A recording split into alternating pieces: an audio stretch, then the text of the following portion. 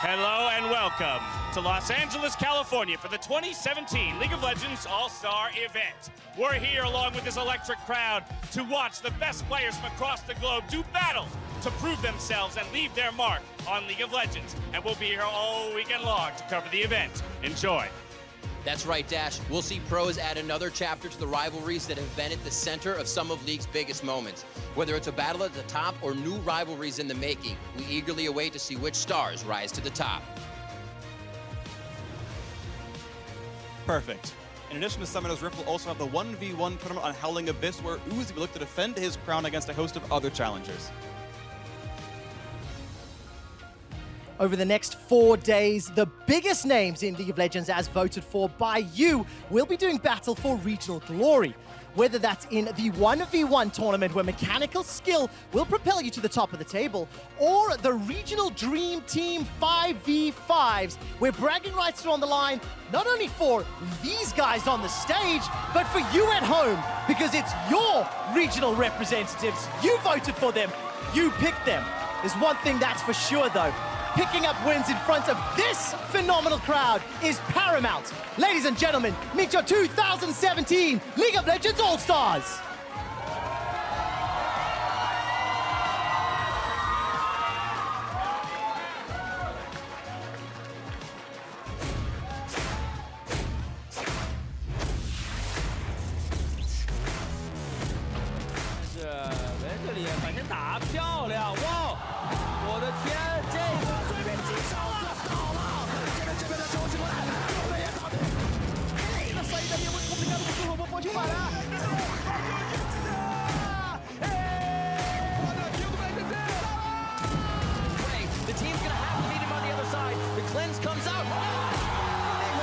He's pushing when he...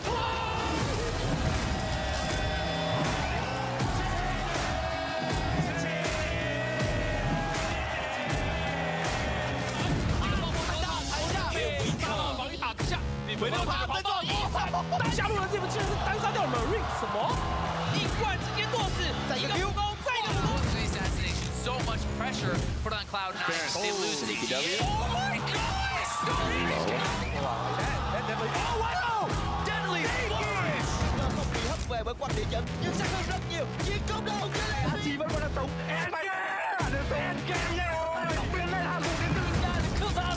Orada. Alevejlerin de alacak mı? Aldı. Burada. Taldır niye yaşadı? Korkutulan bir Taldir'in var. Monster ile birlikte yetişti. Taldir hala hayatta.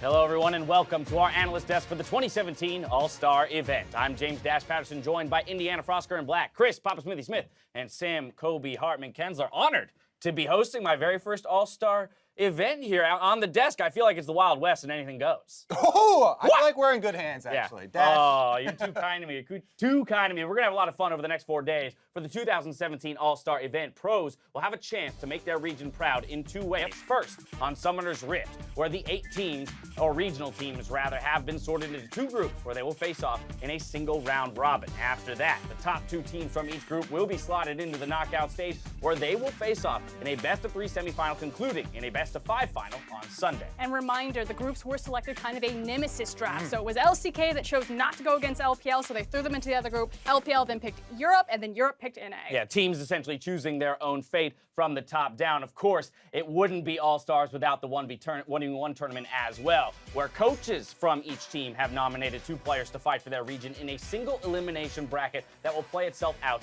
until there's 1 pro left standing. Of course, Uzi looking to defend his title there.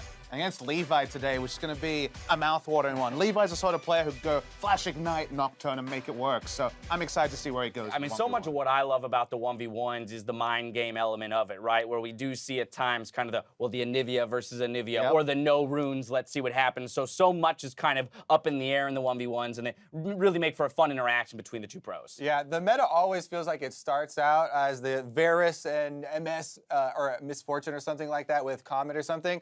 And then you have the really surprising picks that can all in. Those are the matches that really get, highlighted. And it's also the fact that Uzi actually gets to defend a title. You know, it's no longer second place. Yep. He can go back-to-back here and grab first, and it is something that is important to him. You're looking for something here for Uzi. But in the conversation of All-Stars, where the entire focus is about the individuals, right? The players who are performing at the top of their game. We've, of course, got the Fakers. We've got the Uzis. We've got the Levi's, who have made themselves known in previous events. My question to you is, who are the unknowns here? Who are the people that we're looking to make names for themselves over these 4 days? And I'm going to jump on this one. I'm going to start with Fofo. Now, he is a big name to the LMS crowd, but he hasn't really gotten that big break to the Western crowd. He did show up at Rift Rivals. Unfortunately, it was a mixed performance, kind of a mixed bag. He's been on J Team. They've been right there, always looking to represent at Worlds, but then just choking or stumbling right at the finish line. But this guy is still a superstar domestically, and now he wants to prove it internationally. I mean, just being voted here is a big vote of confidence for Fofo. Like you say, previously the Type A Assassins, for now a long time J-Team, have been the almost men in the LMS. They haven't been able to break through specifically the top two that have always made the events, AHQ and Flashfulls. So getting a chance to show himself here could be a big start towards what could be a massive 2018 for Fofo. Hit me with another name, though, Papa Smithy. Who are you looking at to make a name for themselves, or perhaps even more, open up the world to, to their greatness? I'm going to kind of vary the tone here, because the name that was on everyone's lips after Worlds was Ignar, right? Everyone talked about Ignar, that massive match against SK Telecom T1. But now, with Runes Reforged, we have his crazy eclectic champion pool being right in the middle center. Alistair, Leona going to be big contested picks. He's also chosen to go back to the LCK. He will be playing on BBQ Oliver's, where he will be one of the star names. So to see him now with different expectations, no longer just the support on a team that overperformed, now actually a star in his own right. It's going to be fun to see him in a new element. And I just love the fact that everyone's going to remember his Leona, his Blitzcrank performance, but domestically it was really about the threat, that hook master. So I like the fact that they're finally showing that big champion, and hopefully we get to see some of that diverse creative pool come to fruition on Runes Reforged. Kobe, who's making the big plays for you? If we're looking at North America, I mean, the roster is almost all veterans, but Mike Young, the rookie on the squad, I think a lot of people are going to have their eyes on him, partially because he just joined TSM, the biggest organization that we have, but also because there was so much hype for Mike Young in his rookie split at the beginning, and his performance at Rift Rivals, it really did peak there, and it fell off a little bit as he did come back. Now we're heading into a new season. He's got this big team, and there's a lot of weight on his shoulders.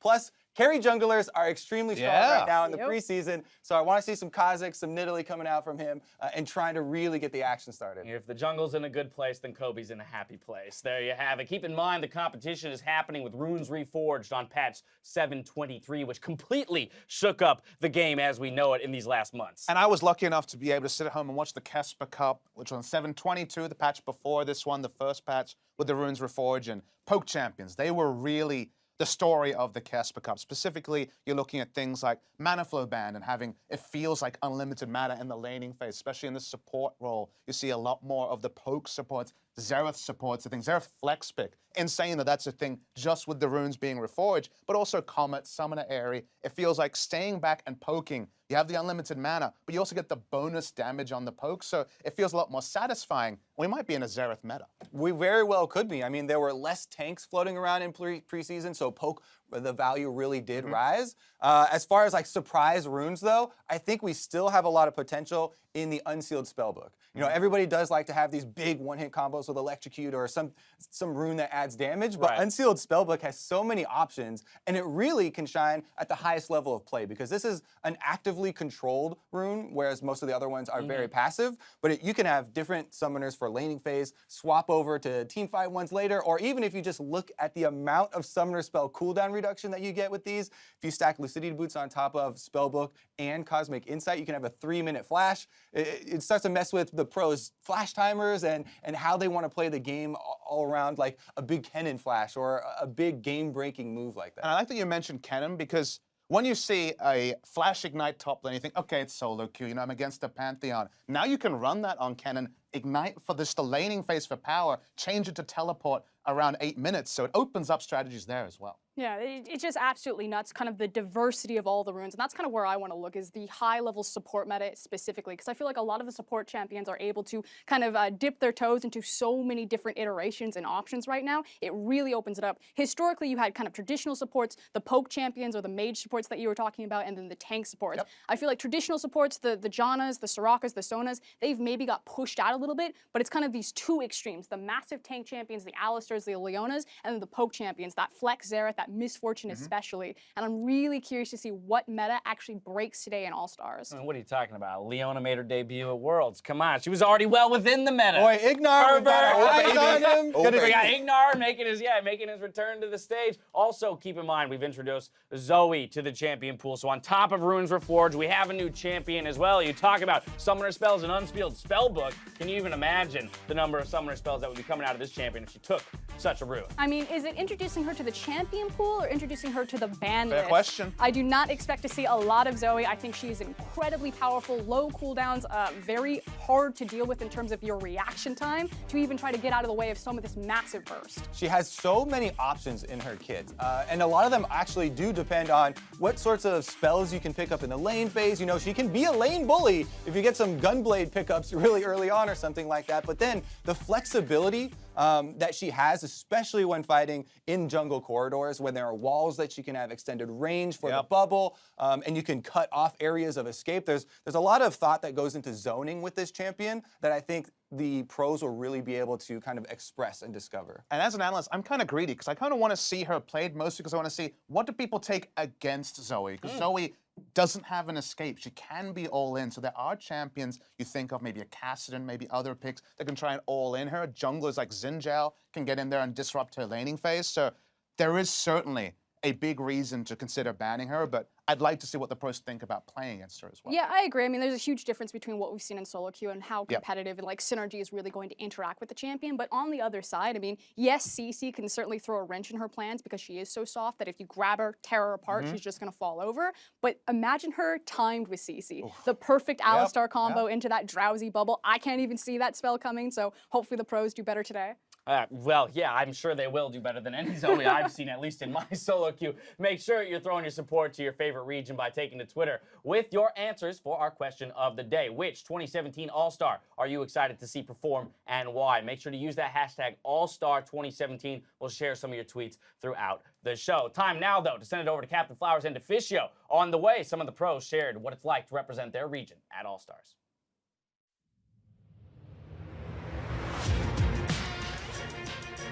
It's a big honor to get to go to All-Stars every year. I never just expect that I'm going to get voted in again. It's an honor to be selected for the All-Stars team. I will do my best to represent my region.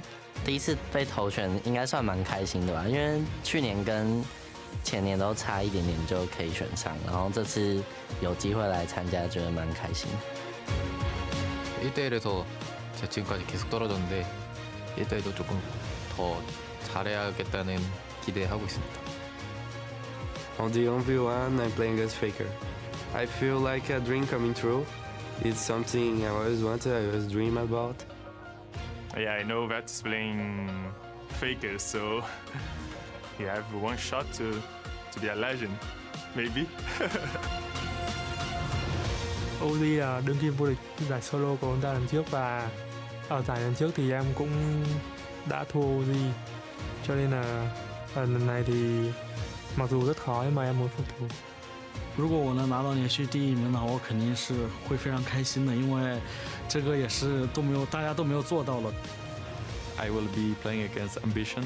Like, this guy is so insane. Like, he has a wife and he's the best jungler in the world, you know? And even if he destroys me, I will be really happy. 괜히 뽑았네라는 소리는 안 듣도록 저희가 열심히 준비해서 치르는 경기는 다 이길 생각입니다. Hello and welcome to the Battle Arena. I'm Clayton Captain Flowers Range, joined by an analyst who's got the mandible to match mine, Martin Deficio Lunga. Are you ready for some All-Stars? I am actually super ready. New runes, we've got some awesome players here as well, and I just want to see the first game. It's going to be fun. I'm really looking forward to it. We've got our first clash on the horizon as the North American All-Stars are taking on Brazil's best. Let's go ahead and jump into those rosters. Starting on the blue side, it's NA with Haunser in the top lane, Mike Young in the jungle, Bjergsen mid, Sneaky bottom, Afro Moose supporting, and Coach Song. But on the other side, we have the team from Brazil here, the all-star team with Bird up in the top lane, Revolta in the jungle, Kami in the mid lane, BRTT in the bot lane, and Dude is his support. And behind him is Coach Peter, who recently just joined the EULCS and Spice. Well, while the North American crowd do have the home field advantage today, Brazil's bringing some names that are no stranger to the international stage on this All-Star squad. Exactly, like we know Kami, we know BRTT, you know, big names, but this lineup is like a mix of some of the best performing players this split, but then also just some of the most popular players. Like Vert up in the top lane was the best performing top laner in Brazil all the way to Worlds. Kami, on the other hand, in the mid lane is no longer considered the best, but he's such a fantastic brand, and he's been around for so long. He's really one of the big names in Brazil, and it's again fun to see him on the international stage. I mean, he's been a part of every Brazilian All-Star team. It's no wonder they sent him here again. Like you said, it's the brand. It's this guy who's got this history, and we'll see if he can do well against Bjergsen, who's supported at this tournament by some of his newest team members with the offseason changes. A lot of TSM stuff all of a sudden here on this NA lineup. You know, we have Bjergsen, there's the Coach Song as well, Mike Young, and of course Hans up in the top lane. So will be a lot of fun to see what these guys can do together. Bjergsen, we always expect a lot from him, especially against a guy like Kami. He needs to be able to do well in that lane. Bot lane, though, that's where we get it. Great. That's where we get the crazy stuff. Sneaky Afro Moose, they duo together, they do a lot of fun stuff. I want to see that fun stuff on stage. Yeah, Sneaky and Afro Moose, these guys are popular streamers for a reason. They do fun stuff, they do interesting stuff, they make the plays happen, and that's what we want to see here at All-Stars. It's all about highlighting these guys. But yeah, we don't need just boring poke lanes from these guys. Come on, we want some all-ins. We want Leona, Blitzcrank, Papa Alistar. Smithy, he's talking about Zeraths and Comets and these kinds of things. But I'm like, no, give me Aftershock, give me Leona, give me some of that. We want all-ins type here, of and action. we want some spellbook as well, because we want to see some crazy summoner changes. You know, people mixing it up. That's the fun thing about off-season and the new runes. Now, obviously, with All-Star here, while these teams are going to try and do whatever they can to win, we don't really know what the meta is during this All-Star tournament. And that's what makes it fun.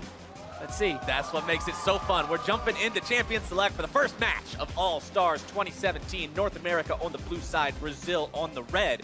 And our first bans are a couple of 80 carries, Misfortune and Ezreal, no love. No, I love this from the NA team because they get rid of some of the poke supports right now. MF support is back in business. You can build lethality. Comet is fantastic on her in lane. You can even play 80 carry at the moment again because lethality and poke is so strong. Xerath as well, the flex pick, both mid lane and support. Once again, the poke meta getting banned away by NA. Yeah, look at this. You've got the Xerath ban, you've got the Azir ban. Like we already mentioned, the MF and the Ezreal. Now, the one thing here that's not like the others is the Ornn, but in case you have missed League of Legends in the past month and a half Yeah, ago, he's pretty stupid. Ornn is...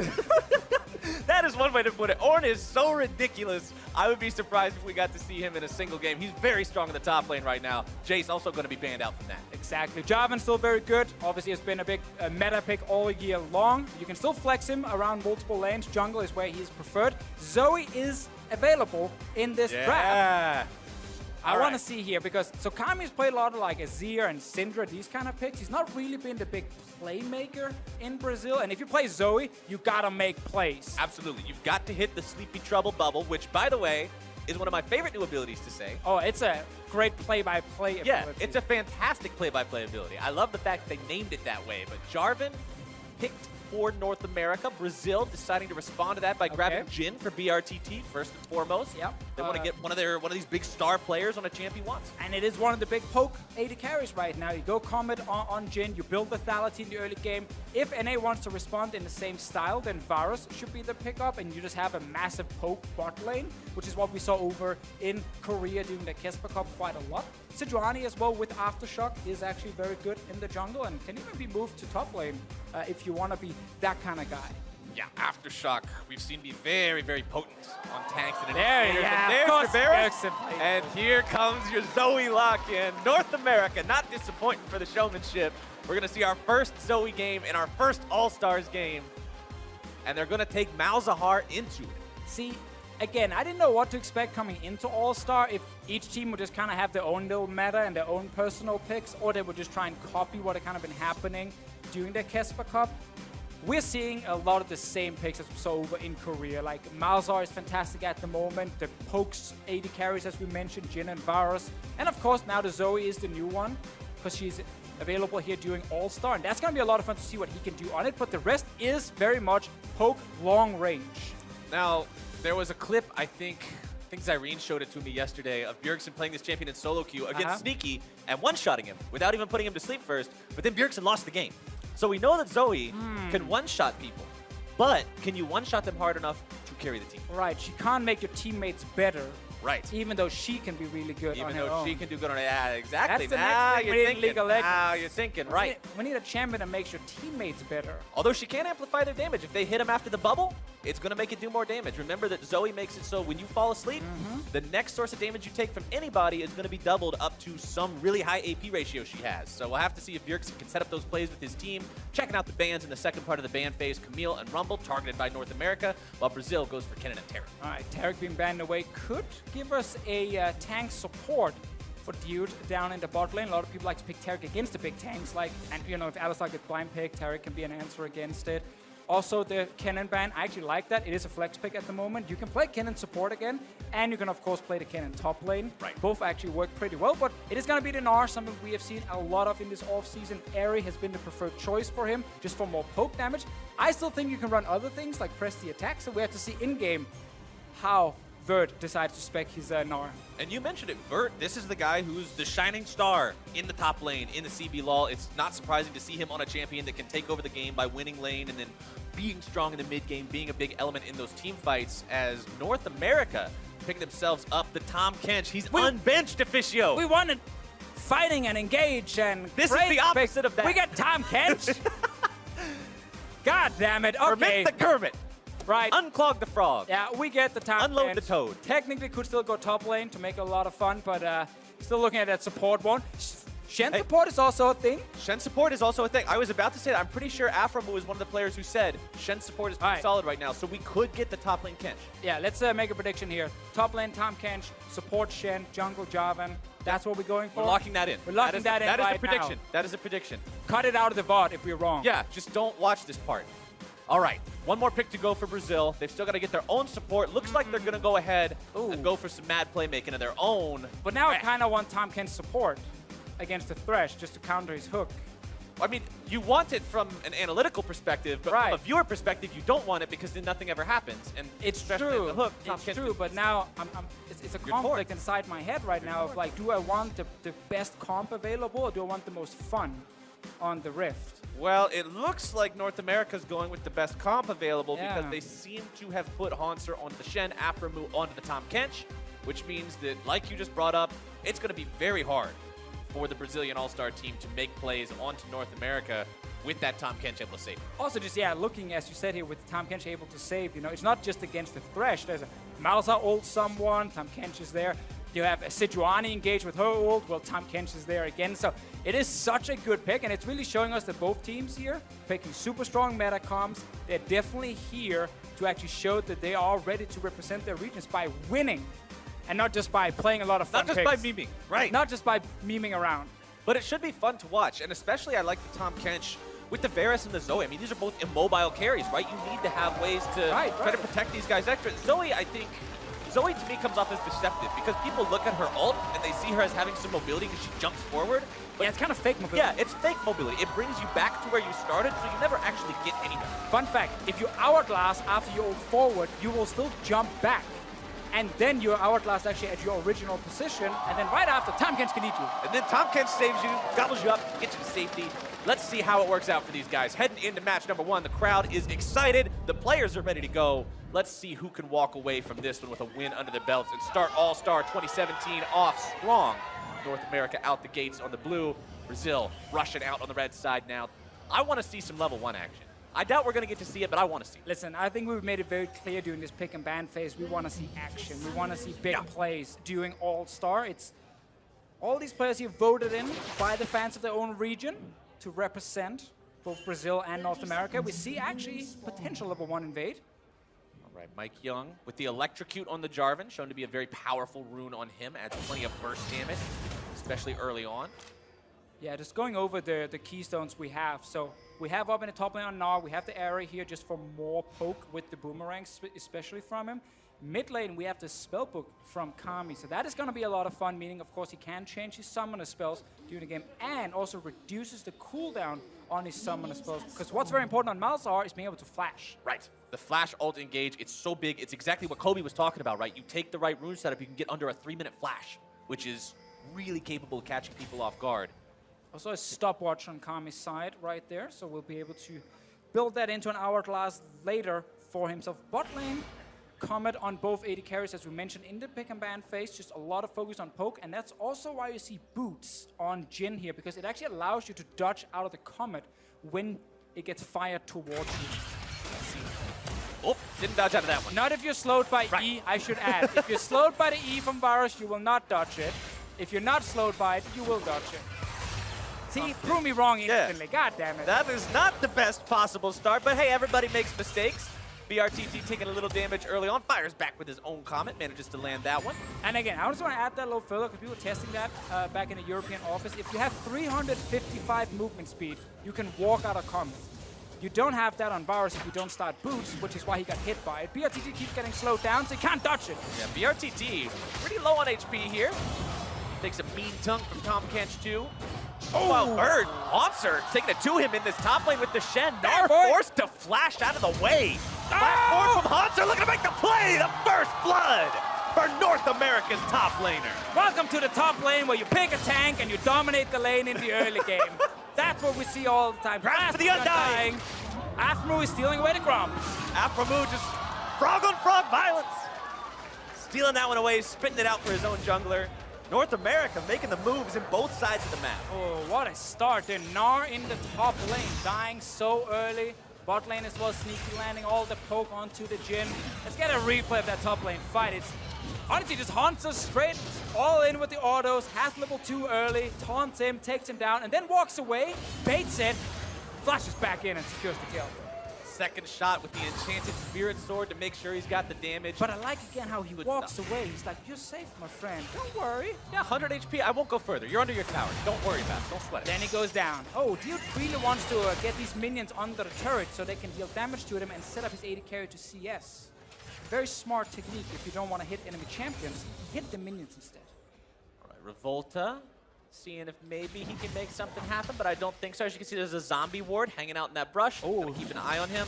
Zombie ward's one of those new runes that has seen a lot of use. I think in the early preseason. I think it's overpowered, actually. Very strong. I think it's so good, especially on junglers, but also on supports where you place a lot of vision. Getting that extra ward after that lasts for 3 minutes is so much extra vision for your team. Mike Young is going to be spotted in the bottom lane. Great ward by Dude. Honestly, he couldn't have placed that at a better time. That was put down right as Mike was walking down there. He had a feeling something could be going on. He reads it correctly. He doesn't got to keep those guys okay.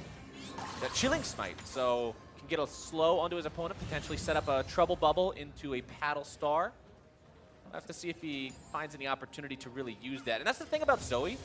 Her laning phase is so helter-skelter because you never know what kind of bonuses she's going to get. The drops from the minions are random. And I also want to talk about what Bjergsen just did here. If you want to get some wave clear on Zoe, then you've got to place your Q to the side of the minion wave. So when you're shooting it in from the side, you're hitting 2 to 3 minions each time. And then suddenly she can actually start pushing lanes. If you're just shooting it straight at the minion wave, when you're standing right in front of them, you only hit 1 or 2 max. Plus you do very little damage because the also that increases in damage as it travels, and you just got to give it some time to breathe. Yeah, we're going to see a lot of like Zoe dancing around, shooting her Q behind her, and then firing in front of her to get the extra damage with it. You can then use your ulti to again push yourself further forward so it will travel even longer. And it's actually suddenly really hard to dodge it because it's over these different walls and it's hard to kind of keep track of her. And it's not easy to dodge the skill shots from Zoe. See, there you go. Bjergsen shoots the thing backwards, fires it forwards. The usual pattern you'll see is they'll hit the bubble, they'll shoot it backwards, and then they'll, like you said, they'll ult forwards to give it that extra little bit of range to redirect it for maximum damage. Kind of like old Nidalee spears. It's all about the range. You have to Jumping try to hit 'em. backwards. Yeah, jump backwards, throw another spear, and just keep throwing them out until somebody hits one. You're going fishing. Let's see what happens right now, because bottom side, it is controlled by Brazil. Top lane, Mike Young, though, is looking towards this poor little Nard that already died once. He's still doing fine in the farm, though. 38 to 36. He's ahead of Haunser in terms of CS, but you'd This is expect Nard to all-star, though. It's about kills, not farms. That's, well, they also picked Tom Kinch, so... That's true. Yeah, they I don't know. picked I'm a little bit confused. As it is about kills. There's your comment. You guys saw that? Dodged right out of it. Also, you also got the swiftness boots to make it a little bit easier. That's another thing that's back in the meta. Rush swiftness.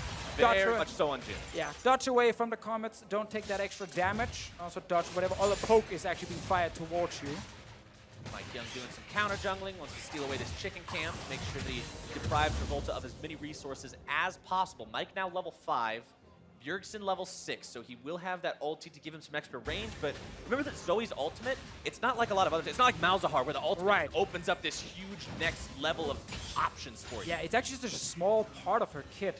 The fact that she can jump forward, get a bit of extra range, and then of course she will just end up having to jump back to her original place. So it is a very strange ulti to use, and it's so much more about landing the long range Q, and then of course landing the CC from your E. Like, that is really what Zoe is about.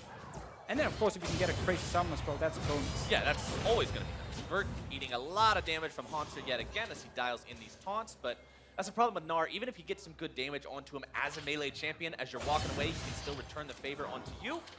Haunser in a solid spot here. I mean, honestly, taking anything into Gnar, any melee matchup into Gnar, you're usually going to feel rough, but he's doing all right for himself. It's also important to talk about how, you know, before the runes were changed, Gnar against tanks could just go like things like Fervor of Battle, and have in the late game when he kept getting a ton of hits on them, you would just get so much bonus damage, and they really struggle in split push against them. It's really not the same power with the more poke focus we see from Gnar these days. You could go press the attack if you want to go towards that route, but it's not the case in this game here. Let's see what happens around mid lane. Dude is on his way. Revolta is here as well. Bjergsen knows something is up, gets himself immediately to the other side of the lane, and Brazil's plan will be foiled this time around. But zombie ward, though. Again, a lot of zombie wards. If you play a lot of solo queue, get zombie ward if you are a support or a jungler, because people do not check brushes. Those wards will last a full extra 3 minutes, and you get so much vision for your team, and your teammates won't die. Because they're just as strong as a normal ward. The sight isn't less than a normal ward. It's the same thing. It's just the fact you can kill them with one hit, and you can see the ward. You can see them, and you can kill them really easy if they're there, but like you said, if you don't walk into the bush, you never see the ward, you can't kill it. It's actually the way to make your teammates better, because they can see stuff on the map. If they look at the minimap, let's see top lane. Let's see if they can make it happen. Oh, Haunser messing that one up a little bit. Bert getting himself away, but the Battle Star. That's a paddling. Bjergsen grabs the kill. Bjergsen able to aim it with second one. Let's see. Oh, now it's going to be trouble for Afromoo. Tries to Eat get himself away over the wall. I don't think it works that way, Deficio. I don't think he's going to be able to do it. Still walking out. Barely getting away. Afromoo. Too out alive. Stays alive right there. Had to use his summoners. Meanwhile, Sneaky trying to get a bit of poke on Revolta here. No sneaky poke. No sneaky poke yet. Hopefully later, if he keeps firing, he will hit at least one. Well, I mean, that would be the plan, I would hope. I mean, he's also hit a few in lane, abusing the slow from Bar's E. I do like the fact, though, that the Brazilian team on the bottom side is really controlling what's happening. It's actually allowing Dude again to be around mid lane. Bjergsen's flash is available, though. Let's see if Bjergsen can get himself out of this one. Dude wants to look for it. Flashes away immediately, and that'll be a Summoner Spell blown. Because it is important to note, do not use your ulti to try and escape like that, because you will jump back. It tells the Thresh exactly where to aim the hook. Exactly. You won't actually get that far away before you are back in open arms of the Thresh. Flash playing it safe here from Bjergsen's side. All right, 15.3 thousand gold to 13.6 thousand gold. So you've got a decent little lead for the North American team, but it's nothing that they're completely running away with the game yet at 10 minutes. It's solid, but... I mean, typically when NA gets small leads, you guys do celebrate it quite a lot and really build up the hype, like something big is about to happen, and maybe it's this game, maybe it's this tournament. Something big's about to happen. I mean, All-Stars. It could be this tournament as well for North America. It's a good lineup. I mean, we're also really good at doing well in tournaments that don't matter. It's very true, but this tournament... Let's see. This part we kind of missed. It's due to the new runes, whatever. Ooh, yep. Bjergsen, on the other hand, Bjergsen's got it. He's smack ready. him right in the face. Monster again going for these taunts. He's so aggressive into Vert in this matchup. He's not willing to let this Gnar sit there and poke at him with the auto attacks. Every time he gets the chance, man, he's taunting in. He knows, again, if he gets onto him, he wins the fight here. Bot lane as well now. Aftermoon and Sneaky was actually pushed on the turret for a while and therefore lost the bottom side, but now they are starting to push back. We see all the control wards from NA as well, making sure they don't, get surprised by any fancy roams. And these 80 carries and these item builds right now, Deficio, this is like a flashback to a previous episode for me. This is what the bottom lane meta looked like for so long back in Spring Split when you had Varus and Jhin lethality over and over as Vert and Haunster into the fight. Bjergsen looking to make his way up here too, maybe get that kill shot. Haunster thinking about going underneath the turret, decides against it. Meanwhile, Mike Young and Revolta are both bottom side. Might get a big fight here. Of course, TP and both top laners. Shen ulti also available. Revolta's just waiting for a potential gank. Volta looks like he's calling this one off. Both junglers have about the same amount of economy on them. He's so low though. BRTT is so low. You gotta be careful here. No, Mike already left. I don't think you're really in too much danger. Sneaky and Aframu not really looking to pressure this too much with Varus and Tahm Kench. Happy to farm it up, shove it out. Meanwhile, mid lane, Kami versus Bjergsen within 5 CS of each other.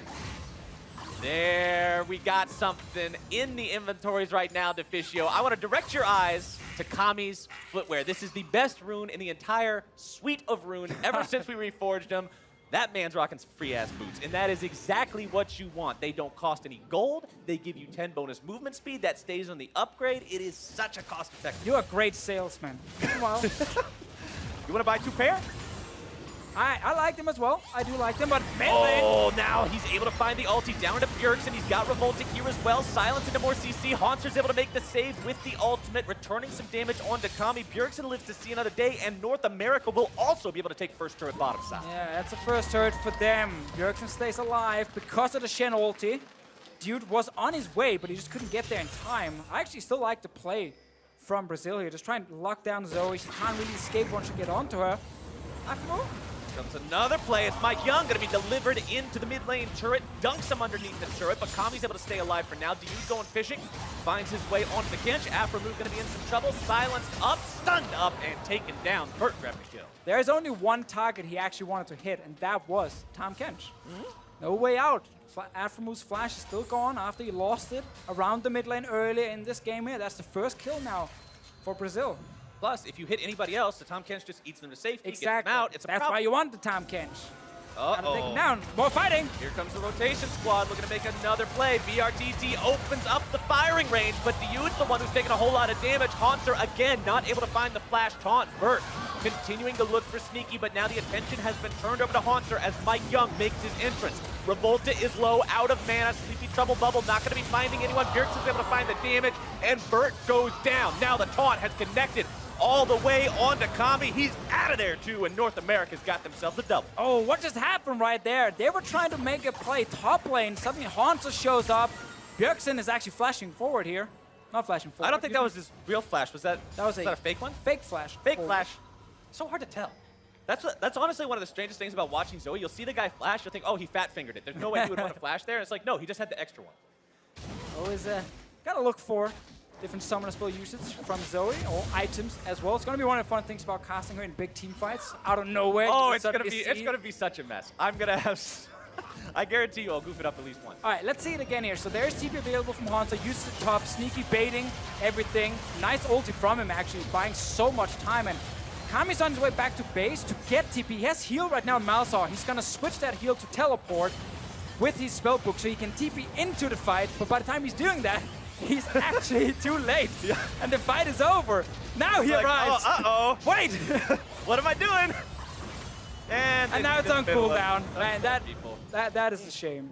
But Haunter is now in a little bit of trouble. He's been bullying Vert for quite a while in top lane this game, but Vert has now found himself in the spot that Gnar normally finds himself, pushing Haunter away, taking him low, maintaining control of that bottom lane as Sneaky pushes up in the top side. BRTT trying to defend it, but he's got to be very, very careful. You can see Aframu hanging around up here too. Diud also wants to be a part of this.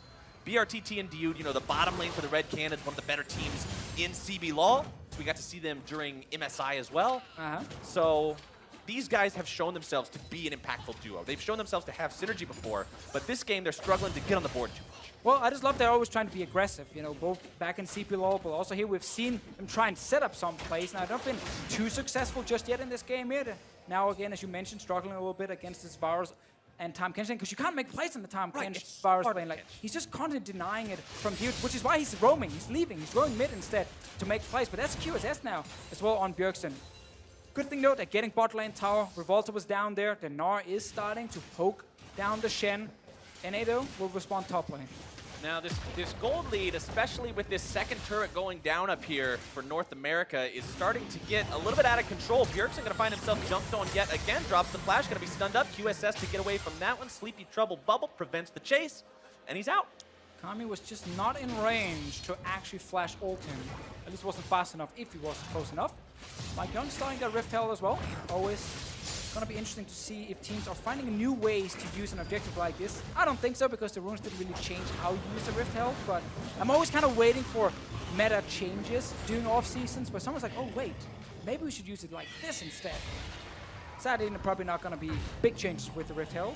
No, there's not a ton of different ways you can use it, I guess. I mean, you can use it as a bait, or you can use it, usually you mostly just seem to take the mid turrets. Yeah, I know, but what about...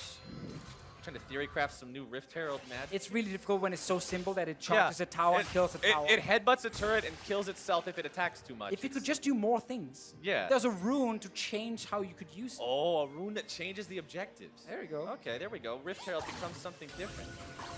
I don't know what. Like, yeah, I mean, farms the jungle. There's a reason that we're casters and not game designers. I don't know what to do with it. Send it into the jungle to clear all your camps or something along those lines. But right now, we can only send him into turrets. So we'll have to see where they decide to use that when Sneaky continues to farm. He's got the Ghost Blade, Serrated Dirk #2 in the inventory. It's that lethality stacking I was talking about earlier. Gotta get that Dusk Blade. Gotta be able to deal maximum damage against some of these squishy targets on the Brazilian side. Obviously, BRTT wants to do exactly the same, but he's actually changing it up a little bit. And it's very effective right now with the state of the game, because look at the itemization on the tanks. It's health in both top lane and jungle. These guys are just stacking health. There's no extra armor there, so that lethality is still going to pack quite a punch, even on the front line. Exactly, and also we got to see top lane here. Aphromo actually went with Biscuits for himself to be stronger in the laning phase specifically. I didn't really get to use a whole lot of Biscuits because he never really got poked down in the laning phase, but that is one big thing you can do on melee supports. If you think there's a lot of poke in the lane you're playing against, Biscuits super good from the inspiration tree. There's some of that poke from the piercing arrow from Sneaky trying to get his way on the Kami. Rift Herald used by Mike Young. Nice big headbutt will take that turret down to 1/4 HP. Bjergsen has a cleanse, looking to make the move. Sneaky grabbing the kills. One piercing arrow shot through 2 hearts at once. And we just talked about some of the squishy carries on the Brazilian side. Well, those 2 carries just died straight away. They were trying to defend this mid lane tower. Bjergsen with cleanse and QSS felt so comfortable he could jump in and add more damage to what Sneaky was already setting up. And that showcased something important about Paddlestar that I think sometimes people forget. It's AoE. When Paddlestar explodes, the damage happens in a small radius around whatever it hits on. It's not a Nidalee Spear. So he was able to do enough damage to set Sneaky up for both of those. And now North America can transition. They can go grab the Mountain Drake. First Drake of the game at 19 minutes is a little bit slow, but they've been busy getting kills. It's a European special. In the US, yes, we don't really do those Drakes early game. Drakes aren't really the name of the game. No. Let's see it again, So he's setting up this huge hit, and then Sneaky just needs to land. Q picks up the kills, and there is a reason we talk about how Zoe is just insanely strong at the moment. And one of the big reasons is the amount of damage she deals when she hits one of these big skill shots. And again, it's not that easy to dodge around it because you don't always see where she's firing it from, and it does actually fire pretty fast towards you. So if you don't have any mobility to get out of it, there's a high chance you're gonna get hit eventually. All right, firing range opened up onto Sneaky, trying to buy himself some time. Stand United also gonna be used, flashing out of the way. Afro move gonna be brought in, so is Haunter. They turn it around, and Dude falls. Now can they find any more? Revolta trying to get out. Bjergsen gonna be coming up from the side. Sneaky's Trouble Bubble falls a little bit short. wants to make the paddle star hit, not quite able to find it, rooted up by the deadly flourish. North America takes one. Also very good silence right there from Kami's side. Actually made sure that Bjergsen couldn't ult forward at the same time as he fired that Q. But top lane again, the globals from North America, the Tamkins, the Shen, so hard to play against if you want to try and force that single kill in a side lane. It's never just one person sitting there. It's always 2 to 3 guys and then the rest of the team joining up. By the way, when you said the Zoe paddle star scales so heavily, I wanted to actually check the tooltip and see how much it scales up to. And right now, if you hit the maximum distance on Bjergsen's paddle star with the items he has, 970 damage. We are 20 minutes into the game. That is 970 insane. damage in a small AoE. Like what we saw underneath that tier 1 turret. If he can hit that on one person, it's great. You hit it on more than one person, it's GG. And then the fact also her CC is so strong, and especially in professional play where you can coordinate that with the rest of your members. If you land a taunt first, it's pretty easy then for Bjergsen to land his skills right after and actually secure the kills. Still, I'm glad we get her in the first game. I actually thought she was going to be banned, but clearly Brazilian team already with the Malzahar. Let's see what happens top. All right, Mike Young starting it off. Drops the Cataclysm. DU's going to be the target, but Mike's in there a little bit too early. The rest of the North American team not responding in time. So Mike just has to use his own flash getting out. Vert did get the bot lane tower earlier in this game here, so 1 turret and 1 kill for the Brazilian team. But man, they are so far behind in this game, and now they're getting sieged on in the top lane. Oh, that's one. Oh, there's your drowsy paddle star from a long way away. Revolta going to be blocking what would have been a kill blow, but DU still goes down. Sneaky on a killing spree for that one as NA continues. Late siege for the turret. The demolish is going to be there. Oh! The double kill. The paddle star into piercing arrow combo is ripping Brazil apart. It is so painful to play against. It's even painful to watch it right now. The fact that you can land these abilities over these walls, the extra range on them and everything, like it's just crazy how strong your siege is, especially in a poke meta. If you have your AD carry landing poke, applying CC, then you have your mid laner able to do what we just saw here from the Zoe. Lands a sleep onto the enemy support, and instantly, you know, he just dies. And like what I brought up earlier, look at the atomization. It's all HP, and these guys are stacking Impen and stacking Armor Pen. Again, it is important to highlight when you're shooting the little bubble here, the sleep over walls, the range is extended. So again, that's why you see him landing it from so far away. Second one even connects as another sleep into then more poke damage, and you die. Okay, so remember that 970 damage missile? It also deals an extra 310 damage if they're drowsy. Right. So 1,280 damage. And let's see, BRTT's HP at the moment is 1,377. So almost. It will leave him with 97 health. There we go. Didn't get one shot. Not one shot technically, but look at the damage dealt to champions this game. You can see how high the damage value is, especially for Sneaky on this Varus. With those double lethality items, he's stacking the Mana Moon up now as well. The CDR this guy has, 30%. With the 2 lethality items combined with the Ionian Boots of Lucidity means those arrows are going to be flying left, right, and center. Brazil is in a tough spot. And it's hard to get out of it as well when you have AD carries like Jin. If he falls behind, let's see what happens here. Vert is actually finding everyone Mike Young. Well, who's finding who? Yeah, I think it's Mike Young feeling okay about this one, but Vert looking to still flex I like those muscles 1 versus 2. Afro move gobbles him up. Bjergsen walking away. Mike Young trying to slam the Cataclysm down onto Vert. Haunter shows up. Vert flashing away, trying to keep himself alive. Suppression down on a Sneaky. They might be able to take him down. They do. BRTT grabbing the kill. Vert still looking to find Mike Young. Barely misses out on the kill. So that was a 1-for-1 here. We gotta remember, NA is really far ahead in this game, so that was a very good trade for the Brazilian team. Bjergsen. Oh, DU nearly getting one shot by Bjergsen's paddle star.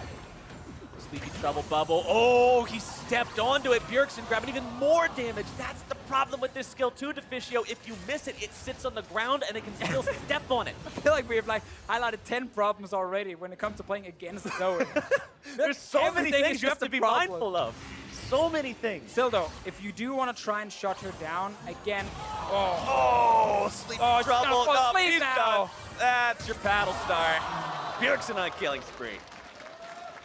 If you do want to try and shut her down, you gotta bring CC, and you need to be able to actually just flash onto her and CC her. That's obviously where the QSS is very smart from Bjergsen, to try and avoid dying instantly against it. But once you actually lock her down, she doesn't have great escape tools. She's very good when she's ahead. She snowballs so insanely well, probably the best out of any mid laner right now. But if she falls behind, or if you can actually jump her with Flash, Malzahar, ult, and QSS is on cooldown, she will not get away after that. Sadly, again, it's really hard to do, and there's also a Tahm Kench. There's also a Tahm Kench, there's also an 8,000 gold deficit, there's also this Infernal Drake being taken, which is going to multiply her damage by another 8%. And yeah. 8% is one of those numbers, it feels tiny, you know? But when you're doing 8% of 1,300 damage, it's pretty big. Let's see, BRTT. Infinity Edge completed, fine Aframu. Aframu, suppressed, bursted, gets the thick skin off, trying to stay alive, but not today. And actually, again, the Infinity Edge right there from Jhin is actually a pretty smart adaptation. If you're already losing early game, don't just stack more poke, because you need to start forcing fights and try and win those fights despite being down a ton of gold to then get a Baron and get back in the game that way. So going Infinity Edge just make him stronger also when it comes to try and burst down a tank. Because stacking lethality against someone who's stacking armor doesn't feel great, won't do you any favors in team fights. Infinity Edge, much better on Jhin for killing tanks. Oh, Revolta loses half his health there. Bjergsen, with the solid aim on the bubble, realizes, hey, even if he backsteps to avoid the projectile, the trap falls in front of him, he has to step on it to get away.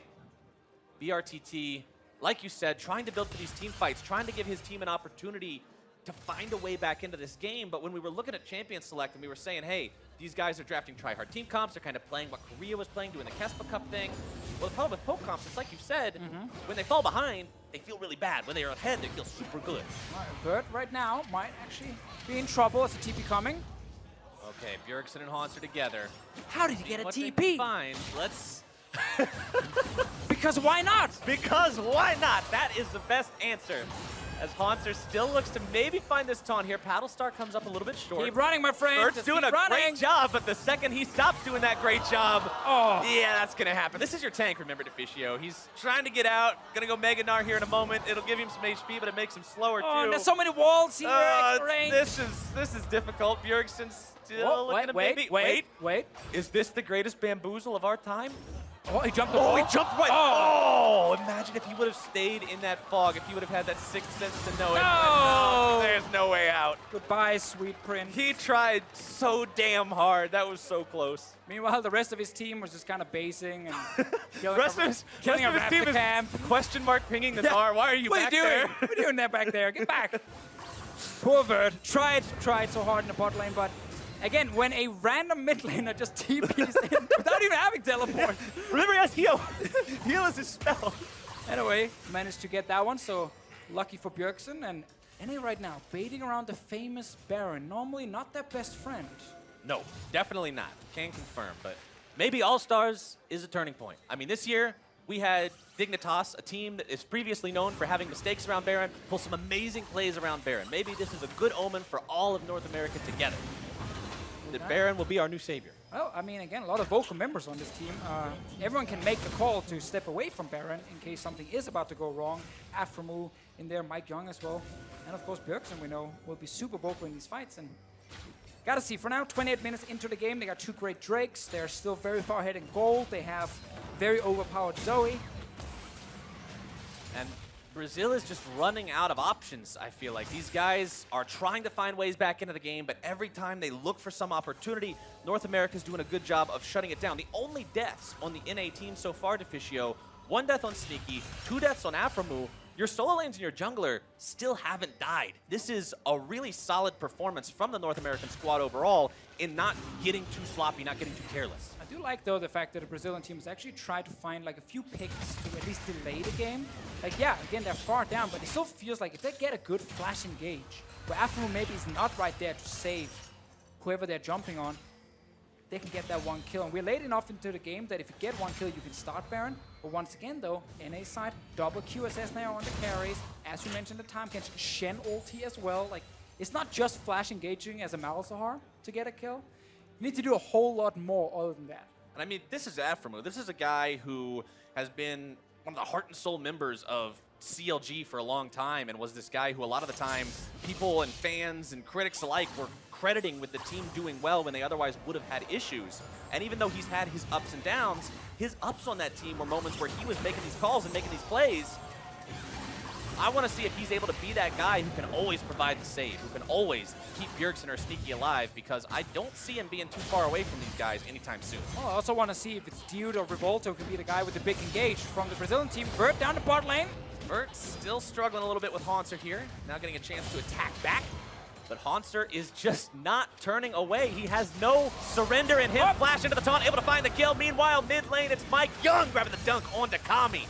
2 dead on the Brazilian side as North America now has their choice of where they want to push and what they want to do. Taking the mid lane tier 2, moving back towards Baron. Yeah, they got double global on that Shen. He can always join near the Baron here in case they need him. Rest of North America moving straight towards it. Bjergsen actually going back to base for now. Obviously can just rush straight to Baron. Still, they are starting it. All right, Haunter on the Of back course, end of Bjergsen the got pit. another teleport. Yeah, Bjergsen, why not?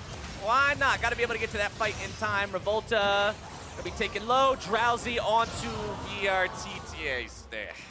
I can't even complete the sentence before he dies. He's gone. Nope, that's the problem. Also, Bjergsen's got Luden's Echo now for even more instantaneous burst. Do the math on the damage over there. All right, let's do the math on the damage. Let me see exactly what we're staring at. You've got a maximum damage of 1,400 base on the Q.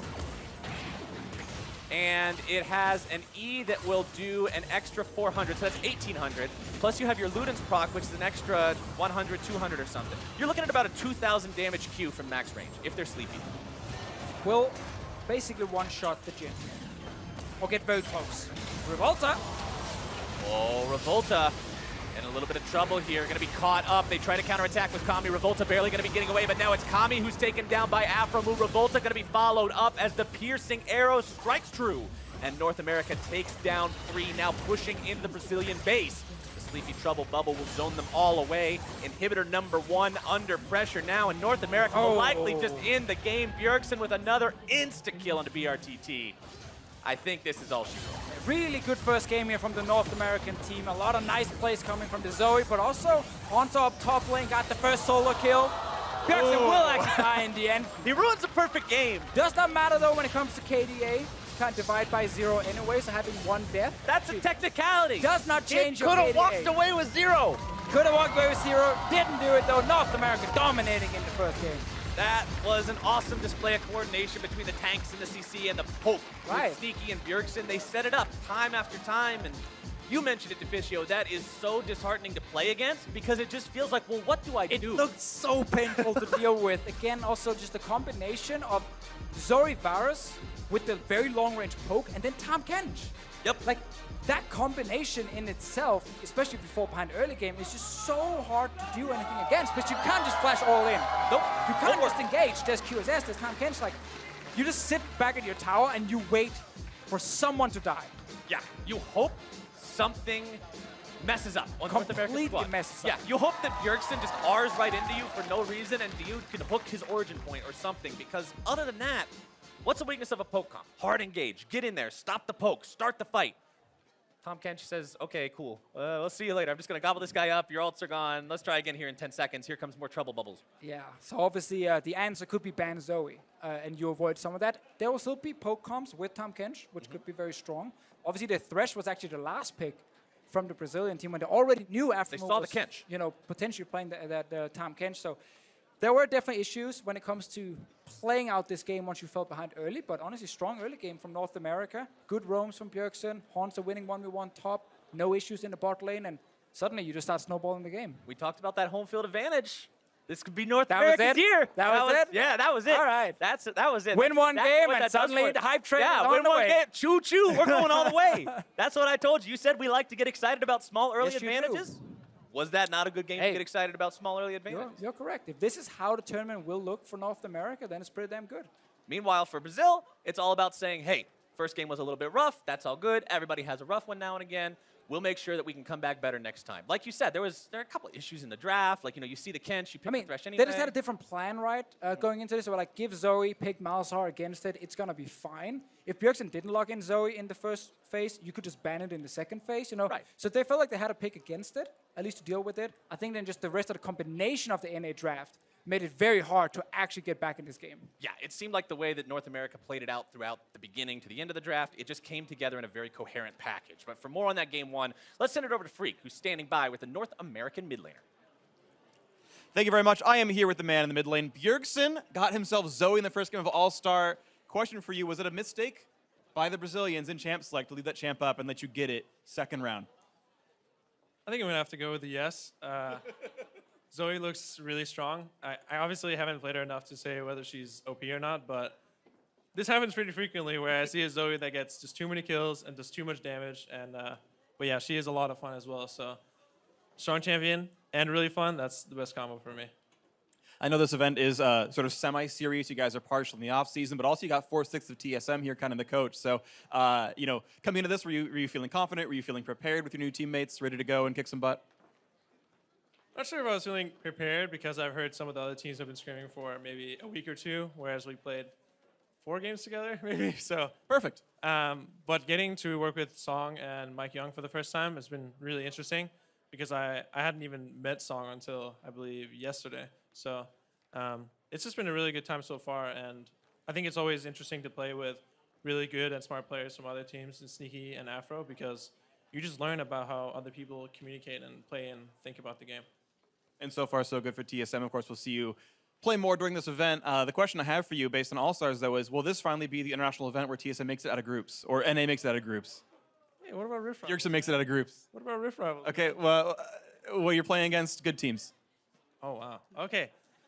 Just smack talk all the regions. Korea's not in our group. Oh, wait. Not our Worlds either. Yeah, we'll make it out of groups. I'll give you that bold statement.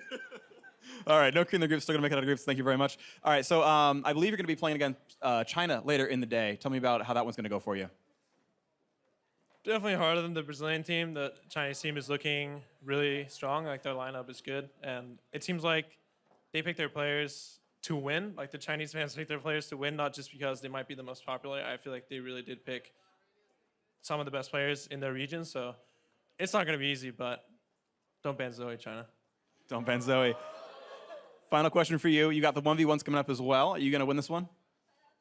I hope so. I've been doing some theory crafting and playing against all my teammates, and I think a big part of it is definitely preparation and understanding what champions, runes are strong, matchups, and what you ban going into the game. So I think whether my meta is good or not is going to matter a lot, especially in the first round when you don't get to see other people play.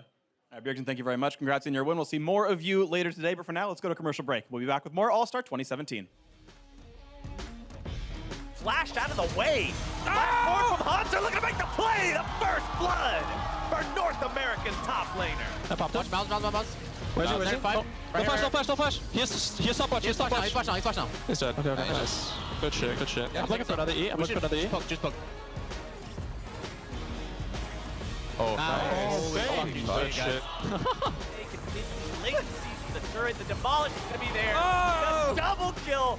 The paddle star into piercing arrow combo is ripping Brazil apart. Oh, Revolta in a little bit of trouble here. Going to be caught up. They try to counterattack with Kami. Revolta barely going to be getting away, but now it's Kami who's taken down by Afromu. Revolta going to be followed up as the piercing arrow strikes true. North America dominating in the first game.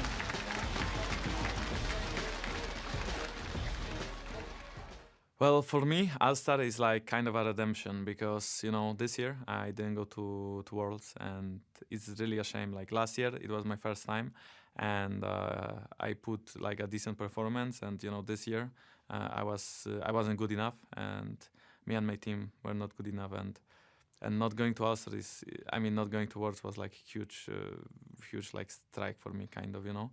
And right now I'm the only one from the team that is going and didn't go to Worlds. So I really want to show that I kind of deserve it and that the people that voted for me will not be disappointed, you know, because we have so many great jungles this year and, you know, all of them didn't make it and I did and, you know, I didn't show off anything like this year. So hopefully I will make my EU fans proud, you know, and they won't regret that thing for choosing me. Now, missed out on Worlds, but made it to the international stage, looking to prove himself here, Jankos, that is. Welcome back to the 2017 All-Star event. Before we jump into the next game, let's take a look at NA's performance in Game 1, specifically that very first Zoe pick of the tournament. We were thinking maybe it hit the ban list. It makes it through. It might hit the ban list from now on, though. It wasn't just the fact that Zoe made it through. It was also the fact that both teams went super try-hard, and then Bjergsen just took it to the next level with Zoe. Yeah, I mean, Jankos there was talking about wanting to prove himself. All these players, the #1 kind of goal actually is to make themselves look really good. but they are playing as a team with these strategies in mind. You can see how effective Poke is. It was set up earlier by Papa Smithy, and that was a very good display right Our there. first look at Zoe there brought to you by Acer Predator. I'm going to return to you here, Papa Smithy, as we kind of refocus on Korea versus the European All-Stars here with Zoe in mind. Players, you know, with the caliber of Faker here on the stage. You know, what could a player like Faker do with a champion like that? I mean, the man's on record saying this champion is strong, so certainly we'll be picking if it's available. But you just That's Faker speak for broken. he doesn't go that way. You're right, but look at this champion, this list of champions, and look at these players that Korea has voted in. The scary thing here is that this is the sort of squad that is both popular, top 2 in their role, but also makes a lot of sense. Ambition can farm here. We already know that Prey and Gorilla, famously, they got no ganks. Cuve, he doesn't get any ganks from Ambition. Ambition has his hands in the cookie jar, farming at every moment in every game he plays, but everyone else is self-sufficient, and all Ambition has to do, put a control ward down for that man in the mid lane. I mean, the thing is, you know, KT Rolster came together, whereas everyone's like, oh, Korean super team, this is terrifying. This is the one. This is the actual This is the Korean super team. I think if you give this, I mean, you guys talked about on the dive, if you give this team 2 weeks and they face KT Rolster, there's a high probability that this team wins. And we've always talked about the relationship between Faker and Ambition specifically, but it's actually going to be the first time that these two guys get to play together, right? Such a story between these two from, you know, the inception of Faker's career to where they're at now at the last World Finals and now officially on a team together. It's going to be fun to watch these guys interact. And it was the 2013 All-Stars that Ambition actually came, or the last time he was at an All-Star event, got recognized by his region. And he was the mid laner there, and that was kind of Faker's big breakout season. I mean, he wasn't Faker just then yet, but since then it's been Faker, Faker, Faker, Faker. But Ambition, most recently, a month ago, and there's a bit of feeling between these two. They've never been close friends. Even just before he took off Faker, I was like, I don't know how it's going to go with Ambition. I think it fits stylistically, but the personalities, the bigger personalities there, that's going to be fun to watch. I mean, obviously, you're shaking in your boots anytime you're looking across the rift and you see a Korean team, but the super team of all super teams is going to make you wonder. For this EU squad, though, let's talk about the super team stacked up on the other side of the rift. First game of the tournament for them.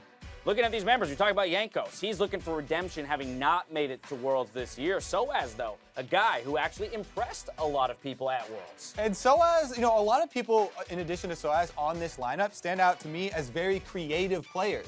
And this is the tournament where I'm looking most forward to creative players. Ignar was at Worlds with the Blitzcrank, you know, breaking the Ardent Sensor meta. Soaz has always done that. Over 6 years of professional League of Legends play. Then you look at Reckless down there at the bottom lane, his Kennen pick that he had all year.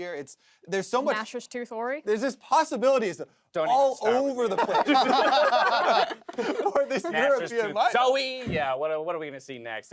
I mean, either way, for these, you know, this European squad, they are gonna have their work cut out for them up against, you know, the perennial powerhouses of the LCK. But again, that's kind of where I return to your point, Kobe. It's all stars. Anything can happen, right? For all of these teams, they have to balance the team performance, the regional performance, and their individual performances. For a lot of these guys, they're voted in individually. So it is about showing, hey, I am one of the best mid laners in the world. That doesn't always align with like necessarily the team's objective, you know, in that moment. Do I make the flashy play? Do I go for the win? Also, I kind of noticed in the last game where the TSM members on North America all played together for the first like 15 minutes of the game. Mike Young was top with Hanser, Bjergsen was top with Hanser. They had their own little, you know, crew going on there. So Kuve Ambition. It could be that. I mean, like any of these teams, the players that either have strong friendships from solo queue or played on the same team together, we could start to see those things come out. Lots of wild speculation here on the analyst desk. Let's see how things play out as we send it to Flowers and to Fischio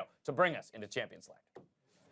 Thank you, Dash. We are about to jump into game number 2 here. Now, game number 1, we got to see North America put on their carry pants. Yeah.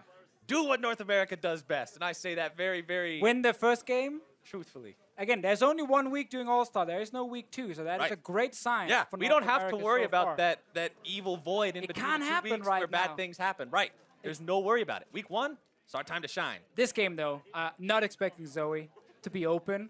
I mean, we saw what Bjergsen did. Imagine what Faker will do on the same champion. That could be super scary. It could be worrying. This European lineup, though, there's a lot of possibilities for innovation. I'm looking at a lot of these players, like, you know, Power Weaver always comes up with this crazy stuff for himself. Soaz in the top lane, known for his crazy playstyle. And Ignar in the bottom lane, if you want to counter poke, Hard engage, baby. That's what Ignar brings. Plus, North America had a great first game. Power of Evil in a mid laner. They might be able to do it for the EU team. Oh. All right, get it out of your system. All right. Get it. Yeah. All right. I just had to do that one time. We're good. Jumping into SOAS, European top laner. There we go. All right, there we Counter go. that. Yeah. Right back into it. All right, we got Thresh banned away by the Korean squad. They do not want to deal with Ignar on Thresh at all. Don't want to deal with Orianna either. Nope. And whatever build we could get from Power of Evil. They're like, no Nashor's Tooth in my game. Get that out of here. Zoe, still available. Ornn, still available. Ornn, now gone. Yep.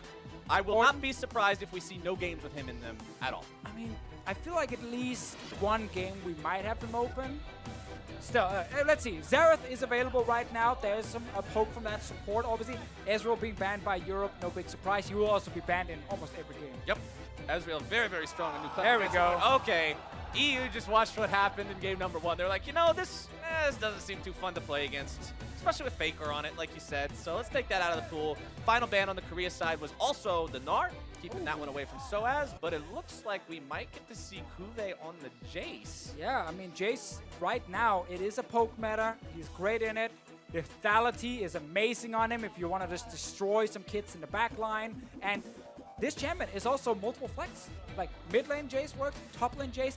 I have seen AD carry Jace work as well with the lethality build. Yeah. Jace is one of those champions. It's also a lot of fun for me to watch as a North American caster, because in North America, nobody does Jace right. Whenever you see the Jace picked, you're like, oh, this is going to go bad. He's going to win the lane, and then they won't be able to win the game. But in Korea, they're all masters of Jace. So I really like watching the players who truly understand this champion and master this champion play it, as it looks like Europe is going to show us that Xerath that we've been hearing so much about from Papa. So more focus on the poke. More poke also with the MF right now. They have the possibility of doing MF AD carry with Xerath's support for the maximum poke bot lane. Double comments. They could also do MF support and put the Xerath mid if that is the case. And once again, strong poke, very long range. I think Jarvan once again is one of the best picks in this meta because he gives you engage, which you will need if you do fall behind against these poke comps. You cannot just sit back like a Brazilian team and just wait to lose all your turrets. Right, it won't work. There has to be some sort of last resort trigger pull you can go to say, look, the fight's got to start now. Korea is going to be using that same Jhin pick that we saw Brazil use to not a great effect in game number 1, but we still saw BRTT get some damage in some of the fights, even with only 2 items. He was classic SOAS right there. Okay. A tip for everyone at home: if you want to climb in solo queue as a top laner, just pick Maokai and go Aftershock, pick Maokai, and you can win lane. You are insanely strong even in the mid game. You're almost unkillable at some point in the game. Like, Maokai is actually amazing at the moment, and he's so easy to play. How do you mess him up? It's very hard. You have a point and click stun. I guess you can ult the wrong way, like that would be bad, but like apart from that, you literally cannot mess up Maokai. And the roots even spawn a little bit behind you, so even if you ult the wrong way, if you're right on still top of kinda the guy, hit someone. it'll still like hit him sort of crookedish. It's hard to mess up Maokai. If you want some free LP, Maokai is the answer. He might not be the most fun up in the top lane, but kind of a dog champ. Winning is fun. Kind of a dog champ. Kinda, and it's SOAS playing it, of course. Yeah, you know how that's gonna work.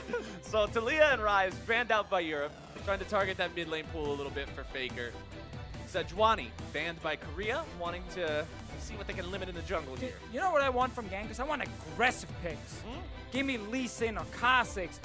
Electrocute in there, try and actually go around and make some big carry plays happen. Yeah, Yeah. Elise right now can burst people down as well so fast. And Jankos is the kind of player to do it, so it's actually a good thing for him that Sejuani gets banned. Oh, lock that in. Lock that purple bug in there. Click on the button regularly. Yeah, there we go. That's what I want to see too, because Jankos, you're looking at the one guy on this European All-Star team that didn't go to, that wasn't on one of the 3 teams that went to Worlds. Yeah, right? You got 2 players from Fnatic, 2 from Misfits, and Jankos from H2K. I talked to him before the game. He promised me he's been spending every moment since the season ended for him practicing just for All-Star. Predicted he was going to get voted in. Now he's here. He didn't actually say all these things. I kind of made it up. But you just ruined the entire I know, but reputation. I suddenly felt bad for him because now I made him sound cocky that he already knew he was going to All-Star, and that wasn't the intention. Anyway, No excuse from Jankos, no burnout. He's been having 3 months to get ready for this one game against Korea because that's all that matters. You gotta beat Korea. This is this is the Korea that if you beat it, you can say, I beat that Korean team. The Korean super team. This is probably one of the greatest amalgamations of Korean talent you will ever see in League of Legends on the same team on Summoner's Rift. Yes, sir. Sadly, we get a Tom Kenshin. Yeah, it's gonna be Tom Kenshin every game. We wanted to see games that were high octane, high energy, and in your face. Oh, we get the Blitzcrank. Kench off the bench every game. But okay, we get Blitzcrank, so maybe we can see something. If you pulled him away from the Tom Kench, they can't save him. That's true. Yep.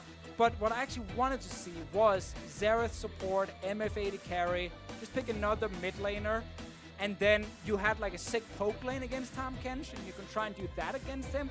Now, I love Blitzcrank from Ignore, absolutely love it. Aftershock is super, super strong as well, so it can work. But again, there's Tom Kench on the other side, and it's gonna make it so difficult.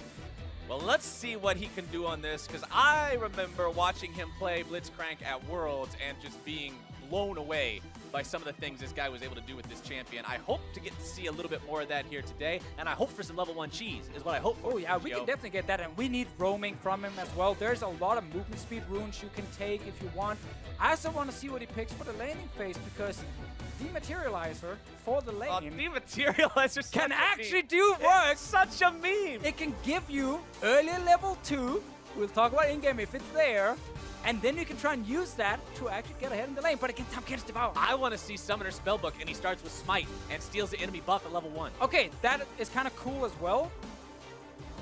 I want to see a lot of things from this Blitzcrank, actually. I want to see a lot of roaming. I want to see fun runes. All right, let's hope that we get something really cool from him then.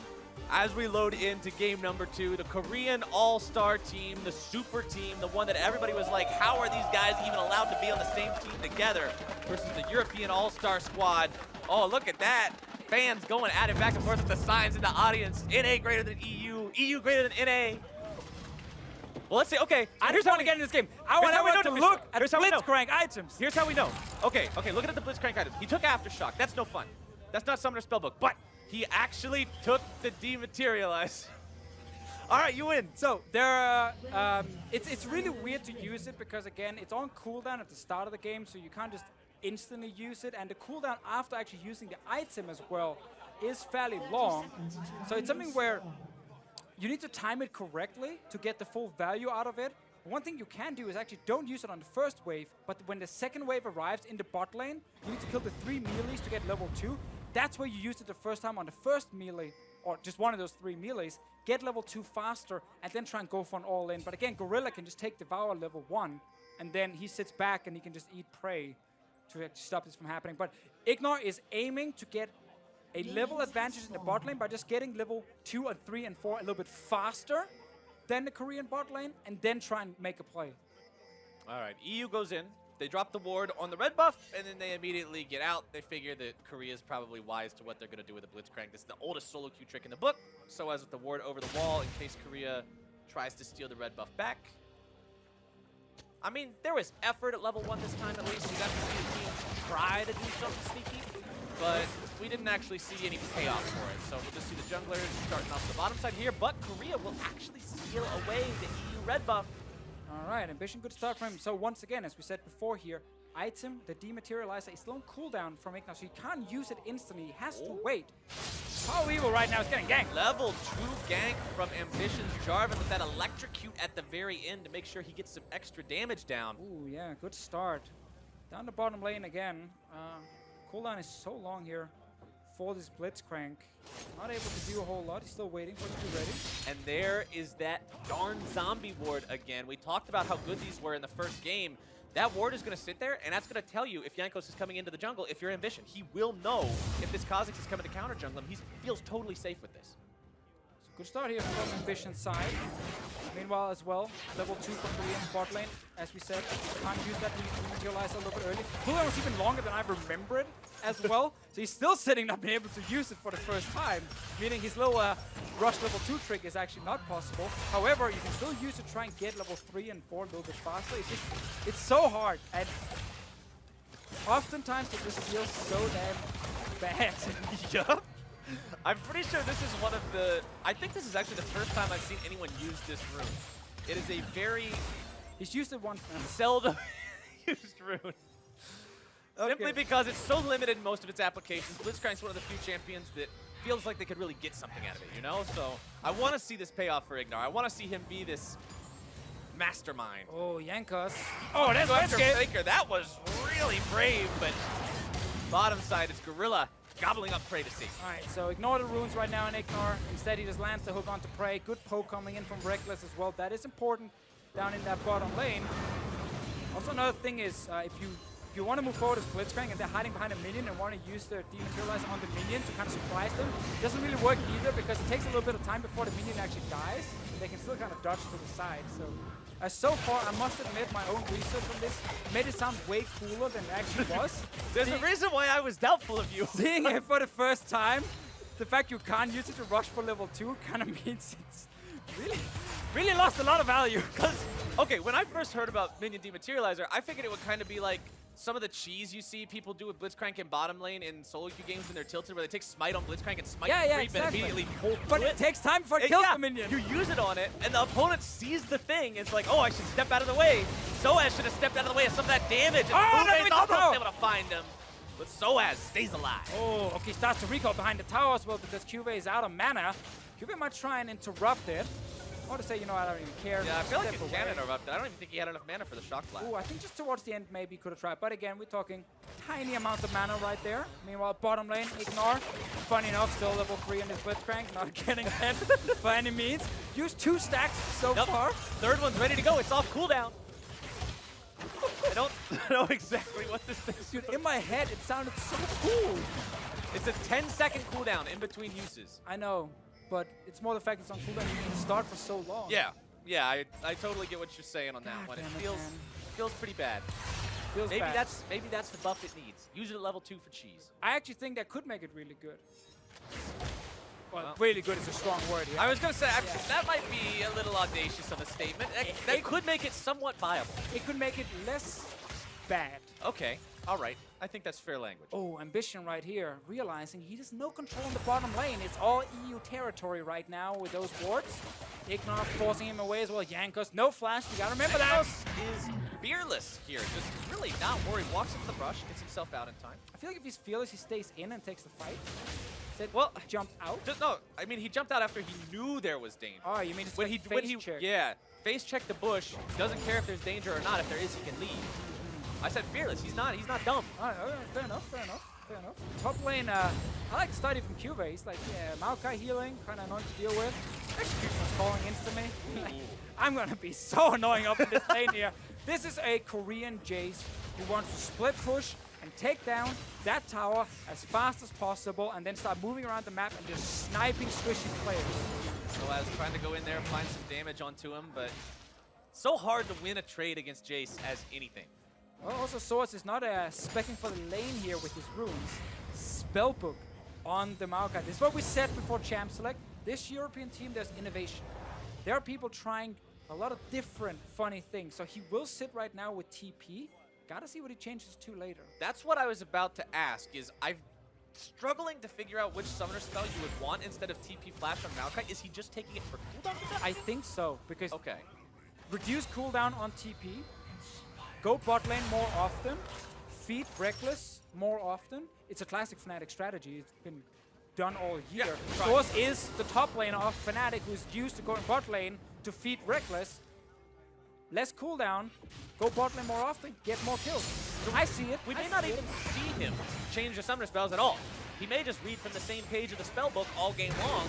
He can just read it faster. And if it's a great page, you can keep rereading it. Jankos farming up his own Raptors, walking away now. Ambition already level 6. Jankos not level 6 in the Cosmos yet. No evolution. Let's also see here with the top lane, we have a Mausar coming, we have a Jarvan coming. Soaz putting up a good fight here against Cuvee. Oh man, the Korean team's looking for blood on this one. Ambition goes through. Soaz! That's not a dog champ, baby! First blood over to EU! Telling you guys, Maokai top lane, man. Free LP right there. Just go for it. Soaz with the big plays. Cube getting surprised by the flash engage. That's first blood for Europe. Still do lose the marker in the end. Ignor already roaming. Still 2 stacks left. He wants minions. Let's see what if they can do anything here. They went 1 for 1. Top laners are dead. Ambition and Faker going after this blue Sentinel. And I'll just go over to Faker. No fight. Still though, right now, this is going to be the kind of game that's going to be fast-paced, I feel like. There's going to be a lot of roaming. There's going to be a lot of TPs from the Maokai with the spell book. Ignor is mid again. Ignor wanting to go for that grab. Can't quite find it, but there's your stun. Jankos wanting to jump back in now. Stopwatch to keep Faker safe. Ignor tries to go back into the uppercut. Xerath Artillery misses. Meanwhile, bottom lane, Prey and Gorilla are taking down that tower. They're used to this, by the way. The enemy team going mid and top lane and making stuff happen. They just hit bot lane, they just play right now. And then they don't need their own team to help them. They're always the ones playing just a 2v2 lane on their own. And right now, they're taking down his turret. One thing I want to comment on, you probably already noticed it in the mid lane, but Jankos' first evolution on the ultimate for the Kazakhs, very popular train of play this game, or this patch, I should say, this meta. Gives you that stealth every time you step into a bush, as long as you're out of combat. Makes it faster, makes it stealthier. It's just very effective for moving around the map. And it fits the comp as well, where you have Moby Boots Blitzcrank on your team as well. You want to be so mobile here. You want to just constantly move around, look for picks left and right if you are the European team. Korea is much more of a team fighting composition. Keep your time catch with the carries. Top lane right now, Jankos on the way. Jankos trying to get in there as quickly as possible. Already used his lead so as free win Maokai! 1v1ing Kube at this point, and the missile from the Kazakhs for the kill. Goddamn Maokai, man. He's so tanky already with the Bramble Vest in there. Bot lane tower will go down. Rex is forced to flash away. Can he stay alive? All right, Gorilla and Prey trying to find these shots. One hit, second and third miss. Reckless still trying to get himself out of this one. Ambition looking for the dunk, able to find it onto Ignor, but he gets himself out. And the pull will not do anything. Gorilla is there with the save as soon as that pull would connect. So first turret for Korea in the bottom lane. Classic Western team versus Korea we're seeing here. Big aggressive plays from the Western team, the Korean team. Slow and steady. Slow and calculated. Yeah, take down the objectives, get the 2,000 gold lead. Jankos telling Soas he doesn't like him, knocks him back towards Cube. But now Korea has started up the Infernal Drake themselves. That is a great first Drake to get. We didn't see first Drake till 19 minutes in game number 1, and now in game number 2, Korea says, well, Infernal Drake might be worth getting a little bit earlier than that. Yep. They pick her up at about 10.5. And another game right now where we see the inspiration tree being used as well quite a lot. We have the boots coming in. Of course, Jankos top lane again. Jankos going for another play onto Kuve here, seeing if maybe he's got the damage for this one. Kuve running in the river, indicating he's got help nearby. EU calls it off. Calls it off, but again, a lot of magical boots right now, a lot of biscuits as well here around the map. Very good for the early lane phase. And a lot of teams are speccing for early game to try and get that advantage, especially with poke comps. This is what we see top lane. QA effectively deals almost no damage to Soas right now and actually takes some damage in return, and the Maokai base damage is actually pretty high. And you can see that right here because it does enough damage to let Jankos get the kill by just Qing and Wing the Jace. Kuve, for somebody who drafted a champion that's designed to win lane and bully his opponent, and he's got the Executioner's calling for the split push situation like you were talking about, Soaz is just not having any of it. He's willing to fight this guy all the way to the death. I love that. He doesn't care right now. Rex is on the way with a lane swap here. All right, Soaz trying to make the move, gets the knockback. There comes your MF ulti. Down! They get the kill yet again. 3 deaths for Kuve. That tower is very low up here in the top lane, but meanwhile, bot lane, we have Prey and Gorilla pushing. They're moving towards mid lane. Power Weevil needs to be careful now. He's already recalling. Oh, he might actually get caught out. Oh, stun onto Ambition. Throws some damage down onto himself. Jankos looking to provide the damage, but now the bug gets squished. Faker grabbing his first kill, his second kill, excuse me, in the game. Sosa TP to mid as well while Reckless is taking that tower. Europe trying to defend the mid lane turret. Korea sieging with 4 members. This is going to be a hard push to stop. Kill the minions. Xerath ulti onto the minion line to just try to buy some time. You will also find its way into there. That Arcana Pulse. Nice pull from Ignor, but it's on the Gorilla. Stun comes through. Prey with some counterattack damage. A couple blows traded back and forth, but it doesn't really do anything. There's still 1 stack left on the dematerializer. What is that was so useless. Yeah, it hasn't done anything. It was so useless. Like, might as well have just gone, okay, I don't want my root. I'll just do something else with it. I love that he's trying. Right. And he's that's giving it a the thing shot about All-Star here. You don't have to pick troll things. like Blitzcrank is a good pick for him. It's a serious pick, and you are allowed to try some of the new runes and see if you can make it work. Sadly for him, this game, not the case. Soaz just won the Maokai. That was one of the most disrespectful walk-bys I ever saw. The Jace is standing right there. He's like, hey, I need you to get out of my way. I gotta catch up with this wave. I love it. Soaz just playing the way we want to see Soaz play. And like you said, All-Stars, this is a great event to have new runes be played on. Yeah, exactly. Because it lets players experiment. Oh, let's see what happens here. Okay, so what I was talking about with Soaz and his disrespect, I feel like it's actually going to come back and bite him a little bit here. He's done this before, though. Fires off the ulti, trying to stay alive. Jankos comes around, and he says, all right, I'll see you later. Adios. All right, so Kuve gets his first kill. That's good for him. Important. He's died 3 times already. Been definitely the target right now up in that top lane. Meanwhile, bot lane has been perfectly fine for Prey and Gorilla. Now Faker as well mid, 145 CS, 2 kills. Not a bad player either, so I guess it's okay that your mid laner is getting all these kills if you are the Korean lineup. Not the worst guy to have all the money on. And talking about the money, I mean, the game's 3-3 in kills, 1-1 in turrets.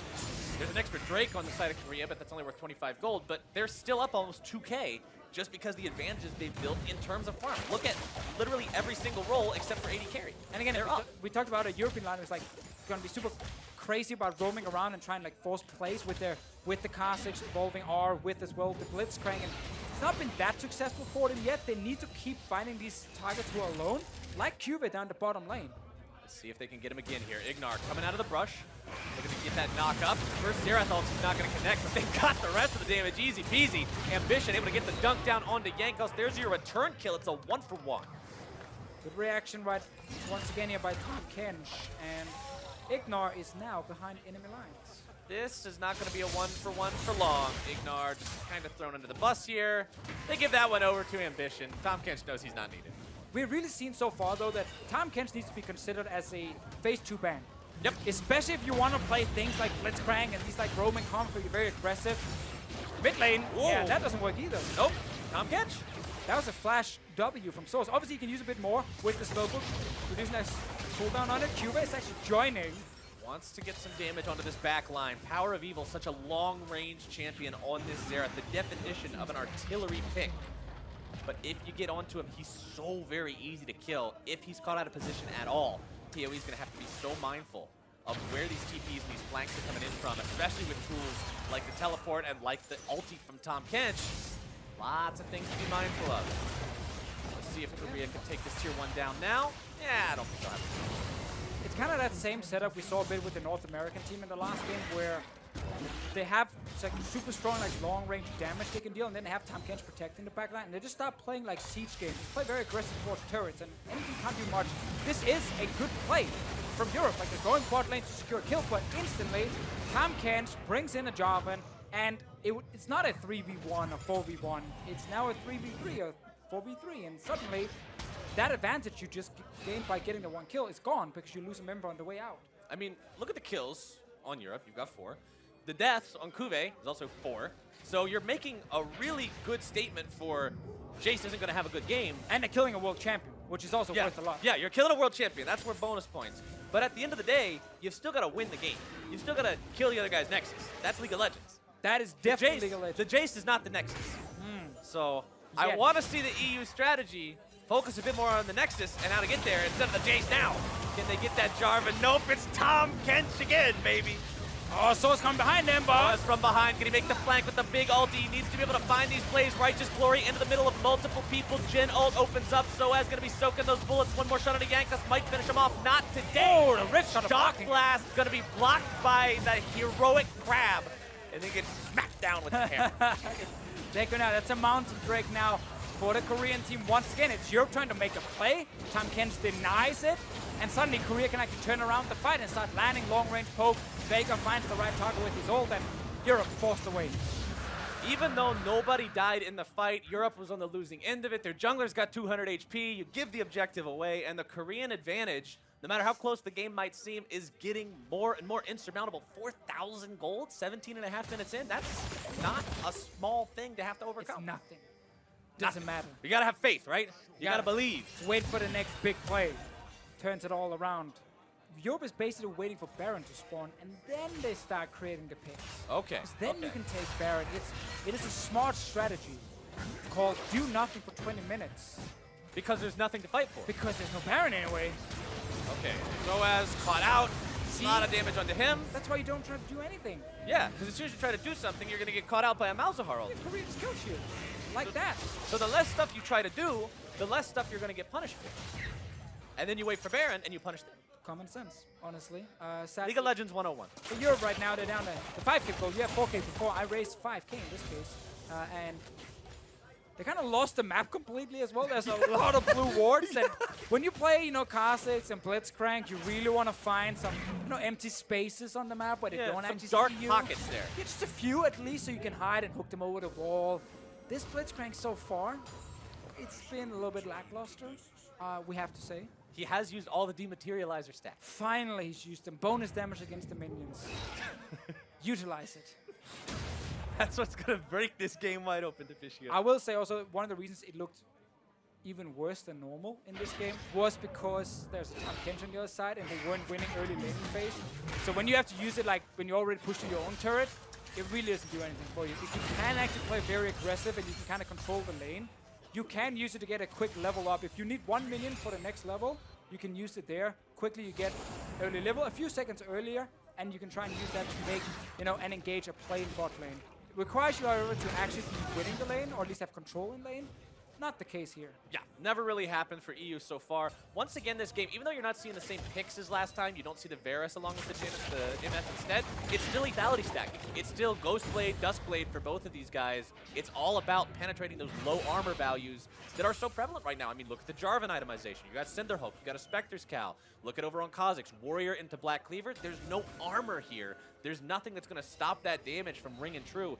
And if Misfortune can land a big ulti, maybe that's the EU win condition. I mean, it's always something to look for, especially in the mid game where her ulti really shines against these targets. Yeah, late game, it gets harder and harder to use the MF ult properly. People are a bit more tanky. There are things like Locket and Redemption that's going to suddenly put a lot of HP back on the side of Korea. And they tend to also coordinate better in late game fights, saying there's an MF ulting. Here's a Jarvan in your face. Here's a Flash Malza ulti. There's a Rift Herald in the mid. Yeah, there's a Rift Herald onto your turret, taking off half the HP instantly. Another big swing of the claws to take it a little bit below that. Korea is putting on the pressure to Fisio. What does EU do? Baron is alive. They are engaging. All right, now we're going to go in. Soaz looking to start things off. They're going to be able to find some damage, but the Kench there with the save. Gorilla again on the mark. But Power of Evil brings down the damage from a long way away. EU wanting to chase this one down. Soaz looking to jump right back in yet again. It's Jankos who's going to be falling first. Soaz second. A double kill for Faker. Bray opens up, looking for even more. A double kill for PoE now. Oh, multiple members down on both sides as Bray with the snipe makes it a 3 for 2. Again, there's so much poke on the side of Korea here. So many long-range abilities to land. Europe is all about all-inning. Get straight into that fight. They killed the first member. Gorilla delayed that so long in this fight, but they still got 2. Ended up losing 3 on the way out, so not actually anything Europe could really use. In this case, they can't push anything, they can't get anything in return. Let's see it engage here again. Like, so it's saying, no, we gotta fight, engage on the first target. Obviously, Gorilla is here to stop Ambition from dying instantly, but that's MF ult used as well now. And Faker's full HP at this point. Prey is able to get out of the fight despite being low and in the front first, and then he can charge up that ulti. And then you have this long-range damage is coming in, and the rest of Europe has got to run away. He hits all 4 shots onto Ignar here. And he saves it. He saves the last one. He saves it, and then it comes up. Is a target. Beautiful play. That's the 2018 sequel to American Sniper. Korean Sniper, starring Prey. Right there. Dialing those shots in. Total damage dealt to champions in the last fight. It's all about the 80 carries, baby. Definitely not about the junglers, right? No, no, no. 94 and 373. 300. Neither one of them caught up to Blitzcrank. The 2 of them together barely beat Blitzcrank. Who needs damage from junglers anyway? Yeah, it's not like you pick Kha'Zix and Jarvan. But it's all about the poke. It's all about what the Xerath can do, what the Malzahar can do, and what those 80 carries can do. Reckless actually the highest damaging character in that last fight. Jankos really got to be mindful of all this now. He did take the Void Spike evolution second, so he's got more slows coming out from his missiles. They hit more targets. And we're seeing a game here from Korea where it's not, again, about just forcing dumb fights everywhere. It is really about playing just the map smart. They have so much vision control during this game. They have so much vision control now around Baron as well. And of course, like, yeah, you might not play together normally on this lineup, but all these players have been playing for such a long time. There's so much experience on this lineup. They can all set up a map properly and then punish a team if they're not ready for it, like right here. Yeah, this is not where you want to see yourselves at. The lane getting pushed up. They're gonna lose mid Holding down it for now. They're just pulling them. Go bot lane defend, go mid lane. Everywhere. And then eventually, if you don't get a tower, you get a Drake or something. Oh, flash ulti from Faker, but Reckless with the QSS. He's prepared for this.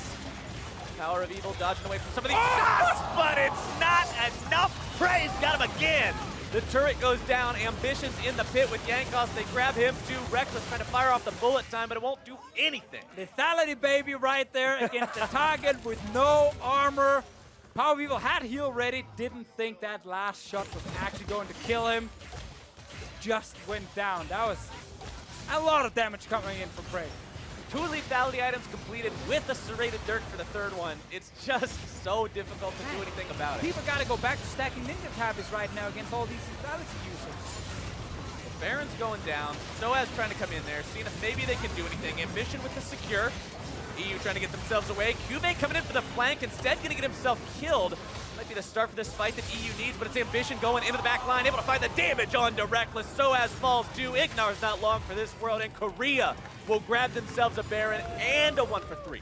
10,000 gold lead for them at the moment. 4 turrets already down. They want an inhib now, and the European lineup's only way out is really just keep forcing fights, but you are so far behind you shouldn't be able to win. We need like the sickest MF ulti ever, and we need 5 Korean members to literally close their eyes and just dance in the MF ult for the entire duration. And they need to be spaced out enough that they get hit by all 5 Maokai roots. That would also be very good, and then Power of Evil needs to land all these AoE skills on all 5 members. Right, after they get hit by the Misfortune thing and the Maokai roots, they all have to stand right on top of each other as a defense mechanism and get hit by every Zerathal. And if that doesn't happen, and I feel like Europe will lose this game, Cuvée, of course, continuing the trend of feeding in this game. Make sure that somebody's got to do it. It's a tough job. This is All-Star. We're here to celebrate players, right? Cuvée wants to make sure that the European players are getting some kills. Right. He's sharing the wealth. He's saying, hey, you guys are going to get some cool score lines too. Exactly, and the casters will say your name when you kill me, and everyone is happy. It's good branding. Cuvée, nice guy, super nice. Yeah, Cuvée is making this game fun for everybody. There's 10 players in a game of League of Legends, Deficio. You got to be looking out for yourself and the other 9 guys. I respect that. Faker, on the other hand, 6-0-3. He's just here to basically get a ton of kills for himself. Doesn't care about everyone else, and Faker will just take down this tower eventually. Faker is so wealthy right now. 12,900 gold compared to the 9,200 of his opponent. He is just really set to carry the game completely. Tom Kench again. Please start banning this. All-star teams. Tom Kench is so incredibly strong right now. I mean, after the first game, we saw the team learn, okay, ban Zoe. That was step 1.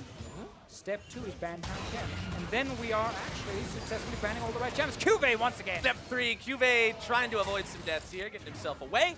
But he's just buying time. The rest of his team, they're pushing down into the bottom lane inhibitor turret to take that one down rapidly. Inhibitor now exposed. Mid lane inhibitor turret going to be next target here.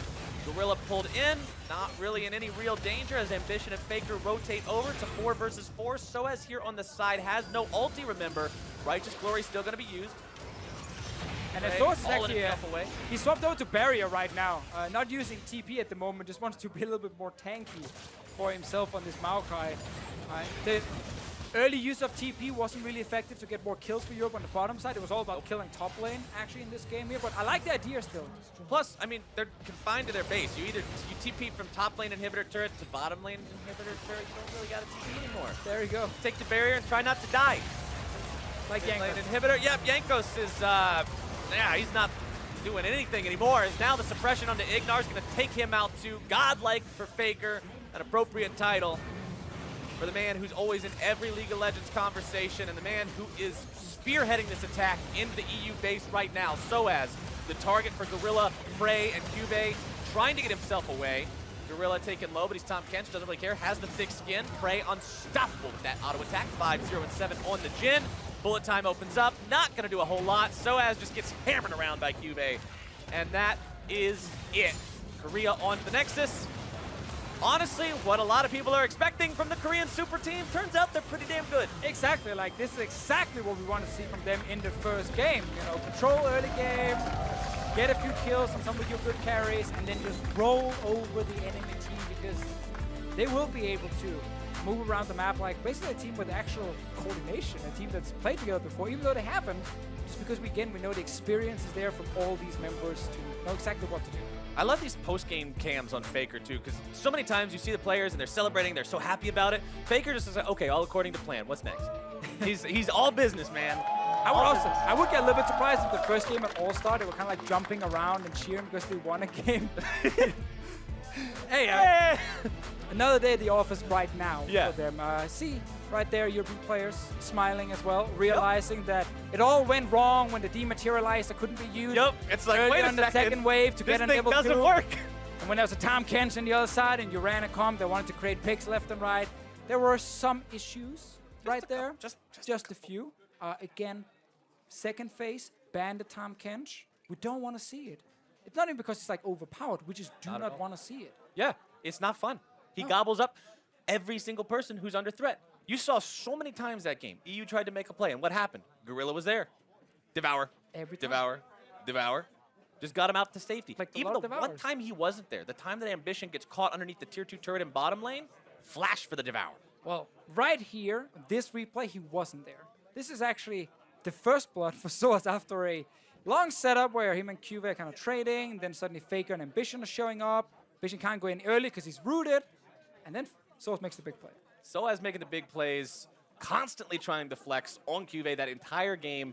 We talked about the Maokai and the Jace matchup. We talked about how free LP sometimes as those well. matchups don't feel very good because playing into Jace is kind of anything, doesn't feel very good. Yeah, but that's true. Soaz was not one of the guys to sit there and take that lightly. He was a guy who was looking to force those fights. And he didn't even go like Aftershock for a little bit extra damage, a little bit extra tankiness. No, Spellbook, less cooldown on these summoner spells.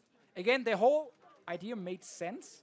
TP bot, snowball around the Blitzcrank, you know, roll over Korea. Right. Sadly, typically when you have that plan of rolling over the Korean team, it doesn't. No, it's tend that to third happen. step. See, I'm following you up through step 2. I think Right, step right. 1 through step 2 sounds great, but it's that step 3. Don't worry. Well, I mean, this was, again, a lane swap from the European team. QV, as we talked about, was so nice in this game, you know, giving a lot of kills over here to the European team, and classic lane swap from a Fnatic duo. Well, it ends up getting him another kill onto QV, but like I pointed out, part of the way through the game, League of Legends is about nexuses, not enemy top laners. So as many points as they were able to rack up there, it sadly was not enough to win the game. Depends on how you look at it, I feel like. If your goal was to kill a world champion many times, that is kind of your Then nexus. you won your own game.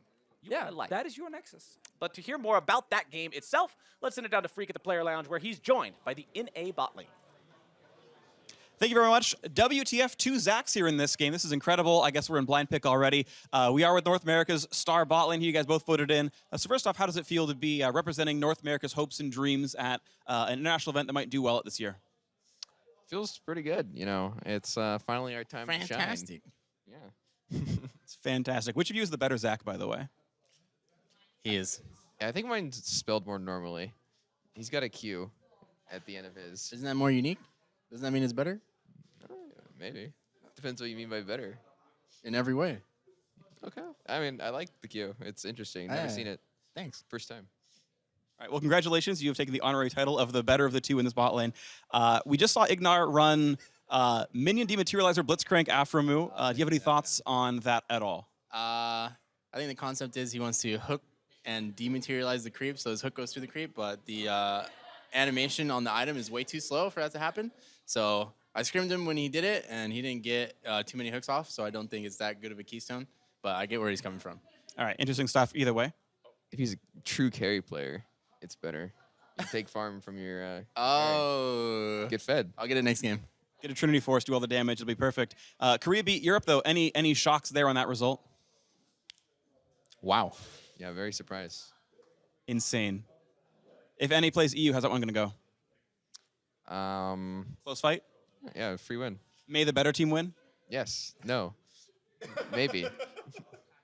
You just called yourself not the better team, by the way. You said it was a free win, and then you said, well, I don't want the better team to win. That's why I said maybe. No. You're doing really well in this interview. All right, after I'm only gonna talk to you anymore. You're clearly the better versed here. I got this. We've been seeing more unsealed spellbook so far at All Stars. Not all of them are swapping. Source's game just kept his TP flash. Yeah. Give me your thoughts on seeing that so far. It's only been tanks so far, but I do think tanks don't really have the luxury of swapping their summoners. I do think like carry tops benefit from that more, where if their flash is down, they can go another offensive summoner spell. So hopefully, there's different picks, but I've only seen Jace and then a bunch of tanks. So. Hopefully do see more things come out here. We have also seen the metagame be a lot more poke-based. We're seeing like tons of Comet, tons of Mana Flow Band. Is this like people reacting to Runes Reforged, do you think? Like we saw you play Varus with the Tahm Kench down here in the bot lane, for example. Are we going to see this differentiate some more, or are we going to see more poke and pro play for a while? Probably poke till something changes about the runes, because precision kind of just gets pushed out for the most part against, sorcery. Same as domination. That one's not really like a laning rune. So you just kind of like get all of your health drained by the comets flying at you all the time. Like that's why I just permaban MF right now in solo queue. She just presses E, I get hit by a comet, like she goes Dorian's ring level 1. I'm at 0 health from basically nothing. So I think it'll be the meta for a bit until something changes around it. Any further thoughts from you? Nope, he said it right. Yeah, that's all you gotta say, man. All right, the final question for you guys. The North American All-Star team is 4/6 of the next year TSM squad, and you guys, I noticed in your previous game you got left out to dry. There were like no ganks for you for a while. Like, are they ignoring you? Is Bjergsen and Co just like only playing topside? I mean, we did our best to be wards that game, but hopefully next game, they'll get some love. Yeah, we actually have separate comms channels, so it's just me and Afro, and then them 4. They're just getting TSM over and over again and just, bro after every sentence. Well, anyway, gentlemen, thank you very much for your insight. We'll be seeing you in about 2 games when you're playing up against the Chinese All-Star squad. That'll be a whole bunch of fun. Good luck to all that. For now, we're going to head into a commercial break. We'll be back with the next game.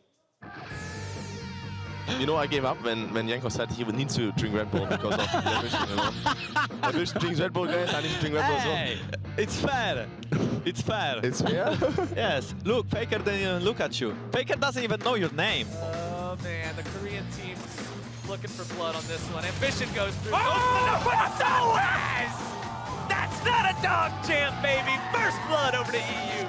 Get that knock up. First Zerathul's not going to connect, but they got the rest of the damage easy peasy. Ambition able to get the dunk down onto Jankos. There's your return kill. It's a 1-for-1. EU wanting to chase this one down. Soaz looking to jump right back in yet again as Jankos is going to be falling first. Soaz second. A double kill for Faker. Might be the start for this fight that EU needs, but it's Ambition going into the back line, able to find the damage onto Reckless. Soaz falls too. Ignar's not long for this world, and Korea will grab themselves a Baron and a 1-for-3.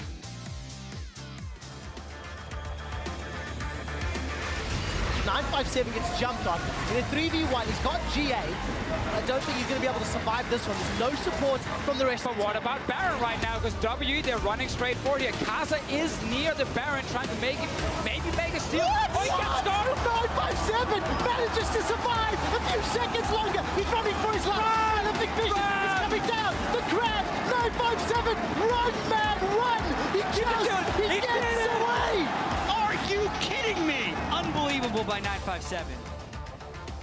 Thank you very much for joining us on day 1 of All-Stars. Taking a moment to relive one of our favorite moments from Worlds there, 957, leading them on a wild goose chase while Baron secured on the other side of the map. Yeah, and super fun fact about that Kled pick, 957 had never played it domestically. We came into the LPL finals and suddenly we started seeing all these Kled bans and all the casters were like, what is happening? And it comes out later that in scrims, he was just dumpstering kids. And so he had put the fear of God into the LPL teams. He brought it to MSI, then didn't show it at Worlds, but that's when you really got to see the Kled break out. But otherwise, we had no idea how good it was going to be. And we'll see 957 on stage in just a few moments. Before the break, though, we saw Korea take their first game of the tournament over the European All-Stars. One key factor in that victory was the Tahm Kench, of all things, highlighted by Gorilla.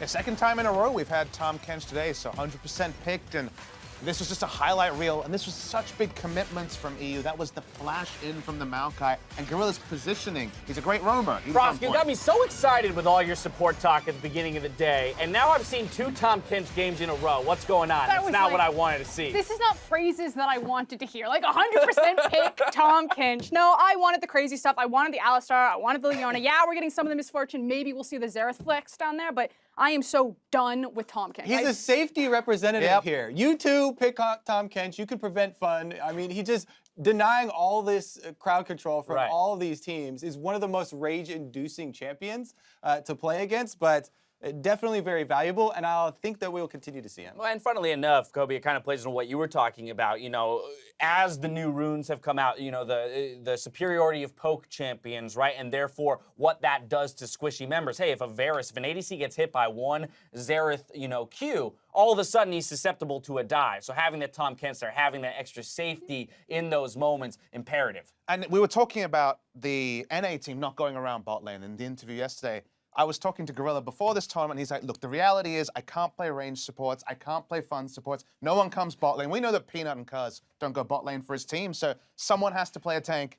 It's just the Tom Kent's, Jana, that's all I got. Well, let's take a look at our next game. We've got the representatives from Southeast Asia versus the LPL All-Star team. First up, it's Southeast Asia, which is a bit of a roster mashup due to some visa issues for the GPL representatives. Yeah, and I do want to take a quick shout out to the original team that was selected by All-Stars. It was Hope, Levi, Null, No Way, and Pallet. That said, because of the visa issues, we do have these new representatives, 2 players from Singapore, 2 players from Thailand, 1 player from Vietnam, 2 players from Singapore. So Singaporean bot lane down there, and then Patrick and Jisoo representing Thailand here for the GPL. And Levi, the one voted in that will remain. Yeah, Levi's the one, and a big number for him as well. 96+% of voters actually voted for Levi, the highest percentage of any player here. So unfortunately not the 5 they chose, but definitely the #1 of just anyone represented. Right, but Kobe, if you're one of the 4 players that has to step up, right, and try and put on a performance like Levi, who made his splash at the 2016 All-Star event, like, you've got your work cut out for you here because he really did put on quite a showing last year. Exactly. I mean, this is an all-star event trying to showcase individual players. Levi is one of the biggest stars. He is actually the biggest star from Vietnam. So the question really is,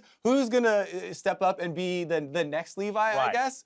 There has been a lot of, talk about Jisoo. I know, Frost, you love him. Yeah, and he is considered kind of the superstar of his team. Team Ascension did make a very good run. It was actually Young Generation, as well as the Gigabyte Marines that represented the GPL at this Worlds. Young Generation went 3-2 against Jisoo's team, and he is, again, if you're not looking at Levi, we should be looking at this top laner. But you should also be looking at Levi. But you should be looking at Levi. And Jisoo has that international experience as well, played on Mysterious Monkeys for a couple of games as well, so he's played outside of his region as well, so he's definitely got something about it. It was pointed out 3 different regions represented on that team, so communication, how they work together will be called into question. We'll see if they match up, or rather how they match up against the LPL squad, who aren't taking this tournament lightly, to say the least. Frost Filson. Yeah, so they've been boot camping for a while. There was some facilities. I had some nice water bottles made for them, but this is the roster, the lineup. Now, the thing is each one of these members was selected. In the LPL, we have kind of like an Oscar night where we award the best top laner, the best jungler. All of these players got best in their position, or at least the award, except for CA in the mid lane. It was unfortunately Xiaohu, that summer MVP, who's not represented here today, but it doesn't get better than this. I mean, we also have to talk about the bottom lane here with Uzi and Mako. It's kind of a dream matchup where we finally get to have these 2 guys together. I mean, Uzi, yes, you talk about the 1v1s, and he's defending champion, and he would love to win those again. But since more focus is being put on the 5-on-5s, and as you're talking about the rumors of 2 weeks of preparation in this 5-on-5 squad for these guys, they're definitely tryharding extremely in this 5-on-5 matchup as well. And I do want to talk about his partner in crime, the dude on your screen right now, Mako. He is the shot caller for EDG, so we talk about that built-up synergy. If you're going to see the LPL moving around as a cohesive unit, chances are it's this guy calling the shots. And I know Uzi is recognized as being such a powerhouse. Mako has been the best support, even when Mata was in the league, for a very long time. But if we talk about the guy who's going to kind of be the leader for the GPL in Levi, we've got to talk about the person on the other side of the rift charged with, taking it to him, MLXG. I mean, both of these junglers, very aggressive, very creative players. And while we might have had a static meta so far, we said the same thing at Worlds when it seemed like it was just going to be Ardent Sensor and defensive, and Levi was able to warp it then. So I will look to that matchup, to Levi and MLXG, to bring us something new from the jungle and start to vary things up. But then you also have to look at their partners in crime in the mid laner, Patrick and CA. Fun story, when I was talking to the GPL team backstage, I was like, okay, quick, how exactly do you say all of your summer names? They go down the line, and then Patrick from the very corner, Patrick. Did you get that at home, everybody? You got it? All right, don't screw it up now for me. Anyway, that's going to do it for us here at the desk. Time for us to get in the game. Let's send it over to Captain Flowers and Officio to get us into the matchup. Welcome back, everybody. We've already seen 2 pretty telling stories in the first couple of games. One-sided game. Yeah, the victories were very decisive. But now, in game number 3, we've been talking about how we don't want to see any more of the Kench. We want him back on the bench. And if there's any team that will take that boring, safe stuff and put her on the bench, it is going to be the representatives from Southeast Asia. I mean, they are the kind of team who will show up here, obviously not again with all the members who were voted in, but now a lot of replacements who just need to go in and not play the standard poke meta, but instead do something crazy to really surprise us. And I mean, it's the perfect team to do this. They are from the GPL, you know, they are known to introduce a lot of fun things to the meta, and I want to see that from these guys. This is a team, and I'm not afraid to admit this, going into Worlds this year, when the Gigabyte Marines were going to be part of Worlds, I was like, you know, I'm honestly feeling like people will probably walk away disappointed from the Gigabyte Marines games because we saw them at MSI, we saw their tricks, and people will have figured them out. And then they did Nocturne level 6 at 4 minutes, ganking level 2 bottom laners. And I ate my words for breakfast, lunch, and dinner, man. I was never more excited to be wrong than I was when I said I didn't expect much from Gigabyte Marines. So I never count this team out now. I always want to see what they're going to bring to the table. And I think it's going to be a lot of fun, especially with Levi being the guy who was able to go through from the first string team.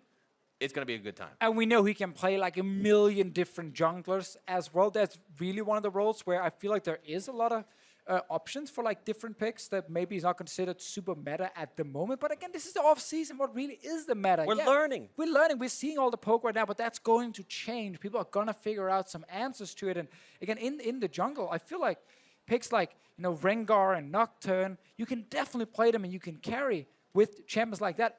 Even your Skarner can actually be used. Yeah, that's what I want to see. Spellbook Skarner is pretty Let's strong. see Levi play Skarner. Okay, maybe not Levi. Not Levi Skarner. Okay, let's get him on like the Nocturne. Let's get him on something that actually does stuff before level 6 and can play the game without the Well, at least something that can, you know, kill stuff and carry, not the Skarner. Anyway, so not Levi Skarner, but the rest of his team, on the other hand, I mean, right there. Jisoo up in the top lane. I casted him in the EULCS when he was on the Mysterious Monkeys. And he had one playstyle, which was fight. Level 1, level 2, level 3, level 4, just keep fighting no matter what. He completely ignored the rest of the map, but he actually got some solo kills, also got solo killed quite a few times. But I mean, that's the nature of the game. Super fun play to watch because he's so aggressive in his playstyle. I want to see him on a carry. I want to see Levi on a carry. I just want 5 carries. That's what I want too. We were talking last game. No Tom Kench. That's the rule. No Tom Kench. Somebody please ban that. Last game, we wanted to see Jankos on the Kazakhs. We were saying, yes, lock it in, lock it in, lock it in. This game, I want to see something like that for Levi. Pick the Kazakhs. I'm fine with that. Let's see the Kazakhs again. Yeah, sure. See Nocturne. That's what you said. That's going to be a great one. Anything that can make those early plays. Anything these guys can do something wonky on. Maybe we'll get to see a lane swap. Maybe, I mean, sadly, obviously, again, the Gigabyte Marines and their coach Tinekun, who is one of the guys introducing these kind of things into the meta. He's not here either. So we might not see that crazy amount of stuff, but the LPL lineup, I mean, we're looking at these names, you know, Uzi, Mako down the bot lane. It is amazing to watch these two guys play. Jin in the mid lane is kind of the surprise for me that he actually made it in, but again, he's actually had a good year with WE, and I think with him in mid just being not the big carry, you can rely much more on Uzi in the bottom lane, and you can also rely on MLXG in what can be a carry jungle meta. Right. We want to see carry jungles from both these guys. There's the potential there for the carry jungle to really break. And I want to see 10-0 MLXG and 0-10 MLXG in the same game. Yes. It can happen in the same game. You want to see him go 10-0 and then 0-10. Exactly. Or 0-10 and then 10-0. Just do really bad and then do really good. Yeah. Or the other way around. Or the other way around. But anyway, Zoe. into the bans for this one. Zoe's still up. Keep that in mind. Tom Kench is still up. Jarvan, Xerath, Malzahar banned out by SEA. China banning out Jin, Jace, Ornn. And no Zoe ban. You said it just before here. We're waiting for the last ban, but it was the Jin being removed. MF still considered a very strong pick. Jarvan is banned away. It's another potential first pick, obviously. Jace is banned from the side of China. So MF, because she's flex pick, right now both support and AD carry, is a fine early pick in the draft. Once again, Zoe is up. GA can pick it now, gamble and see if Patrick wants to play it, and then needs some kind of answer. Malzahar was an answer we saw earlier that didn't work from Brazil. Well, it also didn't work because of the Kench. So maybe Very true. if you can get them to draft not their support in the first phase, even if they take Zoe, you ban the Kench in the second phase, don't let them have it, and then you've got a way to go in. MLXG, what happened to you, man? Now he's just Just a always one playing picker. tanks, and it's fine. It's okay. Is setting it on excitable carry junglers. And to be fair, when he did pick the Lee Sin at Worlds, it didn't really work for him. Backfired pretty hard. So Yeah, but maybe some I still want confidence to has been dream, removed. damn it. I know. Maybe we get it later. For now, it looks to be the Sejuani jungle. The Gnar top lane, such a safe pick as well. Obviously coming in here for 957. Zoe still available. Patrick, what do you got? Let's see what Patrick's gonna do here. What do they want to pick? They know the enemy jungle. They know the enemy top lane. Maybe they leave mid lane all the way towards the last couple of picks. Maybe That's my boy Jizu up in the top lane. There. You talked about wanting to fight all the time. You pick Camille. You're gonna fight all the time. You see that Gnar, you say, you know what? When he's in mini Gnar, I can all in him. I can just force fights on him. It's not an easy matchup to play. It's very much a skill matchup, but that is what we want to see. We're gonna see some action in that top lane, some good 1v1s. Again, could still be flex bot lane, blah, blah, blah, but it's going to be top lane. I'm calling it. I don't want to see an easy matchup to play Deficio, because easy matchups to play are farm matchups and really boring stuff. I want to see Camille versus Gnar. I want to see something explosive. Rise locked in for Patrick there in the mid. No one wants to pick Zoe, it looks like, in this game. A little bit afraid. Oh, Ezreal was open as well. This is a pick that's normally banned a lot because AD carry Ezreal is amazing at the moment. Uzi is a guy who picks Ezreal when it's not even meta. But they lock in the Azir. Again, I knew he was going to do that. I just wanted to talk about Ezreal. Right. You have to touch on it for that one brief moment where it's not banned away. But now Southeast Asia knows that China was thinking about it. I'm actually sad. I wanted to see the Ezreal right there. I want to see Uzi Ezreal instead. Yeah, that would have been a lot of fun. Anyway, a lot of fun. Azir is also really, really strong at the moment. Actually surprised we haven't seen it so far today. Well, they're fixing that for us now. Zoe, yeah, they are. Unbanned, unpicked. I didn't think we would have a game like that. You can still play support Zoe. Ooh, I guess that is true. It is a thing. It's not as good as mid lane Zoe. It will not one-shot people. But you still have Sleepy Trouble Bubbles, which are an amazing setup tool. That is what you got, and you got a bit of poke. But we're also looking still at the lineup from China is like insane team fighting. And it's actually a combo you don't need to ban Tahm Kench because you just have a ton of super, super strong, long-range damage from Azir. They didn't ban anything. They didn't ban, you don't need to ban anything. Who needs second phase bans? What do we even need to ban these guys for? Don't worry about it. Okay, I'm not really sure if this is a next level strategy or what's going on here, but they did not ban They still didn't ban anything. Now, okay. They banned Rek'Sai. So that's a jungler that can do stuff early. Yeah. Not the most exciting ban we've seen. Ezreal still open. Uzi, do it. Really surprised to see the Ezreal make it past the second do round. it, Uzi. Give me that Ezreal. You can hear the crowd clamoring for it, man. Ezreal. Know what they want. Just do it. I want to see the RNG. I want to see you get some potions level 1, 2, 3. No, Come on, Uzi. Timo. Come on, Uzi. All right, Kalista still do it, Ezreal. Come on. Uzi bouncing back and forth. Oh, he's all over the place. What's he going to pick? There's so many because even Bane is open for him. Hey, there we go. All right. I feel like everyone else wanted Vayne. That's fine of too, course everybody wants Vayne, but we have realistic expectations. All right. Probably not going to get Vayne first game. You got to wait for later on for that. This is day 1. It's true. You got 4 days. Never on first day from Uzi here. Saves it when you least expect it. Yeah, Boom, Vayne. the big spotlight moment. That's what it's all about. All right, so clearly they were fine giving Ezreal over. Let's see what the answer is. Leona, right now, amazing down in the bottom lane. Oh my god, so tanky. Great damage with Aftershock as well. Not easy to play against Ezreal, I gotta say. Right. Okay, so we do get to see Levi on a carry-style jungler, middly locked in. All right, we like that. We like that. We still need the support right now from the LPL team. They see some Chinese team here. We do see the Leona already locked in, so they know, okay, there's going to be some fights on the bottom side. Braum is the answer. No Tahm Kench, thank God. Okay, no Kench. It didn't get banned, but it didn't get picked, and neither did Zoe. I don't understand support picks right now. The last few games we've seen where it's like, Tahm Kench locked in, let's pick Blitzcrank or Thresh. Yeah. This game, you ban Varus and Ashe, 2 champions who cannot escape from a Leona ever, and you give Ezreal, the champion who can escape from Leona.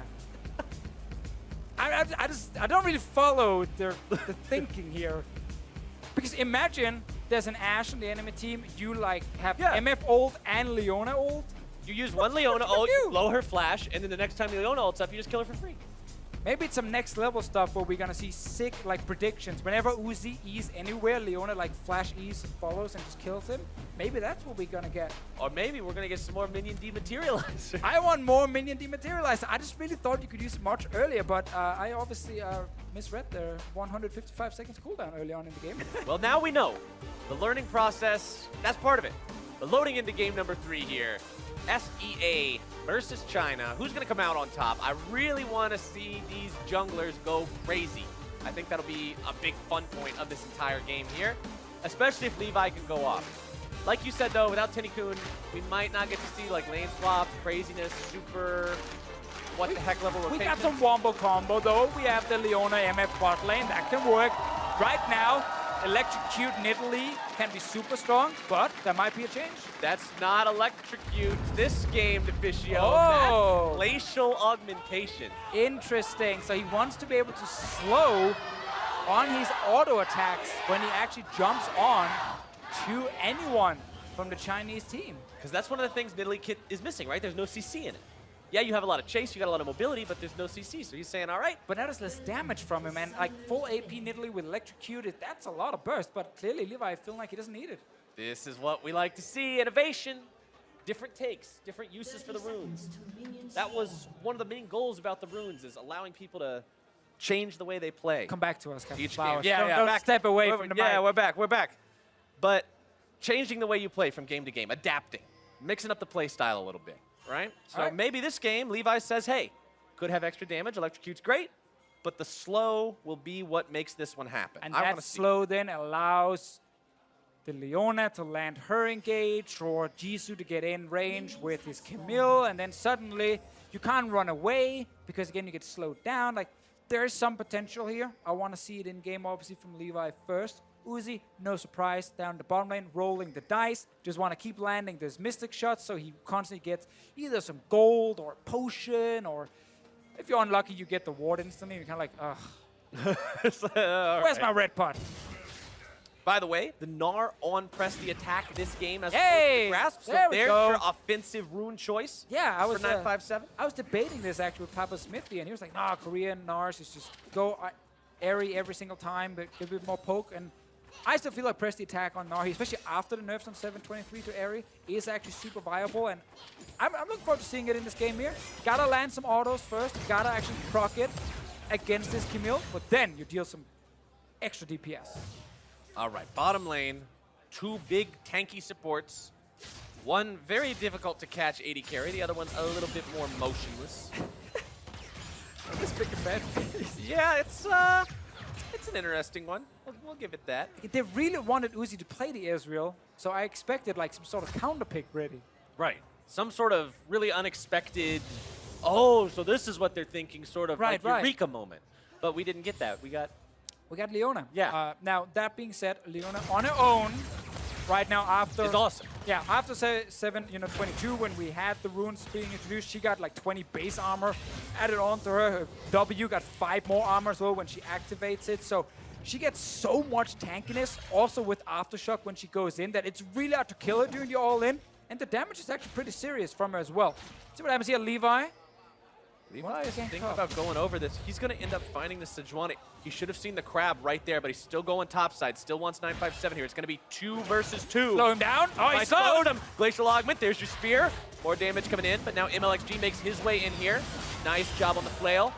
MLXG walking himself away now as Patrick takes a lot of damage from Xie. Oh, Zia right now is so good as well. It is no longer the area Zia, though. It is Comet right here for Xie. Just constantly apply a bit of extra poke when he's actually dealing with Ryze. And the reason it is Comet and not area is just slightly more damage. All right. He's definitely giving the Ryze a hard time right now. Meanwhile, bottom lane, it's Uzi and Mako taking control. 25 CS compared to 18. And remember, Ezreal's economy is naturally going to be bigger because of the fact that he has Kleptomancy. Even if you get one of the crappy potions, you sell it. Yeah. Exactly. Like, there's just so many ways for Uzi to get extra gold, and suddenly he's sitting on 2 items before you even realize he can actually get 2 items, and he's super strong. See what happens here? Patrick is very low. Xie wants to maybe stop the recall. Patrick Flash gets the root. Xie getting away. I like Patrick going for that. I respect that, and he got 2 summoners right there. Only used his own flash. Levi is top lane again. 957 though is near his own turret. Levi is sitting right there in the brush, hiding. Levi wants to use that Glacial Augment if he can. Jisoo wants to set up the hook shot, but 957 is so close to the turret, and he's got the Mega Gnar ready to go. The bar's just about charged. All right, play's not going to work out. Levi's got to get back. And obviously also another reason for Levi sitting here is in case a gank happens against Jisoo because he's pushing to the lane. Levi is there for the counter gank, so it's not just, oh, 957 is dumb, he's gonna jump forward and die. No. Like, the potential of the enemy jungler being there is There's a method reason. to the madness. Exactly. Yeah. Some rhyme for the reason. Now, bottom side, this story is being told the same way every single time we look down here. It's Ezreal and Braum pushing to the enemy turret, keeping these guys underneath of it, setting up permanent shop down there. Also really like Guardian. At the moment, I actually think it's pretty strong. Obviously, for Mako, when he's near Uzi, if Uzi's taking some damage, the shield will proc, so Uzi suddenly won't take that much damage from himself. And there's a movement speed buff happening as well when that shield procs, which is actually very effective, especially if you're getting ganked. And you gotta escape, or if you want to play super aggressive and want to all in. So right now, when that double up happens from the MF, Mako is there and adding a little bit of extra shielding for Uzi just to make sure he doesn't take too much damage. Jisoo getting a good W there down onto that Gnar. Patrick. Not quite finding the stun. He came up just a little bit shy, so they couldn't set that one up. So we've seen the strategy now the first 5 minutes from Southeast Asia, which is go top lane. Yep. Jisoo is on this Camille here. He can snowball out of control against the Gnar. He is known to be a strong carry player. Levi's been up there twice. Patrick even won pre-level 6 on this Rise here. They really want to make sure that Jisoo is doing well in the early game.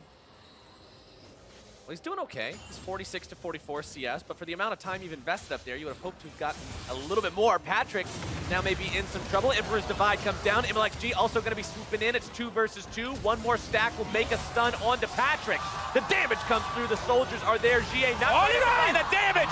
And Levi turns it around, but 957 will now swoop in. Mega Gnar into the wall. A double kill for him. As Krog gets himself stunned up.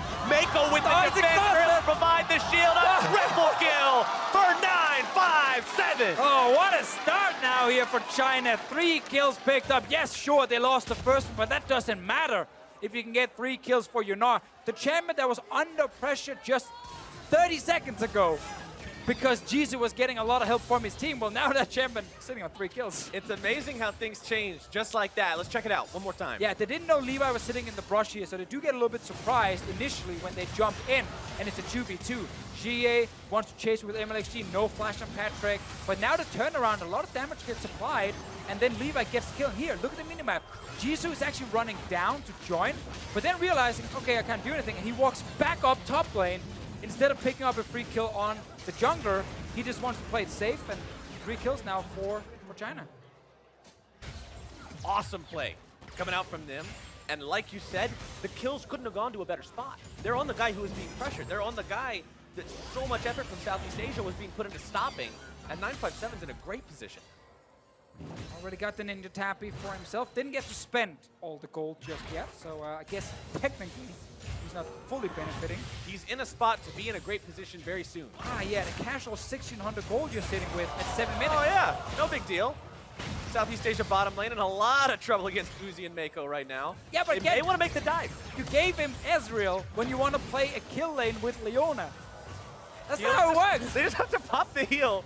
They gotta try something, man. Because they're like, hey, we're gonna die. Okay, there you go. The root gets away, bullet time comes out. Uzi gonna be eating a lot of damage from that one. Stands in it, but not quite dead just yet. Make it rain, not quite. No. That was the one thing, though. Oh, again! He's able to find the damage. Almost Uzi goes down. The Comet strikes him. Top lane. Double kill, bottom side, shut down in the top lane. And just like that, Vishio, I was gonna say it's evened up, and now Shie makes it uneven once more. I can't believe that twice Leona managed to actually connect her E with Uzi jumping away. He didn't jump early, he didn't jump before, he actually got hit by it twice. And you said, what did you say in Champion Select? Leona's gonna flash E to Ezreal, and that's how it's gonna work. And what did he do? He flashed E to Ezreal. I definitely expected Uzi to be able to jump out of that one before he actually got hit by it. Didn't happen twice. He just died in the bottom lane. Top lane tower going down, though. That was a huge turnaround. Absolutely massive for Southeast Asia. They're actually upping gold now. With that first turret gold, they're up about 200. Let's take a look at how it happened bottom lane. All right, so Uzi wants to completely avoid getting hit by this one, but he is too late. Connects, and therefore Leona will follow. So now they're winning because they also have level 6 on this MF. They try and run away. Uzi's jump is ready again. Misses this one. Flash E. surprises Uzi, pulls on the turret, doesn't matter, that's a kill, and Comet. The Comet, man. See top lane, nice play, Jisoo right there, flashing in. And then Levi, I mean, it's a double buff, 2v1, easy peasy. And then bottom lane. And then bottom lane, he killed him as well. Yep, Dantis couldn't get away from GA swooping in on the Azir, so with all that blood having been settled now, the game is pretty much dead even. A lot of money on both the Misfortune and Nidalee on the side of Southeast Asia. Well, if you look back at the Chinese squad, it's all about the top lane still, with plenty of money on GA as well, with his farm advantage over the Rise. I can't believe Kra actually managed to pull off the flash zenith plate and then execute. They want a more kill! Oh, they've got their buddy down here now. It's Levi coming in to make the play, but there comes your zenith blade! Uzi's made the entire bullet time again! His name's Uzi. You'd think you'd know how to respect the bullets. It's working bot lane though. It's working right now. This MF is getting fed. The Leona is setting up kills. Southeast Asia is now sitting with a 1,000 gold lead, 6 kills to 5. This bot lane tower is gonna take a lot of damage. You know, I was talking with some of the guys in the office earlier this week, talking about All-Stars and this team, and how going into All-Stars, Southeast Asia would be one of the teams you would have to watch out for because they're so good at this crazy style. Now, China looking to mount their counterattack. They've swooped in with 3. They're able to take down Dantis. Kra's going to be jumped on next, trying to get away. No mana, no way out. It's just a matter of time. Levi goes back to take down the turret and now look to make his great escape, but make their glacial fissure to stop the escape route, make Levi walk up and into Uzi's waiting arms. I love this game though. 11 minutes in and everyone is just dying left and 11 right. minutes in, 14 kills. There we go. Mid laner's roaming down as well. Sadly, Patrick not able to follow GA now. Where this Azir goes bot lane and picks up a few kills, and that's key, of course. Azir's late game, we know it's amazing. Infernal Drake to make that late game a little bit better as well. I mean, if you've got something awesome, why not make it even more so by picking up the damage amplification here? 11.5 minutes. So another nice early Infernal Drake as we look at what happened with this punish. All right, TP. Jisoo actually has TP as well and could try and TP down bot lane and help his team, but he's saving it. He's just sitting with the top lane right now. And then, of course, now it's too late to really do anything. So the call was very clearly just die in the bottom lane and try and, you know, kill the tower, and that was it. And they did. They died in the bot lane, they killed the tower. So I call that a 2 out of 2 successful play. Yeah. If the call was die and take tower, and you did it, we can't blame them. Everybody's dead, and so is the tower. 2 out of 2 objectives completed. There we go. It's actually also the time where one thing we got to do more in League of Legends casting is add like some John Madden quote style for what's happening. Yeah. And like that's something maybe it fits into this game. We'll see. But so far there's so much action happening. It's actually hard to do anything else but yell about team fights. That's what you got to do in a game like this. Generally, if there's a lot of team fights happening on the map, it means there's going to be a lot of action. There you go. Now, if you're the Chinese team right now, you still got to be a little bit careful because you're behind in goal, right? And being behind in goal is never a good thing. Right. You always got to respect your opponents when they've got that lead. Levi jumping in there, trying to steal away that blue. Always on the aggressive with this guy, constantly looking to make the moves, trying to make the plays. GA back in mid lane here on the Azir. 2-1-3, Abyssal Mask is done. Nice and tanky on him. 957 and Jisoo. Oh, that 1v2, by the way. Goes in. MLXG coming in to help out with this one. Jisoo immediately bailing away from that, but there comes your Sejuani ulti slammed up into the wall in 957 with number 5. Yeah. It still counts with Jisoo and just keep fighting kind of style. Yeah. There was no vision for him right there in the river. Got completely surprised that MLXG showed up, and yeah, it's never a good thing to go in 1v2. No, you go in 1v2, you're usually going to be outnumbered. You're going to have to worry about that one. All right, number 2 in the top side meant there was a little bit of opportunity elsewhere to maybe make something happen, but they weren't quite able to have that work out. So that means that the top laner and jungler from the Chinese squad have been able to push down top, get some damage onto the turret, but now with Levi up here. Yeah, I was about to yell about him landing one auto, applied a slow, TP comes in, chased him down in the long lane, and you know, in my mind it looked amazing. In game, it didn't do anything. It didn't work very well. No. But we're still looking at a game that 14 minutes in is 100 gold apart, which is way closer than either of the past 2 games have been. We were looking at 3,000 gold and above differences in the past 2 games at this point, but this one locked, dead even between these two. And that just means that with all these kills happening all over the place, each kill means that much more. Levi tries to jump in and gets his mark. And we know if you want to get more gold, you gotta get more kills, more farm, more turrets. MLXG's just hanging around while he knows Levi is there, disrespecting him. Gets jumped on, takes a lot of damage, and now his back's gonna be that much slower.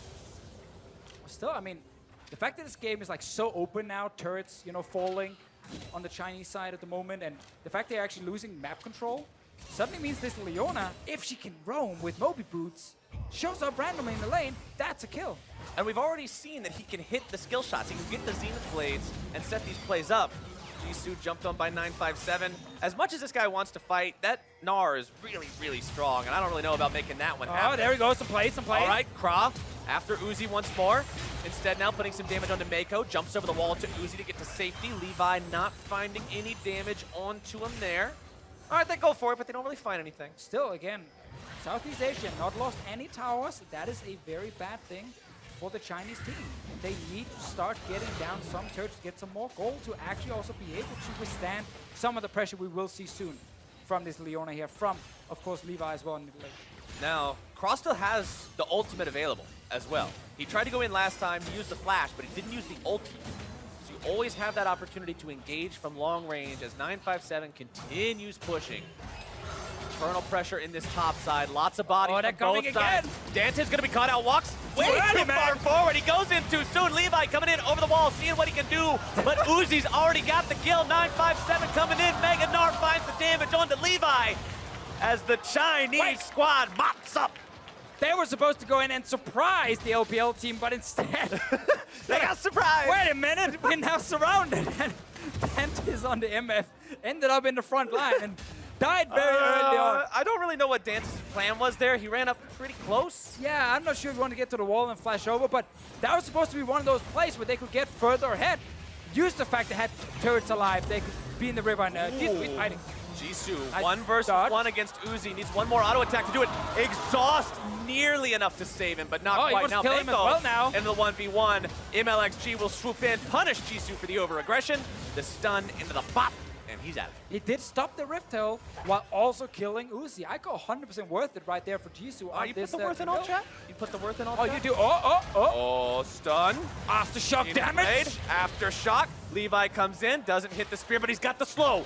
Glacial Augment, keeping him there. Craw with more CC. Levi's got the kill. That's how it works. Actually, let's see botman first. Patrick just can't deal with GA at all. But this game. If you can't hit the spears, you can always hit the auto attacks. And he can then apply slow and be useful. So he's basically telling his team, guys, I do not need to land my skill shots, just follow up when I auto someone. And yeah, to be fair, he got baited by his support who literally just turned around out of nowhere. That was a tough one. Had it been a solo queue game, I'm not sure if I'd have played the AD carry or the support. Stick together, everyone. Right. Work with your bottom lane duo partner. Make sure you're on the same page, because when you're not on the same page, you're going to end up reading a whole different book sometimes. That's kind of what happened in that top lane. And then you die, and that's a bad thing. Meanwhile, at the red buff, MLXG swooping in for the steal. Levi stole his last time. Now he's trying to return the favor and does do so. Walks out now. He's got himself the Cinderhulk, working on the Righteous Glory next. And we're 18 minutes into this game, by the way, and Uzi already has 2 fully completed items.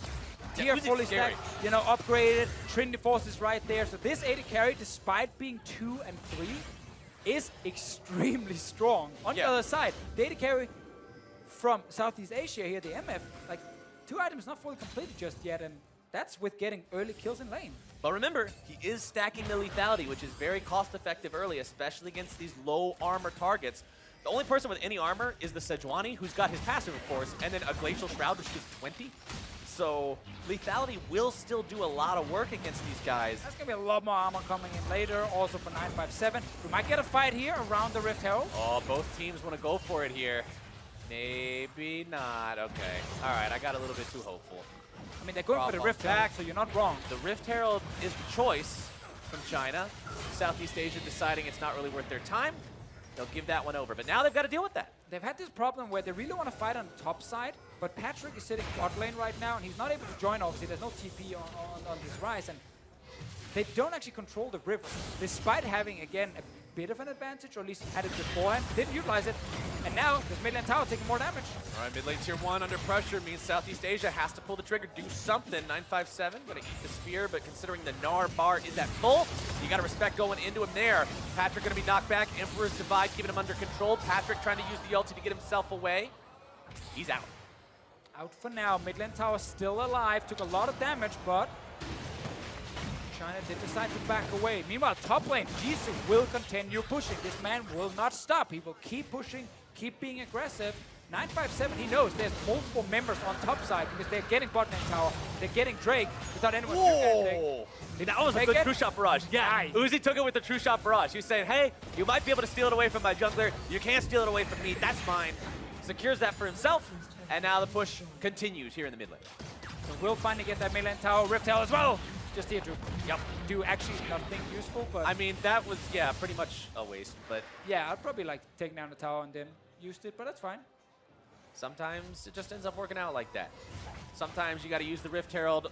Maybe it had a little bit of time left on it. I didn't actually see the timer before it went away. No, they got it so late in the game. We just had that potential fight where you were lying to the viewers before. Oh, yeah. And you said there was a fight happening, and there wasn't. So I was trying to give them an excuse. I was trying to find a way out of the... By lying to the viewers again? The mistiming of the Rift Herald. It's No, quite an by issue for presenting you. an alternate perspective. A different way of looking at things. Fair enough. Different point of view. Well, Uzi right now is sitting with a QSS as well, completed, in case anyone should finally get onto him, being Leona, being it, of course, Jisoo here with this Camille. So this Ezreal will be hard to lock down, and I guess you can't dodge the engages. You just can make QSS it so they don't them. count. Yeah, just QSS. Make it so they don't count.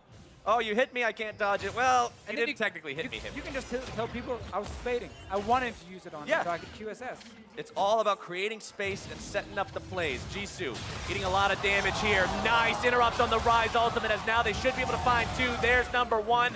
The second will follow. The stun into the damage, the double kill for 957. That was basically perfect from MLXG. Literally make sure the two members cannot get out. Kill them. Baron is alive. Levi was in the mid lane. He's not there to help. And Chinese team here, they're playing as 5 men together at the moment. No one is getting caught out. All right. Does Dantas fire off the bullet time? Does he get a big play? There you go. Oh, that's a big one. Damage onto the Chinese squad, but I don't think it's going to be enough. Draw the target as first. Now Levi in there. He's gone. They're all gone. Dantas the last man standing. They tried so hard to Fischio. That was such a big one. Oh, it didn't even matter. Mako didn't manage to block almost anything right there. I think it was actually off zoning someone else. In the end though, Baron, 22 minutes. Uzi and the rest of the team getting pretty fit. 957, 9 kills in top lane. Needs 4 more deaths and 4 more assists, and then it fits. Now, we were talking earlier when we were watching the EU versus Korea game. We're kind of criticizing the EU game plan a bit because they were focusing a lot on killing Cuvée and not a lot on winning the game of League of Legends. Game of League of Legends, gotta kill the Nexus. You kill the Nexus, right. You kill the other guy's Nexus before they kill your Nexus, and the Chinese team is making strides towards constantly accomplishing that goal. They're not just fighting for fighting. Every time they fight, they're getting something out of it, like we see here. Step 1 is MLXG ulting the Rise into Rob's ult. Oh, so beautiful. 2 kills for them, straight in towards the Baron. I just want to see near the Baron where Mako was with the Boromir. Because technically his job is stand in front of the MF. We're like, ha! No. No, it doesn't do anything. Yeah, you don't ult anyone. But I think he was off to the side, zoning Levi. Yep, there you see Mako on the side. And then we actually get what could have been a sick play with the Brom blocking the Nidalee Spear, potential Nidalee Spear. It could have looked great. Could have done a lot. Sadly, a little bit too far behind. Now things have gone from really competitive between the two teams to looking more and more like a landslide victory for China if they can continue this pace, if they can continue pushing this tempo. Looking to steal away that red buff. Levi throws in the spear. Thanks for the leash as they give that one over to Uzi. Now going in yet again, stunned down onto Patrick, who's been having a rough game so far. It's only going to get rougher. 0-3 now. Into the base they go. Stuns into the wall. 957. The hero of the day here so far. 9-1 and 5 on the Nara. Double kill for Uzi. Bra trying to get himself out as Levi will buy some time. Uzi with the triple. Levi going to be caught out by the Winter's Bite. The Glacial Fissure will find him at just the very end. The turret goes down, the team goes with it, and the Chinese team with a quadra kill for their AD carry makes that push. MLXG starts the fight, 957 follows up. Perfect Nara play from him, and they're going straight for that Nexus. This game, we were talking about how close it was, how much it didn't look like the first couple of games, and now 24 minutes in, they're on the Nexus. The game's over. They want more kills. Patrick, by the way. Okay, Patrick trying to hold on. But the Nexus goes down, and just like that, GG for the Chinese roster. And what we saw here is obviously a Chinese team who's been boot camping, been practicing together to get ready for this tournament here. After laning phase, when kind of the solo queue parts ended, they're like, okay, how do we play as a team here? Group up, don't get caught out by like a random Leona engage or something. Go top lane, 2 kills, Baron, 1 team fight in mid, game is over. So we just saw basically a team playing coordinated and together against a team who's of course trying to just play more of this like individual style. The crazy, chaotic style. Right, exactly. They were able to end that game so quickly. Just, I wish I was paying attention to the exact moment that Baron fell so I could count the number of minutes between Baron going down and then winning the game, because it was such a short time frame. They still had the Baron buff when they finished the game. Right. So we know it was It's under 4 very minutes. quick. It's under 4 minutes if you still have the buff. Really good showing from these guys. We got to see Uzi play the Ezreal. We wanted to see it, despite getting caught out by the Leona Eve a little bit earlier. Yeah, I mean, we can give that one a little It's bit. first game, I it's don't cold know. on stage, there's a bit of lag as well. Like I mean, happens. it's it's dark outside now. Maybe that's throwing people off. Hey. You know, it's winter time. That's not any fun. Nobody wants Jet to play in lag, the dark. jet lag. Yeah, jet lag. I mean, these guys are flying halfway across the world to come here and play these games in the LCS studio. So first day, it's always a little bit shaky. That's why you got to save the Vayne for the later days. Remember, we mentioned that you can't play the Vayne on day one. You've got to get into your comfort zone, get into your flow, and then you can play the Vayne and impress all the fans. And who needs to survive in the bot lane if you have 957 top lane getting basically 3 kills in the early game into 9 kills later in the game and then landing Meganos left and right? It doesn't matter then. It's a team effort. I don't think I saw any play from 957 this game where I'm like, that was kind of bad. He just, the whole game, he's just doing stuff. The entire time, he's going around, he's making plays, he's doing things. Jie doing the same stuff on Azir. You constantly saw him rotating down bottom, making things happen. While Jisoo and Patrick, it seemed like they were like, okay, hey guys, they're rotating. It's like, well, what are you doing? I'm farming, but I pinged it. Like, stop dying, what are you guys. gonna do? The ping is Just there. Stop dying. I pinged it 3 times. You can see it in the chat log. Enemies are missing. Yep. I like that argument a lot. Again, like, oh, they're diving our bot lane tower and you guys can't really do anything to defend, but I did ping. Yes, the ping was there. You guys knew that they were coming. You should have left the tower. I agree, 100%. So Patrick, not to blame in this game. Honestly, it was a team effort. Yeah. Towards the end, and then also kind of 957 and MLXG together. Those 2 guys forcing fights, getting a lot of advantages for this team, and the carries could just clean up. And MLXG, so many times, I saw him hit multi-man flails with Sejuani, being able to line that up. When he engages on that champion, he knows exactly what kind of angles he has to go in on. His ultis were on point. He did the job he needed to do. That ulti on the rise. Oh, that was so good. We talked about being disappointed with him for being just this tank player now. Where's the exciting play? Where's the carry? Where's the cool picks? His performance on the Sejuani made up for the fact that it was Sejuani. That's the way I looked at it. But now let's go ahead and send things over to Freak, who's standing by with the LPL bot laner. Thank you very much. I am joined here by Uzi, victorious bot laner here. You have quite some fans here in this audience cheering you on. How does that feel for you? 就是你在现场特别多的粉丝为你加油，你现在感觉怎么样？非常感谢大家，我的感受真的非常热情，对，谢谢大家。So he's feeling really happy to see so many people cheering for him at the venue. So he's super happy about it. Now, at Worlds, we saw you get into the top 4. Is this going to be the event where you win a 5v5 international tournament? 你在世界赛的时候有拿到前4，那么你觉得这个比赛的话，你有机会拿到冠军吗？我还是非常有信心的，而且我们也会慢慢的找到状态，因为我们还是刚打第1场，还是有一点失误的，对。So he's still pretty confident, confident in winning this whole entire tournament, but there's a lot of mistakes they made in the first game, so they need to, keep practicing and find their rhythm. Well, speaking of this game, I saw you and Mako ran Futures Market, the new rune in the bot lane. I'm very curious why you thought it was a good choice and what's good about it. 就是我们发现你带了一个新的符文，就是可以欠钱买东西的那个符文。那你觉得你在这符文为什么你会选择这个符文？因为 EZ 的出装备非常需要，就是前期的经济来给他很快的出到那个女神之内，然后升级到魔切才会伤害非常的高嘛。然后因为这个天赋非常的适合他，所以说我觉得这个天赋应该是非常人都很喜欢用他这个天赋。So actually, Easy need a lot of items to be powerful. So he want the Tear of Goddess first. So he need this ruins to help him.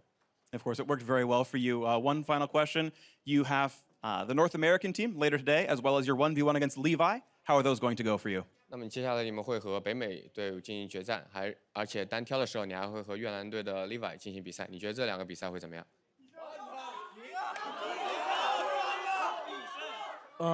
我觉得会非常的精彩吧，因为我觉得我们遇到了对手实力都会很强。So I think it's gonna be a very exciting matchup. Although NA is really strong and Levi is really strong, but I think it's gonna be a fun match. All right, well, thank you very much. Let's toss it down to the analyst desk. Uzi, thank you very much. Shisha, and let's take it away. Thank you very much, Freak. Uzi looking to defend his 1v1 title later in the day, but quite a few Chinese-speaking audience members out there. Lots of laughs. I'm kind of wondering what the one-to-one translations were of some of the questions that caused such joyous, raucous laughter. When Freak asked the question, it's a normal question, and then when it's translated, all of a sudden it's hilarious. I'm like Freak's not that funny. Yeah, that's true. That's a good point. That's a good point. Not that funny. Wenson, much funnier. But as we look at that win out of the LPL squad, one thing I take note of is that this, to me, is the kind of all-star game I want to be watching. Kills left and right from minute one. Let's style on each other. Let's look for fights, and let's prove who is mechanically or individually the better players. And all I'm going to say, Dash, is that if you wanted more games like this, I know just the region for you. If you ever want to take a break from the slow, what region might that be? Boring games of the NALCS, come to the LPL, come to the GPL, because we fight like this all the time. It's about being mechanical. I like how you slipped the GPL. You're like, Yeah, too. I mean, but I think that's an important thing to talk about because, Tinnakon's not here. There was no guarantee that the Gigabyte Marine style would be the Southeast Asian team style. So for the confirmation to see kill-a-minute action after some slow macro games, you're right, it was a refreshing change. And it started right from the beginning. I mean, I know that we're looking at the bot lane here, but Patrick also had some flashy moves in the mid lane, using the flash there and trying to catch CA underneath the tower. So I like the fact that the GPL still came with that killer instinct. Yeah, but we saw the triple kill come in for 957 at the very beginning of that role. That kind of catapulted him through the rest of the game, being one of the major carries alongside MLXG in the jungle. Ended up finishing 917 for 957. So a superstar performance out of him on the Gnar, and he continues to impress from Worlds onward. That's what this event's all about, right? About the individuals making a name. He began that story back in Worlds, and he's continuing to drive it home here on a completely different patch, completely different game. I mean, even earlier, right? Even back at MSI, coming through, and he was one of those unheralded WE players, and he stepped up that tournament, the Kled play, for example. That's when the expectations started. But for him to go from kind of a role-playing top laner, and you've obviously seen this up close for Skurin, into much more, into having both sides of the game, you can see why he was such a big pick for the top lane voters in China. And when you actually look at the full timeline of 957, no one really saw him coming. He's a very motherly, very calm type of player.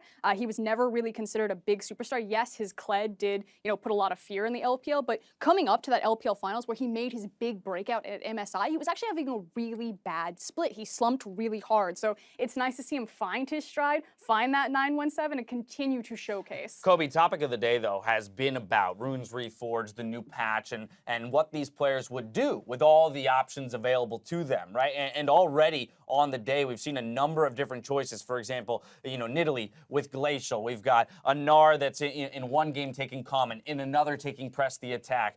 So what's our feeling on some of, maybe the unique rune choices from some of these pro players that we've seen so far out of the first? They've been showcasing their strengths, right? They're used in the right places. Nidalee with the auto attack slow gets the benefit so much because she is really skill shot reliant, and we got to see it showcased here, by Levi. We're talking about trying to talk up the early game plays of this team, of GPL in general. If you look at the team compositions, that's what we're going to expect from this team. They have MF Leona in the bottom lane looking for those combo kills. They have the early game jungler. Those are the types of things that we're looking for. But then you look over at the other side and the LPL, and we're like, They were practicing for 2 weeks with custom-made water bottles, apparently, and they're drafting 2 tanks. They've got hard engage. They have scaling Azir, and you're just like, bad things are gonna come. I was done at customized water bottles. I know Deficio, by the way, he's still wincing at the fact that an Ezreal was let through and a Varus and an Ashban go down in the wake of an MF pick. So I know that he's still hurting from that one. But again, it's all about testing the waters here, testing the limits of these champions and these rune choices. Now, the LPL All-Stars, they picked up a win for the fans back at home. We'll see which team can do the same in our next game. Coming up after the break, the Dream Team from Turkey takes on the LMS All-Stars. Don't go anywhere.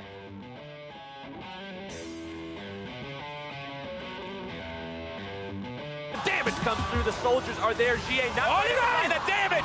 And Levi turns it around, but 957 will now swoop in. Meganar into the wall. A double kill for him. That's the one thing, though. Oh, again. He's able to find the damage. Almost Uzi goes down. Oh, the comet strikes them. Top lane. Double kill bottom side. Shot, he goes in too soon. Levi coming in over the wall, seeing what he can do.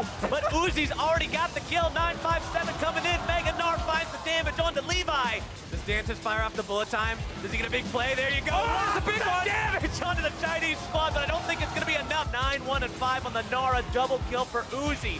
Fra trying to get himself out as Levi will buy some time. Uzi with the triple. And welcome back to the All-Star event, where we've just completed a caster hot swap. I'm Trevor Quickshot Henry, and today I've selected Summon Aiden Zyrene Moon as my Keystone Master. I protect and attack. Let's go, Quickshot. Hell yeah. Up next, it is Turkey's All-Star lineup as they take on the pros representing the LMS. So first up on the blue side, it is the pros stepping in for Turkey. I'd like to introduce them to you. It's Thaldrin in the top lane, Stomage in the jungle, Frozen in the mid lane, Zeitnot, ADC, his support, Zergsting, and their coach, Hades. Yeah, and that means they're going to be looking to take down who's on the red side, and it's the LMS All-Stars.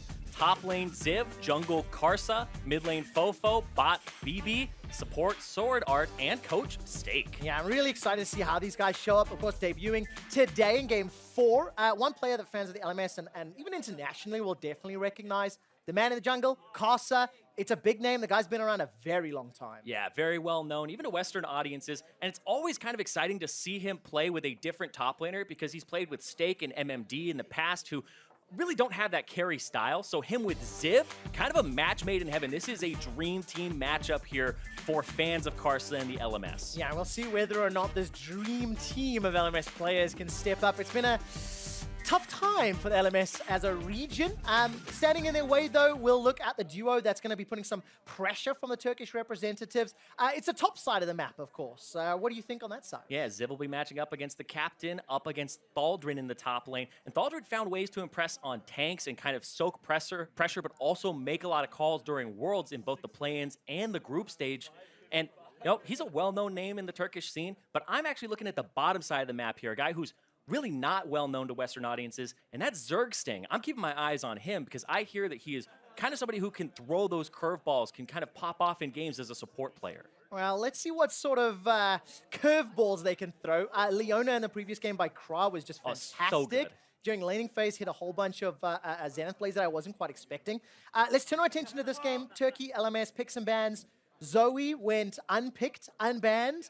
I didn't expect that. What did you make of that? Yeah, Kobe didn't expect that either. Gonna have to wear a body pillow on the dive. Gotta mention it so that he can't back out. Yeah, I think that Zoe is incredibly strong, but I think pick bans, it's getting to that point where we're seeing some wrenches get thrown in. I think Ornn is incredibly powerful. Same with Ezreal. What about the rest of the top tier picks? I mean, we've seen a few, the meta continuing to develop. We're still seeing a lot of poke though. Yes, I think right now, Ezreal, Ornn, Xerath, Azir jump out to me as 4 of the top picks. Then you throw Zoe in there, and then Jace is another one. So all these pick champions, all these poke champions, kind of get taken off the table. I think red side, Ezreal, Ornn, and then one of those picked poke champions usually ends up there. Yeah, do you think we're going to see Ornn at all? Because he's been banned now 4 out of 4, and I'd like to see him.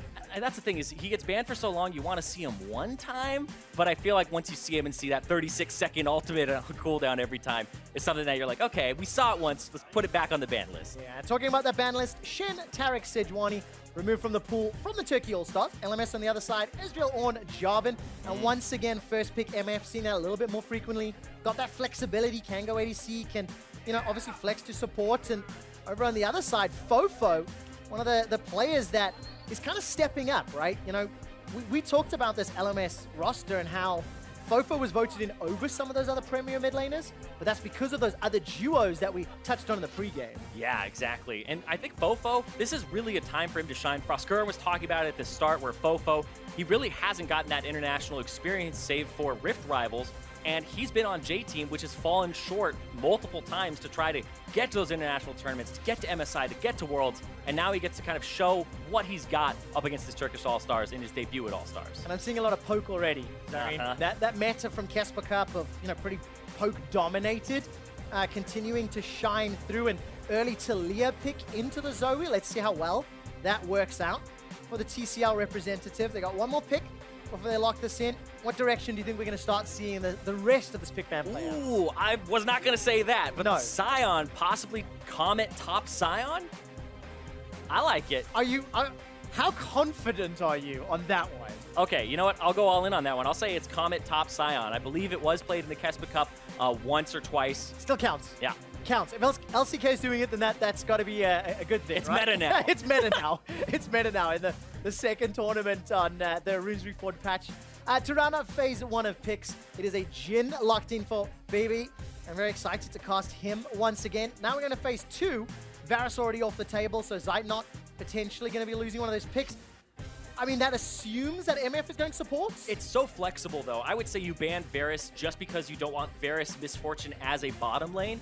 And then once you have Jhin, Misfortune, and Varus off the table, the lethality 80 carries, I don't believe there are any more in that tier. So just get rid of it because the pick ban from Turkey is kind of nebulous right now.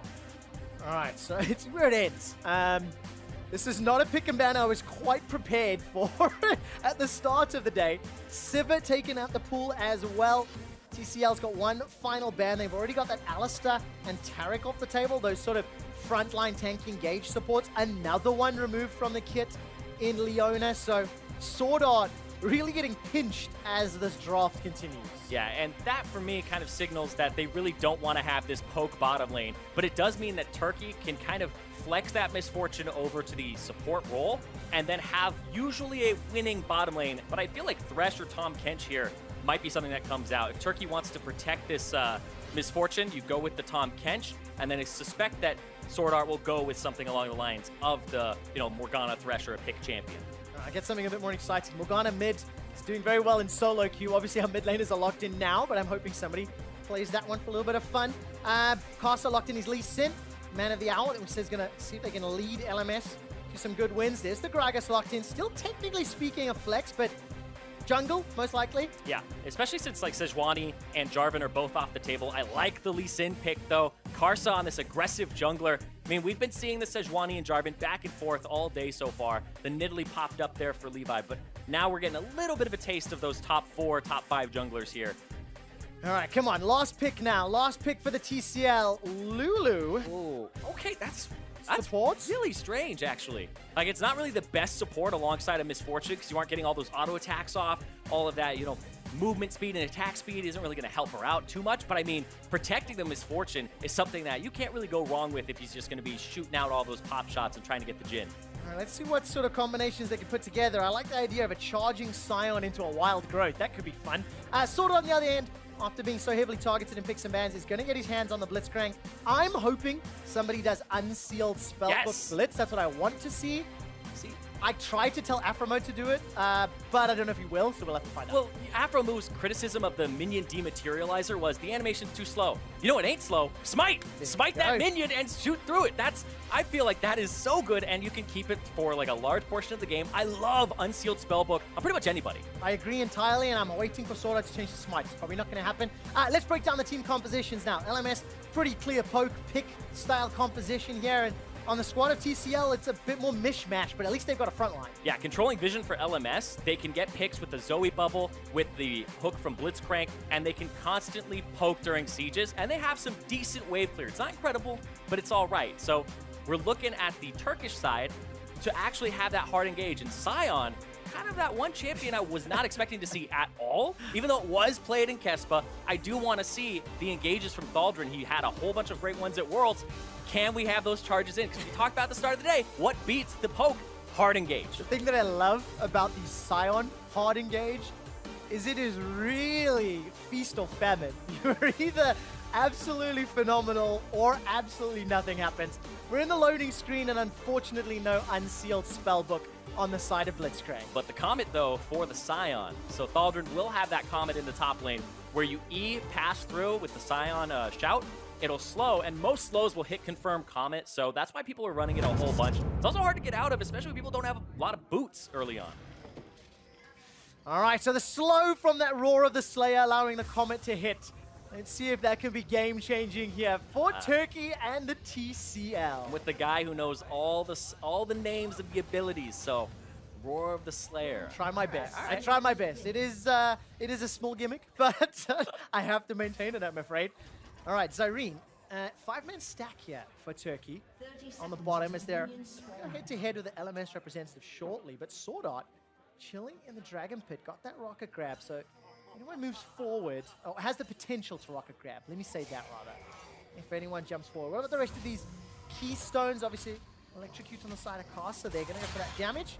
No grab, no early kills yet. Yeah, I like Ziv going for press the attack instead of we've seen Airy and Comet on Jhin for poke.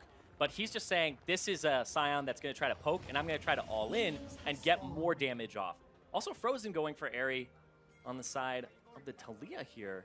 Okay, usually it's, Comet, but Airy is still, like, pretty much interchangeable with it at the same time. Yeah, I've heard a few times today, Comet just slightly more damage, but... Yeah, especially on 723 when Airy got nerfed. Yeah. I just like the animation for Airy. I think the Comet, the Arcane Comet, definitely like more intense verbiage than the animation matches it. Yeah. However, it's definitely extremely effective on 723. I just love when the area is running back and it starts glitching through the wall. So I'm like, what is going on? And you can kind of tell where the guy is, but that's my favorite part of area is when I get angry that somebody hit me with it and it did so much damage, but then I'm laughing my ass off. This little thing is just going back. Well, let's see how this laning phase plays out. BB's gonna have that dancing grenade bounce across the Turkish minion line. And I want to keep my eyes on Thaldron's Arcane Comet Scion and how well he does CS-wise into Jace. It's always going to be a difficult matchup. And already getting bullied out by that ranged auto of that Mercurial Cannon. Yeah, he does have more in terms of regen, though, with the flask for himself. So I feel like he'll end up in a pretty good spot here. He'll be down a little bit in CS and pressure, but he might be able to get that back given enough time. It stands. No real advantages to speak of, obviously. Gonna miss that booted minion to the face, so Ziv doesn't get tagged by the slow, doesn't get tagged by the Comet. And we'll just see how this laning phase plays out. It's gonna be very interesting because it feels like if LMS get ahead, they're gonna have so many tools to just keep Turkey playing defensive, dodge the skill shots. And that can be how LMS can pull it. Yeah, and that's why we're looking at Thaldron for the engage later on. Also, Stone-Aged as well. With the cast, if he can actually knock somebody in, that would be great. But look at this down bottom. This is why we're seeing so many people take boots, 4 potions on the AD carry. I think we've seen it 2 times today. Now this is the 3rd and 4th time that we're seeing it. Because there's just so much poke with Comet that people need to sustain up to stand a chance. And Karsa. Ooh, good flash from Frozen. Somewhat predicting that Sonic Wave. Either way, Summoner Spell blown, successful gank. Yeah, we did see him actually a little bit predict that, like you said. That was actually sick. That could have been good, but he's going to go back over and just keep farming. That farm alarm going. All right, Sword Art and a lot of damage. Look at that, from the double up and the Make It Rain and the Comet. Zeitnot has not used a single potion and is already slowly pulling ahead, but a lot of kudos here to BB and Sword Art, farming up, staying. Only 3 CS down despite all of that damage and despite all of that pressure. Let's take a look where the rest of this is playing out. Karsa slightly ahead in the CS game, and the fact he's already had a successful gank, but you expect that in the Lee Sin into Gragas. I mean, Stone-Mage only level 3. He's really going to come into his own once he hits level 6. And then can start to play around. Obviously, the Scion needs some time. Talia needs just a little bit of time. Yeah.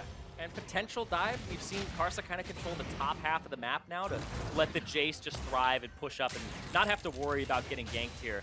And it kind of gives them the information that Stone-Mage's not topside, and Frozen, he walked back in. Oh, so much damage. That sleepy trouble bubble sets up a first blood for Fofo. Oh, and Karsa tried to get an assist there at the end with the W, with the safeguard, but Fofo, solo kill there. No assist on the back end. Yeah, I didn't see what the spell feed was, if anything. And Fofo, their huge minion wave denied. So not only does Frozen concede first blood, and that was a gigantic wave of minions and gold. Oh, it's an exhaust. Hits him there with the Sleepy Trouble bubble, throws the exhaust, it gets cleansed away, and then paddle slaps him. And Karsa misses, but oh. Yep. That's tough. That's so tough. I mean, he ended up having to walk back into it. Karsa's on the left side of him. And the flash from earlier was blown from the previous Karsa gank. So that's one of those ones where as a jungler you go, yeah, you finally capitalized on what I set you up for earlier. Yeah. And then you don't even get an assist on it. No, nothing you can do. Level 4 exhaust in lane. Obviously helps out there for Fofo. Actually, may have been the summoner spell, rather. It was the cleanse that he picked up from that spell thief. Yeah, he had the exhaust, which he picked up, and then he also blew the heal, and they blew the cleanse at the end. It's just, it's so hard to keep track of quick shot. Too many summoner spells. Stowmage is going to come in for his first gank. Body slam and barrel combo does connect, but Fofo uses a flash of his own, picks up another Oh my bubble. God. Frozen gets tagged. He's running for his life. Where's the next paddle star? If Fofo can set it up, goes for the shot, the flash connects, and Fofo is dunked. That's a paddling right there. Oh my God, he picked up a flash immediately afterward. Stowmage gave it to him. I don't know how to keep my eyes on a Zoe in team fights. Laning phase, this is fine. This is easy, right? 1-on-1 2v2s. But once this gets more chaotic, losing track of that paddle star and trying to follow the prediction is going to be so tough. This is a dive down bottoms, Irene. Yep, Karsa coming from the backside, and you also have Fofo here. And remember that bubble, it goes through walls! Gonna bounce all the way forward. Great rocket grab into the fist in the face. Zeit not another for Fofo. Man, they are just roaming around. Fofo 3-0. You gave him a little bit, and you're seeing what this guy that hasn't really been exposed to a Western audience, what he's capable of doing and what people have been seeing. But Thaldrin top. All right, unstoppable onslaught connects onto Ziv's face. Ziv is making his way backwards though, and still sitting low. Got himself a charge of that refillable potion for a little bit of HP, but teleports are on cooldown. So don't really want to back. It's an inopportune time. There's a replay of that dive. Yeah, we're not going to show the middle one because that was so dirty. This, though, was the setup. This took some calculation coming into it. Karsa spotted. Both Sideknot and Zergsting have to back up.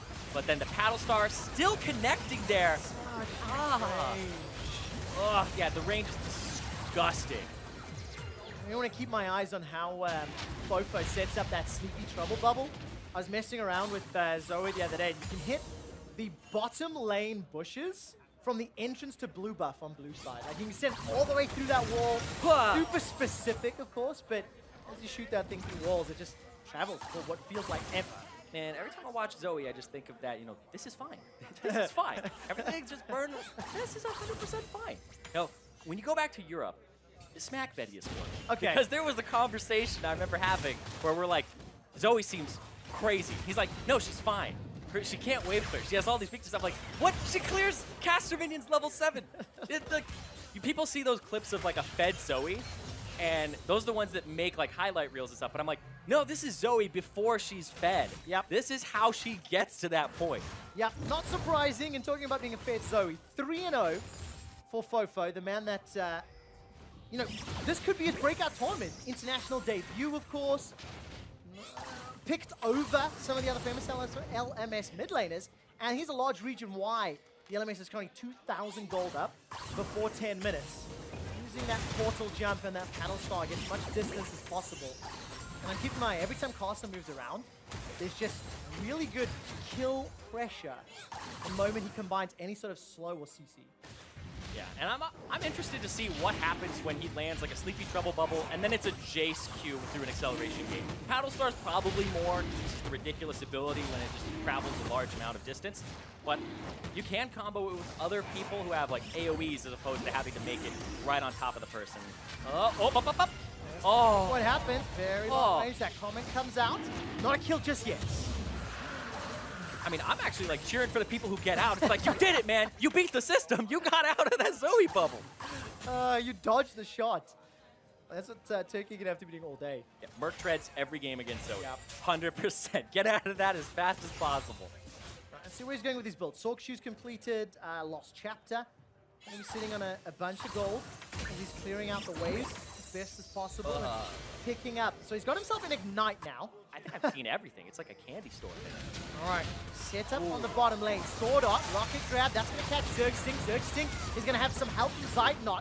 A full channel on the bullet time. That's going to tag Freebie all the way down low. Carter jumps back in with Dragon Rage. Another kill for LMS, 5-0, 6-0. Here comes Fofo. The Sleepy Trouble bubble, not going to slow down or stun Stomage.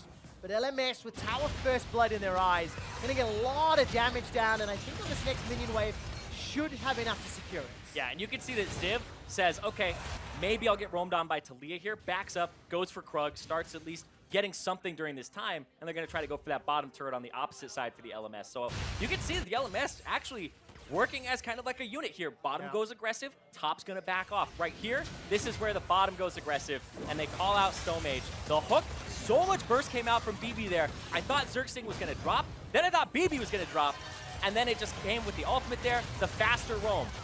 That's what blows my mind, is this Zoe has so much pressure versus a Talia, who's supposed to be wave clearing. To be fair, any mid laner with 3-0 up going into is going to have some some more pressure. Exactly, but he got solo killed at the start. It's just, it's insane. This champion is bonkers. It really is.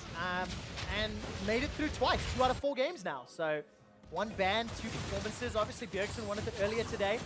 Fofo set himself up for a potential victory. 4,000 gold at 11 minutes. You'd be hard-pressed to see him not winning this game.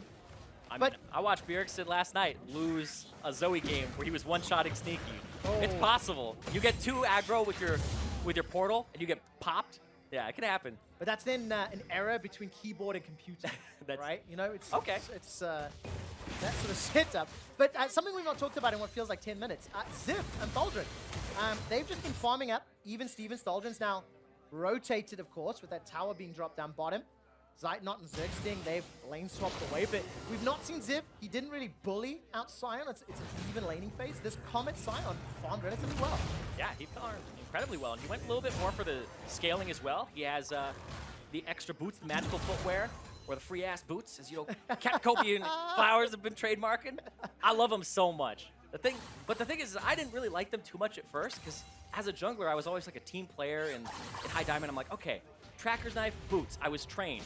Now it gives me an excuse to not go boots and get like that long sword. You know, go for a little bit more damage early. No, I'll get boots.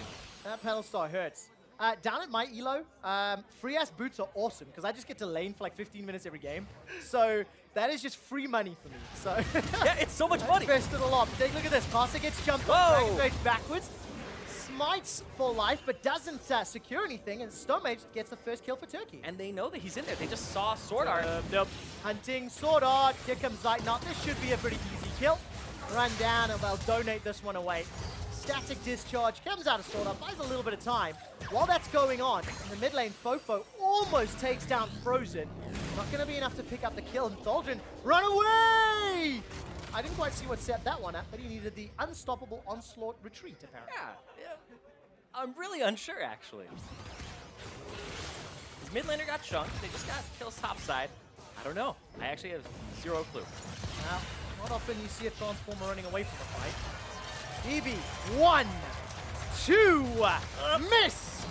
Connect with the wild growth. That's why Lulu was locked in. And pick some bans. Zergsting manages to pick that one up. Zeitnot gets shut down by the Paddle Star, and Stomage, you fired that barrel far too early. Fofo continues to jump forward. Paddle out, connects onto the minion. Won't take him down, but a grenade from BB does. Carcer? 7 kills to 2. Carcer takes a tower shot, is ignited. Zergsting's running him down. Help, picks, help! Zergsting's LMS. Ends up picking him up there. Oh, man. This game is... It feels like it's about to hit that point where everybody is just getting really hypey, because it feels like the LMS during the lane phase was all about, all right, let's win these lanes, let's have Fofo start going crazy, Carcer camping it, and now it just feels like after the swap, they thought they could keep pressuring that top turret, and now it's just a little bit over aggro, and Turkey is getting something back here. They are indeed. Turkey might get a little bit more. Frozen's trying to freeze Sword Art out, manages to get a bunch of kills. It's Zeitnot that secures the kill. Not done yet. Fofo sends that Paddle Star south. Frozen's able to dodge that one away, and he's got himself a Nomicon, and that's Fofo. equaled by Frozen's Merlinomicon and Friaz Boots. Yeah. And of course, Turkey. Look, they're still in a huge hole. It's 4,000 gold.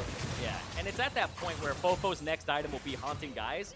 And when you have those 2 penetration items, they're worth so much now because people can't run MR per level runes anymore, right? So it ends up with so much damage going through. And even Void Staff got buffed later. Sork Shoes is now 18 magic penetration instead of 15. So you're hitting people with 33 penetration when before they would have more than at least 39 magic resist, which is now kind of the point they're at. Oh man, Zeitnot is just feeling all that poke. This is why poke comps became the thing in Kespa Cup. Even without Zoe, just people don't have the MR to really resist this. Now let's see what Ziv can do. Flash is available to him. He's gonna hold on to it though. Pretty easily run down. You can't get away from the CC of Sion and Lulu combined. Hey, Turkey's gonna get something back here. The game went into that mode where everybody's scrapping for something now. And LMS, Sword Art's been caught out a few times, and now just there, they got Ziv on the rotation. Bottom turret's gonna take damage. Infernal Drake, they can even it up and start getting kind of closer in this game. It's been 3,000 gold, 4,000 gold, but closing up a bit. Yeah, I mean, 3,000 gold in 15 minutes is, you know, a significant amount. 3,000 gold at 25 or 30 minutes is less significant, obviously. You know, those cast a narrative we say all the time. That let's see what damage control Turkey can do because, you know, their tanks are getting tankier. You've got Cinderhold for Stomage, Doldrin's got himself that Iceborne Gauntlet completed. So they're building up some beefiness, and there's no beefiness to speak of on LMS. Yeah, they're not really going to get tanky. The composition doesn't really build for that. It's kind of just Sword Art later and maybe Karsa, but it looks like he's got Black Cleaver on his mind. Yeah, gotta go for damage. All-Star, that's what it's about. Yeah. I mean, I saw Mike Young build a Cinderhawk, and I was disgusted. Yeah. I was like, what have you done to him? What a tryhard. Give him back.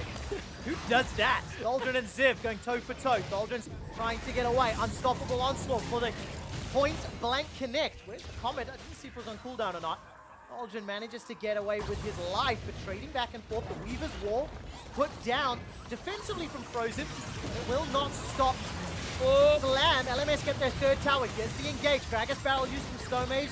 Will at least buy enough time for him to survive. There's another big paddle start to the face. I'm looking for Fofo. Spell Thief, waiting for him to pick something up. He's just going to chase you for days. 3-0-2. LMS 3 towers up. They got 4,000 gold in the lead. And now let's see how they press the advantage. You know? They've got all outer towers. So I'll push that vision deeper, use that Blitzcrank. Try to get some grabs. Well, any of their poke, really. Everybody's got it. Yeah, everybody can just contribute. And actually, Fofo not going for the Haunting Guys. He's going for the Lich Bane. This is something that when I was looking at Zoe's kit, and you see the ultimate, you're like, oh, super low cooldown. That seems really cool. Then you realize that it activates her passive, which is literally like another Lich Bane. Yeah. It's extra damage based on her level, which honestly at some points is better than Sheen, and then has an AP ratio on it. So it's better than Sheen after, like, I believe level 7-ish, and now you just double that up. So even if you are and auto-attack somebody, it's like a third of their HP. Yeah, Fofo on that Zoe, the more sparkles, that damage everywhere. I like how it has an exclamation point, too. Yes, you've got to do it that way. All right, where's Karsa going? Still working his way towards that Black Cleaver we talked about. Got Merc Treads, Phage, Ruby Crystal. Gonna find himself a little bit out of position here. No, Stomach backed away, in fact. And Karsa not gonna get anything else set up. Thaldrin can just turn into Optimus Prime and run away if he needs to. And Thaldrin's been that rock, too, for the team. This is a matchup you're supposed to lose. He's ending up winning it right now. And he's going to be that later part of the game engage. And he's not bleeding turrets to this Jace, which would pull him to a side lane, which is what LMS want to do. Yeah, and of course, sitting on that side there, Fofo spamming out that bubble. What's it, like a 2-second stun if it tags you? Oh. Slows you down, locks you up forever, it feels like. Yeah, it's like a 1-second slow into a 2-second sleep at all ranks. Rank 1, it's a 2-second sleep. Like, that's why I buy Merc Treads every single time, because it gives her so much time to line it up, even from the get-go. You tilted me a little bit, Trevor. You started with the bubble. I hate that ability so much. You land it, it gets CDR on the next one that you can land. Why, Trevor? Why? I don't have the answer to those questions. I'm the one screaming with you, Zyrene. Same team, same team. Well, let's see what he can do, because when we were prepping for this matchup, we were talking about the players, you know, where are we going to shine some lights? You know, Zergsting is the sort of new guy from the Turkish scene on the international stage, and he's playing a Lulu, not the most expected pick in this type of team comp. Fofo was the new name on the LMS side, and he's really performing well on this Zoe. Showing up in, one of his first big games to a wider viewer base. Yeah, and he's performing fantastically. And this is the part of the game where you start seeing the, we saw the solo kills. We saw him performing well during lane phase. This is the part of the game where teamwork, those outer turrets are down. Who's buying the control wards? Who's backing up the person placing them? And can you get those tier 2 turrets? But with the All-Stars team that don't have much time playing together, the games will kind of drag out at this point. But I want to see them keep going for those kills. Keep going, Fofo. Yeah, I want to see them do the same. But of course, in terms of taking those turrets, with Casa and Sword Art both being Flash Rules representatives and having a large say in this next phase of the game, focusing around Baron, focusing around picks in the jungle or Vision, that duo is really now coming into the time that they need to shine. They need to step up and lead the rest of these LMS guys. Oh, that's actually super great. I love that we're talking about the shot callers from the Flash Wolves. The guys who have constantly gone to international tournaments representing the LMS and have been on top for a long time. Now mixing it up a little bit, get to see what Karsa and Sword Art look like with split pushers, with pick. Right now, it's at that part where, Turkey, are they going to find an engage? Are they going to be able to jump on somebody from the LMS? Because I feel like in a neutral game state, if you keep going, this Sion's going to keep getting tankier. He's going to keep getting more items, and he'll eventually become a soaker for the front line. Yeah, already starting to feel that way. Locket secured Stomage, got himself that Warden's Mail, starting to build up some armor as well. It's just so difficult to itemize because Zoe's burst is massive, and then you've got a huge amount of physical damage from Ziv and Beauty as well. So Turkey really need another 10 to 15 minutes of itemization stacking before maybe they can stand toe-to-toe for long enough. I don't want that, though. I want blood. Fight, Thaldren, go! Yeah, we always do. We always do. Where's it going to come from, right? So Turkey, they need to farm. How do LMS find those fights? How do they actually get the kills that you so desperately want? Yeah, the issue with the LMS's team composition is they have to 100% control Vision, force you to face check like they've done on Baron, and then pick you with some type of skill shot like the Blitz Hook, the Sleepy Trouble Bubble, like so. Is he too far? I think he might. Wow. Not a lot of MR there. So you can see so much 50% tags. Hurt treads, please. Yep. 5 hurt treads. Need that one indeed. I'm not quite sure why he ate the bubble anyway, but small misstep. Gonna learn from that one. Once bitten, twice shy. That's the saying. Let's see if he can dodge it. Yeah, Sword Art. There's a great example of the bubble flying through the walls, but not gonna set up that pick. Yeah. Flying through the walls and then actually completely zoning a choke point for 4 seconds. Sleepy Trouble Bubble. I hate it. The only thing I like about it is the name. Yep, me too. I love the name. Well, let's see what happens here as Frozen gets tagged out. Burst really, really low. I'm hoping one day to see a Zoe and a Nami in the same game. Because I want to talk about all the bubbles. That's what I'd like to do. Go a little bit Finding Nemo, Bubble, bubble, my bubble. But we're a while away from that being meta. And talking about meta, pretty standard lethality itemization. Seen that more and more. Obviously, MF Jin, definite lethality users, Duskblades and Ghostblades picked up already. Yeah, it was so strange because everybody was like, lethality is garbage, it's in the dumpster, and then it got buffed by 2 on all lethality items, and now people can't run armor on their page, but a lot of base armors went up, but it ended up being the build for Varus, Jin. Oh, hold on, Ziv gonna get knocked back. Well, body after. That's great barrel from Stomage. Ziv gets run down as Thaldren and Stomage combo all of the CC in their kit. It did cost the flash of Stomage in the wall from Frozen now. That's cut off LMS. Defensive flash from Fofo continues to run. The silence from Sword Art buys a few extra seconds. And Fofo not down yet. Finally killed by Stomage. Turkey, they find the engage. They find the picks. Exactly. They use Thaldren's ultimate to get up in there. Stomage uses the barrel after the flash to not knock Ziv away, and now they're looking at that Baron after a pickup. Oh, let's see if LMS can stop this Baron. Turkey peel away. Sword Art gets turned into an Iceman. Finds his flash away to safety. Not enough yet. Frozen gets himself a double. That threaded volley doing so much work. Now LMS, they have to try and somehow pull a rabbit out of the hat. BB's got his ultimate available, and he's going to have to try and poke down, but this is 5-on-1. Yeah, 5-on-1, they'll have the Jace TPing. That's what they're going to try to do is the trump card here. But what's the call? Is it the Baron? The TP got canceled. It did indeed. The Comet bounces out. Eevee, he pulls the curtains back. Season 2 world champion. He snipes one. Got a final shot available. The AoE's gonna help out. That tags Thaldrin, and it will force Turkey away from the Baron. How is that? Oh, rabbit out of the hat, baby! Bang, bang, BB shoots you down. Gets 2 kills, and now LMS, they're setting themselves up for an attempt on the Baron. Oh! Not done yet. Thaldrin's running for his life. Bullet time from Zeitnot. Gonna get interrupted as Ziv puts the hammer down. Zeitnot runs for his life. Some heavy drinking sends Ziv to the fountain. Now Zoe, he gets yet another. Fofo jumps forward. Paddlestar fired a little incorrectly on that one. And Fofo unable to find the kill, but LMS get the Baron. Yeah, they get it back now, and they start getting the Baron control. Season 2 world champion BB on top of his game. Snipes one in the back. Gets him afterwards with the pickup of the W. That saved the game for the LMS right there. Oh, and just like that, BB 5-0-3. We actually didn't mention it earlier, but BB announced coming into All-Star that this will be his final professional tournament. He's retiring after this.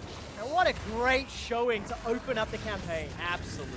I like this right here from Turkey to set it up. They waited, knocked Ziv back. They get the flash out of him. They dive. Frozen sections off both Fofo and Karsa. So Fofo has flash, but he decides not to use it immediately or the cleanse and gets really low. They chase him down and they pick him up here because he kind of struggles to get out. But this was what it was all about. You're talking about rabbit out of a hat.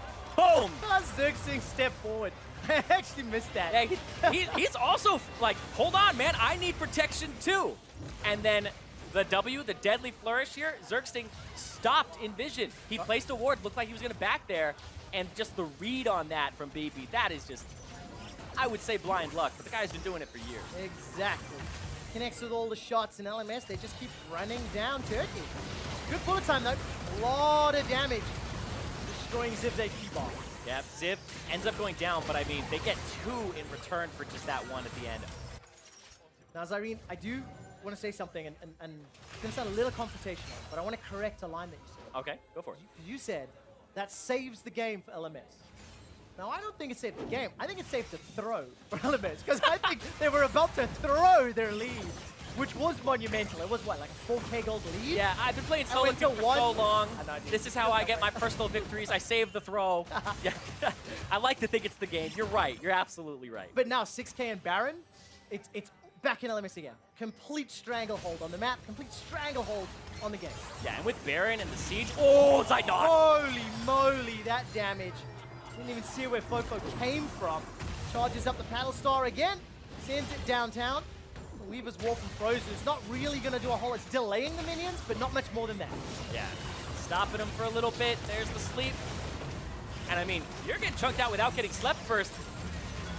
There's a sleep target on Stomaged. There's Swordot. Rocket Grab's going to be back on cooldown in a moment or two. Looking for him to go fishing, looking for him to find a target. Inhibitor turret is now being tagged down, and Swordot's holding the trigger, not firing it off yet, but it's all the way down to the inhibitor turret. It's a huge minion wave on the bottom. I think top is pushing in favor of LMS as well. So that's going to give them options to just rotate around the map and push to any lane. Not yet. No, not in the top lane, but it doesn't matter. They'll get to it. Bottom side is where it's at, though. With 40 seconds on the Baron buff, they get to siege for one more wave here.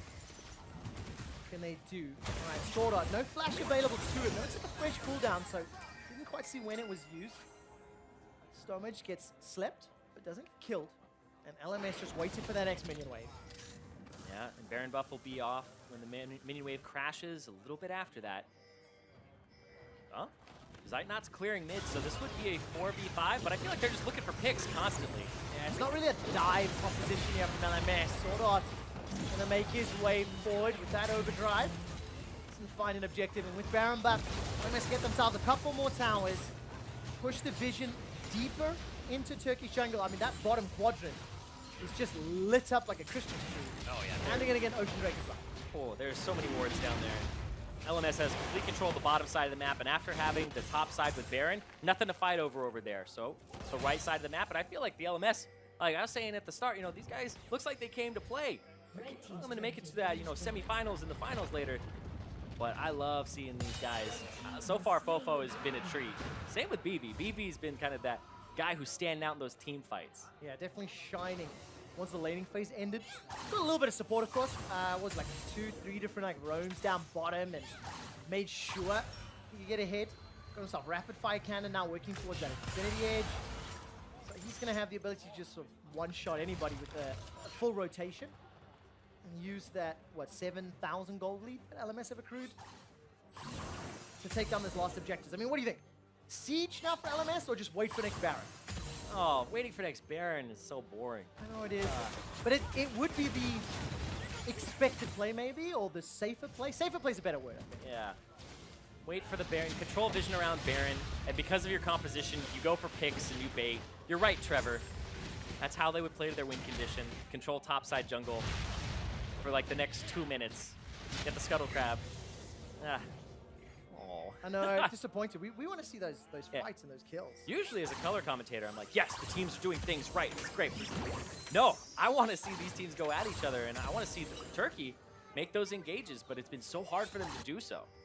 It really has. I mean, it's only worked out in those individual scenarios, and Ziv was mostly the guy that was caught by it. Obviously, trying to fend off Thaldren. Ziv, another guy that we've not really seen a whole lot. It's not been about the Jace poke. 032, 266 CS, 2 Thaldren, 272, and later they're in King. Thaldren, TP flank. Cleaver. Here's the start. Where is the target? Fofo going to use the flash to get over the wall.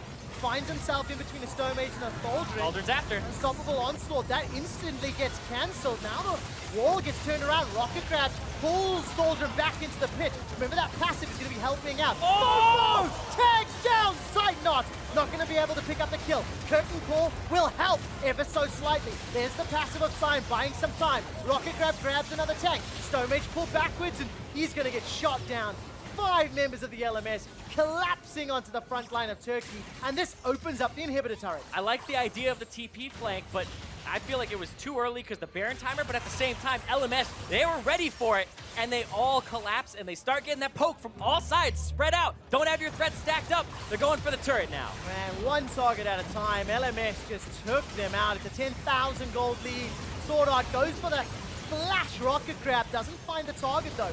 Frozen and the rest of Turkey trying to defend, but the inhibitor is secured. Super Minion's going to go down the middle lane. Baron's up in 20 seconds, and LMS are just set up for a great victory once they set their sights on the Nexus. Yeah, you're waiting for, you know, if he had TP now in the game, they'd be able to TP and make something on that Baron. But right here, Fofo is like, I got to get out. Thaldren comes from the side. This is the E. Then the kick from Karsa to keep Fofo safe. The double knockup, and then the run around the corner there from Fofo allows him to stay alive. And then they hook Thaldren in. Thaldren ends up getting slept afterwards, but Sight Knot. Oh my god. And the anti-synergy there, the barrel knocking everybody out of the bullet time. That's where you can see some of these all-star communication struggles, right? Not being on the same page, not making 100% of the right calls or the same calls as the entire team. Yeah, I'm not gonna flame people, you know, for that stuff right now. I feel like they're just here having a ton of fun, and man, we're seeing a Blitzcrank, we're seeing Zoe just go for these picks. Some of them are working out, and we're seeing kind of a clinic here from Fofo. Oh. Luden's Echo, Lichbane, Void Staff, and then 3 control boards. Can he Can he one-shot Zeitnot?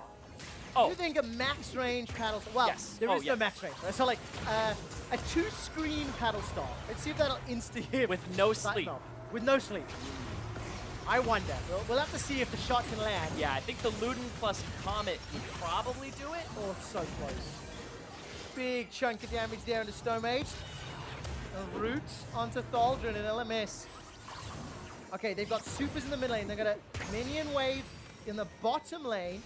And they've got the ability to back the way into Baron. But remember, there's no real tank. I mean, Karsa's got Dead Man's Plate, so he's tanky enough. And Baron will die quickly. Be able to tank that up, and there's a gigantic minion wave bottom, but they can't catch it. Turkey doesn't have teleport on Thaldren right now. Oh, he slipped on the bubble! So much damage. Where's the follow-up? Zergsting's gonna go golden with the hourglass. Buys a little bit of time. Rocket Grab comes Fofo's back. dead! It's Fofo. He got sniped on the back end. Somehow Zeitnot found it. Now Stomage and Thaldren trying to run down LMS. Thaldren in zombie Scion mode. Bullet time once again does really not a lot. The kickback from Costa buys a few extra seconds. Frozen is running out of mana. Needs to try back away as BB Sword Art turn the damage onto Zeitnot and to Frozen. Look for Sword Art. Rocket Grab should be available, but there's no target. And it ends up being a 2-for-2. Oh, that was so close multiple times. He's trying to get Frozen. Frozen, though, with the magical boots, give him 10 extra movement speed. That's what I'm going to chalk it up to. Free-ass boots by him today. Get him! Zergsting, though, with the stopwatch, keeping himself alive there, gets hooked after, but Fofo took so much damage from Zeitnot on the backside of that. Ends up getting picked up.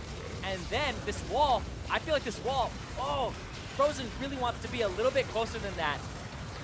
And it ends up just being a 2-for-2 when Turkey was in a bad situation from the get-go. So I feel like that's what they could really hope for here. Yeah, turning something out of nothing, right? Something out of nothing. When you're 9,000 gold down, and you've got no inhibitor in the mid lane to play with, it's an extremely difficult game to come back from. But you did mention a little while ago, Zareen, I mean, the two tanks, the front line, if this continues to play out, if LMS continue playing a little sloppy, there are ways that Turkey can get back in. I didn't quite see how Fofo got shot down. It was sort of like off-screen as the fight started out. Kind of Zeitnot with all that damage that he has now, with all of that penetration, possibly a crit on the back of it because he has picked up some crit items. But now the Baron's been started. It got checked there by Frozen with a wall. It looks like they're still chipping away at it. Almost half HP now. They got to approach. All right, Thaldren's going to come in with that TP. Stomage gets tagged out by a paddle star. And now Thaldren, he's managed to make his way in. That ultimate is available to him. He can turn himself into a car and run down the river. Fofo gets a good tag from the Q once again. The sleep, that's going to cut off Thaldren's escape. But that's one of those ones where you're like, I think I can make it by, but I'm not going to even try it. Definitely not worth the risk.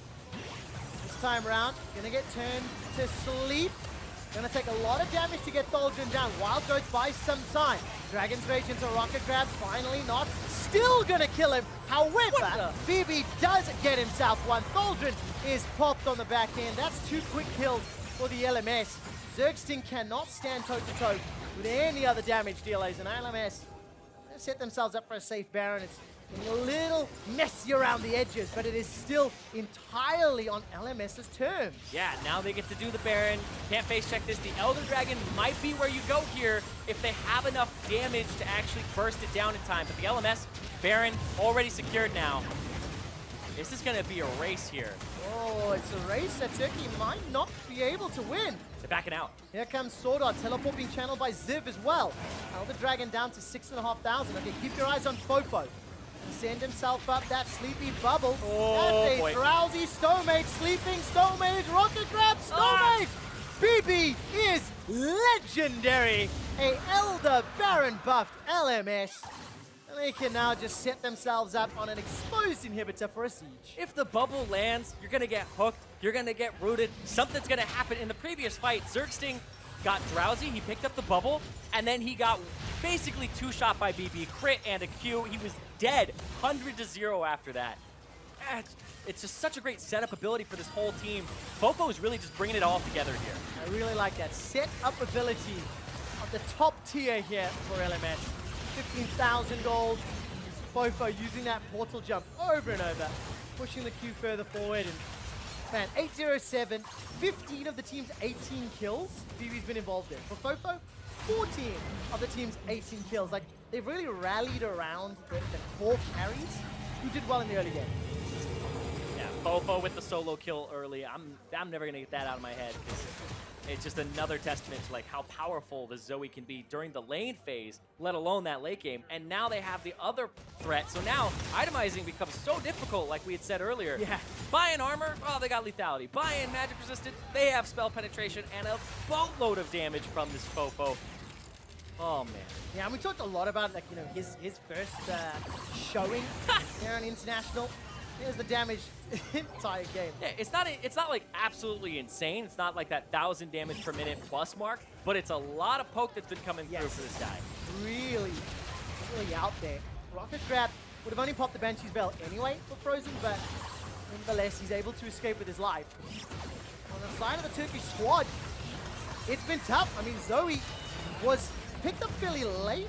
No, Kickban was first rotation. MF was the option over the likes of Zoe. And it just did not work out in the same way. Did not give Turkey the advantages maybe they needed to have gotten. Whereas that Zoe Jace first rotation did wonders. Oh, Thaldry got fished for. And so... Oh, sleep! All right, let's see. Where's the Q? Body blocked by Thaldrin. Very good guy teammate there. That could have turned things around. Another trouble bubble. Won't find anyone to sleep, though. And, like, there's not enough space on the screen to follow the Zoe cues. Sonic Wave catches out Snowmates. This is going to be the final attempt here from Thaldrin. Frozen put down the Weaver's Wall. Thaldrin goes in. His passive is just about to get popped. It's BB that gets another. There's at least a reply kill onto Sword Art. 1 for 1. Now Fofo's in trouble, gets tongued down and chunked down. Ooh. There's one on the way out for BB. That's a double. He sends out the... Everyone's so squishy! Not dodging everything. Frozen gets tagged with 3 and 4. The bullet curves. It's a quadra kill for BB. Frozen's able to escape with 14. They want the Penta! They're looking for it! Penta kill for BB at All-Star 2017! An insane performance from the AD carry from the LMS. BB! Baby, that was a performance! 13-0-7. That is an unlucky 13 for the TCL representatives, and you can see how tough they took that game. Shell-shocked faces after playing Dodge with Zoe and Jace and Jin all game long. That's one of those games where afterwards you're just exhausted from watching everything. Like, you don't have much time to react from the off-screen Zoe Q being shot backwards and then flying out. The E, the Jin Brute, everything, the Blitz Hook. These abilities are game-changing when you have one of them on your team. Clump them all together. That mental stress, I just can't imagine, because you are probably just brain-fried at that point. Absolutely the case, and I love seeing the huge smiles on the sides of the LMS squad. I mean, it's a good start to the campaign. It's a great opening game for BB, as we mentioned. He announced he's going to be retiring after this. So this is the last hurrah. You want to go out with a bang. You really want to show up. It's been a challenging few years for BB. Definitely not the Season 2 World Champion form. And it's great to see him have a good opening match. Yeah, and BB, you know, he's actually retired in the past in 2014 after his World Championship and a little bit, playing a little bit more after that, felt like he was on a decline, said, I'm going to retire, came back, and now he's like, you know what, maybe it's not the, the final place for him to be. And he's just saying, okay, let's have this All-Stars go through. Let's have a good time. Hey, retiring in esports, man. They're not like retiring in other careers. Anyways, get their thoughts on the game and send it over to Dash and the rest of the analysts. Thank you very much, Trevor. I've got the LMS taking a win over the TCL. Before we get into the match at hand, I've got to welcome the EU bot laner Reckless to the desk. How have you been doing, man? How's the event so far? What's your take on this All-Stars? It's got kind of a more serious feel to it with the 5v5 focus, but we're playing it on this crazy new patch with Runes Reforged. Obviously, it's a great honor to be here once again. I've taken part in the last 4 ones, so it's always a pleasure to be here. But at the same time, with it being a bit more serious this time around, I feel like I kind of took a misstep by taking a break because I don't feel as in form as I would have otherwise. And with us now representing the European soil only, it's more important for us to perform rather than back when we were just Team Ice together with LPL and they were carrying our asses, so. Well, you know what? Join the club on not having everything figured out yet, because I'm not sure anyone at this tournament, pro or analyst, has this entire game figured out just yet. But speaking of the match at hand, as the LMS take a victory here, let's take a look at the champions picked up from these teams. Of course, Zoe making another appearance here, a very dominant appearance once again. But on top of that, we've got more looks in terms of playmakers, the blitzes finally that we're seeing come out, and the kills are really starting to come through instead of the safety, poke-oriented, let's avoid damage game. And it makes sense that Sword Art's going to be one of the guys that will pull out the Blitzcrank alongside Ignar.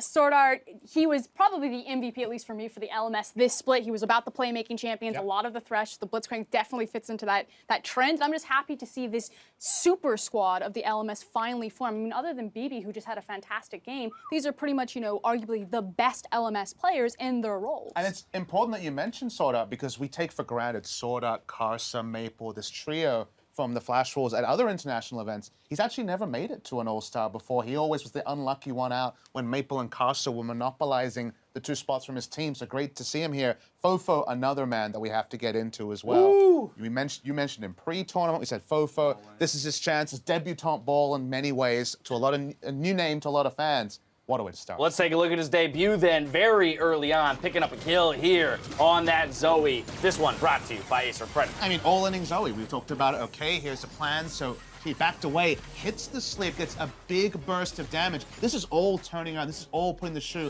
on the other foot. Watch this last. It extends the range with flash as well. Max range. Really nice kill. And I know a lot of people, if you checked on the LMS, you'd see recently that Fofo kind of fell in line with the meta. He was playing more of the control mages. But originally, when he really came out of solo queue and was kind of that hotshot up-and-coming mid laner, it was on champions like LeBlanc. And Zoe, a very similar playstyle on kind of the ducking in and out. I mean, we saw in some of those team fights how he was weaving into the backline and abusing a lot of that assassination poke, and it fits right into his killer instinct. I mean, in general, though, Reckless, right now we're starting to see the AP mages, the ones with range, really kind of rise to the top. What's your take on that? Because of the way that the runes have changed, you know, you can't take that flat 12 MR in your runes as you once were to kind of gain that safety in the early game. How does that change your playstyle in a squishier role, being a bot laner? I think the game is much harder to play now. I feel like everyone's just able to kill anyone. As the AD carry. As the AD carry, probably very much It's much more so. snowbally than before as well. So champions that can build lethality, for example, just fit much better than the crit ones who take a bit longer to get going. And at the same time as well, the Comet and the Airy is just much better than the Precision 3. So everything's just in line for the poke meta right now. All right, that takes us to the bot lane to talk about lethality. This time around, plenty of action in the bot lane too. 9 minutes in, a 2-for-0 in favor of the LMS. Karsa coming up with a big play. Exactly. It can't be an LMS All-Stars without talking about Karsa here. He's going to make the 6 sweeping insect play. Will throw the Q, follow it around, and just slides in there while the Jhin ultimate is going through. Poor guy had to re-enter the fight like 7 times there. Did you see that? How many times the guy kind of exactly. bounced out of the fight? He's like, please, for the love of God, let me play some League of Legends. Kill you. The frustration paid off, at least. The final moments of that play were vintage Karsa. He did get it. And earlier you talked about, you know, the known names and the non-known names, the guys who are currently at the top of their role, and then BB, who might not be considered the top ADC in that region as of right now, but there was a time when BB was considered one of the best AD carries of all time. Season 2, let's take a look at him putting up a big performance in Game 1 of what could be his last international appearance. Yeah, and just proving that lightning doesn't just strike once for BB. You know, he had that incredible run with TPA in Season 2, and we were just like, you know, BB, it's his retirement. Maybe he'll just, you know, take this one easy, have a little bit of fun, but still showcasing, you know, why he was a world champion in the first place. And this is a real clutch moment because this is when the TCL, with the Turkish representatives, were starting to get back into the game. They got a couple of picks, they tried the Baron, they were caught out, and what a way to cap it all off. The storyline will be that he will retire after this tournament, but ending it with a pentakill in his first game. People are going to keep talking about BB, at least for this full tournament. And I cannot emphasize enough, you know, long-term LMS fans, you know, maybe there's some debate, Karsa versus Mountain. Mountain's always going to have those die-hard fans, but this is kind of the woulda, coulda, shoulda of all the LMS rosters. They always wanted to see, you know, what would Ziv look like on the Flash Wolves? With Fofo hot and heavy right now and Maple kind of falling off a little bit, what does he look like when you give J-Team an actually strong jungler? Well, it is definitely a good question, and one that might be answered throughout the tournament as we see this roster of 5 kind of mesh and continue to get better together. Reckless, my final question to you is, these are the other 2 teams within your group, so 2 of the teams you're competing with, right, to move on to that knockout stage. Just as a kind of a catch-all, what's your opinion there from watching that 5v5, your confidence level in the European squad going up against either of these 2? Well, my first thought was that we should ban Zoe for tomorrow. There it is. And then after that, we can have a look at things. But I think we should be fine. We put up a decent fight against Korea. They just play silence much better than we do, which is completely understandable since we only had like 3 games or so together. Do you feel there's a champion right now that's going completely overlooked? One that's like wreaking havoc in your solo queue games, or even that you've seen more, you know, in somewhat more competitive settings that hasn't yet made its debut here at All-Stars? I wouldn't really say anything for bot lane at least, but I would say in the jungle, Kha'Zix was really impressive in my solo queue games. So maybe that's something that would fit pretty well in this meta as well. He can easily just take off these key targets. There's been some rumblings of Xin Zhao. Anyone got comments on Xin Zhao as a champion? It's big in China right Okay. now. I would love to see some Xin Zhao. Anyway, we're stepping away for a quick break. When we return, we'll see who has more fans in the battle arena, the LPL All-Stars or the North American Dream Team. And after Uzi's interview, I'm not quite sure what the answer is. We'll see you soon.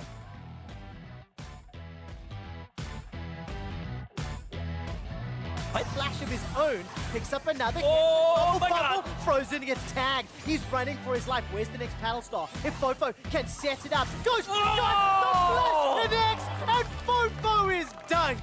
Time, that's going to tag Freebie all the way down low. Carson jumps back in with Dragon Rage. Another kill for LMS, 5-0. Karsa? 7 kills to 2. Carson takes a tower shot, is ignited. Zergsting's running him down. Help, picks, help! Zergsting's LMS. Look at Lee, look at Lee. I got it, I got it. Listen. Nice. Nice. Dragon's Rage into Rocket Grab, finally not. Still gonna kill him. However, BB does get himself one. Thaldrin is popped on the back end. Frozen's able to escape with 14. They want the penta. They're looking for it. Pentakill for BB at All-Star 2017. Hello, everyone. Welcome back to All-Stars 2017. Joined by two of the European All-Stars, the mid laner and jungler, the ULCS squad. So talk to me about what you've seen so far today. You had an unfortunate loss to Korea, but you've both got some 1v1s later today. Well, so I feel like we all experienced Zoe being really, really strong and really, really broken. So I think this champion is going to be... I actually thought he's going to be first picked and banned every single game. So I was surprised that he was 2 times open, but 2 times it won really hard or in a really strong fashion. So I think it will be banned the next games. What I like about this tournament is that it's the first tournament on a new patch, kind of. I mean, we saw Kespa Cup in Korea, and that's probably the best level we can get to. But at the same time, it's like first international tournament on this patch, and you can kind of see which teams think, you know, what is OP. Even though not every team screamed just yet, we can have a good idea what will be broken or like what you can gain LP with in solo queue, for example. Yeah, of course, we've seen teams try what's strongest, but how have you been kind of enjoying the new patch so far in preseason?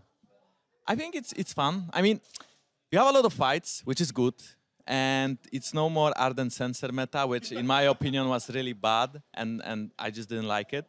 What I don't like is that, you know, we still have some balance issues, but that will be fixed probably until the season starts. You know, we are still in preseason. Like, this tournament is not as important, and, you know, the whole season didn't start yet. So, like, we still have time, but the game is overall more healthy, I believe, and just fun to play. I really enjoy having like so many skirmishes and fights. It's like always like 50 kills, 60 kills plus.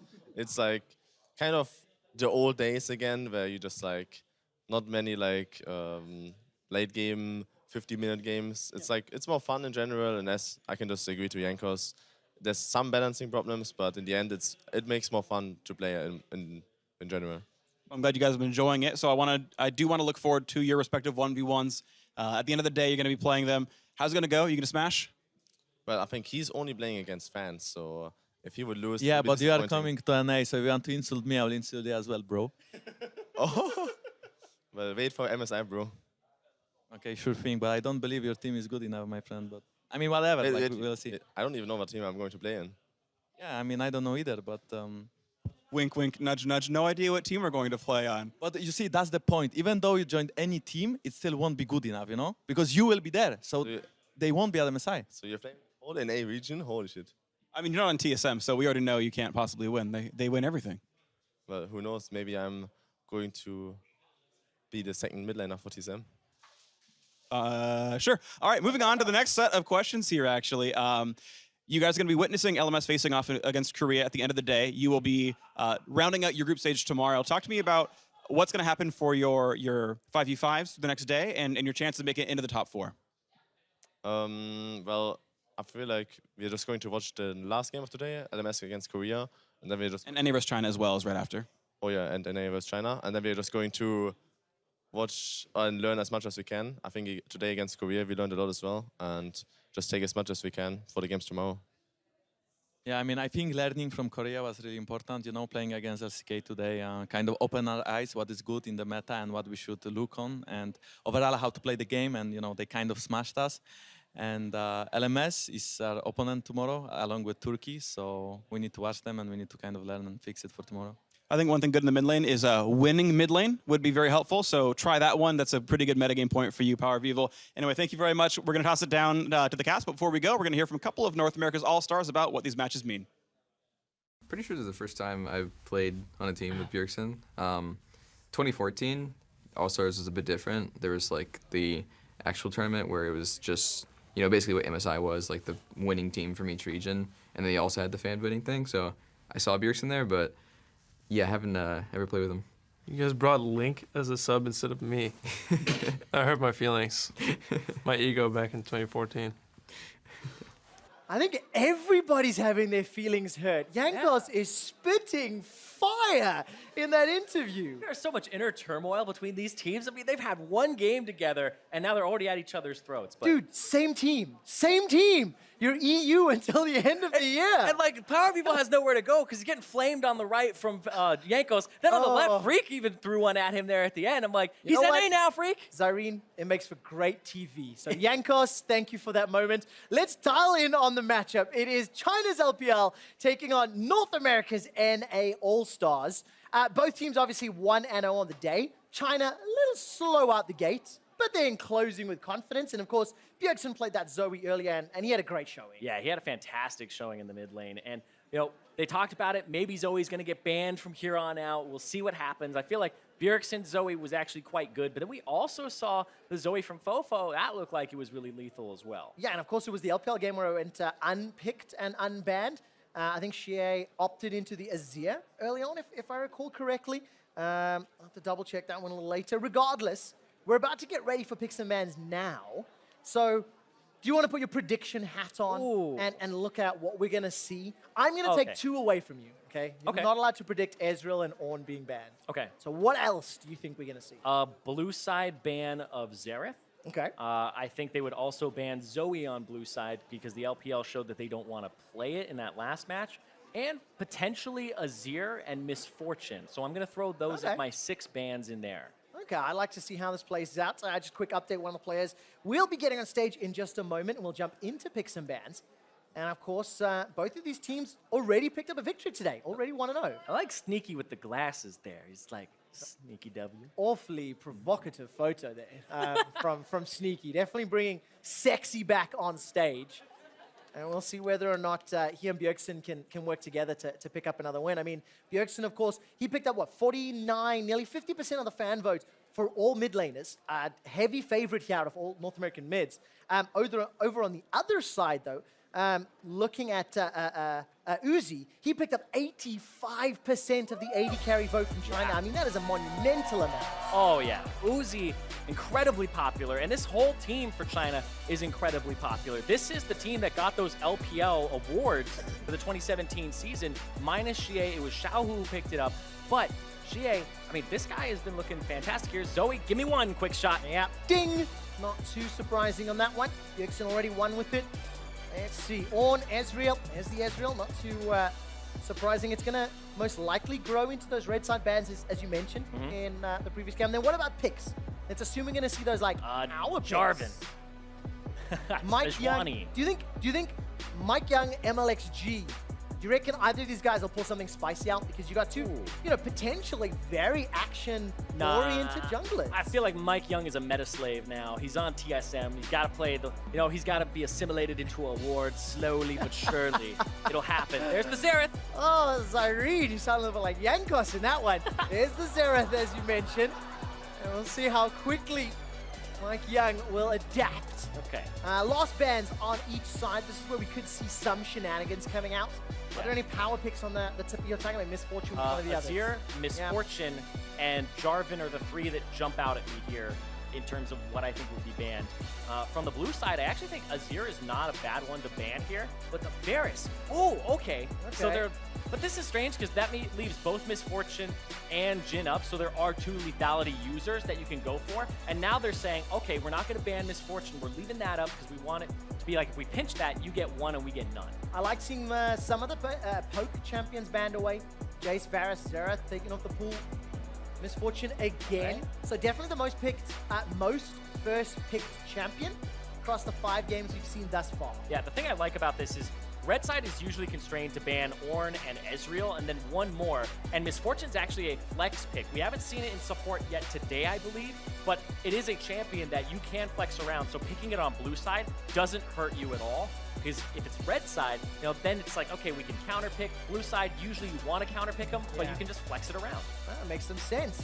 Gives it those opportunities, the power in the flex, right? Mm-hmm. All right, another Jarvan. It was first pick for North America to open up the day. Hornster playing the Gnar. This time around, he actually got a 1v1 kill while playing Shen into Gnar. Really styling on Vert in the laning phase.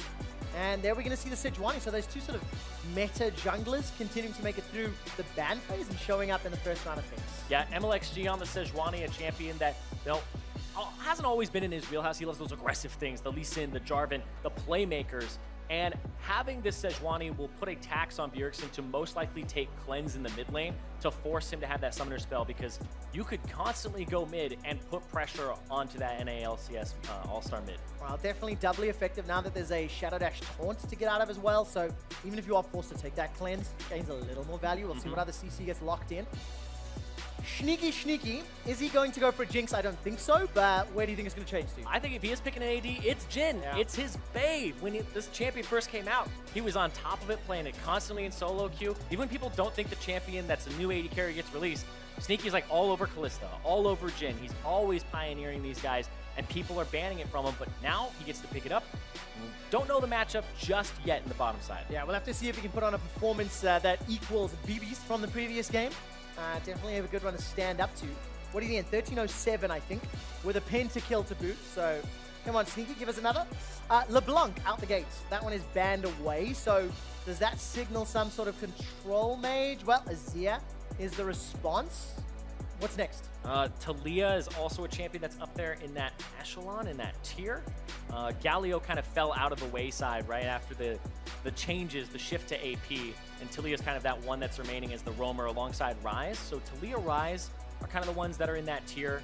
Vel'Koz is mostly a counter pick, but looks like they're banning around to try and find, don't just crush that mid pool. Put a little towards support too. Yeah, get rid of some of that engage. Aftershock Iona is doing so well. Bring it banned away here as the last ban from NA. And we'll see where they're going to lock in their final picks here. So support to the mid laner is what's left for NA. China's got some flex power in their 80 carry position. Syndra taken off. Bjergsen's not going to have access to one of his signature picks. It's one of those things where I'm like, I can't believe I forgot about Syndra. Yeah. And it's strange because you don't see her too often, but the Malzahar is another one too that I've just completely forgotten about in the, the poke meta that's been coming through. We even saw Malzahar earlier today, but it just feels like the LeBlanc, the Syndra, these are a little bit more targeted towards the mid laners as opposed to sweeping bans that you would put on somebody. And you also, when you're at an event like All-Stars, you sometimes, I know we definitely hope to see the more exciting champions, and a good Malzahar, it's really about positioning. His kit is not the most exhilarating to watch. You can, of course, get those flash ultis, but we want to see the LeBlancs, we want to see the Zeds, we want to see those champions that you can just pop off on. I believe that's what the kids are saying Like these days. Kassadin? Like a Kassadin. I'm willing to accept that. You can have some fun, definitely some scaling on the side of China now. Yeah, there's a lot of things that can potentially happen here in that mid lane for the Kassadin. I want to see what the rune setup is, because you can end up going for Presence of Mind when you end up leveling up or you end up getting a takedown. You keep refunding the mana for seconds afterwards, and you can constantly just keep rift walking over and over and over again and stack it up to a ridiculous amount. Ooh, Maker locks in the Thresh there. So bottom lane secured, potential infinite rift walks for Xie. Infinite's a strong word, a lot of them. Maybe he gets all that mana back. We'll take a look at the subset of the runes once we get into the game. I'll bring it up on the screen and we can talk about it. But last pick now, support for NAs, for Aphromoo. Tom Kench, Morgana, feeling one of those two here for Aphromoo. All right, counter in the Thresh. When you blind pick it, you got to pick one of those two if you're really looking to kind of neutralize that lane. Zyrene, these guys are playing this one serious. This feels like pretty standard, right? You've got some good front line, you've got engage, you've got disengage, you've got tools. Like, both teams feel pretty well-rounded here in what their team comps can do. Let me tell you about North America and taking tournaments seriously. when other people like, heard Yankos and Power of Evil saying, it's not as important. North America, this is important. This is where we get to show what we're made of. History has proven All-Stars is where NA shines. I'm looking at some NA fans in the audience, and there are smiles on their faces. NA representing. They'll have to take down China now to go 2-0 on the day. That sets them up well in the group. You only play 3 group stage games. Exactly. It's not double round robin. It's single round robin. If you go 2-0 over in the first day and you get that win over China, tiebreaker is kind of like, okay, you have that head-to-head. Then we end up going, all right, North America, looks like you're number 1 coming out of the group. You want to avoid Korea, which is most likely getting out of the other group as number 1. But, I could speak too soon. I think that's a safe bet, but they are playing LMS in the next game. The Korea Killers at one time. We'll see whether or not Fofo can lead the boys to another one. Before we get there, it's North America versus China. The crowd is pretty split because when Mako locked in Thresh, they're a huge contingent of LPL fans here. Well, they lost it. There was a lot of volume here in the battle arena. Ladies and gentlemen, put your hands together. It's North America taking on China at All-Star 2017. And this one is for bragging rights, because remember, it's you guys that voted for them. These are your teams. Listen to that. I was going to say, there are so many fans of the Chinese LPL in the house today. I don't think I've heard a troll TSM once. They try to start one now. It kind of fell on its face. It's between TSM and A. It kind of got a little bit of a mess. Get your cheers together, guys. LPL definitely won that one. Let's see how this game plays out now. I didn't actually catch the keystones. Let me take a look at some of the rest of these. It doesn't look like anything super surprising yet. Hold the phone. Is that an unsealed spellbook on Bjergsen's Malzahar? This seems to be the one that people go for on the Malzahar, but I love Unsealed Spellbook. The start of the heal here for the laning phase, and it's interesting because he doesn't feel like he's going to have like kill pressure on him for like an Ignite or an Exhaust or anything like that. This is survivability on ganks, and this allows him to, if he gets bullied enough, he can swap it to Cleanse for the Sejuani, and then if he feels like he needs to split push, he can match with the teleport later, and it gives him a lower flash cooldown. Dude, that is the tax break that we were talking about from NA. Aww. The Unsealed Spellbook gets you out of the Cleanse tax you were talking about in Picks and Bans. Oh, man. A little on the nose? Like, yes. Political humor doesn't work in the room, I'm afraid. It gets me all down, though, Sorry. They're topically relevant, but anyway. Bjergsen, though, with that, and the thing is, I want to see what he ends up doing with it later, because a lot of people have been taking it mostly because of the fact that you're not going to be swapping those summoner spells like viciously throughout the game. You're just going to do it once or twice, and it's mostly for the 25% cooldown reduction on the summoner spell. More flash ultis, get in there every 3.5 minutes. We'll keep an eye on how that plays out. Of course, Bjergsen starts with that flash heal. We'll keep an eye on character portrait, make sure we can try to keep an eye on that. Once he hits 2 minutes, he's got that shard. Now change will get another shard at 8 minutes. And of course, having the ability to flash out on a significantly lower cooldown, that's one of the biggest perks. I mean, that goes back to the survivability point you made. You can flash away from ganks more frequently as well as adapt that secondary. 957 is styling on Haunter, but as Haunter's about to Mega Knock, 957 realizes he needs to back away. Yeah, it's that plays that one safe. That level 2 first, and Haunter just played the other side of the matchup earlier. Sneaky hook. Follow up though. Here's the power of Tom Kench. Exactly what you want to use that champion for. Yeah, and the fact that he has Guardian as well makes it so that he's faster and he gives the shield over. But look at this, Mike Young ganking the bottom lane. Well, definitely not role-playing award yet. Flag and drag, but defensive flash from Mako means he's able to escape safely. It still counts. That's going to be an easier target if Mako ever gets caught by that Deadly Flourish. Yeah, and it's more of the aggressive lane on the side of China, but NA, oh, hold on though. I don't know if they saw MLXG here. It does look like a ping came down. Look for that stun. Not going to really follow it up just yet. Needs a couple extra tags. There was some support from Mike Young to back up or anything like that. Yeah, there's the aggressive lane. Oh, the Flay not going to find its target. You can feel the tension building up in this lane. One misstep could cost first blood. Yeah, Sneaky there actually just got a biscuit delivery, and then so we pop that and a potion, so you see he's ticking up quite quickly. He'll be near full health again, but he took the boots and 4 pots at the start because he knew the lane was going to be a bit oppressive if he got hooked. Very, very cheeky play. Just get rid of that blast cone. Remove any surprises, or potential for surprises. Good play. The Devour comes down from Afro, and he goes out. Death Sentence finds himself a catfish. But Afromu with Flash, with Exhaust, and the fact that Uzi was low, not a kill threat yet. Yeah, I actually believe that the Guardian from Afromu gave Sneaky a shield inside him, so the Ignite ticking down actually wasn't as effective because he was shielded inside the belly of the Tom Kitchen. Bjergsen already swapped the Summoner. It's going to work out, obviously give Bjergsen the ability to get back to lane. Flash, teleport now. Summoner spell choice, he'll get his next shard optimization, or shard alternation would be a better word, at 8 minutes. So get that TP off cooldown again and decide where he goes next with it. Unfortunately, we can't break down any of the other runes. Don't have access to that information on the caster there, so we'll take a look in the post-match. The specifics of Bjergsen's unsealed spellbook. We've talked a lot about the bottom lane. Let's make our eyes towards this top lane. 957 on the Shen, playing into Haunter. Haunter's already got himself a 7 CS lead. It'll be evened out soon-ish. But nope, not going to do that, Zarin, because it looks like there's both junglers in the bottom lane. Yeah, looks like gank and counter gank. Uzi versus Sneaky at the start. The target. Remember, Mako's got no flash. It was blown earlier. Mike Young in North America, they get one back. MLXG's looking for an Arctic Assault. He's not going to fire the target, though, and backs away in a punish. The Summoner spellless Mako. Yeah, Mako flashed earlier from the gank. Look at that, the flash! Oh, nicely done, Mike Young. There you go, Rookie of the Split of the Year. No doubt. Oh, you giving him that title? Oh, man. I'm doing it. I'm doing it. The whole year. Yes. Yes. Mike Young, though, I mean, this guy, he's so young. He came in. This rookie has been working both when he was on Phoenix 1 and now with TSM. He did coaching for Scouting Grounds. He's incredibly active, passionate, and really wants to learn pretty much everything. And right here, going in, has no hesitation. This is those niddly plays transferring to a Jarvan. Flag drag, flash for the knockup, follow up, no hesitation from Sneaky, knowing that Mike is going to make that play. The communication, pretty crisp there. Oh, really nicely done. I love seeing that flag and drag flash. It gives North America a 1,400 gold lead. Both kills in Mike Young's back pocket and doing very well to open up the game.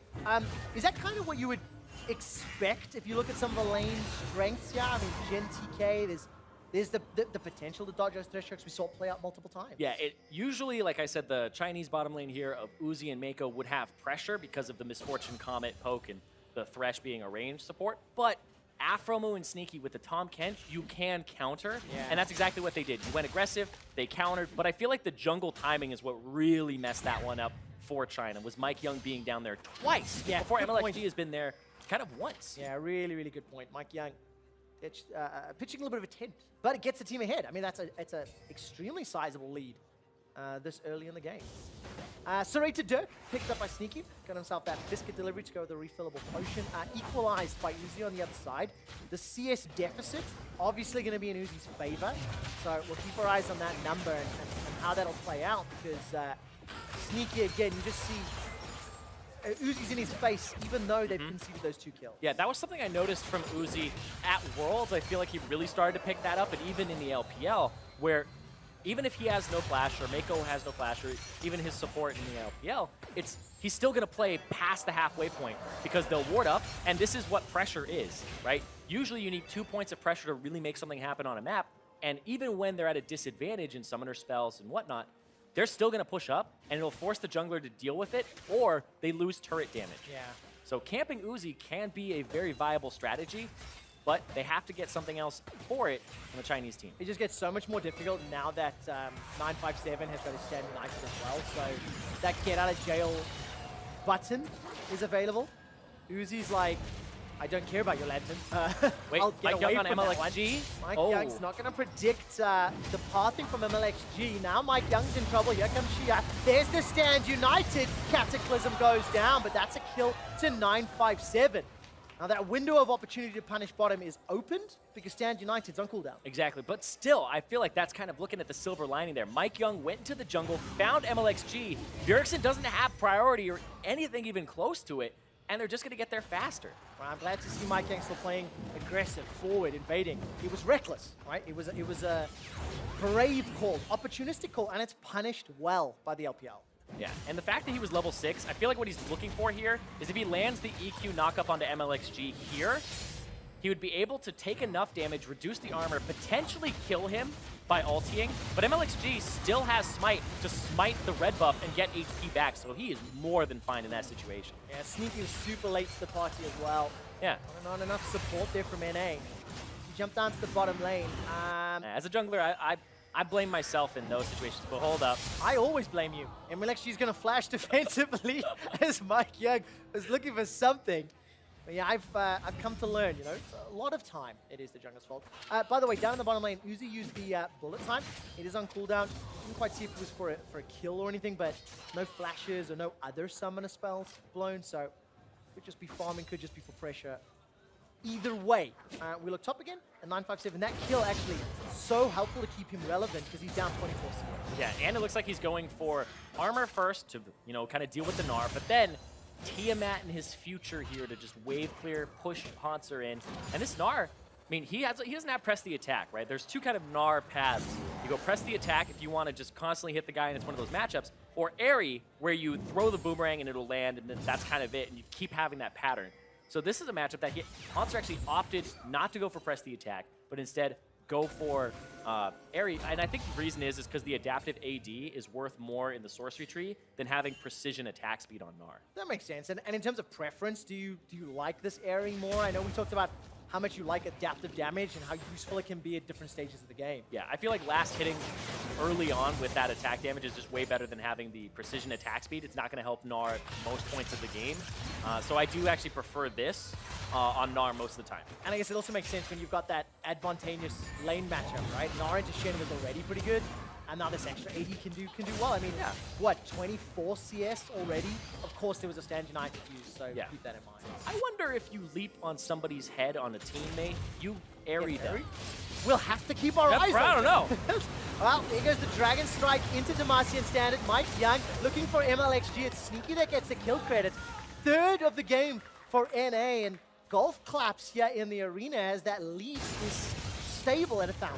Yep, and they're going to go right for this Mountain Drake. Mike Young, you know, you do it once, messes up, blame the team, do it twice. Hey, that's what it looks like when everybody's on the same page. Goes for MLXG again, start punishing him. Dude, the lights in this arena are pretty, like, snazzy. There's something like disco lights whenever a dragon goes off, and it's pretty fun. NA, they're celebrating, they're dancing. We always do it a little too early. Week 1 sets in, and we go crazy. Thankfully, All-Stars 1 week. 1 week. There's no week 2. So yeah, week 1 NA. No 0-9 NA. Too soon, maybe. Let's see what they can do. All right, Shia now and Bjergsen. We've not looked at them for a little while. Bjergsen's still on Flash Teleport. Got himself that shard, can potentially change one of them. He's got himself some free-ass boots as well. Yeah. And Shia making his way towards that Rod of Ages. So now we're going to see these mid laners get more involved, getting closer to level 11. As I say that, it looks like Bjergsen's going to be in trouble in the bottom lane. Here comes MLXG. There's no ultimate available for him. Bjergsen's got no flash either. Call of the Void will just buy a few seconds, and China get their second kill. The arena definitely loud for that one. Yeah, as a Sejuani main, I love this combo. This, the Kassadin plus the Sejuani. I think Fizz is kind of the only other one that I really like mid lane, because Kassadin stacks the passive for you. Even before the gank, he R's in and starts getting those stacks. Look at that, 1 stack, 2 stack with the auto reset. All you have to do is W from there, and you get your stun. You're pretty much dead at that point. So yeah, Xie doing a lot of the work there for him. Yeah, making it work out. Mako defensive, flashes away from the deadly flourish. Mike Young, see if that Cataclysm's available or not. For a target. There's the flash engage from Bjergsen. The unsealed teleport setting them up for another kill. And remember, 25% shorter cooldowns on summoner spells. More TPs, more flashes, more often. Exactly, more action. It's like we're selling it here. I like what he's got. Let's see here. He went Ionian Boots of Lucidity. 180-second cooldown on Flash and Teleport. So he also has Cosmic Insight from the Inspiration Tree. So the 30% plus the extra from the Ionian Boots of Lucidity. I'm actually not going to lie. I am trying to sell it. I completely ruined competitive integrity because I went to Song and Afro before the day started, and I went, guys, can you please run Unsealed Spellbook Blitz? I'm like, Afro, you're the only guy that can pull this off. You start Smite, you invade, take TP at level 2, do like a TP gank. They didn't really buy it, but I did try. You know, I tried to nudge the team. Yeah, NA doesn't like to take EU strats. No, evidently not. They instead did it on Bjergsen, and Yeah, we take it's the working players. out well. 0-1-2, and it's working out for this Malzahar. I want to see if he changes. Do you think he changes from Flash? I don't think he changes from TP. TP is just so good. A 3-minute cooldown TP. Nobody can match you. Like, this is going to put you on, like, Shen levels of global pressure, right? And even if you're matching TPs, that's like a single teleport could get a teleport out of 957 and then Xie 3 minutes later. Yeah, that's so tough. Game changing if communication's working, right? And especially if Haunter can keep up. Now let's turn our focus to LPL and China. How do they bounce back, right? Like they've got a fairly beefy looking MLXG on Sejuani, Cinderhold, got some armor, got some MR, a little bit. 957 isn't gonna get tankier, but how do they deal with this 3-minute TP and the lead that NA's built up? They got to use MLXG, constantly engage, and also Mako control vision and pick, because 957, he's in a good position right now in terms of dealing damage to Haunter, but he's still down in this lane and will slowly bleed turrets. So you have to find something early, use Stand United proactively, and I feel like even a Kassadin is something that can set you up there. But right now, oh, another suppression under turret, there it is! Man, Stand United was even used to try and save him, but in a 4-on-1, never going to be a big enough shield. That's tower number 2, tower number 3 as well. This is a gigantic lead for NA. Winning top lane, winning early in the mid lane, and then the bottom lane was the one that got ganked twice, and then they upset the jungle as well. So North America actually has all points of pressure right now in the game, and a mountain break. So taking these turrets became easier, and they're going to get this Rift Herald on top of it. Right now, everything is kind of coming up NA. Oh man, such an early start. 15 minutes up. Rift Herald as well. Double teleports in an open map to play, and this just looked really easy. I will answer your question from earlier with a non-macro way that they can handle this. QSS would be a fantastic way to deal with this. I saw Xie had a kind of a no magic mantle, and then he changed it over to Merc Treads as opposed to going for a QSS early. But we saw like a QSS second item from Bjergsen in a matchup of Zoe versus Malzahar earlier today, and it just looks like pushing it off because you want the Rod of Ages to stack up, and they ended up going for boots over having the QSS there. So a little bit greedy maybe, or aggressive. Yeah, it's one of those things where when you have the QSS, you feel like it's not doing much for you. After you get it, you're just like, this just doesn't feel great either.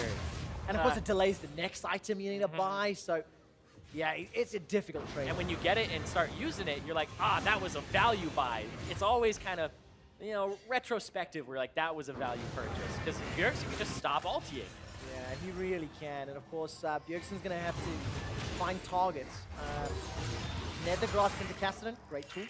Prevents a lot of those Rift Walks, obviously, until the QSS comes up. Abyssal Voyage was used by Aframu to try and catch out Mako and Uzi, but unable to do so. There's your CSD. This game, pretty much even, +2, -2.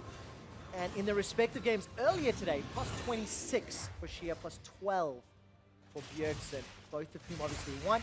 As it stands, North America, 3,000 gold up, pushing very deep, very proactively into China's jungle. Yeah, right now, there's no teleport on 957. He doesn't have Stand United, so you can go ahead and start sieging right now. It will be up very shortly, but right now, buying space for Haunter is just fantastic for them because this guy already up like 30 CS at the moment, and it's 17 minutes in. This guy is cresting over that 10 per minute mark. Well, let's see how this duel goes. 1 sec, gonna use that Gnar to escape. He's running from the Kassadin. Yep. Pulling 2. Support coming up. That Titanic Hydra from 957 and the support working out. Teleport now being channeled by Bjergsen. Remember, it's about a 3-minute cooldown. Megalon time's up. Xie continues to chase. That's a great silence on to 957. They turn it around. Now 957's down. The crabs are spreading. Look at the damage onto Xie. Continues to run for his life. Riftwalk is available and he's got the mana. The Glacial Prison goes wide. MLXG's looking for Bjergsen. Backup's here. Uzi, the bullet time found nobody. Now China are running away. Defensive flash from Uzi. Curtain call. The shots miss. 2 and 3. Number 4 does tag Uzi, and the 4th catches Mako. Afro wants another Abyssal Voyage. Afro's hungry, looking for a Devour. Get in my belly! Flash away from Mako. Nobody is available. And China, how did you get away with that? 2 for 1, and they end up pushing them back.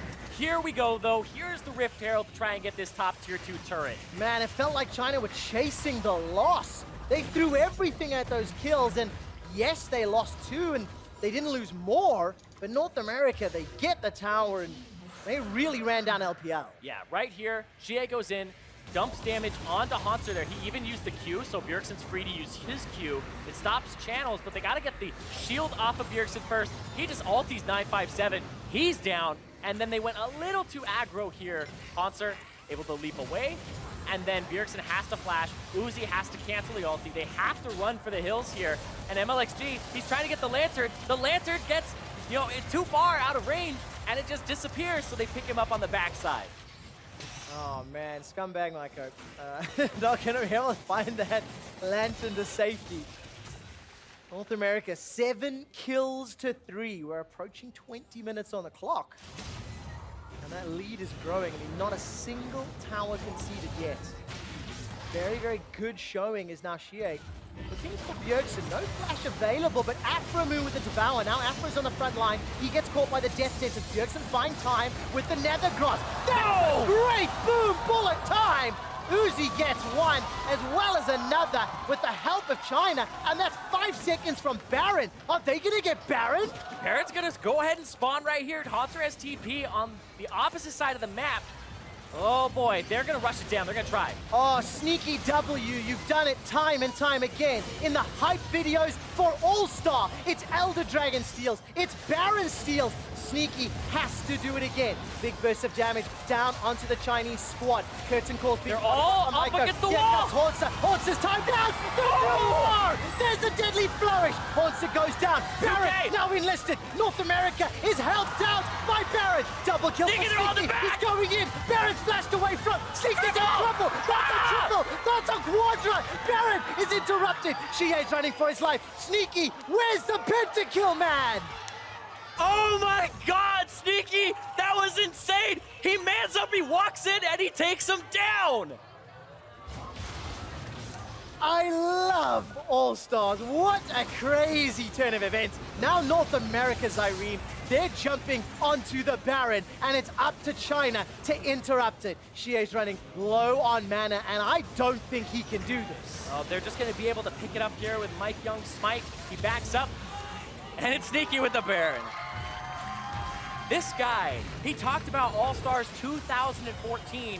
That's when we took teams in, and then you had a fan vote, but you couldn't, I don't believe, vote for people who were already going based on their performance. It was Cloud9, and he has not been voted into an All-Star.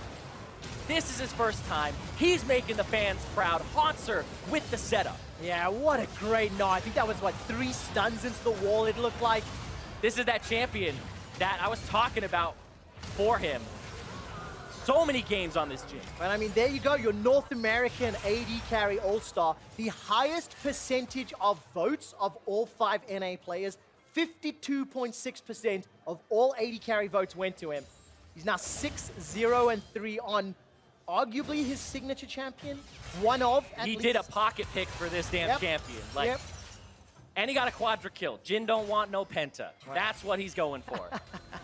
He knows it like the back of his hand. This is such a good performance from him here. That was a standout moment. Saving the comeback play from China. Mike Yang bites off a little more than maybe he can chew. Afromu, however, there is the save on the Devour. Sneaky gets all 4 shots at the curtain call before he's forced to run for his life. Now Afro's in trouble. No flash available to him. Gets stunned and taunted and eaten alive. Nethergrass gets interrupted by a great glacial prison. Mike dropped down low. That's one for Xie, one for Uzi. A rift was forward. Here comes Hanser. He gets one back in reply. But it's so far a 4-for-1. Hanser's about to go Mega Nog. Gets a crunch, a wallop. Hit him with the house, man! Hanser trying to run down 957. There it goes. The cybernetic house. That's a triple kill. And all of a sudden, North America turn the fight around. Teleport from Xie. Can he do more? Sneaky's the target. Get dunked down by Xie. Hanser trying to fight one-on-one. Red buff helping out. Gonna get excited in just a moment. Turns down the tower. Oh, he went in! Harry, hop, skip,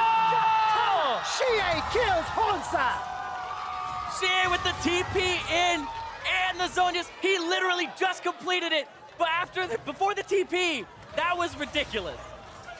Let's start this off. Mike Young going too far forward. Afro saves him, but right now, Hanser wants to split. And NA, the rest of the team needs to not put themselves in those positions. That's Mike Young not knowing what the rest of the team is up to, what their goals are. Gets caught. Afro ends up going down first for it. Mike second to the bullet time. Fantastic from Uzi there. But then Hanser over the wall finishes off Mako, and then Shie gets away on the side because Hanser decides Uzi's more important. But Sneaky in the back end up picking an MLXG right at the end. Oh man, 27 kills in 24 minutes. We might need to find another play-by-play to tag the men because Uzi, this game is bonkers. Huge smiles across the face. 1, 4, and 6. You're going to read his scoreline. Yeah. That's Uzi having a blast when his KDA is just over 1.5, or is 1.5. Oh man, third Dragon picked up for North America, by the way. 2 Cloud Drakes and a Mountain. So they got themselves that set up. Another Cloud to close it out. Yes, because I believe after that one it should go to Elder fairly soon thereafter. Thank you, observers. And now we'll see what North America can do. It's still a 5,000 gold lead. And interestingly, because of the chaoticness of the game, it doesn't feel like a 5,000 gold lead, you know? It doesn't feel like a 24, 25-minute game. We've already had like 2 fights over Baron. Fights down mid lane. These tier 2s still up, though. And right now, Hanser, he's trying to find where he needs to split. Mid lane looks like where he's going. 957's going to put pressure top.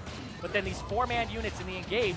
And you can see China saying, no, we're going to collapse on the split pusher. Yeah, 3-on-1 with the Stand United as well. Hanser really just gets obliterated. It's at the cost of an inner turret, though. Yep. 6 towers to 0. So North America should be relatively happy with that trade. Also, I noticed now Bjergsen's got Black Ghost. So Unsealed Spellbook has been popped again. Let's see what that Ghost does instead of the TP. What's the cooldown on that with his Lucy Boots? 108 seconds. It is a minute and 48-second cooldown Ghost. Oh, man. Gotta go fast on that Malzahar. That Ricky Bobby for Bjergsen. Thank you. I like that one. It's one of my favorite movies. Oh, such a good I love that. Such a good movie, and this is such a good game as well.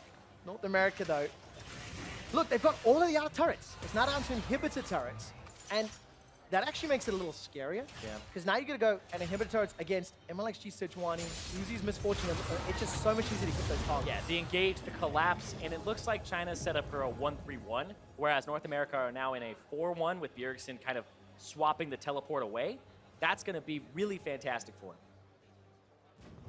Let's see if China can pull that off.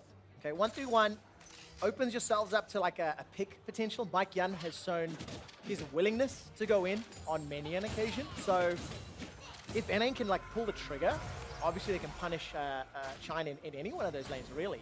With the amount of hard CC they've got and the amount of options they have available to them.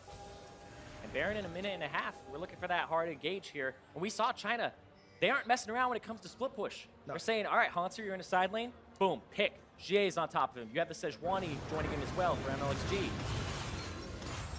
So Hanser has to be careful. And he also can't let it get to his head. They need to ward properly for him, which you see they're getting this side of the map away from, on the opposite side of Baron, ready for him. You gotta give a lot of credit to Hanser in his team fights, though. Like, such great performances, such great setup to allow Sneaky to bring it in home. I'm looking at some of the itemization as these bigger team fights are gonna break out. I mean, Righteous Glory for MLXG, Locket picked up for Mike Young, Randian's Omen for 957. So some of those really big ticket tanky items are in there, and survivability. I think the Righteous Glory Sejuani engages could be the way that China can try to close that gold gap. Could be the way that they can look to catch out someone on North America. Yeah, it always kind of sucks, though, when you're up against a Malzahar with his passive, and then you also have this Tahm Kench. So you're really looking at the Tahm Kench before he gets like a QSS to try and engage on him, but it doesn't feel great. It's really hard to pick somebody here. You have to kind of go for a full team engage. Well, that's what we're going to have in just a moment. Bjergsen's trying to play the bait to at least pull the minion wave. Yeah. Deny any of that tower damage. It's also so that the LPL can't push mid and go into the Baron pit. First tower of the game picked up for China. 28 minutes is the bottom outer. It's going to start to close that goal gap. I mean, 4,000 is... Bjergsen started it. Huge right now. Those Void Swarm's going to be helping out. That'll tank up Baron for a very long time. Stand United will take time to get there. And there's enough burst damage between Sneaky and Bjergsen to kill somebody on the LPL All-Star team.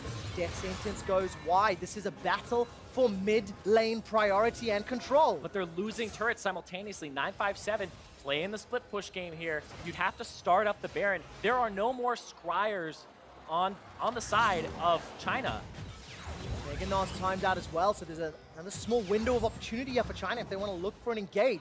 North America, though... Oh, it's a really good push, but they're going to give up the Baron pick control here. Do China actually try to start the Baron? They just fight the vision? We're going to have a lost fight. themselves an inhibitor turret. There's going to be a fight here. MLXG and Xie on the backside. They can catch somebody here on the retreat. Are they going to go for it? Well, China a little bit split up. Uzi started to recall from the pit. Mako's hanging out by the banana bush. TP. Teleport coming down from 957. Remember, stand united back if the fight breaks out. Yeah, he wants to pull Hanser to the side lane, but Hanser wants to be with the team.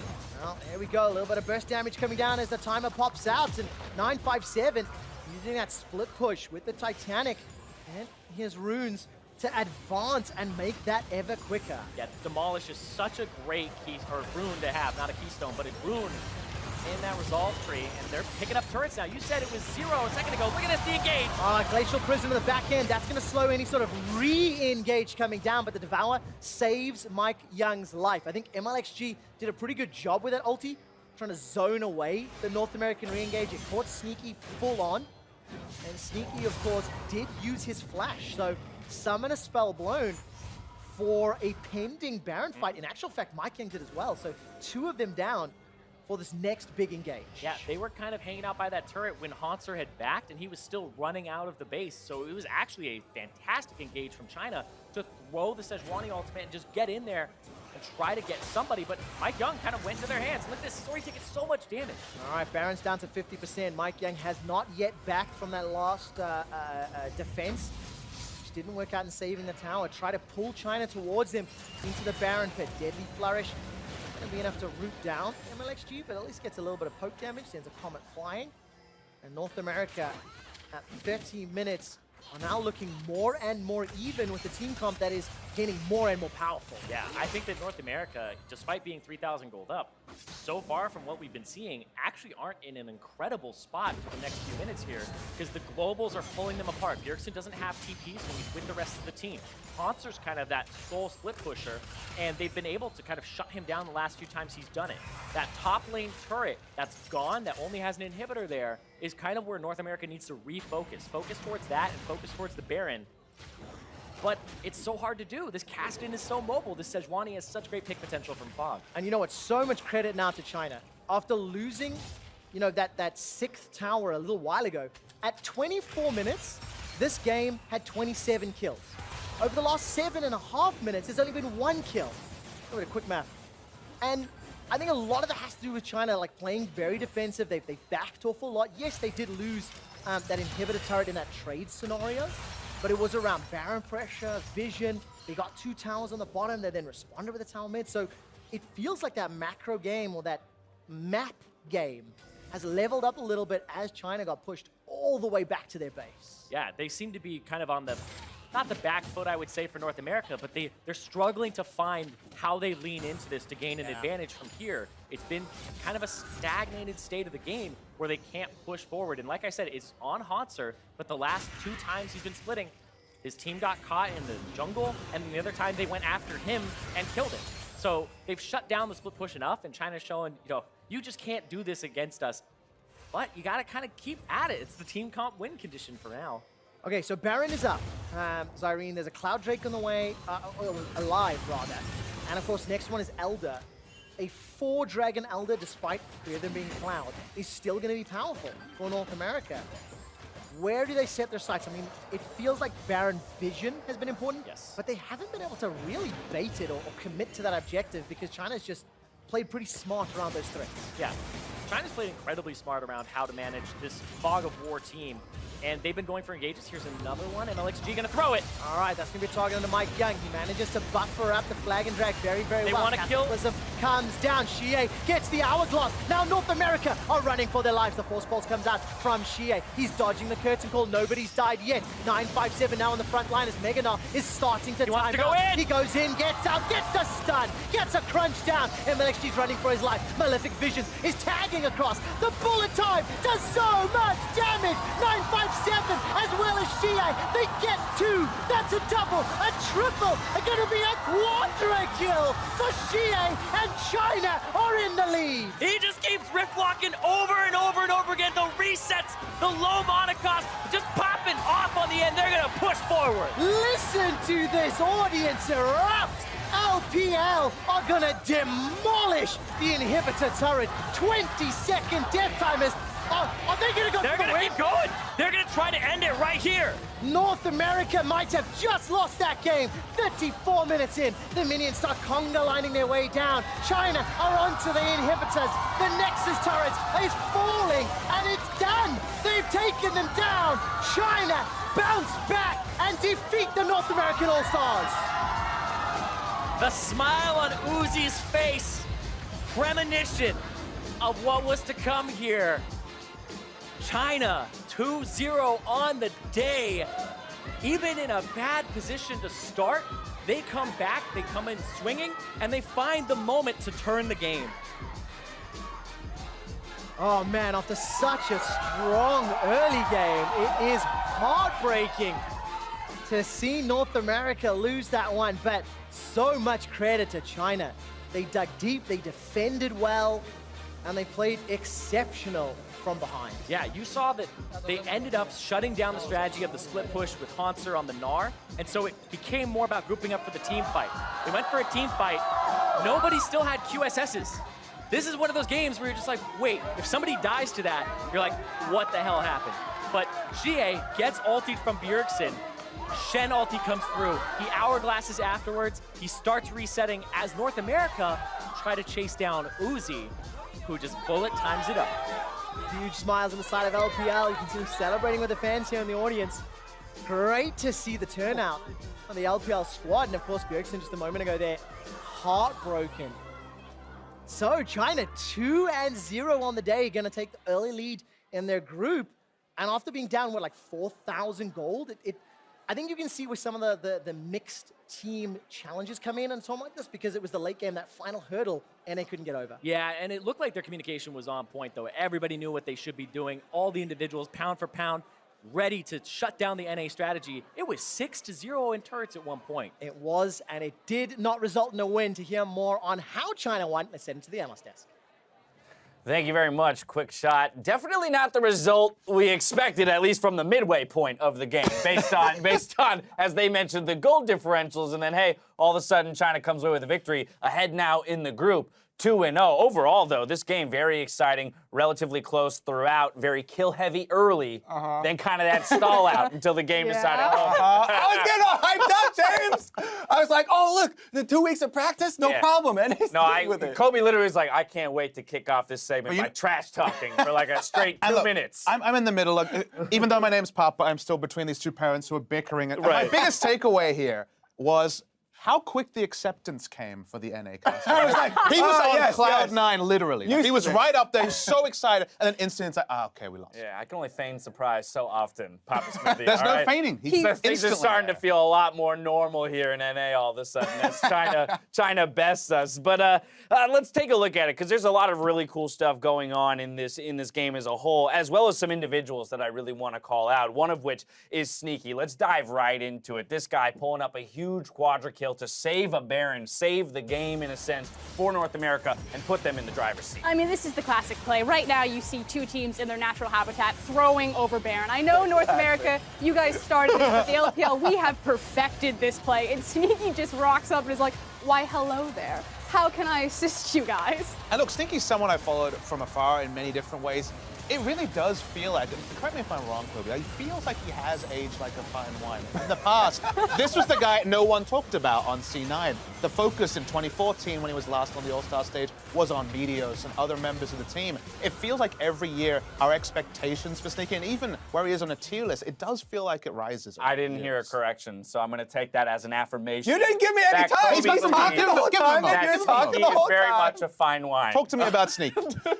Honestly, yeah. For a long time, everyone was always like, yeah, the consistent member. He was right? number 3, right? It felt like he was always top 3, but number 3. And that's why, Double Lift was often voted into the All-Star team. We see that over and over. But with the international performances and people really starting to take into account how far and how valuable it is to have that consistency, Sneaky's stock has risen. And he also comes up with a quadra kill here. Not to be, understated though for Haunter, the setup there with that Gnar, the huge like 5-man setup that he was able to get. So definitely need to give credit back there. And I also want to take a look at Sneaky's lane phase. Yes, Mike Young, he got into the Discord channel. He figured out where Sneaky and Africa were. He's like, I can actually talk to these guys and gank their lane. Right. But it always was, Sneaky is good in the team fights, but maybe a little bit lackluster in the lane phase. He was facing across from Uzi and Mako. Those guys are disgusting in lane, and they certainly held their own with Sneaky and Afro. Oh, I mean, they needed the help down there from Mike Young, right, in order to get out of that early lane phase, some of the abuse they were taking. But as we put focus on 180 carry and a particular carry in this game for North America, I want to look at the carry and the ultimate game winner for China. This was CA. You said, looking at this roster, this is the one guy who might not be considered, top of his role in his region, and yet he's the one who has the answer quadra for the win. This one brought to you by Acer Predator. But that's the thing, if you give CA his champion, he's going to style all over you. And as soon as the Kassadin was locked in, his Syndra was denied, his LeBlanc was denied, but he found it in the end, and it was Shin Kassadin combo. And yes, CA ultimately was the carry, but it was also 9-5-7 again, putting up a huge performance with the Shin ultimate. And it's so much about the team fighting here. The use of the big ultimates, how long this team fight went on, the Gnar engagement there, and then not being able to land follow-up stuns on any key members. The carries there, Uzi and Xie that you're talking about, both were able to stay out of harm's way the entire duration of the first 30 seconds of that fight, and then you have the huge turnaround. He holds on to the bullet time, cooldown there, and the re-engage comes in. You can literally see on that graph where Kobe his hopes and dreams were crushed. There was some palpitations around 23 minutes. But after that, it was about 30 seconds before we had to get on this desk that our hopes were dashed in a sense. And I think the time metric is so important because, there was ticking time bombs. Yeah. The Kassadin is certainly a ticking time bomb in this game. NA were doing the right things, but I think the casters called it out about the lack of kills after about 20 minutes, 23 minutes. That's when the stabilizing happened. Shen in the side lane, Kassadin in the side lane. You plug and play, and that's how it went, and China closed it out very quickly. And I actually want to look at Mike Young, because Mike Young had a great early game, but it really was that overreach when they were pushing down the mid lane. TSM had just gotten the Baron, Snakey had just had a quadra kill, so he's got a massive kill gold on him, or what's bounty on him. Yep. Haunter also has a massive bounty on him. And it's CA that picks up a double kill in the team fight that ensues when Mike Young dives too deep. And then he picks up another double kill, taking down both the huge Gnar and the Jhin, and at that point it's like, okay, Kassadin probably just got 15 to 2K gold there. I mean, but that's that rookie status of Mike Young, right? We saw a couple other instances, the early invade on the red buff. After the intelligent attention thrown towards the bot lane and gaining some advantages there, just every once in a while not syncing perfectly with the team.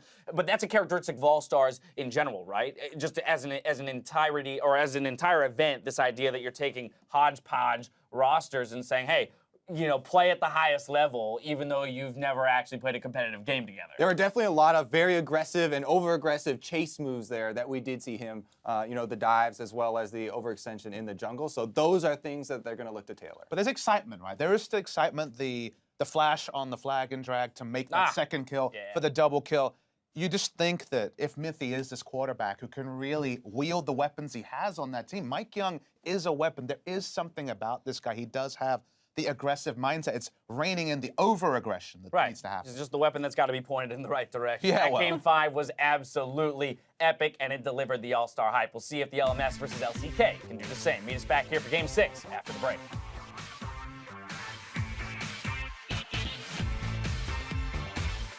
Damn, Sneaky, you're looking sexy up there. Where? Ooh. My lord. Jesus. I'm gonna just. We're gonna push the web. I'm going. Sedge is above, Sedge above. Nice. Nice job, guys. Nice. I'm coming. Watch the smiter, watch the smiter. Just kill. Nice. Let's get it. Yeah.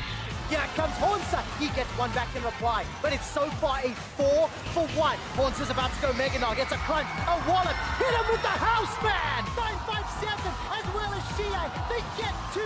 That's a double, a triple. It's going to be a quadra kill for Shia, and China are in the lead. 이제 제가 딱 올스타를 뽑혔다고 이제 발표가 났을 때 되게 기뻤거든요. 근데 늘 이제 매드라이프 선수님이 오시다가 이제 제가 막상 오기 시작했는데 약간 룰이 바뀌면서 괜히 지면 어떡하지라는 그런 걱정이 좀 많이 앞섰던 것 같아요. 그래서 그것 때문에 조금 더 열심히 준비했던 것 같고 아무래도 좋은 경기력을 보여드리는 게 가장 큰 목표인 것 같습니다. Oh, it's so amazing to see the new guy at All-Star showing up, especially because he had such a great win earlier today. Anyways, it is our final 5v5 of the day. It's going to pitch LMS taking on the LCK. LMS came off a win, and LCK came off a win. So let's see what these guys are going to do in the final game. Another 1-on-1 right here, and I love this because both these teams having one win means that whoever wins is most likely getting out of the group number 1. Yeah. But I also like that it's LMS versus Korea. This is that matchup that we were talking about it before. The Korea Killers, LMS, were known as that. They've actually kind of lost that title over time, and Korea's just unkillable. It really, really is. And of course, earlier today, it was the LMS taking down the Turkish squad. Fofo, his Zoe was great. Let's see if it's going to make it through picks and bans. I expect it'll be banned. But who knows? If anyone's going to have some sort of counter prepared, it is going to be Faker, of course. We'll see what they're going to decide to do. Jace, straight out the gate. Ornn as well. Ezreal's the other traditional one. Yep, Xerath, I think, becomes a blue side ban in most cases. Misfortune, Azir, Jarvan. There's a lot of things. I feel like it's funny because it almost feels like there's this like top 9 champions that could be picked or banned. So you end up with 6 bans, and then it's like, oh, I trade 1 for 2. Yeah. That happens quite frequently. Well, definitely a beneficial to be in. No real surprise. Cannon banned against Juve. I'm sad, because I love the Spellbook Kennen. When we first came back from the Worlds break right afterwards, I was like, Spellbook Kennen, telling everybody about it. Jat's doubting me. I'm like, no, somebody's got to do it. I love all the adaptive parts of it, but we're not going to see it today. Not right now. No, not right now. Maybe later, of course, when we get to quarterfinals, it's best of 3. And of course, the finals going to be best of 5 on Sunday. So that'll be quite exciting. Maybe some more options to let these more banned champions through, right? That's where you're going to experiment. So last ban here from LMS. 6 seconds on the clock before they decide what they're going to round it out. And it will be the Misfortune. So that flex pick, that power that you want to get out of the kick. Because if I remember correctly, was it not Support MF by Gorilla that sort of introduced it how many years ago? A while? Maybe I'm a little wrong on the ownership, but yeah. I think you're right, yeah. It was that matchup of Rocks versus SKT in the semifinal of Worlds. That's insane, and oh boy, you ready, Trevor, for another one? What does Faker run into it? That's the question I have for you. So, if you're going by meta, you're going Faker's Azir or his Xerath. And Faker Xerath was a meme for a while, and it's like, here's Easy Hoon, this is what, you don't have to play it anymore. He can play it for you. So if I'm, Faker, I kind of want to play Azir here up against Zoe. Azir into Zoe. Let's see if that's the option that Faker agrees to. LMS are going to put together the makings of another pick comp. I mean, it's 2 of the 5 that they ran earlier today. Already locked in. BB got himself a pentakill in his first game of the day. And of course, it was the Blitzcrank from Sword Art, not the Tom Kench. Going to take a slightly more defensive, slightly more reactive support. I think I like that option.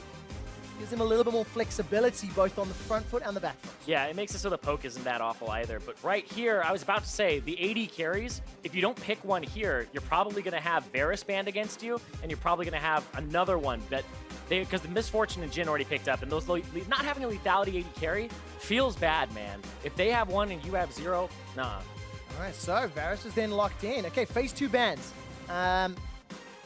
Different approaches here. You've got the reveal top laner for LCK. Cube's got his hands on Gnar. Obviously going to ban out some of those champions that you don't want to run into it or deal with as far as team cons are concerned. Shen is immune response. What happens next? Will Xerath find himself in the ban pool? Xerath, Azir, yeah. I don't know if I would like really ban Xerath against Faker, but it's just so good right now. The Azir for sure. Okay, what else can Faker run? We've got the Azir, we've got the Faker. The Xerath. The Xerath band, Yeah. potentially. What other options are there? I mean, I would be surprised if they banned anything other than Xerath here, just because it's alongside another poker in the Varus. I would be surprised if they didn't. Oh, yeah. Can you rise into Zoe? Ooh, mid-range versus... it's potentially. Just trying to see what else they could be. Or maybe it's going to be something off the wall. We'll find out in a moment or two. Last ban here. I mean, Try yeah, to all-in her? Syndra can work, right? You got a good range there. There's the rise, banned away. That was one of the potential options. Yeah, they don't fear Denied. the Faker Xerath. Maybe the Talia, the Rise that he's played so many games at Worlds, and it's something that he's able to roam around on and affect other lanes. Even when the Xerath is up, Faker says, nope, not touching that. Man, I can't believe I forgot Talia. Saw her a little bit earlier today as well, played by Frozen in that Turkey LMS game. It is going to be locked in, so Faker's going to have some options. It's going to be the same matchup for Fofo, but the level of opponents significantly higher. Exactly. One of the things that people theory craft about this matchup is every time Zoe tries to go forward, you use Seismic Shove on her return point on the portal, and then you shove her in. As opposed to, reactive, like freaking out. If Faker can keep his cool, and if he can actually reach where the portal exit, or I guess re-entry is, or where you return to, you'll be able to pop him out. Yeah, because of course your animation locks. Once you start that portal jump, there's nothing that you can do about it. That means the Gnaw, the Flag and Drag, Cataclysm, Chain of Corruption, all of these tools can lock him down. LMS, very defensive top laner with the Maokai, and they got themselves some more poke, some more pick in the Kha'Zix to round out their team composition. And now, what is the support? You can run support Xerath. We've seen support Xerath. We've seen support Kennen. The Taric would be kind of the best one here into the Tahm Kench. But, engage. Okay. Looking for a little bit more here. Gorilla on the Alistar. I like this. I was so afraid coming in that we were just going to get poke supports all day. All right, we've got ourselves a Tahm Kench and Alistar. Of course, Tahm Kench can only swallow one target, and then everyone else will get knocked up. So let's see whether or not LMS stack up. Zyrene, when you look at these two team compositions, how do you think this is going to play out? What direction are both teams looking to play? Right now, it looks like LMS, it's on the back foot for most of the game. They're going to be looking at mostly Karsa to push things forward. Otherwise, it's defensive and reactive and looking for poke from Fofo. But it looks like you could have a siege situation that goes really well for you. You can use Tahm Kench to disengage, you can use Maokai to engage, and you have two forms of poke, one of each type of damage. And on the other side, for the LCK, this looks like split push, roam to the split pusher, try to shut somebody down with Faker, and then Prey can wave clear as Ambition tries to kind of focus the lanes. But it seems like I would honestly say it seems like a pretty typical composition for what you would see from a Korean team, playing all of the map, not playing a particular strategy. It can siege, it can wave clear. It's a pretty good composition all around with strong points, winning lanes, I would say. I really like that point, playing the map, the tools available to them, especially when Faker on that Weaver's Wall will be able to just, cut off any sort of engages or disengages. Yeah, and when I'm a jungler and I'm looking at lanes, in the loading screen, I always play, how many do I have that are winning? Top lane naturally wins for Gnar. Mid lane, you should be able to have shove advantage as the Talia. And then the bottom lane, I believe, would be favored for the Varus in terms of wave clear. So as Ambition, I'm actually looking at potentially 3 winning lanes here.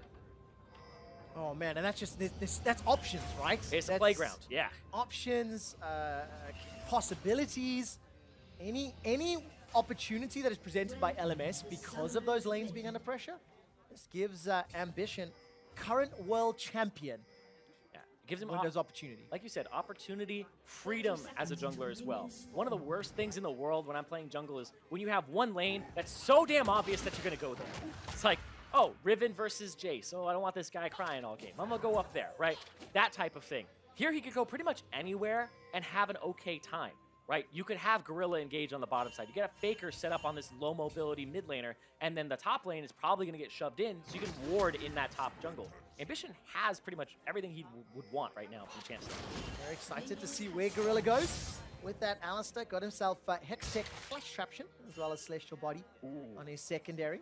Yes. So Celestial Body is one that I was kind of like, this seems like you would only take it on like Ivern and maybe Rakan, but the 100 HP for minus 10% damage for the first part of the game actually works out incredibly well. Unless you're taking a substantial amount of damage, it actually ends up positive in a lot of these trades and keeps you in lane, and then later on, you're at that neutral point where you just have 100 more HP. It's fantastic to start the game off with a boatload. Like, let's look at him right now. He's at 919 HP level 1. Especially going into the likes of Jin and Tom Kench, right? With some of that poke, some of that, you know, little chip damage that they like to try and get to take control of the lane.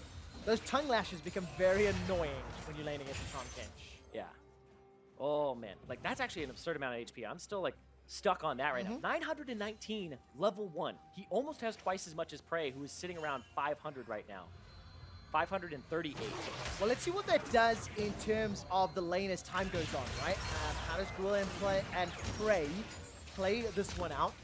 Are they going to be looking for, you know, sort of engages? Are they looking just to farm up and go into a mid game in a good spot? There's different ways you can use that huge HP pool, and well, we're going to find out. The race to level 2 is on. The next minion wave making its way down. Yeah, that right there, it looked like Gorilla was looking for a headbutt pulverize. He's going to take some damage. Sword Art. And Sword Art's just looking for the damage on Gorilla. He's like, you've got a large HP bar. I'm going to go ahead and take you to half. They're going to chunk him down. Percentage HP on Tom Kent, that's going to help out against the huge HP pool of Gorilla. And of course, we'll see how that continues to play out. Catch a quick glance of Faker making his way into the LMS jungle. Puts down a ward. He's also got zombie ward, as we're seeing a lot these days. Huge amount of value in terms of vision and information against LMS. It's so annoying as a jungler to walk around in areas that you know were previously warded, and you usually keep those timers of, okay, he'll be back here in a few minutes. But then a zombie ward pops up, and it just feels like it just spoiled that whole, like, 60 seconds of you pathing to get down there. So zombie ward, like you said, so much value, especially for a mid laner. I feel like zombie ward and Poro are both good, but Cube. Oh, flashed off to the twisted advance. Casa makes that look easy. Just good timing from Ziv and a slightly inopportune time of the flash. Yeah, and this is where Karsa wants to go. I was talking about his lanes are going to play defensive. This is the one that has that follow-up, that CC that really is easy to land. The point and click of the Maokai. 100% you want to go up there. Here comes Gorilla. As that stun is about to connect, Sword Art flashes away. So Summoner Spell secured, blown on the side of LMS. Advantage career. And Gorilla just gets to zone now. Push them away. Inhibition gets to farm. It ends up being, I would say overall, kind of neutral because you got the kill on the top side of the map, but it did go over to the Kazakhs. The person you wanted on here. Nice. Really well done there in the flash W. I love seeing long-range twisted advantage. Yeah, advances. It's funny because I'm like, great flash to hit the key. He did that so well, but it is honestly something that if you screw it up or they flash first, you just have to be right on top of it. I actually bind target champions only to spacebar. Yes. So I guarantee never miss those moments. You are actually a fantastic player. There's only one other player I knew that did that, and that was Huni. Because when you turret dive, you hold down spacebar. And if you are somebody who played like a ton of StarCraft, you don't use locked camera. You're always putting your mouse at the edge of your screen, and you're just clicking the minimap. And when I watched him play, I was like, oh, that's why you never mess anything up when diving. Well, let's talk about watching Faker play. He's level 5 into Fofo's level 5 with the help of Ambition. They're going to use that flash. Faker is already up 13 CS. Now, at this point, earlier today, Fofo secured first blood against Frozen in the same matchup. Now, Frozen maybe got caught by some poke and some damage, but look at how forward Faker is playing in the same matchup. He's already got a gigantic lead. Yeah, he's getting cover from Ambition too, and Faker is saying, you can't play this new champion versus me and expect to have a really good time here. I'm expecting this Talia to kind of have a great showing here. You know what? I talked about it so much where it's like I'm in that kind of hate Zoe camp. Yes. I hope Faker does me proud today. I hope that he's able to shut down this Zoe madness. Show me how you're supposed to play against this. Well, it looks like forward seems to be the answer. Dodges the sleepy... No, I take it back. It's caught by the sleepy bubble. But the Paddle Star had already been fired. Flashing planes are available. Great seismic shove. Faker with 100 HP flashes away. More Sparkles damage had already been rocked. So Faker forced to summon a spell out as Casa gets the gang. We're doomed. Quick shot. Even Faker can't play against it. Well, to be fair, that's a 2v1. However, that's true. However, the sleepy bubble definitely still caught him. And you see how impactful that 2-second sleep is. Yeah, and it looked ridiculous because Fofo walked up with no mana just to auto-attack him, and then Karsa came out. So Karsa getting that summoner spell mid and affecting the game so far. All right, let's see whether or not... Now, if Faker can no longer play as aggressive and shut down Fofo in the mid lane, that's what's going to prove beneficial, but it's flash for flash, both secured. I love this from Faker. Merc Treads, very first item. I am 100% Merc Treads versus Zoe every game. As a jungler, I'm just going to do it. It's like when people were buying Ninja Tabis against Lethality. It's like, this is the easiest boot buy of my life. And it's first item for him. Yeah, got to reduce the effectiveness. Karsa's going to leap away to safety. Smite comes down. I think Ambition won that one. Yep. Looks to be the case. And this time around, in comparison to the previous game where Mike Young went in for that invade, didn't have the support early enough, this time around, LCK and Korea, they were there on time, maybe even too early, but it worked out. Yeah, you're telling me there's a difference between North America and Korea in terms of how we're approaching the jungle? I'm blowing my mind, Trevor. I'm learning so much from this international cast. Oh, I'm just saying what I'm seeing, man. Yeah. I'm saying you're inferring it. Yeah. But seriously, being on the same page, you saw, it was like, oh, we have priority. Let's roam into the jungle and try something. And every time we see Faker, he's going forward. I mean, still plus 15 CS, both flashes blown. Yeah, winning lanes across the board. You look at the CS, every single lane in Korea winning in CS, naturally winning lanes from the draft. Korea loves it. This is why they have Jace banned against them all the time. Not because it's like, oh, we don't know how to play Jace. It's like they know how to use Jace for a natural lane advantage and then Oh, look at that. Two-man stack. Sordok gets knocked up into the air. Gonna get locked down once the chain's proc.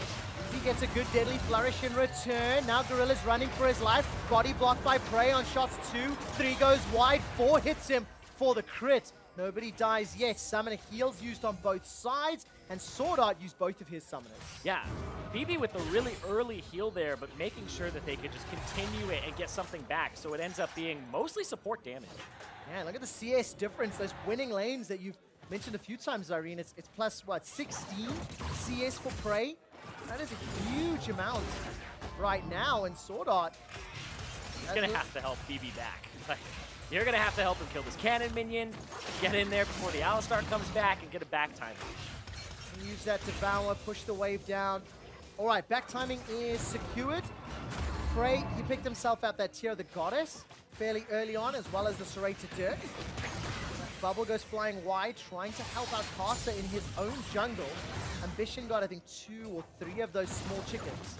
And Fofo, level 8, on his W, that spell piece, he's got the Hex Tech Proto Belt, actually. So, has the ability to combo. If Faker steps out of line, he's still flashless. Yeah. Ziv actually using the ultimate up there. Looked like he was trying to get something, went in the opposite direction. But yeah, like you said, this mid lane has not been going as well for Fofo. It just seems like there's so much pressure from Ambition. And look at these control wards already set up from Korea across the river. Full river control. Now you have to watch out for this Alistar that's going to flash on you and this Jarvan constantly. So if your flash is down, Cataclysm, prime target. Right now, Ambition is just set up. I feel like the winning lanes transitions into that vision, which transitions into you get to do whatever you want as a jungler. Yeah, 800 gold lead as we're getting close to 10 minutes, despite the fact LMS have got first blood. The other ones that are falling behind because of the huge CS discrepancies. I mean, every single lane down. You know, 300 gold lead for Cube, a little bit under 300 for Faker, nearly 300 for Prey. It is all adding up. Yeah, and First Blood did go over to Karsa, and he's even with Ambition here. An assist, 200 gold went over to Ziv. Oh, Karsa in the face of Faker. So much isolated damage. That panel star needs to find a target. Oh, Fofo! There goes the portal. Fofo gets a kill onto Faker once again with the help of Karsa.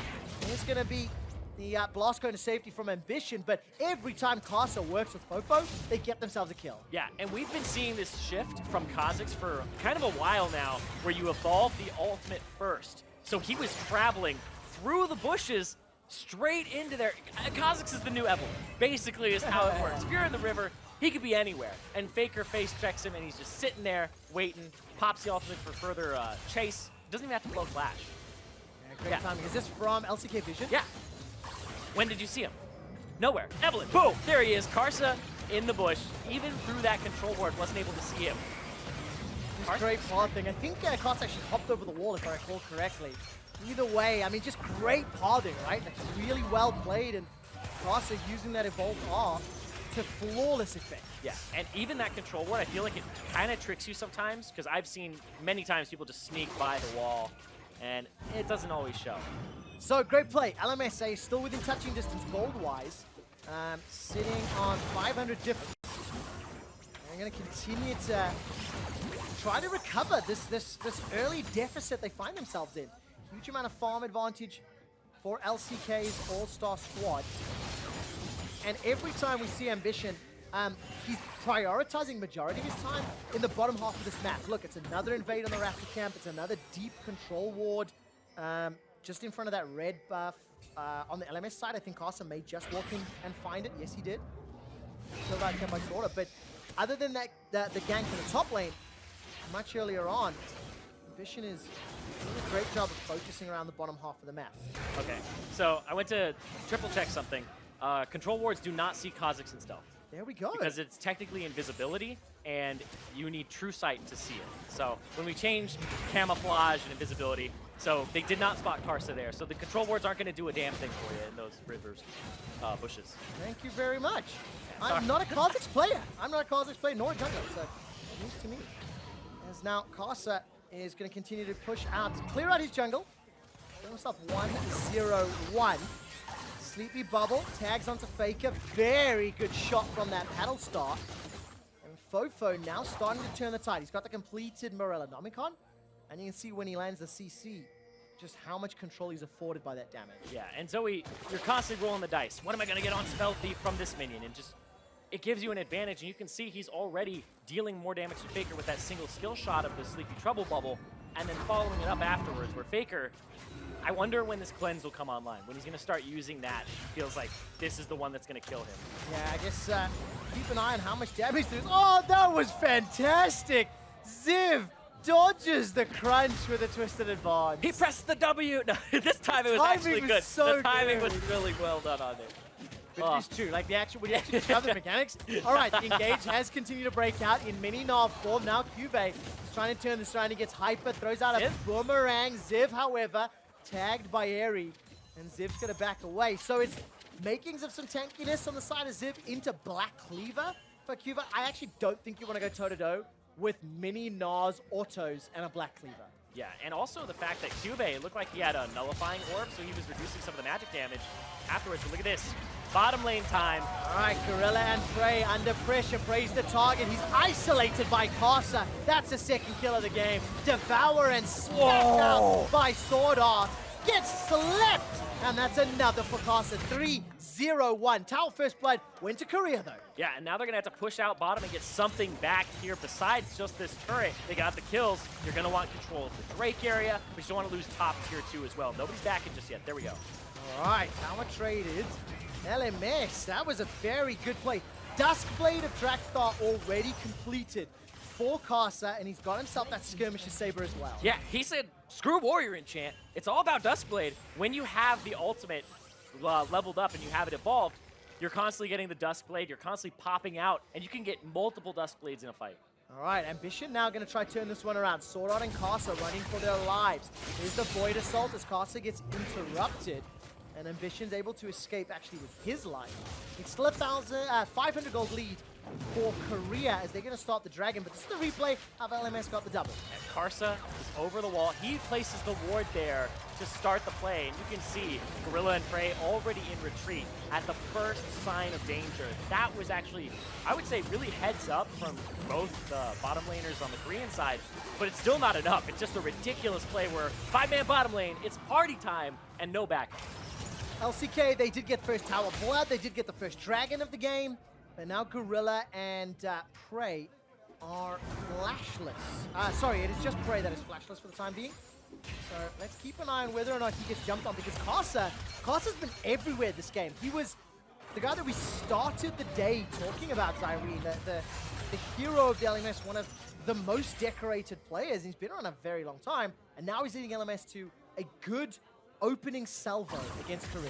Yeah, and he got to play to Ziv at the very first part of the game and got that first blood for himself, and now he's been playing to Fofo, and now in the bottom lane, so he's been all over the map affecting it. And now you get to see kind of what he looks like when he's unleashed, when he has all these laners, but right now, it looks like people are just still falling behind in lane. So as a jungler, it's all about damage control. Yeah, damage control. That means damage dealing in his case. Very true. We caught a quick glance there of Fofo pushing in Faker this time around. Got himself a Sheen, so Fofo going for Lichbane once again. It feels like the tables have turned a little. Now all of a sudden, Fofo shoving that wave in. I think you mentioned it earlier today, the level 7 backline kills. Level 7, level 8, you kill caster minions just with the Paddle Star damage. You don't really need much AP behind it at all. But he also had a Gunblade when we saw him earlier. And I know people have been like, why does Gunblade have like a level 1 value? I'm like, this is why. Because you could get it level 1 technically. So level 12 though, still hanging on to it. Faker's just going to shove the wave back, and Fofo doing relatively well. Still down 20 CS, but a kill and assist will contribute to the farm deficit he finds himself in. But Korea, again, this is the style. It's about Karsa to get going in. Here comes Karsa. Stolen! Karsa smites it down. No, it's Ziv that actually picks it up. There's Ambition. He jumps away. Cataclysm comes out. Karsa survives. Here comes Fofo for the assist. Karsa gets another. There's not the skip. And Karsa escapes with his life. Gets slipped. Faker is down. Fofo gets another. 6 kills to 0 in favor of LMS. Oh, Faker looked like he ended up cleansing there, and he still falls asleep because it's a 2-part CC. He cleanses the root, and then it's night-night for him. Man, Karsa, I think he also got a big heal there from the W. We'll catch on the replay in a moment or two. Demolish onto the top tower with the Rift Herald. His tower number 2 falls in favor of LMS. That evens it up with Korea's 2 towers secured. And what's mind-blowing about these games for me is every time I watch them, I'm like, how does Korea have that type of gold difference when they have 0 kills and there's 6 on the other side? But we'll talk about that after this. Right here, he still gets the smite, picked up by Ziv, and then the Sleepy Trouble Bubble. Cuvee picks it up, falls asleep, and then, the Summoner Heal helps save him there. Oh, yeah, gets a flash, picks it up, but still, Drowsy, cleanse, falls asleep after, lines it up for him. So much pick potential when you have a Jhin and a Zoe. One of those skill shots lands, the other one's landed. I'm trying to remember what Faker's quote was that made it to Reddit a week ago. I know it's preseason, but I feel Zoe is... broken as... There we go. That's pretty much how it ended. Nevertheless, I mean, look, despite the kill, Faker is 300 gold down. And that is because of this, like, 35 CS advantage. 2-0-2 on Fofo. And now we're getting to mid-game, right? 20 minutes, it's even in gold, despite a 6-kill advantage. And this is where LMS have to shine. They've had a great start, they've had great kills. I mean, it's all on Karsa's shoulders. But this is where they have to take over the game, isn't it? And when you look at where the gold is, carry top laner for Cuvee, and Prey has more gold than BB does. Mostly it's that jungle that's kind of lopsided and a little bit of that mid lane. But the way that I'm looking at it here is Korea, their basics are just so damn good. Every single time I see them, when I look at the CS per minute numbers for entire teams, you're looking at people like when you hit like a 9.5, you're just like Farm City. This is like reckless split push having high CS per minute. Yeah. But there's only a finite amount of farm in the entire game. So hitting those breakpoints, usually it's like you're 9.5, so one of your other carries is like 8.7.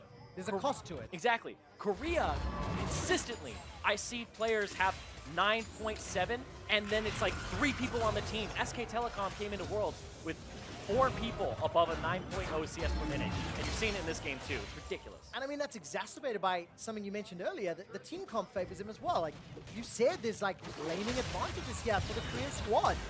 And it's showing himself, not only the ability of the players, but the abilities of the champions. Now, as the last few minutes of setup has occurred, Karsa and Fofo went hunting. They were looking for Faker in the jungle. Threw down that Void Assault, and Karsa didn't find anyone. Yeah. And Ziv, however, is going to find Cuvee. The support from that Abyssal Void, Sword Art's going to bring in a little bit of damage from Karsa. And despite the Mega Knock from Cuvee and a 3-man stun, Cuvee's going to flash to safety. Cuvee's going to escape. Here's the chase down from Ziv. Another stun comes out, Deadly Flourish. Everybody's involved there.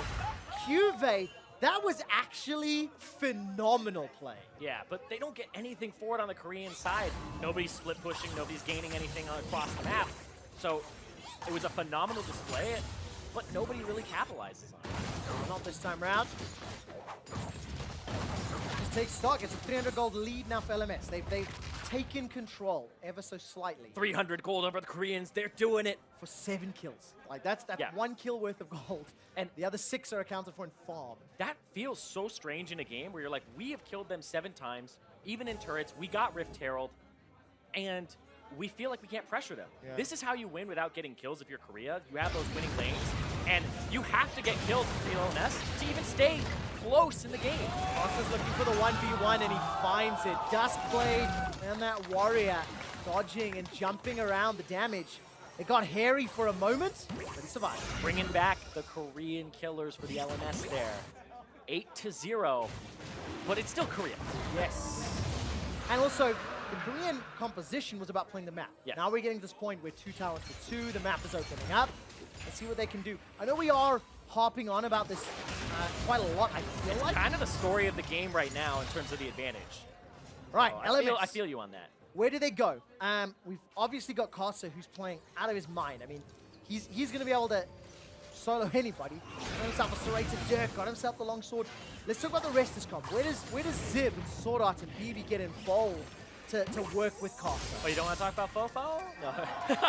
But yes, BB's a lot of the follow-up or the pick, and Ziv, he has to just kind of stay even on the side lane with Juve, or make a decision with the team that he's going to start engaging and using his ultimate proactively. Because that's something you could really see help them out to get Baron control, get vision control. Because I feel like their pick when they have vision control on the LMS's side is stronger than Korea's right now. Look at that. Speaking of pick, Faker down. My words. That is actually disgusting. Casa 7-0-1. Prey gets chunked down by the Paddle Star. Now remember, the curtain call could be opened up, setting up another potential shot. There goes the bubble. Gorilla gonna sidestep it, and here's the siege that you talked about in Picks and Bans, Irene. LMS just play their poke game, force Korea to dodge, and then they can look to get chip on the tower. And I was telling you, there might be some split push from Cube, but looks like Ziv and Cube on the side. Ziv was coming in to maybe get a flank ultimate here. Gonna get the chance though. Cube's gonna go Mega Knock. Throws out what I think is a space station. Look at the damage there from that deadly flourish. But meanwhile, Karsa, the unlikely split pusher, top lane, killing the turret. You talked to me about how they're gonna get involved with Karsa. Maybe Karsa can just do it all. Maybe Karsa is exactly what they needed, and he's the guy who's just going to take over the game. Now can they get something off of this? Karsa's going to try, looking for an escape. Going to avoid assault over the wall. Threaded volley, not I enough think he's to out. kill him, and it feels Faker ult. like he has flashes available to him. Nobody's chasing. Oh, Blast Cone, a little bit of a misstep. Actually, a big misstep. That's going to force the flash. That really sucks.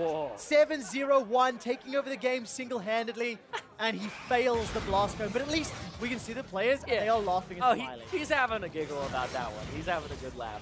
Because that was one of those plays where you're so challenger, you end up bronze real fast from there. Huge commotion on that Blast Cone. Ella giggle, as it were. And by the way, it's a quiet 2,000 gold lead now for LMS. Thanks, I think, almost exclusively to Karsa. Actually, in fact, 2,600 gold lead to Karsa over Ambition. I mean, he's 7-0-1 right now. Ridiculous performance from him, right? I can't believe you showed that. That was like he's outplaying. He's solo killing Faker twice, but blast cones are still something that are hard to figure out. Like, I want to get on that level. There we go. Now I'm starting to believe. Now I'm seeing the Casa plays and the damage he's got. I think the only person he cannot 1v1 like instantaneously is Cube. And I still think there's room for him to outplay there, even against Irandians. We'll see if that actually materializes, because LMS, they've now got to play the map. How do they play the map with their composition? Let's find out. He got spotted there. He wasn't fast enough to get... Oh, Gorilla. Very good play by Gorilla. Gonna get put to sleep by Fofo. The Paddle Star's gonna just fall short. But Gorilla with a very good engage on that headbutt pulverize. Yeah, and that's, as a Kha'Zix player, you really have to watch out for is what time you're engaging. Whoa, my God, Prey, he never saw it! Prey's gonna be forced to flash. Chain of Corruption comes down. Now all of a sudden, Carsa's in trouble. Devour buys just a few more seconds as Fofo jumps back in. Battlestar gets the damage down as a fight on two fronts. Seismic shove, that catches out Fofo. Summoning heal used, flashing heal still available. Sword Art's now the target. He's gonna need that gray health to stay alive. Not gonna use it just yet. Nobody dies! How? How did nobody die there? Sword Art is like one hit away. Karsa was invisible for half that fight. Gets spat out, still in the Cataclysm, and then he still had leap away. Unbelievable, but it manages to happen. Karsa's looking for the re-engage on that Void Assault, but not going to go forward as he continues to jump out of vision. 9-0 in favor of LMS.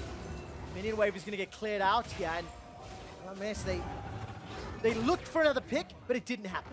Yeah, and I feel like Karsa, he's got the right mindset. You're playing this Kha'Zix, you're ahead. If you just sit around and try to siege, it's not going to work. You have to go for those aggressive picks. It sucks as the Kha'Zix because you want to be follow-up engaged. You want somebody else to go in first so that they eat the headbutt pulverize, they eat the CC. Yeah.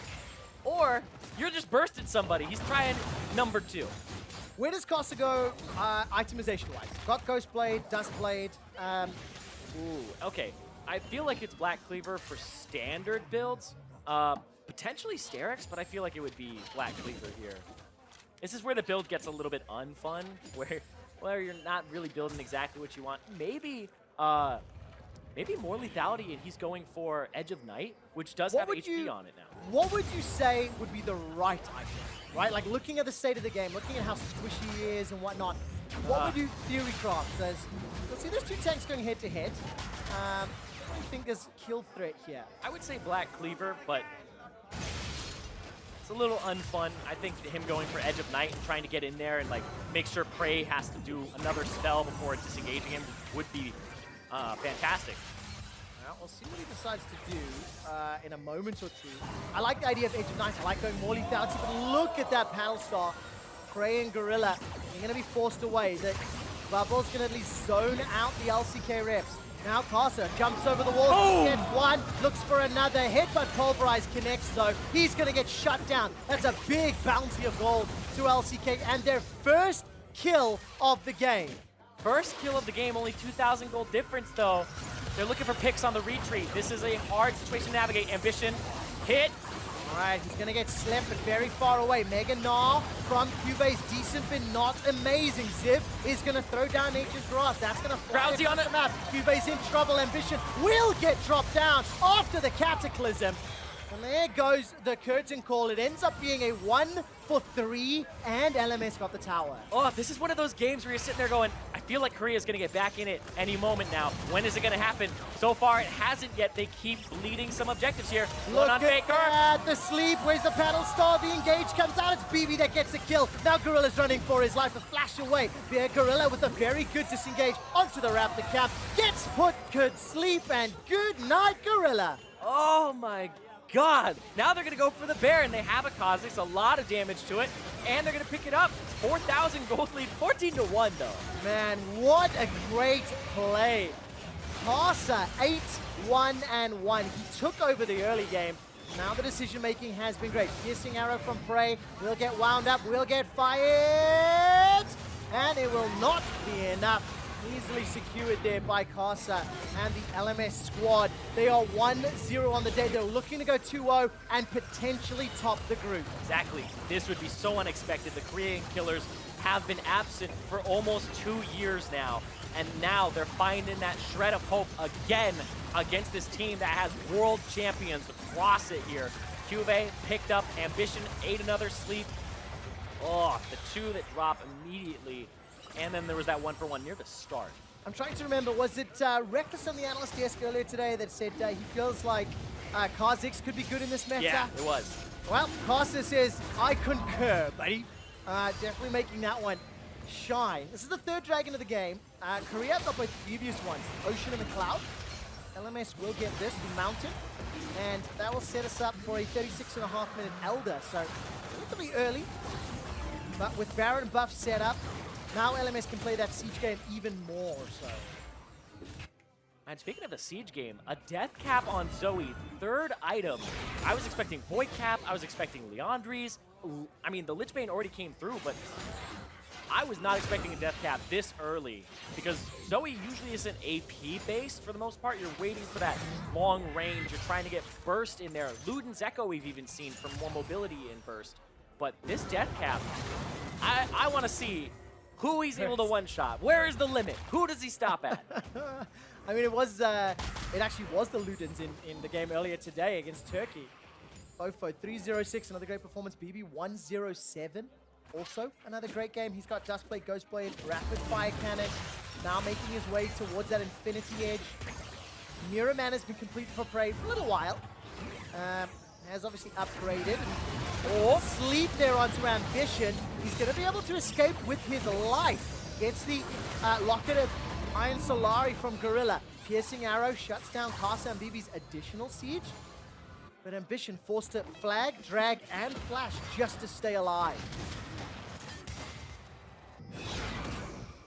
Karsa's still hunting, by the way, so he's evolved W, E, and R as far as his 3 level ups are concerned. 215 CS, and he continues to hunt, as I read. Constantly looking for more kills. Can't let that wind get blown out of your sail here. Where is Faker? He's looking for Sword Art. The threaded volley is tagging them down. Zip's stuck on the front line. That's actually the best one to be there. Gorilla's ultimate time's out. It's Zoe that gets the kill credit. Curtain calls fired. The shot still waiting on the next one. BB finally sends it wide. Doesn't find a target. Sword Art will save Ziv's life with the great timing on the Devour. Grey Health saves his life with the timing on the E. Now Fofo's looking for that Paddle Star. Won't find a target just yet. The Sleepy Bubble won't sleep anyone for a while. And LMS will get the tower. They also got the kill. And now 7,000 gold up. This is not that trivial lead. We're seeing the LMS in the driver's seat now. And you're talking about how they were playing against Turkey. And Turkey looked exhausted after the game. 33 minutes of dodging skill shots left and right. You have this Jhin W. You have the Jhin ultimate. You have Fofo throwing out the Zoe E and the Q. Everybody on the Korean side, they have to be on their game. And so far, there's been punishes left and right. And you have to watch out for Karsa. He could be right on top of you. Yeah, he really, really can. Karsa, man, this is going to throw the bracket stage into a little bit of a spin, because if LMS close this out, that means LCK most likely taking second and the number 1 on the other side of the bracket. That's going to be interesting. Could set us up for a potential LMS LCK final. I'm calling it now, game 6. Oh. No, it's way too early to say that. Way too early to say that. The rematch, Korea, you make Faker angry, he comes for you in the finals. We'll find out.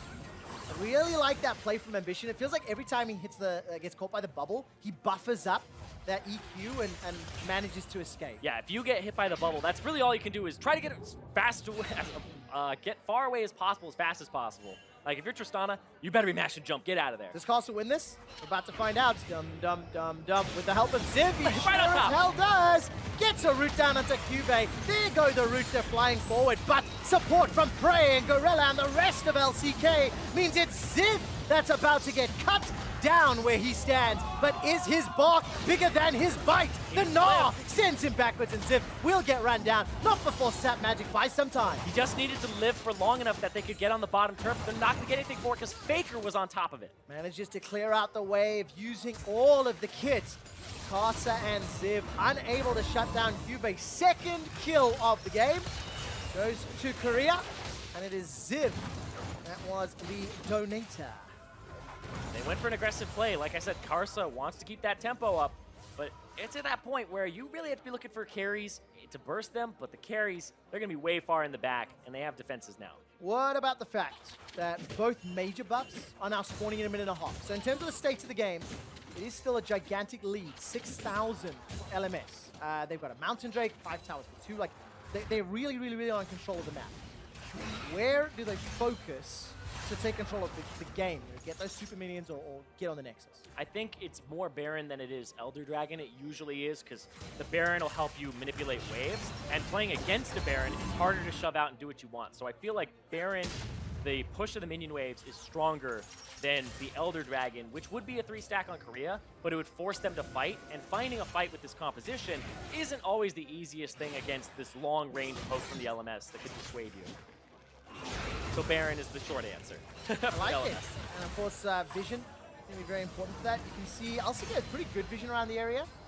Prey took a gigantic chunk. Oh, he didn't reach him! That was BB going way too far forward. He gets dropped down. Now it's a 5v4 in favor of Korea with 30 seconds to Baron. That was not what you wanted to do. Karsa's going to have to pull off something magical as Fofo spamming out those paddle stars. And LCK, they backed away for now.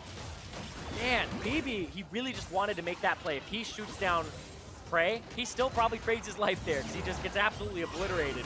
But trying to make the highlight, Ambition. That took a lot of damage. The sleep will at least be far enough away, so there's body blocks. Yeah, this cooldown is so low. Paddle Star up again. It's ridiculous. So difficult to play around. A Gorilla gets tagged. More sparkles down that paddle star. Bubble is gonna find its way onto Cuvée, but there's no further follow-up. In actual fact, Karsa and Ziv, they're trying to sneak this one. It has to be because of vision and the pushing wave down bottom. Able to sneak in there. They were able to take out a few wards. They kind of know they're in the area, but they don't want to go for it. That's going to be Elder Dragon, which will help them get that Baron. So, looks like it was the easier one to get because the objectives were kind of covered. And of course, vision in favor of LMS, right? That sets up from earlier. When they were pushing the bottom wave, remember when Karsa engaged up top? Sort of timing. Fofo's going all the way forward. Abyssal Void. Karsa on Faker! Oh! Faker runs away with his life. Seismic shove was so well placed. Karsa read it though. He wants another! Continues to chase. He leaps forward. Prey manages to flash out to safety. Now all of a sudden Karsa's in trouble. Turns it back around. Gets the missiles out. Tastes their fear. Onto Ambition. Not going to be able to get the kill. Prey gets the shutdown at the cost of Gorilla's life. 1 for 2 in favor of the LMS. With the Elder Dragon buff, the base is being destroyed. And Fofo just having fun with all these flashes on the ground. Flash it for fun. Flash it forward. They're looking for more here. They want these turrets. Oh man, LMS in a 4v3. They're looking for the Nexus. Fofo's the target. Got a flash available to him. Ambition got slept. Gonna sidestep the W from Jin. Continues to escape with his life. Ambition on 200 HP. He's run away. Cuvée forced to hop away. He's escaped. Now he's drowsy. Where's the paddle star? Went towards the minions instead. Nexus tower not gonna get killed though. Yeah, the minion wave was stalled out. They didn't fully clear the minions, and they went for a dive instead, and they didn't get anybody. LMS could have played that slow and killed the minions to push forward. Didn't do that. Didn't set up around Baron. Went for the game-winning play. I don't want to say it backfired, but it didn't work out. There we go. It didn't work out. Yeah, but I feel like Karsa, he just got both Prey and Faker's flashes, and he's about to have his up.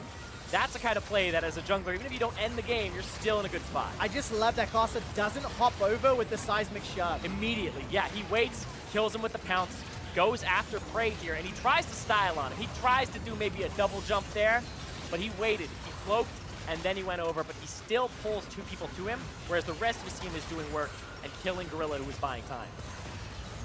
The rest of the play breaks out. Obviously, that went up towards the Nexus turret. Damage done last fight. Yeah. Really spread across the LMS carries. Yeah, and it's interesting because a lot of the time the Kazakhs will like fall off in the late game, but with lethality in the current state it is in the ultimate evolution, people have found ways to kind of make it work, and Karsa is skirting these fights because it's not easy to make it work. All right, LMS now. Got to turn their attention to Baron as Elder Dragon's just about to time out. It's a fairly well-used Elder Dragon. They've got supers in the mid lane. But this is going to be a full-on 5-on-5, Zyrene. This is actually an insane Baron. I feel like it's just a bait chunk, and they're going to engage. Unbreakable Will is used by Gorilla early. Normally that means it times out and he dies. Ziv is forced to run away. Here comes Karsa. He almost 2-shots Faker. Faker's running away. Asleep onto Gorilla. Karsa in the back. Not going to be enough. Karsa gets the second. Leaps over for Prey. Leaps out to safety. Cuvé's the target. He's gone low. Mega Gnar's time. 3 members of LCK are down. The Devour from Sword Art buys more time. That's it. Root locks down Cuvée. LMS may have done it. Guardian Angel just popped for Cuvée. Super minions being ushered into the base by Sword Art. And LMS, they're making their way into the base. Korean killers are back, baby. The LMS taking these fights. We saw Korea with the lane advantage. We saw them down multiple kills, and LMS said, no, you're not coming back today. Nexus turrets get burst down. The LMS may have closed out the game, but it was Karsa that killed this game. What a game from Karsa. You can see everybody's just like, this guy was the focal point in the early game, losing lanes across the board. Where is he gonna go? Top lane gets a kill, affects mid, affects bottom with the TP play ward, and then the rest of the game, Faker is not happy about that one. 1-7-2 is the score line. What a performance. Phase 2 Kha'Zix for Karsa. He ends up going 11, 3, and 5 and completely took over that game. I mean, the celebration was great. You got AHQ, Flash Wolves, and J-Team all represented on the LMS, and they're hopping, skipping, and jumping and hugging because it was just such a great performance from them. Honestly, all of them, across the board, it was a very clean game. No deaths for Sword Art. 1 for BB when he flashed forward. 0 for Fofo. Ziv when he went on Karsa's play, and the rest was like Karsa trying to make plays, trying to come up huge, and he did. The best thing about it is just the timing. You know, you go back, you can make a highlight reel of Karsa's plays. Of course, that's the easy bit. When you look at how he flanked, when he did it, what he dodged to do so, there's a very few number of mistakes throughout the whole game. And the thing I really love about this Kha'Zix pick from him is he abused what Korean teams usually go for, is minimize mistakes by using vision. He went through vision with the evolved R, kills Faker, who thinks this is his safe side of the map. So Karsa, usually you trade sides of the map as a mid laner. He went on Faker's strong side because of vision, kills him, really just sets the game in his own pace, and he keeps doing that type of thing to Faker in the side lane. It's like, what's that meme where Karsa's like, you can't lose to a team with superior vision if you can avoid their vision. It worked out so well. You know, we talked about it, the invisibility and the fact that the stealth wards don't see him, because LCK had significantly better ward placements throughout the majority of that early game. They were down 7, 8, 9 kills, and even in gold. Like, that is phenomenal, but it didn't matter. It didn't matter, absolutely. And like you said, I feel like a big part of this is Karsa is reading what the norm is, and the Kha'Zix breaks that norm because Faker is playing to that side because it's his safe side. He should be doing that by the book.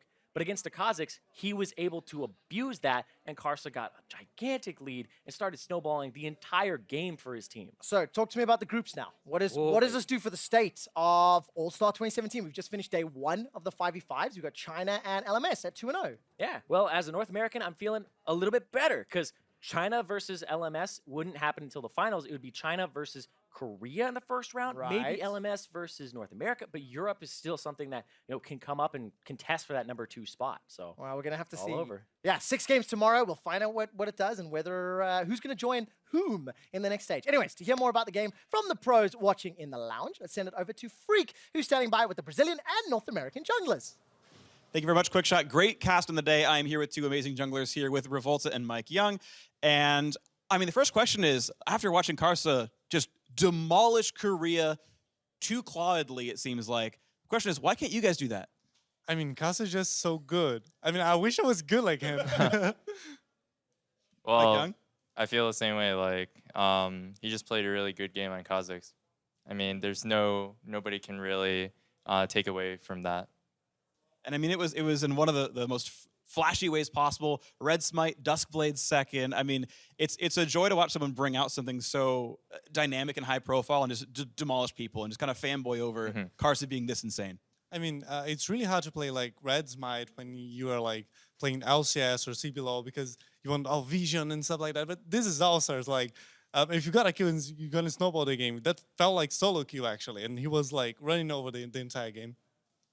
I appreciate like how he played really confident, even though he was playing against the Korean super team. I think that's like how a lot of players, a lot of junglers should play during this All-Stars. I know you made your name as well, Mike Young, playing incredibly aggressively, the Italy, highlights we've all seen and whatnot. It's something actually that both Yankos and Power of Evil mentioned a few hours ago, talking to them here, that the game feels a lot faster, a bit more snowbally, that there just are so many more kills right now in League of Legends. Have you experienced the same with preseason? Yeah, I mean, there's too much damage in the game right now. I mean, there are champions like MF and JF that whenever they're in the game, you can just lose in 10 minutes. Like, they're so powerful. And I think that's because of the new runes. They do so much damage. So, yeah, it's really faster. You feel the same way? Yeah, pretty much like with new runes, people are just figuring stuff out. So there's just people experimenting and figuring out what works. And that usually results in kills. And speaking of what works, of course, you two had played against each other earlier in the day. Zoe came through in our first matchup, and you talked to me about the logic behind it, if you'd mind sharing. Yeah, so I've never played against Zoe myself. Every single solo queue game she's banned, and we made a bet. We didn't want to give them Jace, and we had one ban left, so we chose to ban Jace, and we gave them Zoe. And we thought, okay, we think Malzahar is going to win against Zoe. It's going to be a really amazing pick. And ends up, I think we were wrong. Zoe seems like really broken. She does too much damage. I mean, there was one time that I got slapped by her E, and then I just insta died, and I was like, what? What just strong champion. Yeah, really strong champion. Fun champion. So never again will Zoe be left up to be picked. Oh, maybe. Maybe we found something. I don't know. All right, yeah, I mean, innovation's always fun to see. So the 1v1's going to be happening next up. Unfortunately, neither of you got elected to do that. What was the process like? Why did you send the players you did from your respective regions? Mike, we'll start with you. Well, personally, I wasn't really even asked because I guess the jungle role can't 1v1. But Levi's going. Oh, that's true. That's true. But as for NA, Bjergsen and Sneaky, I believe in them. Well, like for me, the last time I played 1v1 wasn't really fun. I died level 2 as Cassiopeia, so yeah, that wasn't really nice. You can share that with your teammates, but you think they're going to do well? They're going to win? Well, I hope Vert wins against Faker because he's got one shot to be a legend. So yeah, I hope he wins. Well, I hope Bjergsen's going to win because I'm his personal 1v1 trainer. So give me the lowdown. What's his strats going to be? Leak the strats, dude. Same strats as usual. Just play mid lane, play mid champions. Maybe some of my cheese picks that worked on him. Some of your cheese picks. Well, we'll have to share this with us later on if he does well or if he loses. Gentlemen, thank you very, very much for your interview. Let's toss it down to the analyst desk to talk about those games a bit more. Thank you very much, Freak. A quick preview of what we might see in the 1v1 tournament still to come. But before we get there, we've got to close out the best of, or not the best of fives, the actual 5v5 Summoner Rift games. Man, I'm still in Worlds mode half of the time. But either way, LCK of all teams here, right? The Dream Super Team. That's what we call them. Top of the day. Yeah, There's no bigger accolade than being the Dream Super Team from the LCK. And then you lose to the Dream Super Team of the LMS. Absolutely, and I was guilty, I think, of anyone of thinking that it would follow this very predictable cadence, because we've seen games where the LCK have fallen behind, but they tracked it very well on the cast about how the gold lead wasn't expanding, right? It's still LCK. They drafted pushing lanes. They were pushing up. They were pushing up. They were keeping thing, and you're like, okay. And you kind of trick yourself. I'm going to use an analogy. It kind of felt at the start, and in these games, it usually feels like it's a superhero movie, and you're 30 minutes in, and the superhero's in peril, and you think, well, he's not going to die. There's still an hour of film left here, right? That's what you usually feel like with the LCK. You think they're going to push through and win. But what happened here, the superhero was Karsa. Karsa popped off in a way that can't really be described. You turned out to be like Bizarro Superman. I know. You're right. actually the villain. Exactly. That's you live long enough, etc. Batman reference. But what I want to say here is that although they were stabilizing, although the gold was in their control, there was never a person who stepped up and you think they're going to win around this pick, they're going to win around this player. It was Karsa that the game transpired around. And even beyond winning around a person, I think winning around an area of the map, right? Because we talked a little bit about it with Reckless, and he was talking about how mid lane is where a lot of the early vision stems from. And if you lose control of mid lane early on, vision right now is so snowbally with zombie wards and everything really propagating that effect that once you lose control of the vision around mid lane, and then you can't go to the side lanes anymore because there's this Fed assassin, it really does kind of collapse, even around Korea that are trying to control all these aspects. Right. The LMS were able to take away a lot of those options. I mean, it's so interesting then because you already referenced Reckless, and as well, we asked him, what's a pick that he might think is being overlooked right now, and Kha'Zix was exactly that pick. So when you talk about vision, we heard Zyrene saying, with the Evolved R, the ability to jump from bush to bush through the river and really snake around that vision in the mid lane. I mean, Faker We heard it. 1-7-2 scoreline. That's next to unheard They of also for him. gave him Zoe. They also gave Zoe. They also gave Zoe. I'm not even criticizing Faker. I'm just saying that's something that you don't normally see. And for a man who's well practiced in the mid lane, we saw what not being able to necessarily sense that gank pressure from the Kazakhs resulted in. And specifically, it's also like blue side Kazakhs. In the LPL, we see this pick a lot. It was Clearlove who really started it. And what you do is, it's exactly as Irene said. When you evolve R and you are able to proc the invisible passive by running through the brush, if you're from blue side and the brushes that run around the top of the Baron pit, you can get underneath all of that vision and they'll never see you. And that was where Carson was actually catching Faker out a lot. He would run up the side of that, go into the bush, Faker would try to push out the lane and clean up some CS, and suddenly he's now 0-7. All right, utilize that in your solo queue games. That's going to do it for the Battles on Summoner's Rift today. Before we jump into Howling Abyss, let's go ahead and take a look at the standings. In Group A, the team from the LMS reigns supreme with the Korean representatives behind them, while the LPL All-Stars top Group B, leaving Southeast Asia and Brazil winless after day one. I saw that fist pump, Prosker. But here we go. Didn't lie. Of course, we're only through day one here, so not even every team within a group has played, everyone else within their group. But what's our initial, kind of assessment of these group standings with LMS? Hey, out to the lead in Group A. It's flatter, right? It is more of a flatter than the big divide we were expecting to see. NA had a good time in the early game as China. LMS were able to actually run over the LCK in general. So sure, there are some early favorites, but it feels like the meta is starting to settle, and the standings, I think, will settle with them with 6 more games. Is the meta?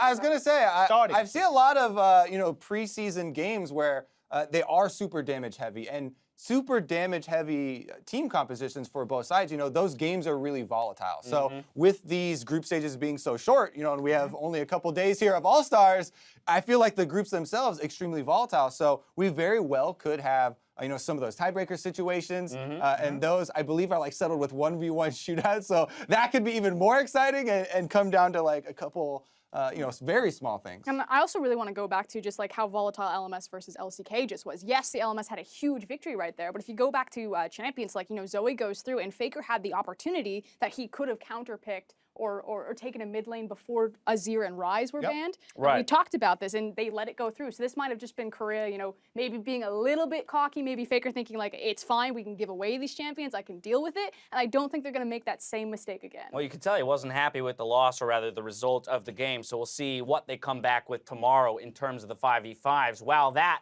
takes place, we'll see. Oh, oof. Hey, now it's time to focus in on the 1v1 tournaments. There it is, which kicks off after the break. Here we get a look at one half of the bracket. Faker versus Vert. Bjergsen versus Fofo, who's put up some big performances today, of course, on that Zoe pick. That's the true Zoe player. Yeah, exactly. I'm not sure anyone's going to get Zoe in the 1v1, but, hey, a mid lane matchup there. We heard from Mike Young that a lot of mid lane focus picks for Bjergsen in the practice. Any particular matchup, though, that's jumping out at you that could be exciting here? It doesn't have to be Bjergsen versus Fofo, and doesn't it have to be Zoe versus Zoe mirror match? Wouldn't that be something? Hey, if they agree on it, right? Froggen, he got a lot of people to agree to a lot of really weird 1v1 rule sets when he was wreaking havoc through the tournament. I think Uzi and Levi is the other big one that I'm looking at. Obviously, Uzi, our defending champion, is going to be interesting to see if he makes it to that final round, has the opportunity to defend his title. A bit of a dark horse. Now, I know there's hype on Uzi, but Mako is also in this, and he's one of the few support players, I think one of 2 right now. And the thing is Mako doesn't play support in solo queue, and he is a very high-ranking challenger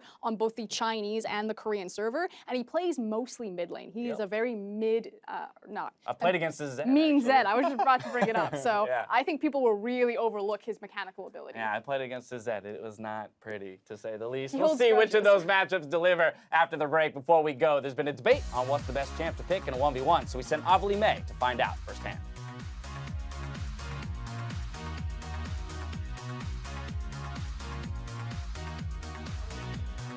Hey, it's Avali. We're here at All Stars, and we checked in with some fans to see what they had to say. Who do you think is the strongest 1v1 champion? Zoe. Maybe Lee Sin. I really like Lee Sin. Faker. No, champion. Faker. Zoe's overpowered right now. Yeah, she's gonna one-shot you, probably after level 6. Do you have the mechanical skill to play Lee Sin? I don't at all. I'm terrible. But I'm actually really excited to see Doublelift in the 1v1 competition. Oh, you're just rubbing it in his face, aren't you? Oh, is he not here? Faker is not a League of Legends champion. I'm talking Zoe, we've heard Lee Sin. I'm still going with Faker. I'm gonna give you a high five. Yeah. Stay tuned for more of our fan coverage of all things All-Stars. Welcome back to the All-Stars 2017 for the kickoff of our 1v1 tournament. I am Julian Pastry Time Car, joined by someone who is no doubt taking notes for our 1v1 after the show today, Isaac Azale Cummings-Bentley. It's gonna be free. It certainly is. For those of you who need a quick reminder, here are the rules for winning a 1v1. You must be the first player to either last hit 100 minions, achieve first blood, or destroy a tower before your opponents. And that's why you can see actually a pretty big variety of strategies, a pretty big variety of champions, because some of the players, whether they think they can't win it all in against their opponent or whether they think it's just a better strategy, are going to be looking for those push strats, trying to knock down turrets, trying to get 100 CS. And I think one of the cool things about having it here in All-Stars with the runes being reforged, we've seen a whole lot of changes in 5v5. 1v1 is going to be even more differences, because some things you can do in 5v5 you can't really do in a 1v1. Yeah, it's very true. And I mean, last year, a lot of it was kind of about figuring out what is the best pick, what is actually really the most effective with the runes and mastery setup in the old system. And a lot of people kind of came to the conclusion that things like Caitlyn, like Varus, some of those picks were extremely powerful. And talking to some of the pros, talking to some of the other players, a lot of people are thinking it is going to be a lot about AD carries once again, which could favor someone like Uzi, who is the returning champion, if we do see a lot of MF, if we do see a lot of Varus and Caitlyn, those sort of champions. Well, certainly could. But first up, we have LCK's Faker versus Vert from Brazil, a mid laner and a top laner, so no AD carries this time around, but certainly a legendary player in his own right and a fearsome 1v1 opponent, despite not having a particularly good record at All-Star in the 1v1. And we've heard it from the Brazilian players already and Vert himself. If you can beat Faker, you kind of instantly get to be a legend. Yeah, exactly, BRTT was talking about it, Revolta's talking about it. He kind of has this chance to take down God. Most people are not going to be expecting him to be able to win, but Faker has been one of the guys who's known to kind of have more fun with the 1v1s. He doesn't always necessarily do what's in his best interest to win.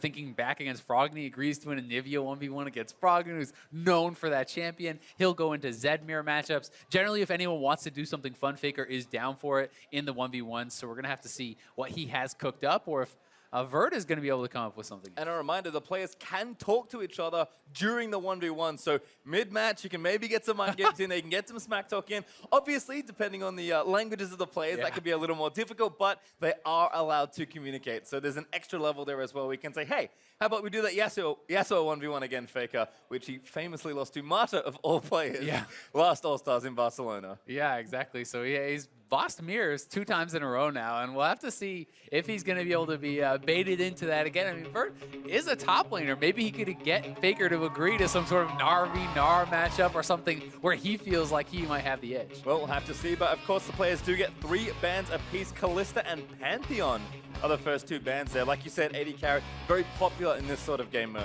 Yeah, it certainly is. The Faker's also a guy who's kind of known for not really caring too much about the bans. He's famous for banning out Aatrox and things like this in solo queue and Garen. But Draven is definitely someone who would be pretty powerful in the 1v1. Something like Fiddlesticks actually can have a pretty powerful 1v1 as well.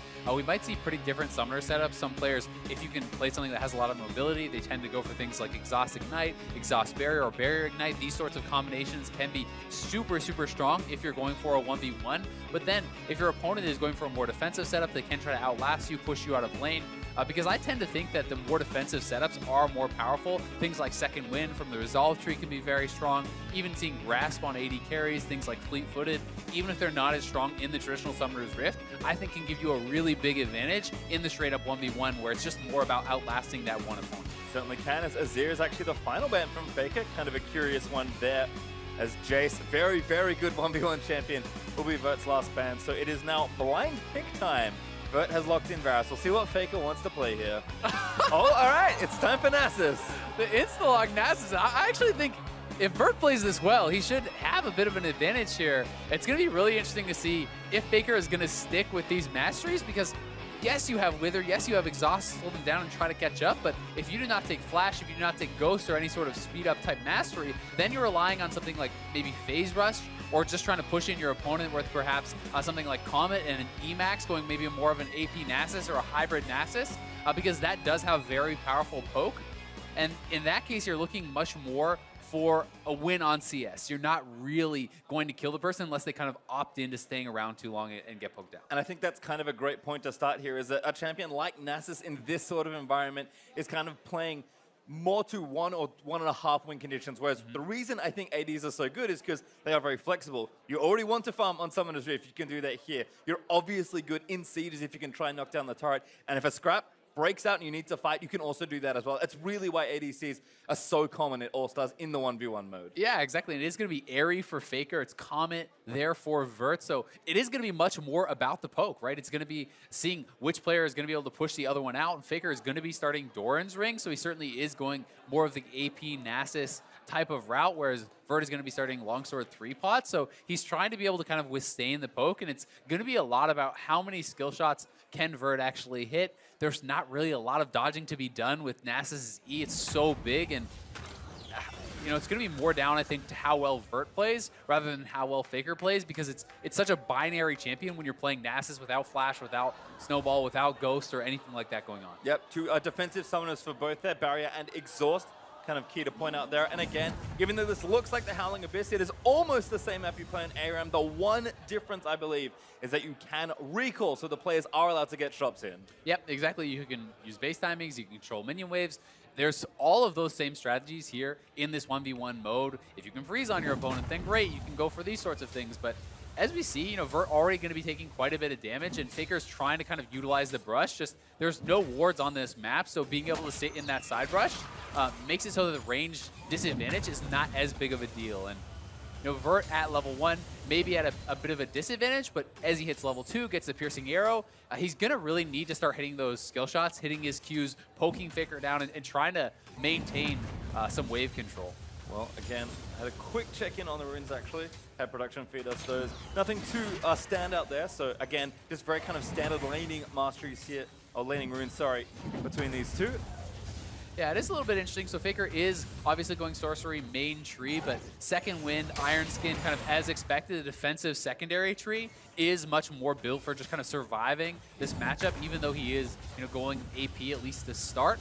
And I do think also Taste of Blood and Ravenous Hunter is a little bit interesting here from Vert. So once again, he's not going into Resolve, but he is going Domination for those heals. Every time he hits Faker, you know, there is a cooldown, but you can get the heal back from Taste of Blood. You can get some healing on your abilities from Ravenous Hunter here as well. So pretty standard stuff on both sides. Both of them going to take Mana Flow Ban, try to keep that poke up as much as possible. Yeah, and again, poke-centric Keystones as well with Airy versus Comet. And looks like Vert kind of doing what we expect as the levels creep up for these two, pushing the wave in a little bit more, going to hopefully for him force Faker back under the turret. You can see CS right now actually sitting a little up for Vert, but Faker does continue to get that harass down, but 230 also does tick by Vert, getting that first health relic. And Faker even going 2 points E before Wither, so once again, very much so a focus just on farming, just on harassing. But I do feel like if Vert can stabilize this is super winnable, right? This is really, the ball is kind of in his court as far as this 1v1 goes, because there's nothing surprising Faker can really do to you on a Nasus without a move block and without a summoner spell to actually close that gap. Yep, no Snowball, no Flash, no Ghost, no nothing to really get him in range. So there's going to be a lot of trading. Again, Vert still up on CS, but looking a little low on health, unfortunately for him. Faker getting a bit better of the trades using that E constantly. And he is out of potions. So Vert honestly is going to have to base. And if you base in this situation, you start to actually give up the minion advantage that you have, right? Because it is tied right now. Vert is kind of trying to greed it out and CS some of these last minions, but basing in this position, he's trying to hope basically that the cannon will delay Faker enough and sees that he is going to be pushed in. But if you stay around too much, if you get hit by 1 or 2 more E's, you're very easily diveable. Yeah, certainly diving is possible in this game, but definitely a lot more dangerous when you don't have a mobility summoner. But again, Faker just with that harass. Yeah, I mean, you hit 1 more E and he could die, right? So definitely has to go back to base now, and Faker's actually getting control of the health relics, so just straight up pushing him out. And we're gonna have to see what the actual buy is gonna be for Vert. Double Doran's Blade, a bunch more potions so far, so is gonna be trying to have the extra HP, have enough lifesteal that hopefully he can kind of sustain through this. Yep, and we see a lot of Doran's of course, in this game mode because they are very cost effective. That's really all you want is stats right now. Faker mixing it up, again, really itemizing towards that farm win that you expected. Glacial Shroud done, got some extra potions, and of course, even a rejuvenation bead. Doesn't seem like it makes a big difference in Summoner's Rift, but makes a very big difference in this game mode. Yeah, it certainly can, and when it's down to just kind of outlasting your opponent, any little bit of regen you can get is going to be useful. The Glacial Shroud, as you said, makes a lot of sense. Obviously, having a little bit of armor there is going to tank you up, but it's also for the mana, for the CDR there too, going to allow him to spam more and more and more ease, because if he cannot actually push Vert back, if Vert can kind of lifesteal and sustain actually through the damage that is coming out, it can start to get pretty rough, I think, for Faker on this Nasus, but I mean, so far so good for him. Yeah, and again, Faker's last hitting him in is a player that's certainly renowned in his lane for being able to hit those creeps. I saw Vert miss a couple here and there. I mean, it can be tough on any stage to actually last hit creeps, and if that's kind of the condition that you or your opponent, or both of you perhaps in this case, are going for, certainly not a good thing when you fall behind even a couple creeps. We've seen 1v1 matches go down to the literal last creep before, so halfway already there for both now, actually. 56 to 50 on that CS count. Yeah, and honestly, when you do start to get to the CS disadvantage, it can pressure you into playing more risky. It can pressure you into trying to all in or trying to do something crazy, which if the other players continue to play smart, just puts you at even more of a disadvantage. So, you know, Faker definitely playing more of a slow approach than perhaps people would prefer from the 1v1s, but this could be his pick. This could be the strategy. We've seen Nasus come out in the past, but it, in my opinion, is just even stronger with the new runes because of Mana Flow Ban, because of Airy, because of some of these masteries that he has actually chosen. It's going to allow him to stay out there and not run out of mana for such a long time. Yeah, I mean, you can see that wave almost instantly evaporated as Faker, with now 4 points in that E, was able to Spirit Fire it down. Vert continuing to take harass. Faker even has extra mana to burn there. And kind of looking at these two champions, we are now at above level 6, 8, and 7 for Faker and Vert respectively. I don't think these are champions, though, that have particularly impactful ultimates as far as getting a kill. Maybe for Faker, it just keeps him alive in an all-in, which again, if you're going for a CS win, is all you need. Now he's actually 10 ahead. Yeah, and I mean, I'd say that Vert has a very impactful ultimate for killing if you can poke your opponent down. But it's not like you can just ult a full HP Nasus, who has a Glacial Shroud, who has Barrier, who has Exhaust, and just kill him. And honestly, at this point, when you're down 15 CS and you just base now, it's your only real chance is trying to get some sort of an all-in. I don't think you can expect Faker to miss enough farm that is going to be a viable win strategy. Faker has an easy base right now. It's a serrated Dirk for Vert, which is not going to be very effective. It's like that.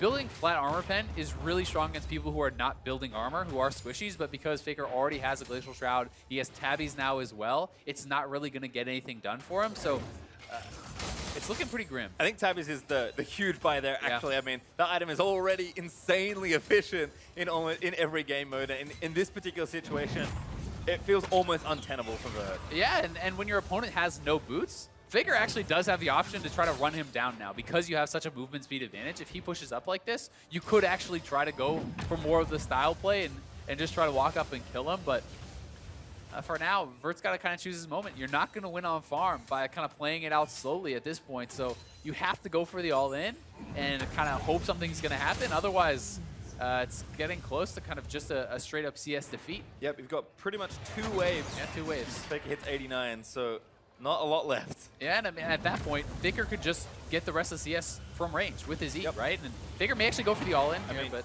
might as well pressure, have a lot of health and your ultimate to work with. Faker waiting on that E cooldown, just going to slam it down when he sees the moment. And again, more farm falls, only 5 left now for Faker. Even takes the relic off of Vert's side of the map. Yeah, that's it, man. I mean, it's too late. He's going to proxy. Go behind. Oh, gets Standing Corruption. Maybe it's not on him, though. So he's not really in any danger at all. He can just walk back out. This is the last wave he needs access to. I feel like Faker's kind of messing with him at this point. He still has his ultimate. He's just going to go into finish. He's got Barrier as well, and Exhaust. Really nothing to worry about. Exhaust down there for Vert, but the wave are just ticking down. Faker needs one more CS. They're going to go in for the Mano. An Exhaust down, a Barrier pop of Vert, but Faker will get the final save. Faker with the +6 to finish him off. I was at 99 CS. I needed one more, and you were it, Vert. Faker with a super stylish 100 CS win. Yeah, he was the 100th CS himself, as you said. So Vert giving his best there, but it seemed like Faker kind of just outthought him a little bit. I mean, if you're both going to go defensive, Faker had better control of the minion wave. He's able to push him out, with the mana flow ban, with the Emax and the Aerie. Pretty much just a well thought out strategy there from Faker, and it'll be interesting to see if, based on this game, other people are kind of now worried about the Nasus and going to start to ban that, because that often can happen. Sometimes people can come in with their own assumptions of what's going to be the strongest based on their 1v1s and this sort of thing, but it's not like they've put enough time to figure out every single matchup, right? So the different little scrim blocks of 1v1s can have very different ideas of what's good. Certainly can. And again, you get 6 bans and it's blind pick, and you've had a couple days maybe of preparation if you're lucky for this sort of tournament. So I think you said it at the top of this segment. We're expecting AD carries to be strong, and Faker's like, I got this pretty good Nasus pick that I think might be good against those type of champions. And one game in, and already we're like, okay. Yeah. A lot of ramifications for the tournament already. I mean, it looked really good. You have to think that maybe he could have tried to play it a bit more aggressively, because for a while it was somewhat obvious that the Vert was in this rough spot, and he tries to go for the all-in, but Faker knows he's not going to be able to get away from that. He has the ultimate. He has everything up and smacks him down. For I the love first win. that everything remaining on the map explodes into poros. That's something Classic. something truly special that we only get here during the 1v1 tournament. Well, that was a fun. We, of course, got more 1v1s, 5 more, in fact, left. And the next one's actually even spicier, I would say. Yeah. Bjergsen versus Fofo. Of course, Bjergsen from North America, Fofo representing the LMS. And I would say it was made spicier by some social media exchanges going on yesterday. Fofo got interviewed by, I believe it was, I don't know who it was, but anyway, they asked him basically, what do you think about going up against Bjergsen? He goes, easy, noob, GG, he's free. Like, he's just really confident. He's kind of laid back. And so Bjergsen sees this, and he has challenged Fofo to a 1v1 of Zoe. So we'll see if the players have agreed to that. They can talk to each other, as you said. We'll see if they'll both lock in that Zoe, or if Bjergsen will and Fofo will betray him and not go for it, or vice versa. But I think that would be pretty hype, because both of these guys were popping off on Zoe on Summoner's Rift today. So to see them both having to try to dodge each other's sleeps could be very explosive, and that's when I would really expect to end in a kill. Yep, kind of convenient, actually, that the 2 players that have challenged each other to a Zoe 1v1 are the only 2 players to have played Zoe so far in the tournament, even though it is early. But, I mean, now 2 mid laners who saw mid versus top. Now, these are the kind of players that you expect to be at this kind of tournament. Have a lot of different experience in 1v1 matchups, are well accustomed, especially in solo kill, to trading effectively and killing their opponent. There's a reason mid laners are often hyped in 1v1 tournaments, and we'll see what they can bring here, as Bjergsen going to start things off by banning Ryze. I mean, their lane is such a focal point in League of Legends, the 1v1. So many of these 1v1 players are from the mid lane because of the focus on how important it is, even in Summoner's Rift, right? You talk about how some of these players will not have practiced a lot for it, but these guys are kind of practicing that just by playing in solo queue, because a lot of the mages can be very strong. They do play some of the strong dueling marksmen. Things like Corki and Lucian are obviously marksmen that mid laners play a lot of, so very interested to see what they're going to go for, but Bjergsen banning away to Zoe, so I guess that is off the table already. I hope he asked him before he did that. A little bit rude there from Bjergsen, perhaps, but Zoe is off Misfortune Victor Talia. Never mind, there's a single hover from Bjergsen. Not quite locked in just yet. It is blind pick. There's the lock from Fofo. Bjergsen could just be going straight up for what he's comfortable with. Known as a big Syndra player, he's going to lock that. Remember, it is blind pick, so that is going to be the Varus versus Bjergsen Syndra, and Fofo already having seen what Vert was able to bring to the table. That did not work out for him, but obviously confident that he can play it differently, is going to be bringing the heal instead of the exhaust. Certainly expecting quite a lot of Varus in the 1v1 tournament, actually, but Bjergsen, I think, again, kind of doing the right thing here. We'll see exactly what summoners they settle on. Right now, it's very defensive for them both, but of course have options to change, and do get to see your matchup moving into the game and adjust a couple things here and there. In fact, I can just see Bjergsen checking his runes. You can change them there as well, but looks like he is happy with what he settled with, and this will be a fun one. Not a mid laner for Fofo, but certainly 2 very good-looking mids early in this tournament. And something that has been played mid in the past. If you have been around League of Legends for a long time, Varus did used to be played kind of straight up as that poke champ in mid. It is going to be, again, Aerie and Comet. Probably going to see a lot of these in the tournament if it is going to be based around the poke. But I do think that there's more of a chance of Bjergsen kind of ooming on the Syndra than there really was of Faker on Nasus. So it'll be interesting to see if Fofo can kind of outlast him. He did end up actually changing over to the exhaust. So again, mirrored summoners here, barrier and exhaust. Can already see Manifold Burn, as expected, taken by Bjergsen just based on the glowing blue of his health bar. But certainly did stick with those defensive summoners. Again, probably see a lot of those here in the tournament. Fofo not going to eat that first Q. In fact, draws the first bit of damage. Hail of arrows into that Comet proc, and Bjergsen just going to go back. This is something you can do on this map.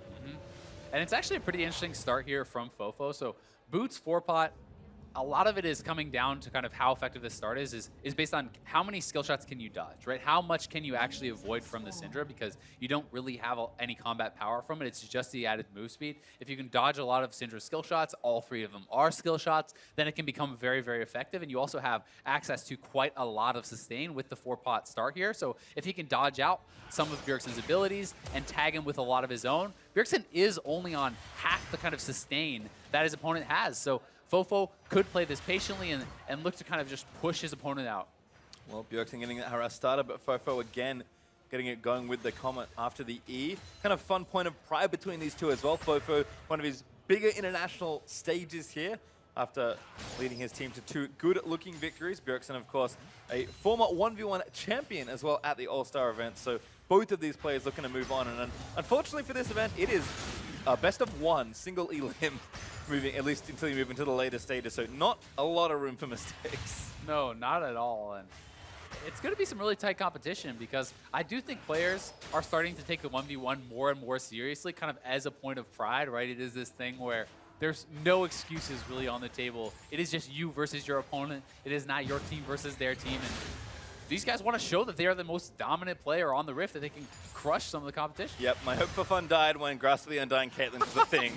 As Bjergsen actually taking a little too much damage here from Fofo, missing all his early skill shots here thanks to those boots and some deft movement there from Fofo. So Bjerg forced pretty far back towards this turret. Again, a nice dodge there of the Dark Sphere from Fofo. And when you lose control of the health pack like that, then that's essentially another full potion giving over to your opponent. So it's almost like you're in a situation where it's 5-2 as far as that regen goes, unless Bjergsen can reestablish control. But he's already had to use both of his potions. Still 3 left for Fofo. He does have a mana flow ban, so although he's a little bit low now, he's going to be able to regen quite a bit on that next spell. Does get a bit back there. Bjergsen just trying to keep the wave in a more comfortable spot, but Fofo is up more than a wave of minions right now. Bjerg again trying to hit back, but the turret also hits harder in this game mode too. It's not as easy as it is in SR to last hit those minions once they move towards the turret, and Fofo just playing up and aggressive, not afraid at all. Even going to start doing some turret damage as well. Yeah, and he's CSing very well. You know, already a couple CS ahead of there of Bjergsen, and Bjergsen is going to have to base. Fofo is actually going to decide to match that. I would have liked to see him try to pull up those minions and kind of clump them up, because if you do actually group them and then you base, more of your minions are going to be killed off by your opponents, but it looks like they've kind of stacked up anyway, so he is going to still have the benefit of that pushing towards him. That's going to give him even more of that CS advantage, and he's going to have a pretty nice buy, but actually pretty aggressive here. He didn't decide to go for the Doran's Blade. He's going double longsword to Bjergsen's Doran's Ring plus cloth armor, so this is a bit atypical to what we have seen in the past. Where people do really like to kind of just stack those Dorans because of their efficiency early on. Yeah, well, again, a bit more damage there. Aerie starting to do a bit of work as well for Bjerg. Fofo a touch behind on XP, but does tip over level 5 as the minions again need to get shut down under this turret. The other thing we have to keep in mind here is this is a Syndra versus someone who is not building MR. It's not like he's building a Hex Shrinker or anything like that. So there is still the potential to combo him down at 6. I mean, you see how much damage that is alone? If Bjergsen is 6 there, Fofo does have the potential to die, right? Yes, he has barrier exhaust, but if Bjergsen is able to get up on top of him and continue pumping in that damage, you can combo someone out. And I think in the best case scenario for Syndra, you're only going to get to use barrier in most of those situations, not exhaust you, as you likely won't be in range. So we'll have to see.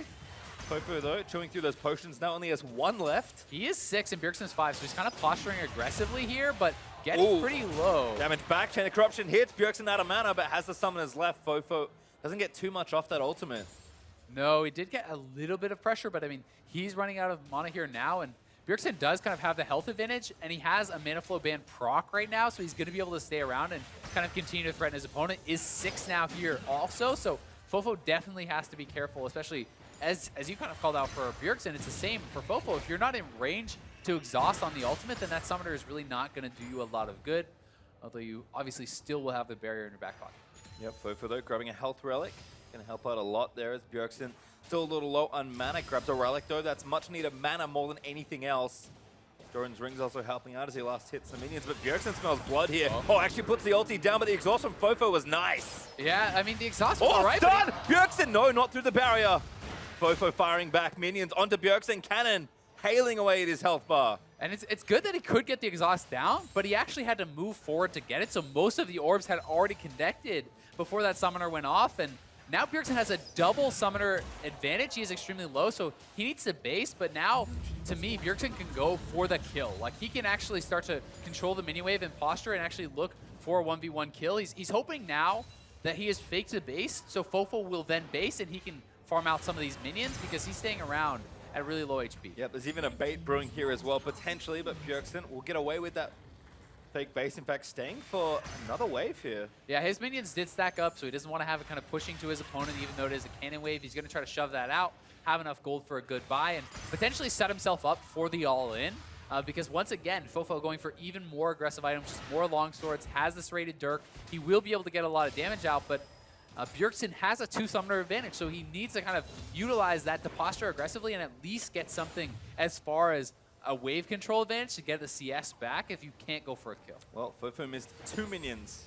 He's now up a couple as Bjergsen will have to return.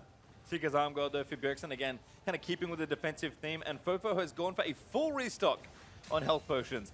He had 4, went down to 0, and now has 5, which is, of course, the max allowed. Yeah, not bad. I mean, it's going to give you a lot, right?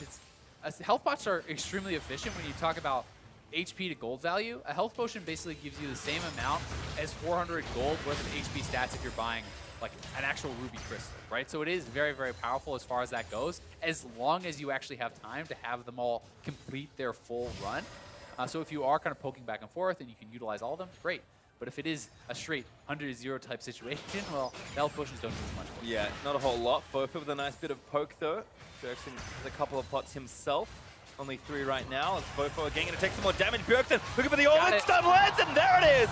First blood! Nicely played there from Bjergsen. Forcing out both of the summoners, actually, from Fofo earlier on. Knows he has the advantage. Doesn't even end up needing either of them to complete that 1v1 kill. Very well played from TSM's mid laner, and he's going to be moving on now, and that could set up a potential, well, it actually does set up the matchup with Faker, because they, I believe, do meet in the second round of the bracket, which would be tomorrow. Well, we'll have to have a double check on that one, but certainly exciting if that is the matchup we have coming up. Bjergsen not defending a title, unfortunately for Kimba, looking for a second 1v1 All-Star title. Uzi, of course, also in the hunt. We'll see him later in the tournament, but there are some killers out there as Fofo makes an unfortunate early exit from this portion of the tournament. Still plenty for him to play for. So watch this one again. Fofo's just cornered at this point. Yeah, and I mean, Bjergsen knows it. He can posture so aggressively because he has the summoner advantage. He goes back, he gets a good buy, he establishes that lane dominance, and able to take down Fofo. And so far, 0 for 2 for Varus in the competition. It had been all about 80 carries really last year. But so far, we have a Nasus winning, we have the Syndra winning, and both of them looking pretty damn good doing it. You know, there could be an argument for, oh, well, is it about the player, is it about the champion? But we'll have to find out as the tournament goes on. Certainly will, but we will kick things on. Next to prove themselves on the Howling Abyss, it's Power of Evil representing EU and Jisoo for the Southeast Asia All-Stars. I'm very excited to watch Power of Evil 1v1. This is a man that has some kooky concoctions. He's the mad scientist of mid lane. Yeah, I don't know if we're going to see any Nashers coming out in the air. I don't think he has time for that, thank goodness. Yeah, but it'll be really interesting to see if he does cook up anything pretty crazy for the 1v1. Definitely known for his own take on a lot of the meta builds. Jisoo known as a very, very aggressive player. He did spend some time in Europe. He was on Mysterious Monkeys for a little bit. So these guys, I'm sure, have crossed paths and know each other at least a little bit because of their time in the EU LCS. So going to be exciting to see just what they want to bring out. And again, we haven't seen too much out of the ordinary as far as runes go. I mean, a lot of what you'd expect, lots of strong laning runes being picked there, stuff like Scorch, those major keystones in sorcery, like Comet, like Airy. A lot of what you'd expect on SR, just kind of taken to the nth degree to give you maximum, basically laning efficiency, right? Because that's what you're really doing here. Yeah, it certainly is. And there are usually some guys you know, it is kind of more cream of the crop, perhaps you'd say, of the 1v1 because it is just the 2 best from every team selected. And in the past, you had more junglers and guys who didn't feel like they could win straight up, so they would do these sort of all-in strats. It'll be interesting to see if there is anyone who's still going to be looking for that, because in the past, we've seen things like, you know, the Olaf looking for 1v1s, you know, with Snowball and these sorts of plays. So no one has busted out yet, but we do have at least one jungler in the tournament. Levi is going to be showing his face later on. Certainly true, as Rengar gets banned away there by PoE, a top lane champion at times, I suppose, so taking that one away. And there's a mid lane champion for Jisoo, taking away Cassio. And Rengar, if you allow him to have access to the jump, I mean, these are essentially, like, based on the bans, it's looking like, what could you all in me on, right? And Rengar with Exhaust Ignite, something if you actually get too close to the bush, if he's able to actually stack up and hit you with one bola, sometimes you just die in that one CC. Olaf, another one who is very good at running you down. The early all-ins can be extremely powerful. And meanwhile, Jisoo just kind of targeting some of the bread and butter champions here for Power of Evil that he feels may be most powerful in the 1v1. But with Nasus off the table, we do still have Syndra up that we saw earlier. Varus could make yet another appearance, but Power of Evil goes straight for the Orianna, and Jisoo is looking at the Pantheon, which was banned out earlier. Definitely someone who's super annoying to 1v1, as anyone who has lane to get in his top lane knows it is going to get locked in. That is not a CS to 100 type of champion. That is a, you jump onto me, kill him, or you don't. Well, you don't really have a combat ultimate, and you're probably not going to outfarm Combat ultimate is dropping on their head, Patriot. Orianna in any sort of CS battle. So Jisoo, especially with those summoners, I love this already. Getting aggressive. The funny thing is, there's still a very high chance that it's just Airy or something along those lines again, right? It's probably not going to be Electrocute or something as all-in, but you can set yourself up for the all-in or just to actually push your opponent out of lane by having Mana Flow Ban, by having Airy or Comet or things along these lines. You just Q spam them out, you try to poke them out of lane. Your passive works very well in 1v1s where each auto can make quite a big difference because you are able to block and you can reset that passive with your W on Pantheon, so you can block multiple auto attacks in any of these little sorts of trades. Can be pretty strong. We're going to have to see what they are going to bring out for us exactly, though. Certainly curious to see what happens here, but finally a mix-up here.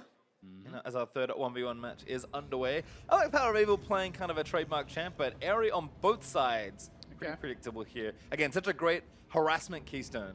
Yeah, and Corrupting Potion there, that is kind of more of a standard top lane start if you are going to go for these sorts of builds. Would not be surprised to just see him go, you know, heavily for that Q harass and try to really get a lot of a poke down on Power of Evil with that.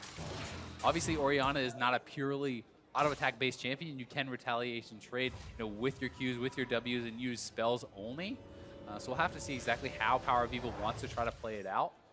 But generally speaking, it is very oppressive in these 1v1s to go up against Pantheon. Well, we did expect some mix-ups here for Power of Evil, so I'm going to read off his runes for you. Summonary, which we can see. Mana Flow Ban, absolutely great.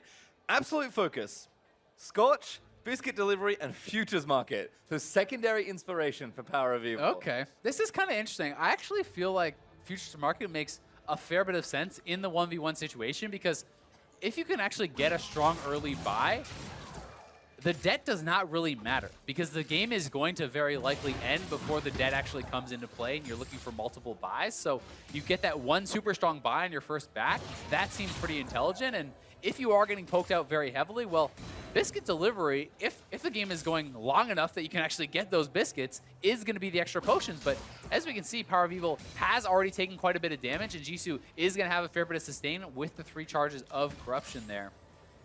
I also like some of the choices here for Jisoo. I think Mirror Shell, you know, taking the MR there, as well as Second Wind is going to help him quite a bit. And Nullifying Orb, that's essentially your mini Hex Drinker in this 1v1. That's a lot of added kind of defense against these magic damage abilities that Power of Evil is going to be looking to spam out. Yeah, and if you're expecting some sort of all-in at one point along the 1v1, you're going to want that extra bit of shielding and effective health to get you through. Right now, though, PoE up a decent amount of CS. Jisoo kind of forced to play back.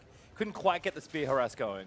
And I do feel like if you lose control of the creep wave, then it becomes very hard for Jisoo to look for these trades because Power of Evil can just use all of these ranged minions and the cannon creep to his advantage. And if you're getting pushed back and you're forced into a situation where the Qs are just being used, like these spears are just being used to CS, I think it starts to look very, very dire for the Pantheon because you now cannot actually push forward. You've lost control of the creep wave.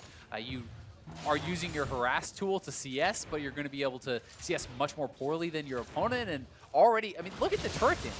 Yeah. Just because of the push that Power of Evil has gotten. And yeah, that was a double cannon wave that did a fair chunk of damage. Yeah. With a bit of help from Power of Evil to the turret.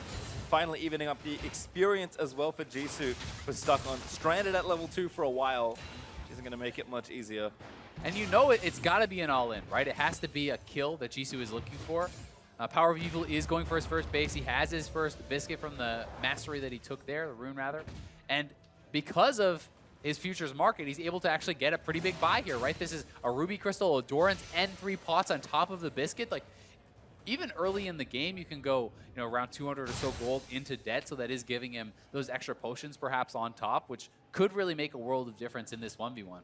Certainly could, and again, a lot of defensive stuff, kind of as expected here. Power of Evil happy to farm things out with the lead he's built for himself already, but of course, if any sort of 1v1 starts, can at least get out, or maybe if Jisoo expends too many resources and has to, it's kind of forced back in a last-ditch attempt to win the 1v1, then Power of Evil can, of course, get that kill. So, like you said, like, the reason the farm condition is basically there is so that games just don't stall out when nobody dies. Because at some point, you're right, you fall too far behind, you're forced to do something, and once you're at that deficit, it's usually pretty difficult, but at least you have some other way out, potentially. And I mean, Jisoo is waiting a long time to actually base. I'm wondering now if he literally is just waiting for 6 as his only way to all in. Because then if Power of Evil pushes too far up, you do have the ability to kind of ult in, and that is your gap closer. Like, that is your way to actually prompt this 1v1 that you finally try to force your opponent into. But he would certainly like to get a good buy, right? The turret is taking a lot of damage. He is going to have to go back pretty soon, because if he doesn't go back now, he is 6. He can use his man drop to come back, but the turret is getting low. Like, he pretty much has to all in right away. Yeah, and I actually love what PoE did there. Hits the back caster creeps, lets them get low, and knows that if he needs to, he can instantly kill them, get 6, and try and get a kill under the turret. But that turret itself might be the actual win condition here for Power of Evil, because it is so low.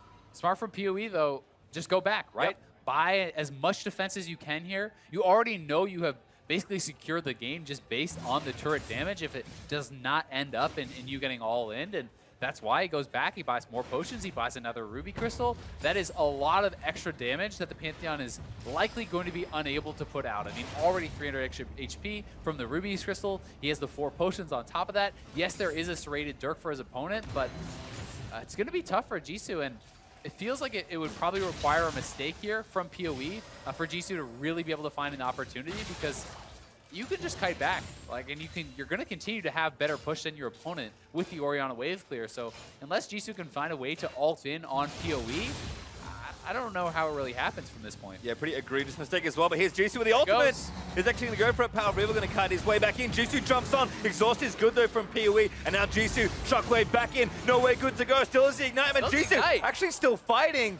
He might have gotten that kill there, but Power of Evil did have the barrier. And now he can push in. He can threaten the dive. He has to try to threaten the dive here. If he can get in, he's going. No, that's too far. Oh, it's a loss. He got it. Oh my God, Jisoo! You're kidding me. Jisoo comes up with the miracle kill there. Power of Evil could have just gone back to base. All the summoners were used. The ultimate was down from Jisoo, and you have to think if PoE just based, he would have been able to come back and knock down that turret for sure, but he had the barrier in his back pocket. He had the confidence that he could do it. But you know what won that 1v1?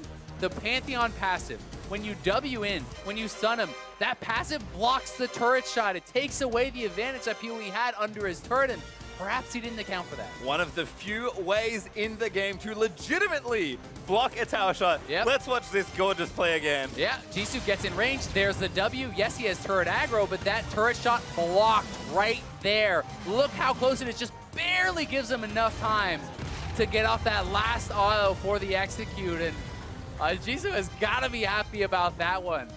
Well, maybe he's still got business to attend to. Power of Evil looks understandably shocked. After that, he died through Orianna E and a barrier. I think he under knows his he own made a little turret. bit of an oopsie. Yeah. He was definitely winning that one pretty hard, and it didn't feel like he played the later stages of it perfectly. You know, even when the Pantheon ult is coming in, if you actually time the Orianna ultimate with that as they are landing, you can pull them out of their jump, completely just trading your ultimate and negating that completely, and if you're able to pull that off, you still have both your summoners. They have no way to gap close. You probably win. So definitely some misplays there from PoE in the 1v1, but Jisoo played great. Yeah, certainly did. I mean, it's not a long game generally in a 1v1, but mid-game, a little shaky there perhaps for PoE as Jisoo moves on. Looking at our next matchup, though, this will be fun. It is Mako from the LPL versus Frozen, representing Turkey. A support versus the mid laner. There aren't too many supports in the 1v1 tournament. But Mako, as we've heard from the analyst desk, actually before this segment, is quite good in some sort of duel. I mean, some of these guys, as Froskarn was talking about, play a lot of other roles, in solo queue to get high-end challenger. Especially, there are some support players who are known for that. Mako is one of them. A lot of these guys feel like it's harder to climb or perhaps less fun to climb as support, so they do play a solo queue type role. He plays a lot of mid lane. We've already seen both Faker and Bjergsen moving forward, doing very well there, so certainly some potential here from Mako to upset, but Frozen is definitely going to be a pretty tough opponent. He played for Fenerbahce at Worlds. He was doing pretty well for them there, and I think he impressed a lot of people, kind of made more of a name for himself, and was known to be pretty dominant in the 1v1 in mid lane. So we'll have to see what he can bring out for us. Impressed a lot, and certainly myself included. But while many might favor the mid laner in a 1v1 versus a support, Frozen isn't sleeping on the LPL All-Star. 일단은 주위에서 그러더라고요. 너는 좋겠다. 서폿 유저랑 하게 돼서. 그런데 제가 옛날에 그 1대1 토너먼트 열린 게 있어요. 거기서 울프 선수한테 졌었거든요, 1대1을. 그래서 그때 이후로 생각한 게 라인은 상관없고 그냥 1대1에 대해서 좀 더 이해도 높은 선수가 이기겠다라는 생각 가지고 있거든요. That is an excellent answer. Smart man. Certainly very smart. Gotta know what's up, and we see the Chinese fans bringing over the signs. So that's the first time I've seen those in the NAL studio, I think, ever. Yeah, I've never seen them here. I mean, obviously we saw a ton of them in China for Worlds, but great to see them kind of coming out here as well. I like it. Been a lot of support for the Chinese players here at All-Star, which is great. We heard some cheers for Uzi. Mako, of course, another pretty popular player, and representing his region here from the support role. But like Frozen said, it doesn't matter where you play. It matters pretty much that you win in the 1v1 tournament. Representing his region. I'm paraphrasing him there. Representing his position for support players everywhere. He's fighting for them. But traditionally, support players, although Frozen did say support doesn't really matter if it's in the 1v1, traditionally it has mattered at All-Stars. Usually the support players and the junglers fall out pretty quick in the 1v1 tournament. We'll see if Mako can be the exception to the rule here. Well, I know Mako when he made his debut on EDG at least 2 years ago, a while ago now. I remember casting those games, and this was when anti-support was in vogue. He played at least 10 games of anti-support in a row, so certainly is comfortable on the Burst Champions as well. But let's have a quick look at the Champ Select. Rise and Karma, actually the first two bans here, so Majors taking hits. Certainly are, and obviously Karma is one of those champions that a support player is going to be very comfortable in, and also can be pretty effective in the 1v1s. It's actually pretty strong as a solo laner too. Yes, people know about it in mid lane, but it's pretty popular in top lane, sometimes as kind of a cheesy pick there also. So we'll have to see if Frozen is actually just going to target more of the support pool, or if he thinks that he should just target what is the most strong champion as far as a 1v1 goes. Well, we'll have to see. Cassio ban there for Mako. I'm kind of curious, though, your thoughts on Rise as a 1v1 champion. It's not something I would immediately think this is really good in a 1v1. Well, one of the things I think that is going to be pretty strong about Rise when you're looking at a lot of these champions is how good his wave clear is. He's going to have the point and click stun. He does have a lot of lockdown and actually kind of dueling potential, I think, as one of those champions. Usually what Rise struggles against, in my opinion, is the fact that he's kind of this mid-range champion, and in the 5v5 can be locked down, can be CC'd when he's pushing up there. And in the 1v1 duel, I think he can be very strong. Yes, he could still struggle against some of the poke champions, but if you can close the gap, definitely could be able to get a kill for yourself. All right, looks like we've had a skip ban, perhaps, maybe an oopsie. Yep, I think an oopsie is we are going to restart this 1v1. I think Frozen couldn't quite find the champion he was looking to ban, so just going to remake that one and get it all going. But I believe those first two bans will stay. We'll have to get confirmation on that, but not a whole lot shown here to start things off. Yeah, I would assume those stand. And sometimes it's a situation where the client is in a different language or something like that, and then it's pretty understandable if you can't actually type it in and search it to find where that champion is. But we will be getting this back going pretty quickly here.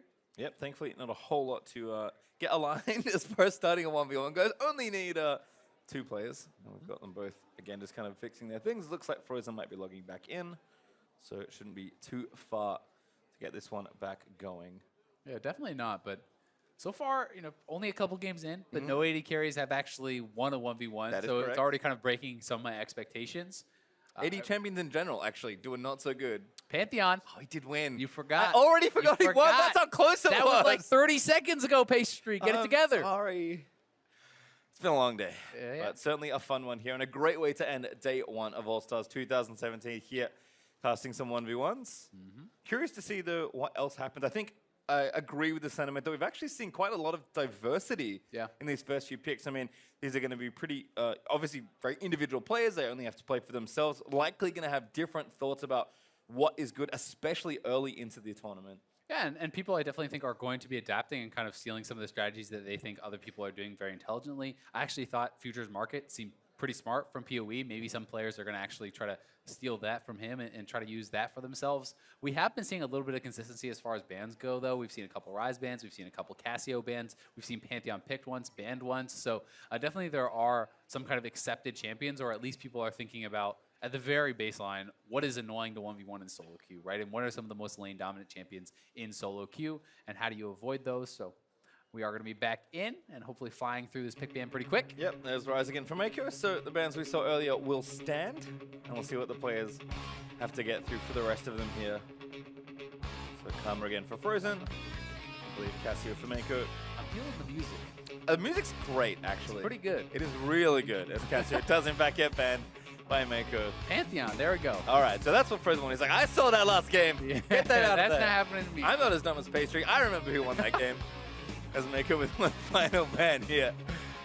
There's a couple of bans for Pantheon, though, as well as the pick. So definitely some players worried about that. Don't want to be all in. Probably should have made a bet about Pantheon presence in the 1v1 tournament. Might have won Zoe that did one. not work out so Certainly did not. Syndra, the final ban there for Mako. With a one more to go from Frozen. As Lucian, a very, very good 1v1 champion in All-Stars past. Mako, that's an Azir hover. That would be very interesting to actually see if we do get out the Azir. I definitely think it's not too bad. It's interesting.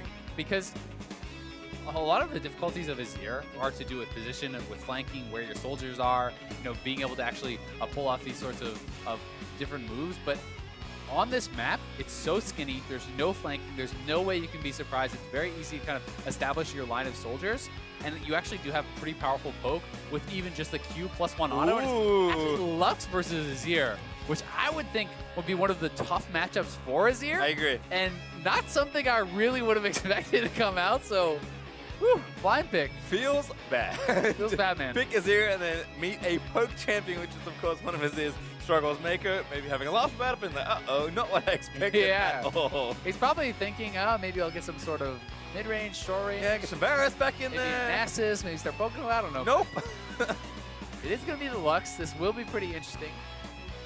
So this is actually something where I think the early levels obviously matter in a 1v1. You get very little playtime overall. And of course, once win conditions met, you're out, and it's a single Elium tournament, so you don't have much room for mistakes. The margins are very thin. Azir, obviously Azir, let's talk about his mechanics real quick. You have to take W at level 1. Yep. Thumbs up, normally great, because you just want to use the soldier and push. Lux, decent burst damage. I mean, she's going to go E, but that is pretty abysmal wave clear relative to Azir at level 1. Yeah, it certainly is, but it's going to be more about just trying to poke off the Azir, right? You have Comet on Lux, and when you have those slows on your abilities, it's going to be a hit confirm for your Comet, which makes it a very strong combination. You're just trying to throw out the E. I'm expecting an E-Max from Frozen, trying to poke out his opponent. Mako can try to kind of control the mini waves, and one of the things that's pretty interesting because of these summoner setups that we're having, it's not something you normally have to talk about, he actually has a way to gap close, right? And you can look for an all-in with your E. If you do actually hit your opponent with E, you get the shield, you actually get a soldier spawn as well now, I do believe. So the all-in can be pretty strong in a situation where perhaps Mako is able to dodge a binding, dodge an E, and then find a way in. We'll see how effective he's going to be able to be, but already a little bit of trading back and forth. Both players probably going to just go back to base. Yep, nice bit of harass there from Mako. Kind of a fun thing I like to track. Doesn't come up that often, but getting your mana flow band procced early can be relevant at times, because using it when you have full mana is actually obviously not very good, which is what it starts at level 1. Mako actually sticking around though. Going to get to the wave first here after Frozen based. Yeah, really prioritizing just having the push. That's kind of what this tells me.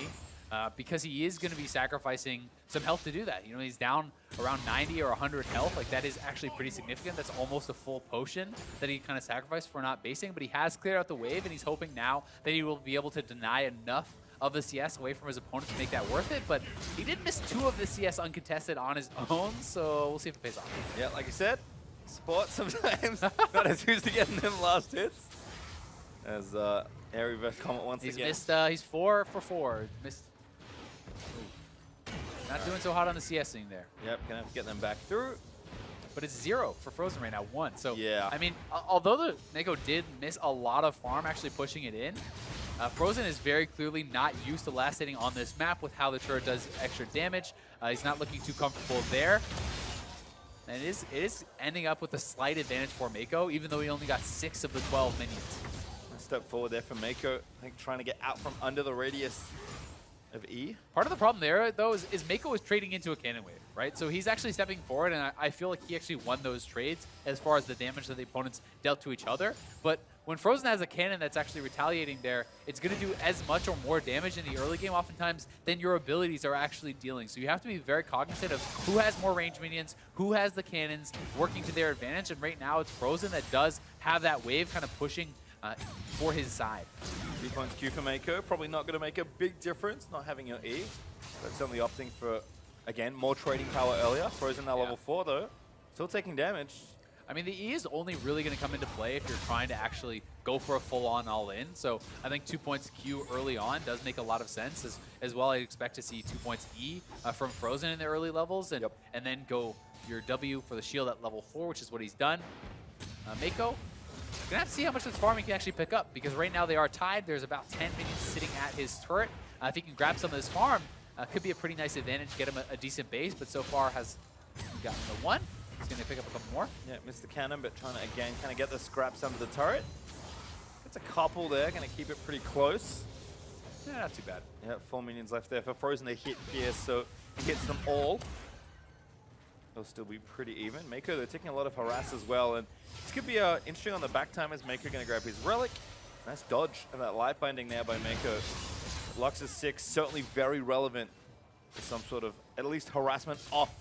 Forcing away, maybe getting a summon if you can connect with a light binding. Mako, though, playing up. Looks like he's going to try and get there first. Like, hitting down those minions. Yeah, it's a pretty interesting one. I mean, they're both staying around relatively low. They don't have any HP potions left, so... Ooh, Mako going back in. Frozen forced to burn the heal there.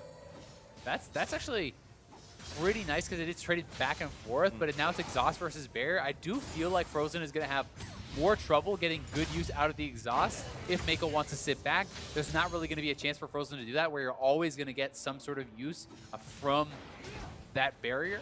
One of the really interesting choices here, though, is actually Celestial Body for Frozen. So he's actually taken 10% less damage dealt for 100 HP. So this is the mastery that you take 10% less damage dealt for the first 10 minutes, but you get the bonus health. So he's really kind of just prioritizing what he thinks to be survivability. He's figuring perhaps he can just poke his opponent out and make sure that he can't get all in with that. He did also take the biscuit delivery, and oh my god, not even using the barrier. Mako, that was pretty close. I hope he calculated that one, because that was We'll close. give him the benefit of the doubt. My goodness, nice snipe there from Frozen, actually hitting the edge of that pretty big laser hitbox.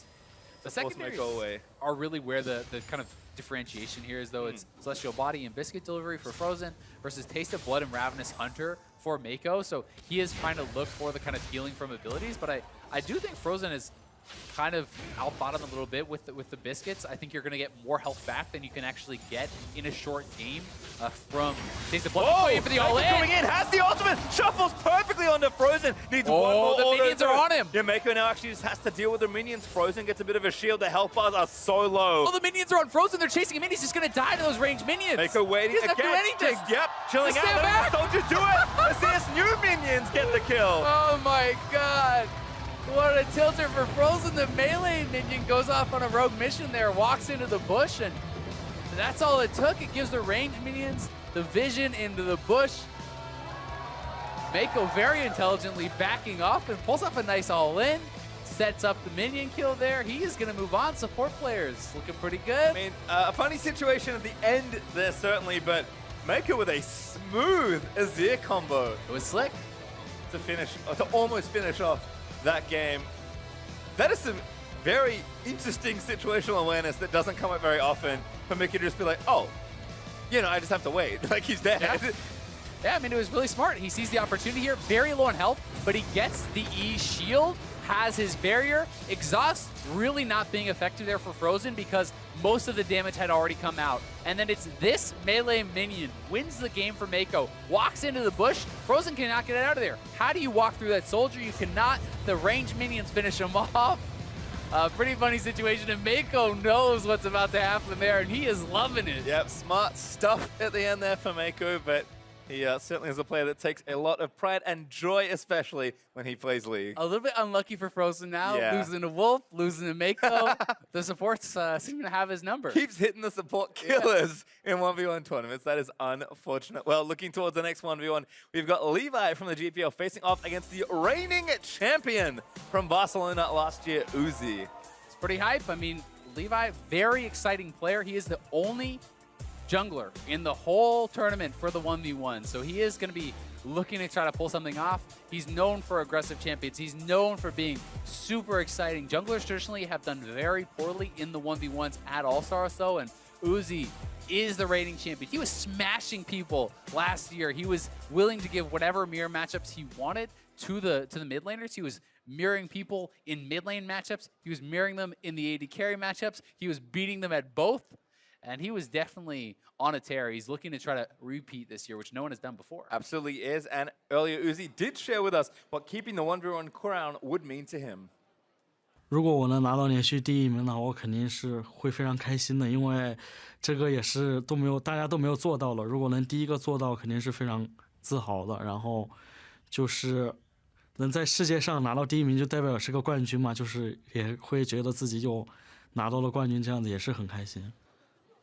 A man perhaps a few titles, but very proud of the one he has. 1v1 champion is very fitting for a player that has been known throughout his career as such a monster to have to play against. Yeah, he certainly is. He's really been so strong in that 1v1. And like I was talking about before, I mean, it's a lot of pride on the line for these guys. They want to be known as the most dominant 1v1 player. Uzi, as you said, known for his laning prowess, known for being aggressive and really crushing opponents in that 2v2. And looking to make a name for himself even more so in the 1v1. Certainly great to see Uzi again, just how meticulous and precise he is in these matchups. So going to look to him to see again lots of strong AD carry play, but he did show last year as well that he can play mid laners. Did have a brief stint in mid lane as a professional player. Perhaps that's helped him along here in the 1v1s. Definitely have to see. I'm really excited to also find out if Levi is just going to try to play a more standard champion for the 1v1s, if he's going to play an AD or a mid laner or something like that. Or are we just going to see him bust out something like the Kha'Zix, like the Rengar, a jungle assassin type champion, and see him try to all-in Uzi? Yeah, Levi, again, certainly a talented player in his own right, but a formidable opponent here in Uzi as the bans have begun. 3 ADCs already banned out, and Levi actually hitting the Rengar. Okay, so he's going to take that away there from Uzi. A lot of AD carry bans so far. But remember, Uzi did play a lot of mid laners last time around as well. There is still things like the Lucian, like the Vayne coming up. We haven't seen any mirror matchups yet, but the players do still have the option to talk to each other, to agree on playing those sorts of matchups, and would definitely be exciting if they do so. Well, last ban is Pantheon. Okay. The mainstay. 100% present still in the 1v1 tournament. But players deliberating a little longer clearly didn't have one pick that they were going to play no matter what if it was unbanned. I mean, we've seen such a variety now of champions actually coming out throughout these first 4 rounds. You've got to be kind of thinking, well, even if you're going to play a Varus or a Lucian or something along those lines, something that people are expecting, or a Caitlyn, does that now change? Are you worried about the potential Nasus? Are you worried about the Lux, about the Azir, about some of the other picks that have really kind of thrown a wrench in the gears of some of these players' preparation? Certainly have to see. Taking all of their time actually here. Again, maybe just as a thing, kind of maximizing the time they have.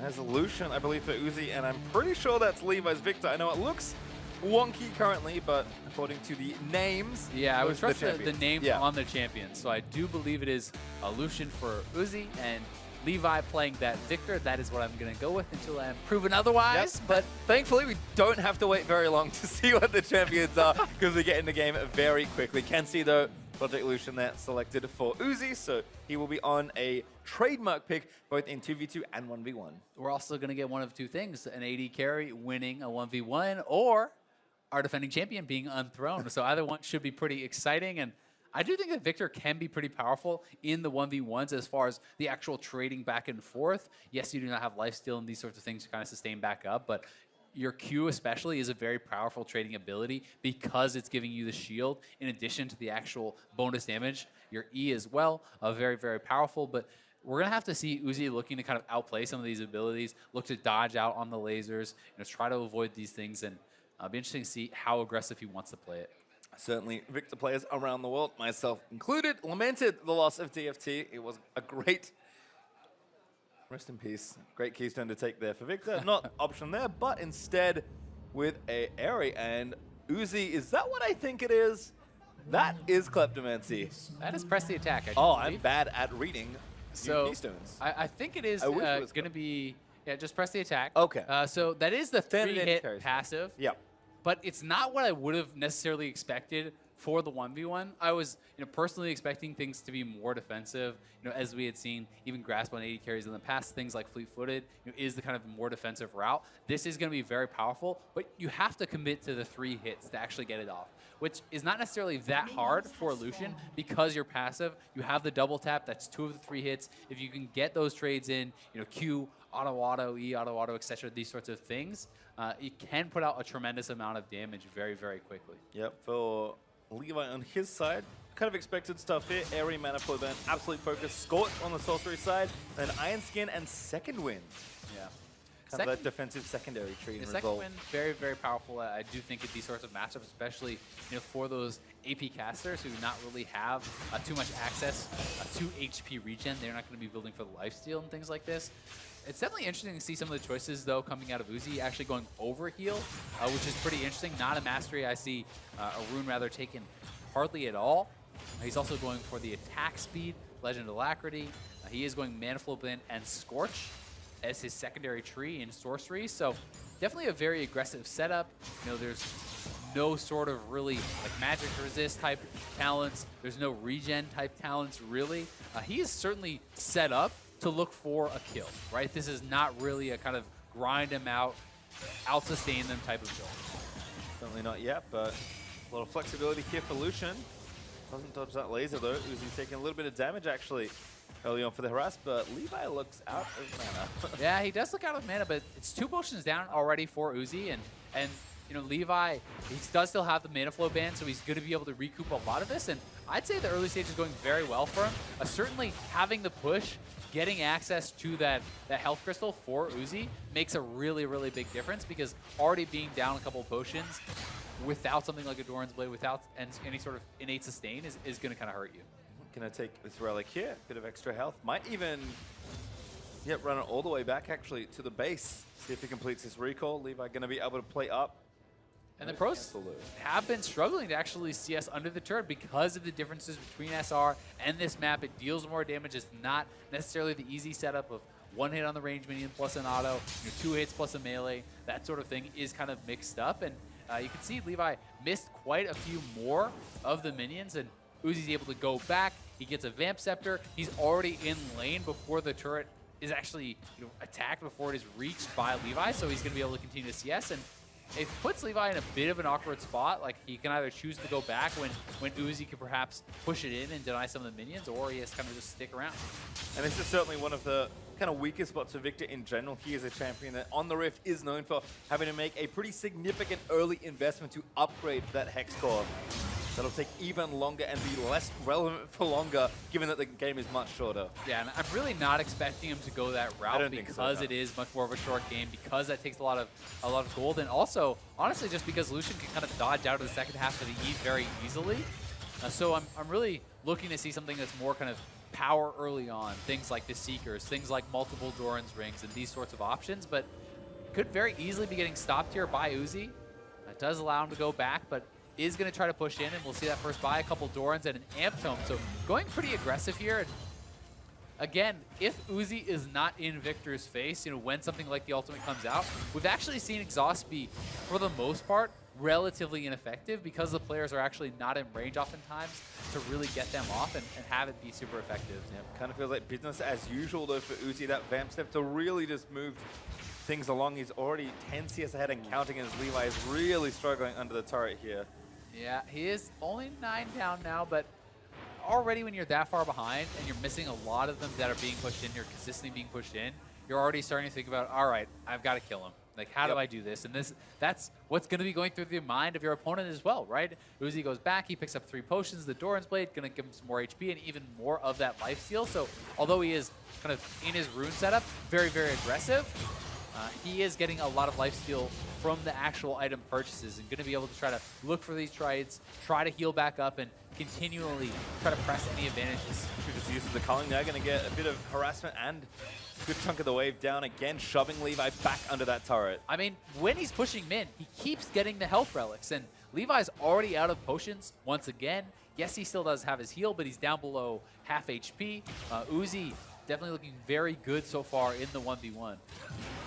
Game kind of back to where he was. We saw him in this spot last year. Already halfway there. 52 to 38 now again. Uzi still keeping 10 plus ahead in the race for farm. Turret's even going to take a bit more chip here. Uzi just playing patiently. Yep, and I think that's really intelligent. Like, he knows he has the advantage. He's going to be able to likely force Levi back to base much faster because he has the potions, because he has lifesteal, as long as he can trade relatively well. It has to be some sort of an all-in there for Levi. So Uzi going to play it out pretty safe, but Levi still will have his opportunities. The all-in at 6 is going to be very powerful. There's no flash available on Uzi, so if you use your dash poorly, if you get stuck in the Chaos Storm, that Victor ultimate, certainly potential to get taken down. Absolutely, is Levi even happy to play back a bit more. Uzi kind of ran low on health. And of course has to actually hit things to get lifesteal back. Levi has been quite accurate with those E's. Shooting out those lasers, he's been tagging Uzi almost every single time. So certainly very good skill shot accuracy so far from him. And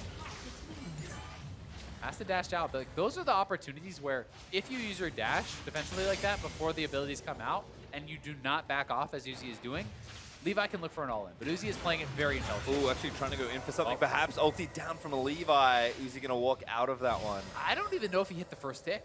Like, that actually looked like it was just a straight-up whiff. Maybe caught him on the very edge, but either way, the ultimate being down and the summoner down, plus you're behind in farm is pretty brutal for Levi, and starting to look big grim. And again, for all of Uzi's kind of signature aggression in 2v2, in 5v5, he's very patient. He wants to win. In the 1v1. Exactly. He really wants to win again. Yeah, and I mean, he said it. No one has won 2 before. He's looking to be the first to do it, and sometimes that means playing for the smart win, right? Levi now has to try to push it out. He has to try to base, try to get something going. Try not to die. Uzi's looking for the all-in. Uzi's diving in, exhaust down on both sides. Levi still running away, but Uzi going to chase him down! First blood! Nicely played there from Uzi. Kind of flexing his muscles on Levi. The jungler curse continues, getting knocked out in the first round there, but definitely a respectable showing. He did look quite good on the Victor. Uzi, though, just a little bit too strong. Yeah, I mean, he's the only jungler in the whole 1v1 tournament this year. I can't blame Levi too much, given that he had an unlucky draw, shall we say, having to play the defending champion. Yeah, it's pretty rough, and it's really interesting because the early push has mattered so much in this mode, because people are struggling so hard to actually get CS under their turret. And if that's the case, then the first push is going to get you enough of an advantage that sometimes you can just take over. And again, for all those defensive summoners, none of them move you away anywhere as Levi realizes what's happened. Uzi scratching his head, business as usual. Yeah, cool as a cucumber. I mean, he's got many more rounds to play of 1v1 before he can run that title back, but a good first start winning here versus Levi. And I mean, we saw a lot of AD carry bans in that matchup, and still we had a Lucian. I mean, at some point, you're going to run out of bans because Uzi can play just about anything. Yeah, I mean, there's still Ezreal. There's still a lot of AD carries that could be, fairly viable in this 1v1, and we might be seeing some more AD carries. Well, maybe, because for our final matchup of today, it's North America's Sneaky versus BRTT from Brazil. Two of the more popular ADs from their respective regions. Sneaky, a pretty good-looking Worlds performance and a good few games here today at BOTT. Brazil was not so lucky, unfortunately for them, but could certainly show up here in the 1v1. We already know BRTT is better than Doublelift. Is he better That's than true. Sneaky? Well, Doublelift didn't make it this year, as Travis was so keen to point out when talking to Amelie.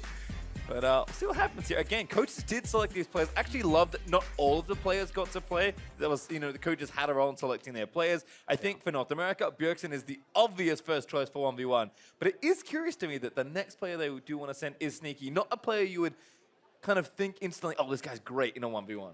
Yeah, maybe not, but at the same time, he is definitely a guy who is one of the fastest, I think, to pick up new champions, to pick up new patches. He's definitely a grinder in solo queue, so he is someone who could be really figuring out a way to get an advantage through the picks or through the runes. So that's something I'm looking forward to. But also at the end of the day, a lot of these guys are here to have some fun, right? And if Sneaky is the one who really wants to get in there, then they're probably going to let him get in. Well, again, players can talk to each other. Haven't seen or heard too much chatter, but hopefully something brewing here. Certainly be fun to see what these two have ready. I can't think off the top of my head if they play off-roll too much in solo queue. Sneaky obviously streams a lot, but I almost always see him playing AD. Yeah, he's definitely one of the guys who's not really into off-rolling too much. He's almost always kind of grinding AD carry. BRTT definitely known for his AD carry play here as well. And it's going to be interesting to see what kind of picks they want to go for. Could be perhaps our first mirror matchup, or maybe not, as we have not seen any of those so far. People have been taking it pretty serious, kind of a lot less banter than perhaps maybe expected. A little disappointing, but again, great to see the players enjoying what they like, which apparently is winning, which makes sense if you're a competitor in an Insta-Champ slate though here. And the first ban will be... Oh, I see a little bit of talking. There's NASA spam by Sneaky though. So the fun one that you do, if you have two AD carries, you want to have some fun, you play Draven versus Draven. Yes. Catch each other's axes, and it is hilarious because you can end up in these situations where you're making a mad dash for the other person's axe to try to steal it away, because if Draven drops an axe in a 1v1, you have essentially already lost the 1v1. So it's definitely a fun one to watch. I don't know if they're going to bring it out, but these guys are chatting it up. You can see the smiles on it. Well, you know what? Let's stop hearing from us for a second and hear from these guys.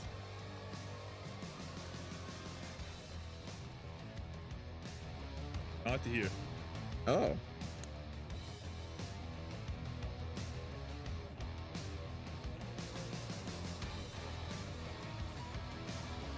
All right, looks like as soon as we Very they stop insightful stuff. They Thanks, knew. Sneaky. Thank you, BRT. I mean, even if they're not kind of brewing something in potential 1v1, I think Sneaky's the kind of guy that will happy to play, like have some fun, have some banter, and play a couple of mind games, honestly. He's got this big, goofy personality. Obviously, anyone that's ever seen a stream highlight of his knows what kind of antics go on. I think it's the kind of play that will get in your head before you even think. Well, there is the Draven there for BRTT. Sneaky's going to hover that Jhin, but BRTT, come on, bait him into that these Draven would basically 1v1. be their two signature picks. Yep. Right? I mean, that would be very, very cool to see Sneaky known so much for the Jhin, BRTT very well known for the Draven pick. Pretty cool. We'll have to see. Got a lot of AD fans, but it'd still be Draven versus Draven. Either of these two. I think Sneaky's maybe considering it. I hope there's some negotiation happening right now. I don't know if you want to agree to the Jhin side of the Jhin versus Draven matchup. Well, we'll have to see. Again, BRTT could be bluffing. Like, Sneaky can't actually see what he's picked here. Might have to go in some good faith. Only a couple seconds left. He's gotta make a choice here, and I'm guessing it's just gonna be the Jhin. Yep. So Jhin versus Draven. You can see the smile on Sneaky's face. He's like, oh crap. Oh no. I have played this matchup before. I had a support next to me. It didn't help. Yeah. I think this is one where Jhin is gonna have to try to kind of just sit back and poke it out. I'm not really sure that you can win this straight up 1v1 if you do go for an all-in type play, unless you have already poked Draven down quite a bit with something like the Comet that is very popular on Jhin in solo queue. Draven certainly has some options though. I mean, you could try to be getting the push, shoving in your opponent. If you go for a straight up all-in, I also expect him to win it if it is both played well.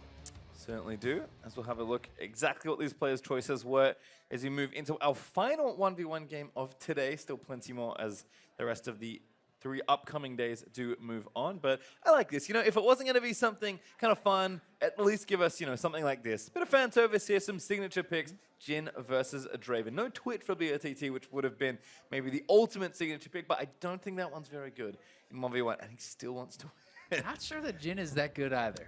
You know what? I can't stop Sneaky from doing what he does, so we'll see what happens here. Does have Comet Jhin.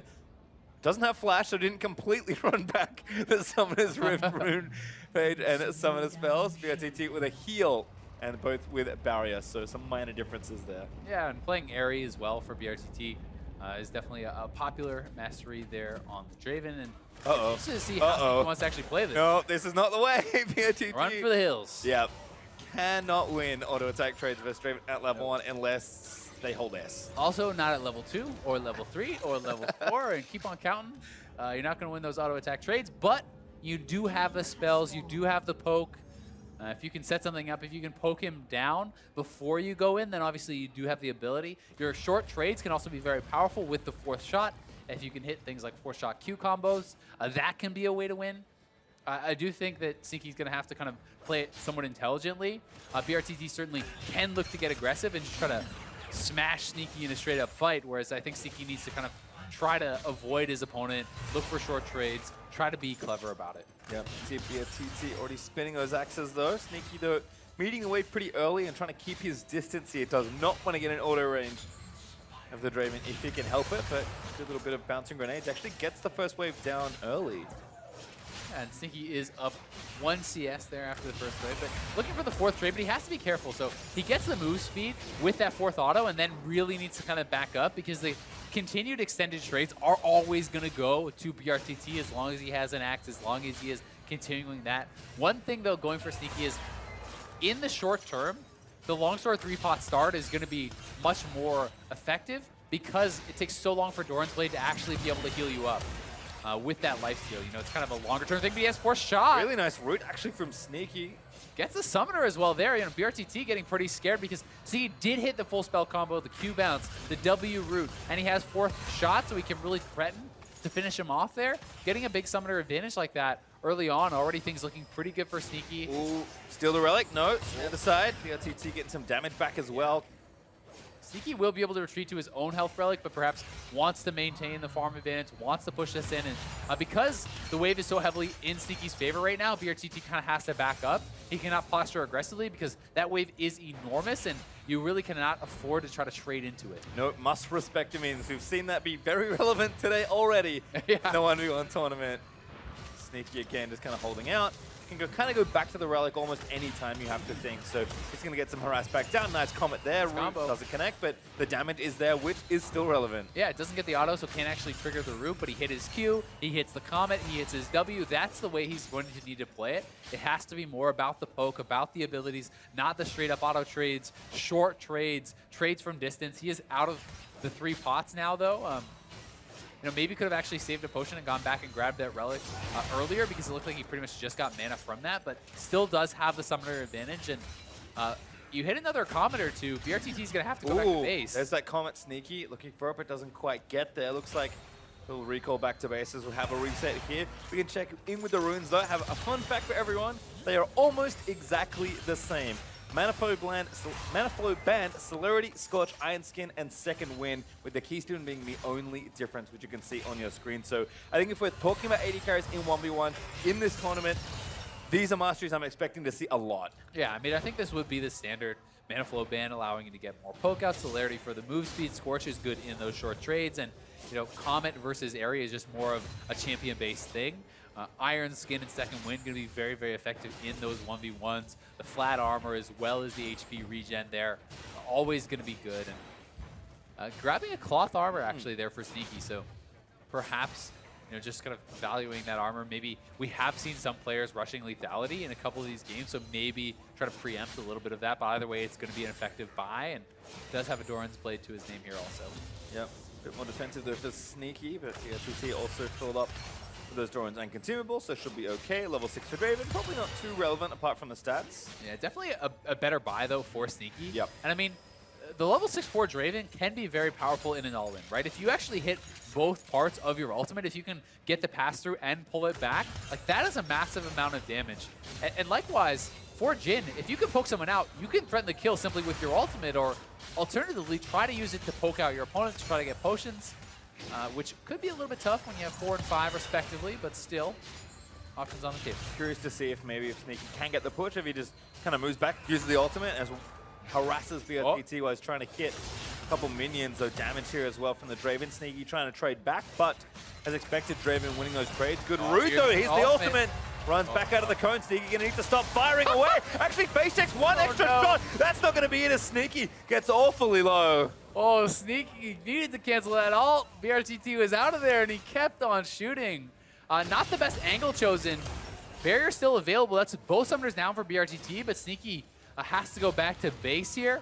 Had he aimed that ultimate better, that could have perhaps been a kill, or at least more forced out, more of an advantage there for BRTT, but misjudged the angle, perhaps thought he could catch him right on the very edge, because Jhin ultimate does kind of cheat a little bit with that. You can kind of hit people that look just barely outside of the angle sometimes, and either way, still does have the summoner advantage, goes back to base. Is going to be down on farm now, so he's kind of in the position where unless you can get control of the minion wave, you need to now look for a kill. Yeah, unfortunately for him, lost control of the wave. Takes that relic. Doesn't get too much back from it there. There is one up from BRTT, but Sneaky doesn't exactly know where he is. CS going to get even back up a little bit more. Sneaky doing the smart thing and trying to deny maybe one or two minions here. Well, he can actually deny quite a few, because that's a cannon wave to a no cannon wave. So almost his entire wave is probably going to actually get denied there. It's 5 minions so far that BRTT has lost, so just pretty smart minion control there from Sneaky. Actually evens up quite a lot of it. He did not move forward and actually get the health relic though, so if they start trading, BRTT can kind of retreat back to that health relic. Sneaky again getting the push back out, trying to farm it out. BRTT getting aggressive though. Turns it back on, forcing the barrier out of Sneaky. Sneaky now ulti. BRTT runs back towards the relic. And the heal has now come back up for BRTT because he popped that very early, so Sneaky may not be knowing that. Heal is going to be expended offensively there. Potions being popped, but so much more sustain now on BRTT. I love what BRTT is doing, just getting he's aggressive looking for again. it. Ultimate lets it go. Sneaky got out of the other end of it. Yeah, I mean, Sneaky probably has to go back to base. He almost has his ultimate, and BRTT is low on mana, so perhaps that is why he feels like he could stay around. Both of them back to no summoners again. The exhaust is going to be up relatively soon, but he's going to look for the ult. It's a great vantage point for the ulti, but Blood Rush there, going to hold on, misses that third shot. Fourth does connect. Not too much damage though. Yeah, the health pack came back. He has fourth shot, so there is some threat moving forward. Very, very close game so far. If BRTT can continue to pick up these minions, it'll stay pretty even, but he's looking for the all-in on Sneaky. Yep, wants to go in for it. Draven's W is so powerful in these situations. If he can keep catching axes and resetting it.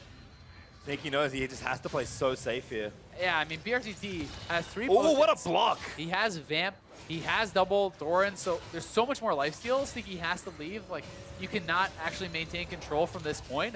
The buy will be pretty interesting here for Sneaky, so he is going to go straight tabbies. Not looking for lethality. Nope. He's trying to just have more kind of power in the 1v1 trades, and also having the move speed advantage is going to be pretty big because you can retreat away from that blood rush and also choose where you're going to kind of chase down on your opponent more easily. Yeah, pretty clear signal though for Sneaky. I want to farm this out and play defensive, at least for now. BRTT, they're going to get his recall in. Sneaky clears out these minions. Nice job there, getting, I think, all of them. And while it is certainly a defensive buy, the move speed can be used pretty aggressively, right? Because that in combination with celerity, you're also getting additional move speed on the boots because you have percentage move speed from that. So if you can actually, get that fourth shot and get it out before the retaliation comes in from Draven, that can kind of give you an offensive advantage. And, in these extended trades, tabbies are extremely effective, but he certainly does not have the offensive power there. So you're not looking for as devastating of an ultimate if you got something like a little bit of lethality. Yeah, the nice thing here is this is a very close game still. Well, mounting up towards the 90 CS count. Sneaky has the minion advantage here. Ooh, tries to get the root down for a bit of extra damage. I can't find a BRTT, going to turn it back on. Exhaust is down there for Sneaky. The minions still just letting go on the BRTT. Running out of time here, and minions for BRTT as well. Sneaky almost has ulti also. Yep, Sneaky does. BRTT does have his available though, so if Sneaky is low on health, you have to be careful. He can get the double master. He's going for the all-in Maybe here. Too far forward. Barrier almost coming up for Sneaky. Doesn't have it yet though. BRTT going back in for it. Damage is good. Health extender still. Ultimate's for Sneaky. Parallels it. No kill for BRTT, but that might give him wave control back. That's all he needs. Yep, thankfully for Sneaky, the wave is pushing to him, so this cannot be a freeze really right now. The wave should build up and push back. We'll see, because the cannon coming in from Sneaky, it should equalize. Definitely expecting BRTT to be at an advantage as Sneaky gets back to the lane, but double Doran's Blade, some long swords, and This one going to be really, really close. We'll see if either player gets kind of nervous and tries to go for an all-in, thinking they're going to lose on farm, because this is pretty much dead even right now, but that's a big wave pushing towards Sneaky right now. That W missed a minion. That's almost heartbreak there for Sneaky. We're getting so close as BRTT does need to kill a few more mids. Looking I for think the he's got minion it. Looking for the crib. He is going to grab it. 1 CS difference. BRTT takes the win on farm. 100 to 99 there, and BRTT just able to outlast Sneaky in this. That block from BRTT and that missed W that barely didn't kill that creep could have been the difference in that 1v1. So close between two great AD carry players, but Sneaky, for all the chuckles and all the goofiness, is going to fall down to BRTT with a really solid Draven performance. Yeah, definitely a really close game there. Both of them kind of bringing out some fun picks. Sneaky well known for the Jhin. BRTT definitely a great Draven player. They agree to go with that matchup, and I mean, this one was really close. 2 CS advantage at this point, but Sneaky with the Q, trying to pick up a couple more, but BRTT just a little bit ahead. The reload there for Sneaky. The last auto was actually in the air to kill the cannon. Grenade was bouncing as well. That was so close to Sneaky. And he knows it. BRTT's like, oh, I won, awesome. Wait, did you win? No one knows whose things explode into borrowed, but that's the only way to tell. Yep. All right, well, that was a fun way to end our 1v1s for today. BRTT moving on versus Sneaky. I'm actually really happy with the amount of variety we got today. I think a lot of what we expected to see, aggressive, kind of laning-oriented runes, is certainly what we you would think moving into this sort of event, but lots of different champions, a couple different secondary choices in particular, I think are the two highlights of what we learned today about 1v1. Yeah, and I mean, we actually saw some of the all-in stuff being pretty effective. We did see a Pantheon win there for Jisoo over Power of Evil. We did see the Draven win as well for BRTT. So definitely some exciting ones in day one. And I'm pretty interested to actually see what people are going to kind of bring out in the second days. You know, we already have some of the second round matchups that are going to be set up. Still some of the first round matchups to be played. We have 2 more that are going to be tomorrow, I do believe. That is Prey versus Sword Art, so the last remaining support, and then Reckless versus Zeitnot, another couple AD carries. But we're also going to have Bjergsen versus Faker. We are going to have Jisoo versus Mako, and it will be Uzi versus BRTT. So another AD carry matchup, which would be pretty exciting. Uzi might just slay all the AD carries on his way to another final, and perhaps another championship win for him in the 1v1. I will say as well, and I'm not a believer in Jhin, but Sneaky made it very close. That actually looked quite good, and I think demonstrating that individual knowledge and champion mastery can also go a long way. Yeah, it certainly can, and people love to see the signature picks coming out. It is All-Stars. People want to see them have some fun. Certainly do, but to hear from one of the pros who came out on top, let's send it over to Frick and the victorious LPL support. Thank you very much, Pastry. Great cast in the day. I'm joined by Mako, both Edward Gaming's and Team China's support here. First off, I want to talk to you about the 1v1 tournament. You had a great win earlier today. Up next, you'll face against Jisoo. How do you feel about that? 首先想问一下你单挑赛，那么你刚刚取得了胜利，然后你接下来将打基础，你觉得接下来比赛会怎么样？基础刚刚我也看了一点他的比赛吧，我觉得他也是一个就是很有拼劲的选手，对，然后辅助打这个 solo 赛确实就是很少见，然后也让对手摸不透吧，我觉得。So he think Jisoo is actually a pretty ballsy player. He goes in and he think it's gonna be very interesting about this 1v1. He doesn't know what's gonna come up next. Definitely going to be exciting. I want to talk to you about supports playing in the 1v1 because almost nothing you play is in your champion pool. They're all a bit new to you. Do you think that's a disadvantage or is that okay? 那么因为你是辅助选手嘛，那辅助选手的英雄池可能对1v1不是特别的适用，那你怎么看待这个问题？确实就是有一些辅助选手的话，就是偶尔只玩辅助吧。但是我的话，我打 rank 的话，就是什么位置我都比较喜欢玩吧，不只是偶尔玩辅助，对。所以说就是很多英雄我都能掌控。So actually, yeah. So for support players, they mostly play support champion, which is not good for 1v1. But he think that he plays a lot of other champion in solo queue that he likes to try different stuff. So he's feeling fine about it. Well, I'm glad you're comfortable. I want to move on to the Summoner's Rift games. Of course, Team China so far undefeated. And we saw you be very excellent at Rift Rivals, taking down Korea, for example, unfortunately falling short at Worlds. Is this another shot at revenge? Is All-Stars another shot at revenge to take down Korea and win another international tournament? 那么因为我们看到亚洲对抗赛的时候，我们有LPL 有机会击败韩国，那么在世界赛就很遗憾的输给了韩国。那么这次在全明星，你有没有觉得自己有机会去赢得韩国呢？在复仇呢？就我觉得我们来到全明星的话，肯定就是想要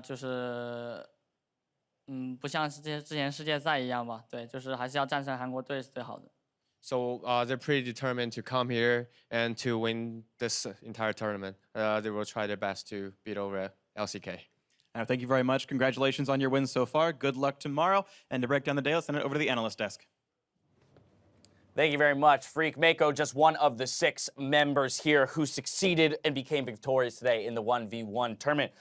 Ultra exciting. I know right off the top, Kobe, one of the things that jumped out to you was just the diversity in champions that we're seeing across the board here picked up in these 1v1s. Yeah, after last year where everybody had kind of latched on to the IWC meta that had already developed in the previous 1v1 tournament. So everyone was playing, these AD carries and Caitlyn and every single time. Today was so refreshing. We only had the Varus repeat one time, single repeat champion there, and everybody else was really stepping out. It started off with this one, Faker really taking it to him. And the unique champions are so cool for day one. I do cast my mind to last year though and remember that eventually it was Grasp Orianna versus Grasp Orianna. There was eventually a prototype pick that people didn't really seem to know how to beat. We haven't seen that yet. We've gotten a taste. Definitely feels like the AD carries are on the strongest. And while I do agree that there's a ton of unique champions and it's very refreshing to watch, we are seeing kind of a dominating style though, where it's like minion control and poke. Sure. We've only seen 2 all-ins, and that was Bjergsen Syndra as well as the Pantheon that took down Power of Evil, but otherwise it has been the same old get wave control, just poke someone out. That was perhaps the most exciting matchup there, getting the kill under turret with just a couple health remaining, but that was that Orianna you're talking about. That's been the most interesting thing for me is comparing previous year's champion choices to what's coming out already. We did see the AP Nasus. We are seeing some of the AD carries still ever present. My next question would be, what haven't we seen that can kind of break that? Well, I mean, the biggest thing to me, to Frost's point here, where she's talking about minion control and most of the strategies revolving around that, is that minion control on this map is different than Summoner's Rift. Yeah. And so we've seen these pros, struggling with it, even solo laners. So not only the CSing under turret, but also they didn't talk about the desync cannon minion waves, and just all the rules for minions are actually different. And they're adjusting to kind of controlling those variances. And extending your point, think again, what changed in Runes Reforged? It is things like mana flow ban. There is a bit more mana, a bit more poke available with the change in runes, and that does mean that focusing on the minion waves, getting to 100 CS, may actually be the optimal strategy, which means longer game. And then, of course, the final matchup coming down to a 1 Yep. minion differential. While the auto attack is in the air, 100-99 BRTT coming out on top there. Kobe, it was already mentioned, 11 unique champions. Varus, the only one repeated of the 12 picks within this 1v1 tournament. But you're talking about that meta refining itself over the days. We still have plenty of 1v1s ahead of us with minion control in mind, with the new Runes Reforged in mind. Is there something we haven't seen yet that could just come through and stomp? I mean, hey, we got 80 carries on the table. Where are the Teemos? Where are the, No come Teemos, on. no Why Teemos. not? You can't control the lane with Teemo. Come on now. What? If you get bush control, you are a monster. See? I'm still surprised. If you just run in and you just start... We haven't seen Kennen. I'm gonna win. Kennen was super dominant last year, and Sure, Kennen was a huge laner. See, I'm actually going to throw all of that out the window. Kobe's actually thinking on the desk right now. The rest of us, I don't know what we're doing, but sorry. I'm going to throw it out the window. I think it was the GPL All-Star event 1v1s. They were playing the Tom Kench, and they got the cute little rune where you gobble them up, and then you quickly dash Phase back to your... rush. Yes. There you go. I want You to see just the cheese. Bring them into your That's turret. really Yeah. cheesy. Oh, I would Mako love maybe the to next see round. that. That would catch me so off guard. Anyway, with 6 victorious All-Stars, let's go and take a look at who remains in the 1v1 bracket. Tomorrow, we've got Bjergsen challenging Faker on the Howling Abyss, and then Uzi defends his title against another ADC player in BRTT. Those are the 2 big ones that jump out at me. The defending champ against another ADC who just took down Sneaky, and then those 2 powerhouse mid laners from across the globe meeting here in this next round. And I know that Prey and Reckless, Sword Art, and Zeitnot have not gotten to play, but I think about the possible Prey Reckless 1v1 that we might have. I want that. Prey Reckless and Faker Bjergsen in one tournament. That's just in the early rounds still. What if you consider that too, right? Because Uzi and BRTT are on the other side of that. So the winner of Prey Reckless would play the winner of BRTT and Uzi. You could have a totally 80 carry dominated side of the bracket, and then one of them meets Faker or Bjergsen in the final. Actually scripted. Actually scripted. Who's responsible for that? Step forward. Anyway, if we turn our attention towards the 5v5 tournament, Group A has LMS at the top, while the Chinese All-Star team ends the day in first for Group B. We'll see if they can maintain the momentum from today with our games tomorrow. Things kick off with the EU All-Stars versus the pros voted in by the Turkish fans, followed by the Dream Team from NA versus the representatives from Southeast Asia, with the round robin playing out throughout the day. We got our first look at those 5v5s today. Obviously, the LMS looking great over in Group A, kind of knocking LCK down a peg. For China, full control of Group B, but they did have that close early game against NA. How are we feeling about these groups? I mean, we end the group stage tomorrow. And it's a simple fact. LMS has Group A in their grasp. They choose their own destiny. They play against EU. They win. They're guaranteed first place.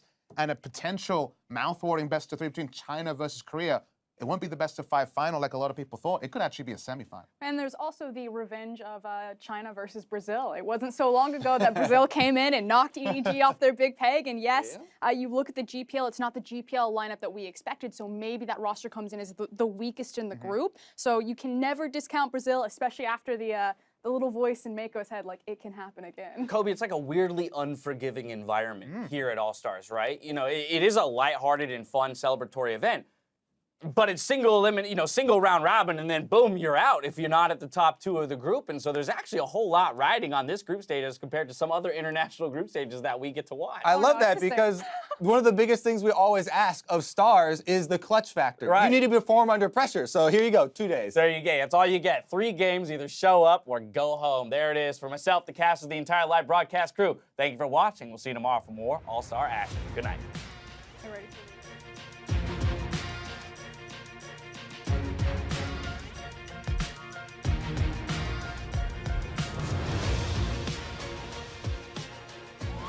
Hello and welcome to Los Angeles, California for the 2017 League of Legends All-Star event.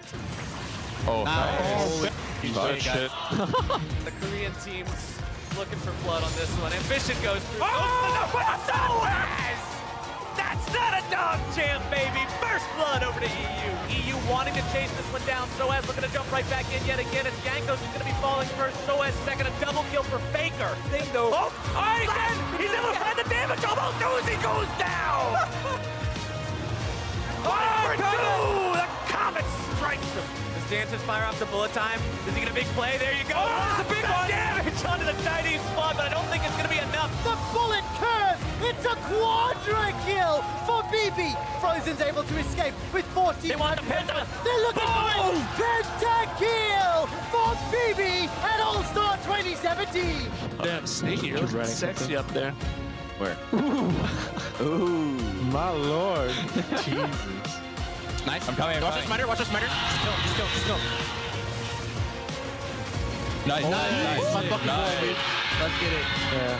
That's a double, a triple, and gonna be a quadra kill. So Xie and China are in the lead. Faker's running away, asleep onto Gorilla. Carson in the back. Not gonna be enough. Pass against the second, leaps over for Bray, leaps up to safety. Nice. Yeah! Wow. The kickoff of our 1v1 tournament. A barrier pop over, but Faker will get the final save. Both getting to take some more damage. Bjergsen looking for the all-in stun lands, and there it is. Going, no, that's too far. Oh, lost. Oh, he got it. Oh my God, Jisoo. He doesn't have to do anything. Yep, chilling Just out. stand back. Soldiers do it. She's diving in, exhaust down on both sides. Levi still running away, but Uzi gonna chase him down. Kill a few more He's hits. looking I for think the he's minion got win. it. Looking for the crib. He is gonna grab it. What's your name? Elise. Elise, how old are you? I'm 6 years old. There are 20-year-olds who still don't know how to play this game. And are you probably better than them, right? Yeah.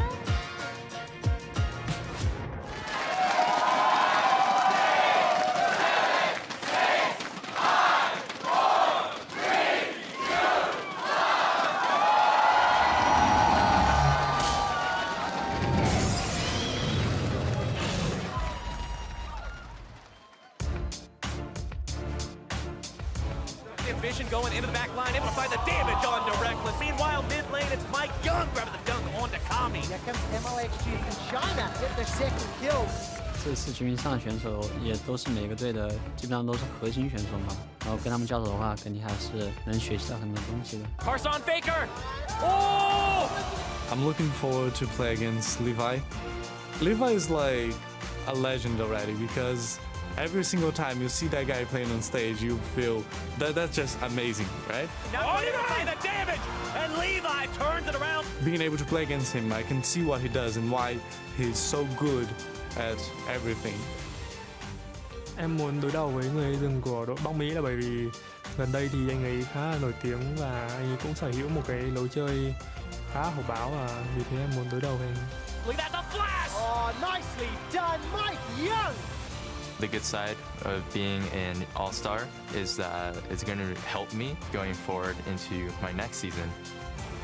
Just to be already playing alongside some of these people is going to make me improve so much faster.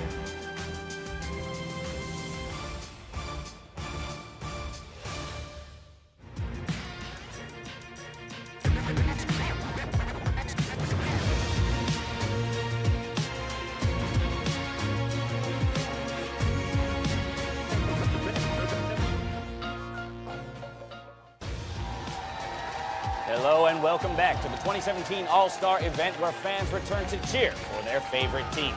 The best players from around the world were voted in by fans of their regions to compete for dominance on the world stage.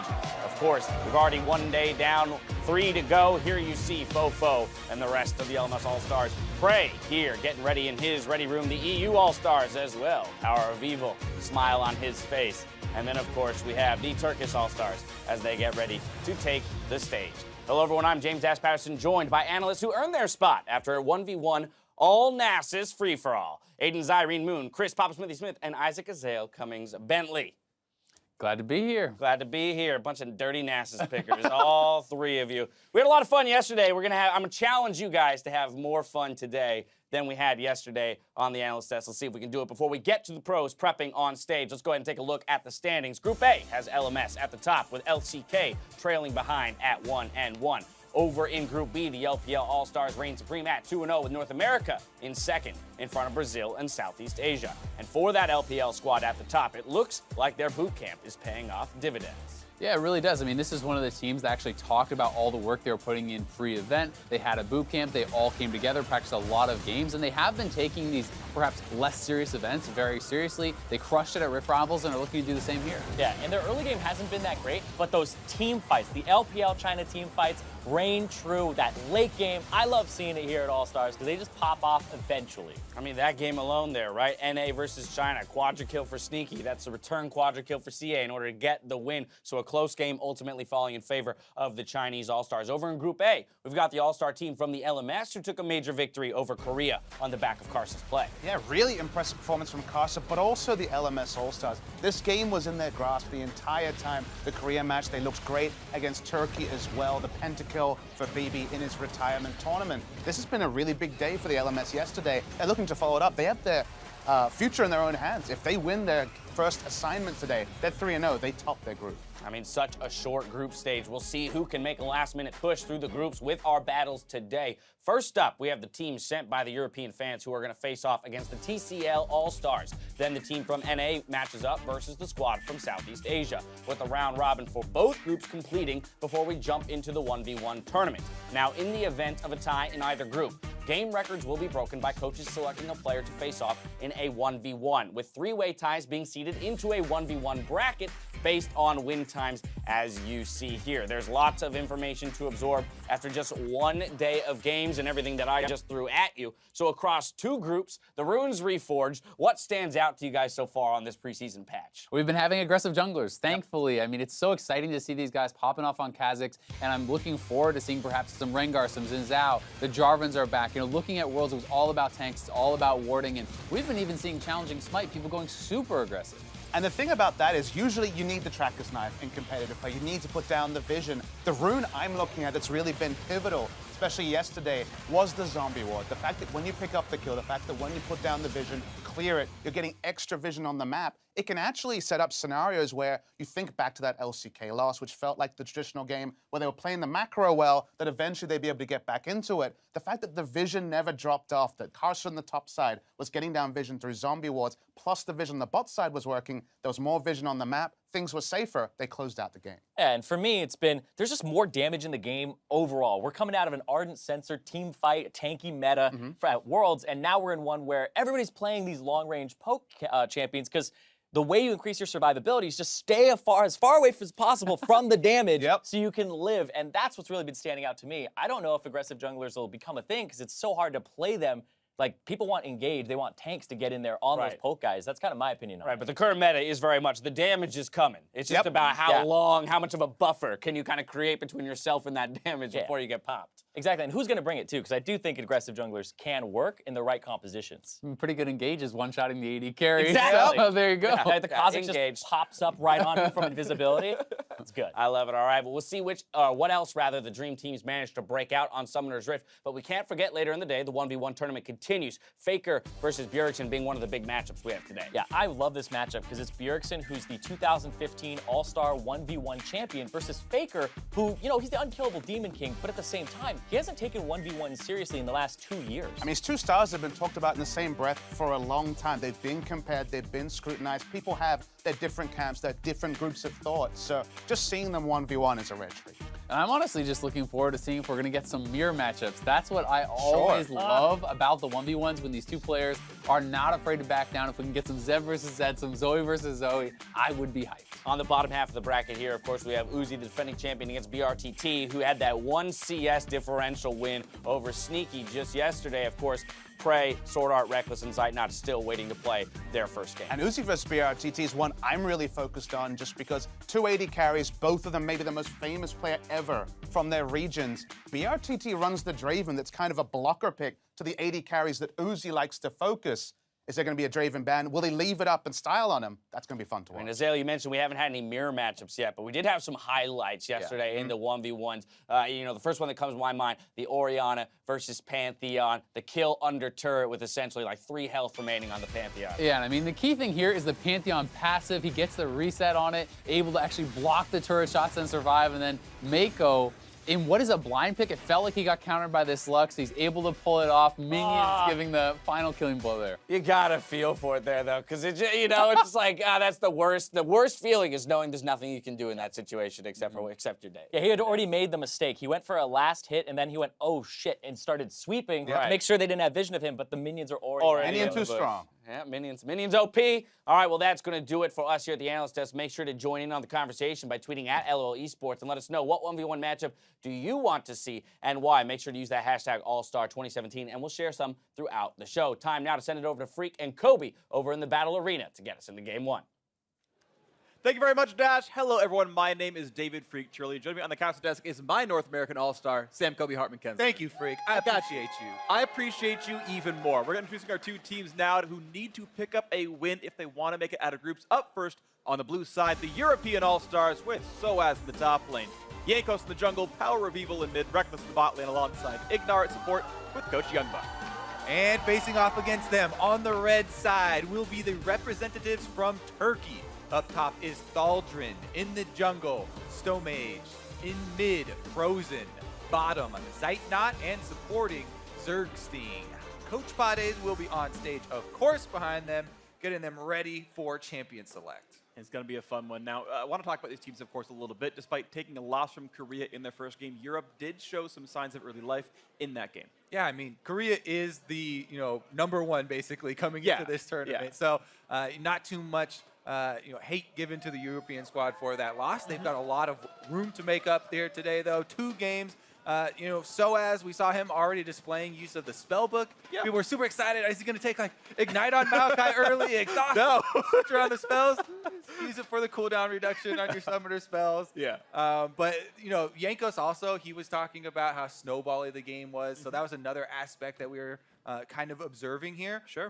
It really has been a snowbally preseason because, yes, everyone loves, there's a lot of damage available, and people have been loving to play assassins and long-range poke. But also, some of the vision is becoming more snowbally with this zombie award rune that everyone's taking. And if you really can get some early game leads and start setting up that vision and clearing out enemy vision, it really does propagate across the entire map. And that's where we've seen a lot of the competitive strengths of the snowball come in. Absolutely. So we'll see if the European LCS squad can snowball a victory against Turkey, who melted against the LMS yesterday.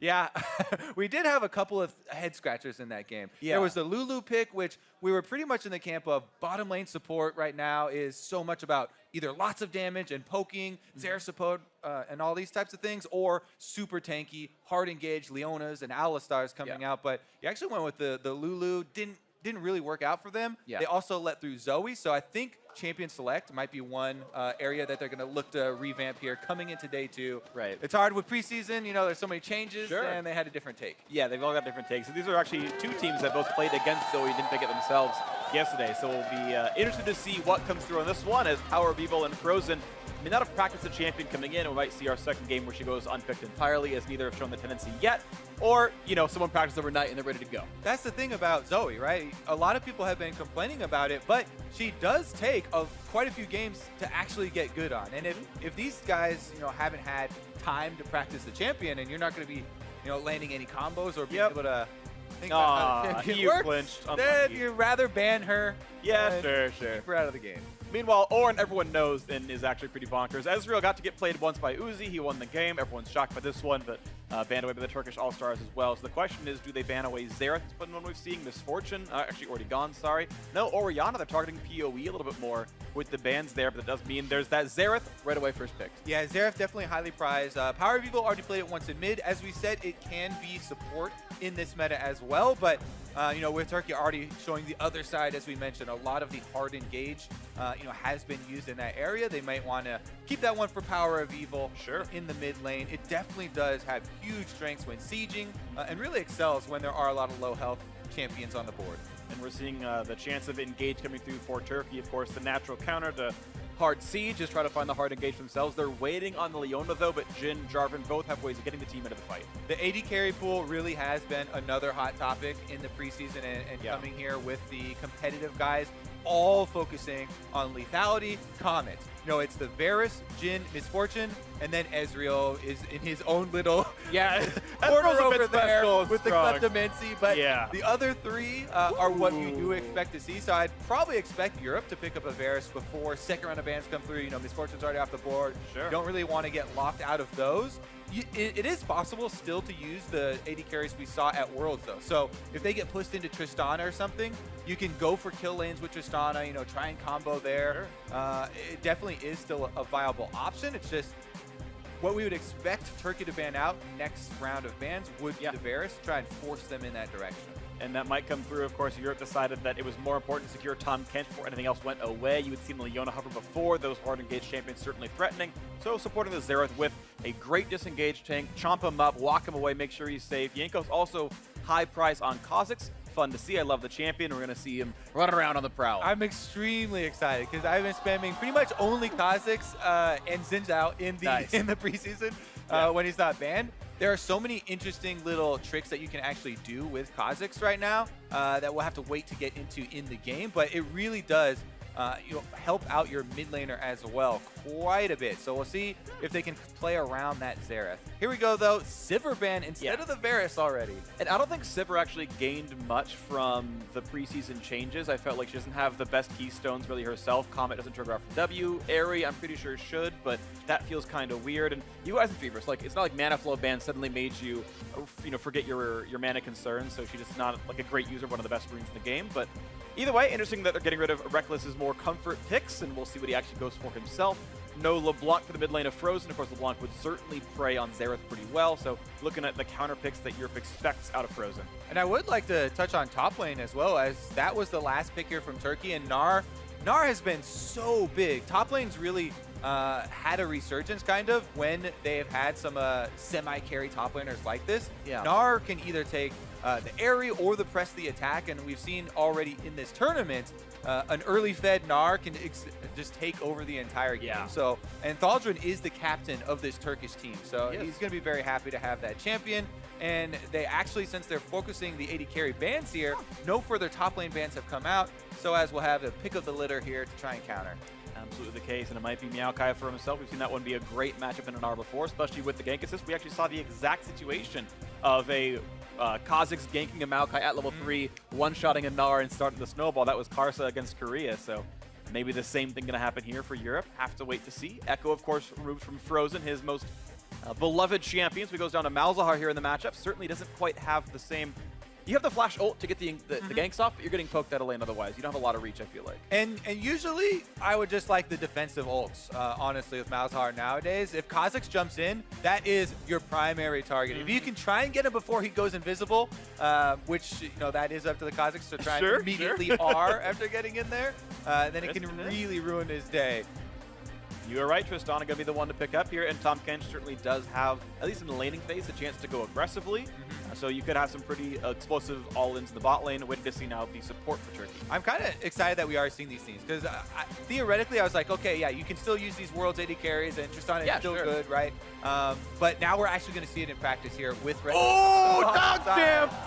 A Dog Champ for Soaz! In All-Stars! I don't know if it's actually good into Gnar specifically, but he's going to go for it anyway. I love it. So, yeah, we had one Nasus at Worlds this year, and it was against Soaz. We had a very hard time against Khan from Longzhu.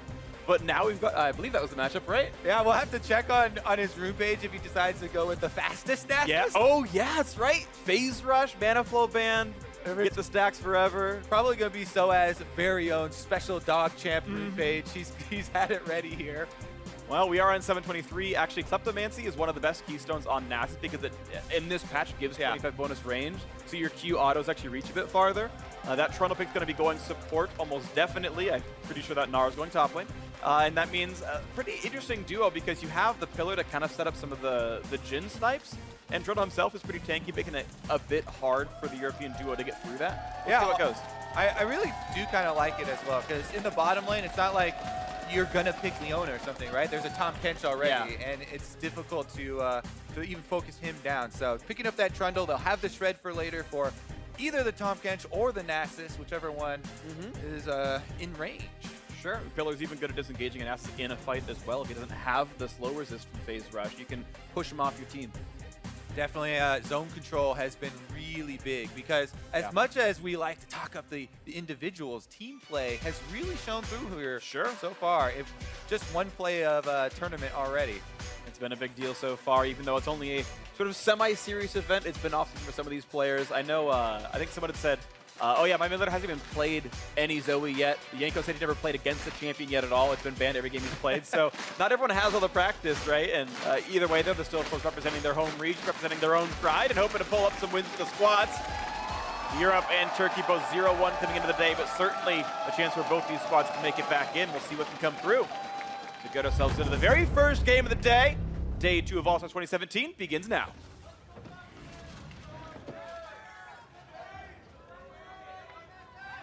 So, Aery, Nasus, not a huge surprise. I'll actually get my rune updates pretty shortly. Ignar going Spellbook, who I'm excited about. And press the attack, no surprise on Tristana. Everything else looks pretty normal based on what we've seen so far. Yeah.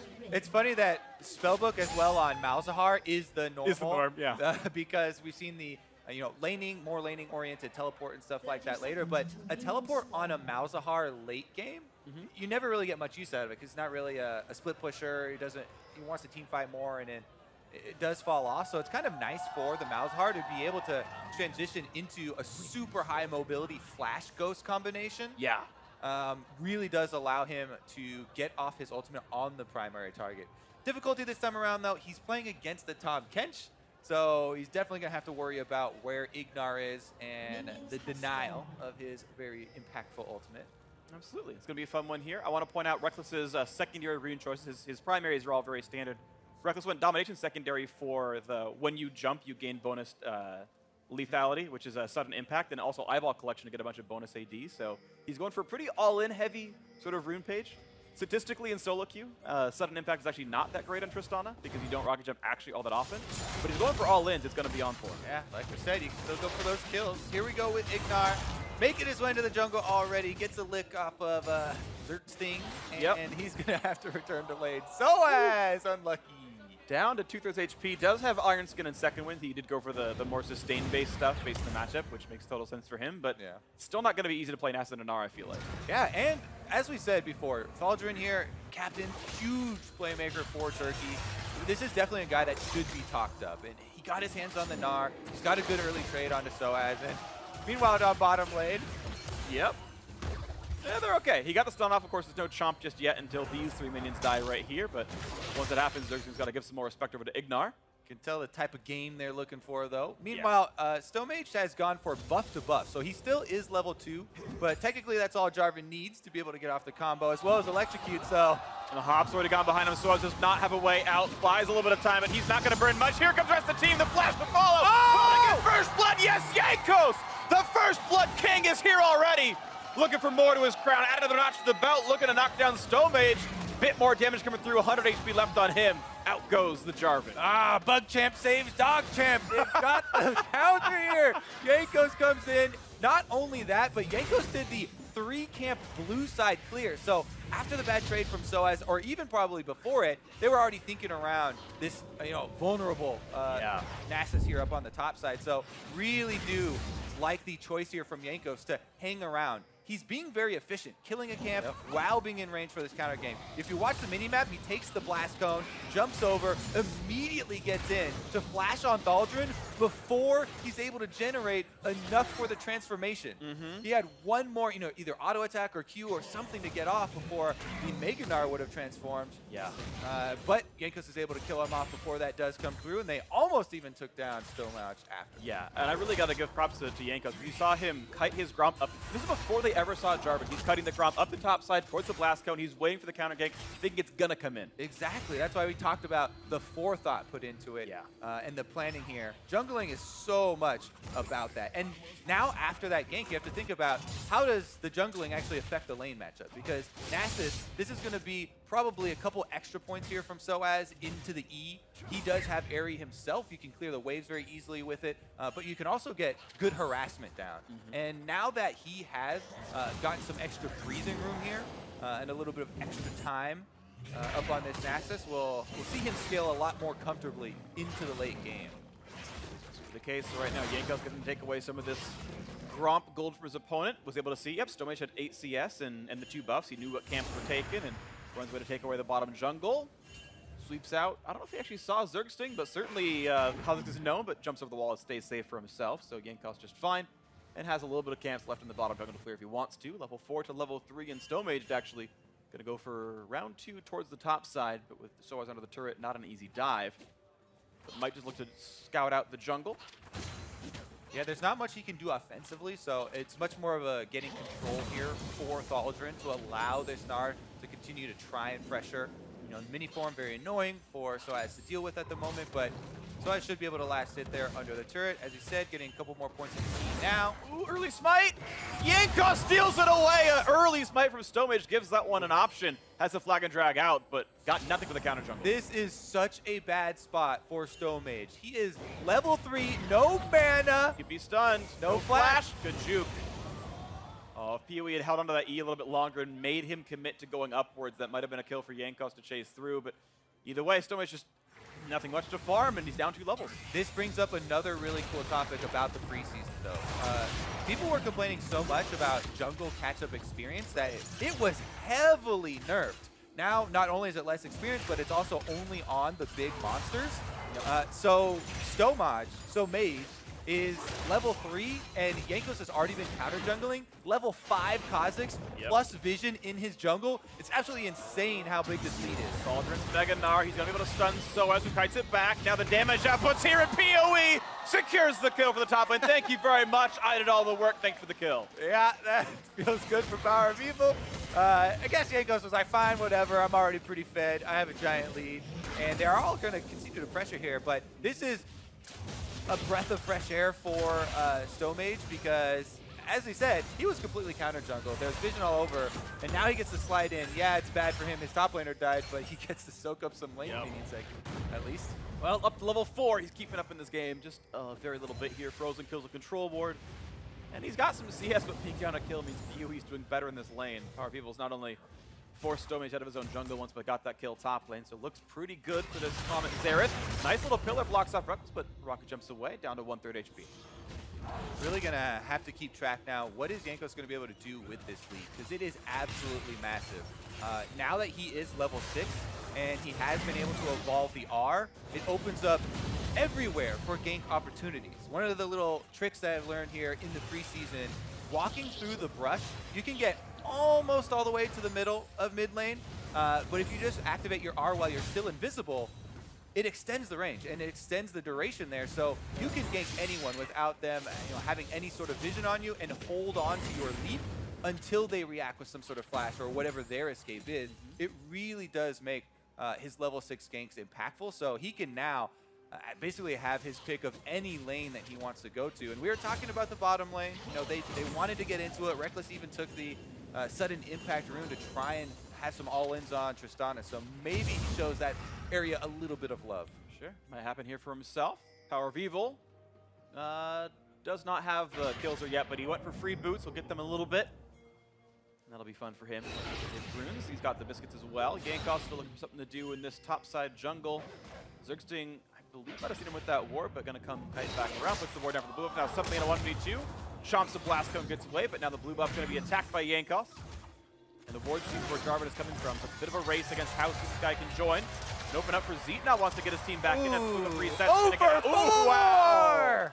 0-4, they dodge it all away, but at least gets the blues saved so far for Stowmage. Oh man, that is not the way you want to start out a skirmish, but here comes 4 members to tackle this blue buff. Can they take him down? It's in Fog of War, they're gonna get it, and the Q goes over to Frozen. Thank you very much, blue for him. All right, so hey, even though you missed the Jhin shots, it did make Europe run away. I can't complain too badly about this one. 1,200 gold difference game though. And there's still a lot of wounds to lick right here. The bot lane is going to be the place to be attacked. Here comes the next bit of assassination. In they jump, Gamba. Gotta get one already, looking for number 2. Zergsting, gonna run out of health, down he goes. Yankov making the Turkish scoreline 0-for-4 and the kills as well. I like the last hop here from Reckless. He jumps in, gets some to impact, and immediately flashes back out. Actually, now we have Stowmage coming down as well. He's low health. He's a bit alone. Yankov's gonna get a bit of damage. Okay, no chase to be had, but with the wave pushed in, it's going to be just some XP gain and nothing else. We were right, though. Jankos went down bottom to try and help out, Reckless, and they were able to make use of it. So Reckless was able to grab one of those kills. Meanwhile, Soaz on the top side. Oh, he's chasing him with her. Timed out now. It pops the ultimate, and Thogden's like, but I can just walk away from you. He gets rid of the nullifying orb shield there, but otherwise not a ton to be gained. Hold still up for the Turkish top laner. Watch that bot lane fight again. Remember, this is after they forced the Jhin cooldown, so there's no ultimate. There's no chance for him to use it, though, as PoE was hitting his ult shots. There's Reckless, hops in, immediately flashes out as Zergsting turns around to give him the bite. But it was nice. He provided the slow so that PoE could land a few more shots there and land that last ulti charge. And I think it was actually the right choice, even though flashing away seems silly. I do like what Reckless did there. I like people going for all-star plays at the all-star tournament. I like going for all-star plays all the time, unless they're on my team in solo queue, in which case, calm down, don't feed. Look at this damage output. Zeet not yet. Health down to 1/2 HP. Whoop. And they're going to have a little bit more coming in as Ignar brings some teammates. None of the CC landing. The juke shoes are in, but doesn't matter. PoE gets shot down. First kill over. Typical NA mid laner dying on the tower dive, and now Ignar going to get shot down as well. Double kill, but Yankov's mopping up in the mid lane. 5 because of him. Oh no, PoE just whiffing all over the place here, and Zeitnot gives him the 1-2. Bullet to the head, and he's going down. Meanwhile, Jankos is able to kind of stabilize it there for Europe in the mid lane. Remember, Europe still does have the 1,000 gold lead, but Turret taking a lot of damage here. Reckless wants to make a move. Reckless jumps in, gets the charge down. A few more shots will do him in. That might be enough for lethal damage. Zeetnot chases and does get killed, and Reckless jumps back out. The best he could have done, and now Zergsting is just going to get splatted so as to get his first kill of the game. Ah, the Turret gold a little too juicy there. Reckless is able to utilize the guerrilla warfare skin and jump in from the outside. Does end up getting another kill. So, as he said, the world's AD carries very much still viable. And now that the early game they're getting some kills onto him, he's gonna scale extremely well. Oh yeah. So the Omega squad gonna get themselves the first trip of the game, slowly but surely. But no one's gonna stop them. No one else crushing turrets nearly as fast. Bonus of gold, 275 apiece to the bot lane here of the European All-Stars. Feels pretty good for them. That gold lead, quite massive, about 4K. take another look at the highlight here that we had. Power of Evil gets the ticket in under the turret here from Ignar. Throws off the stun. Don't need that one. Q is dodged out very nicely, though. Can't really blame him for that one. Nice moves there from Jin, and they're able to get these shots landing this time around, even with the flashes. Ooh, Stomage. Just never saw him coming. Just so juicy right there. Yanko's able to slip in. Easy work with Kha'Zix. 3 kills now for the European All-Star jungler. Man, this was the whole time. You literally, I think, couldn't have known other than trying to guess. So it's the freest thing. The first time I utilized that and I was able to get all the way across mid lane, I was like, wow, this is really good. That's very, very strong. It is. Welcome to having an easy roll, Kobe. Here we go in the top lane, though. Stomach coming to help out Thaldra. So as says, I'll just keep farming. It's okay. My Q's on half cooldown. I'm ulting just to get the farm going. Also, he's got a stronger jungler, so here they go. Cross is in the mix. PoE shows up for a couple of shots in and helps get the first kill across. Yanko's flashing back out the Cataclysm. And now Soaz has turret aggro. He's got to be careful. When are they going to join into this one? He's pulling from the aggro. Nice jump back, and no stun's going to land. Stomage! Woo! Survives the comedy, gets away with it.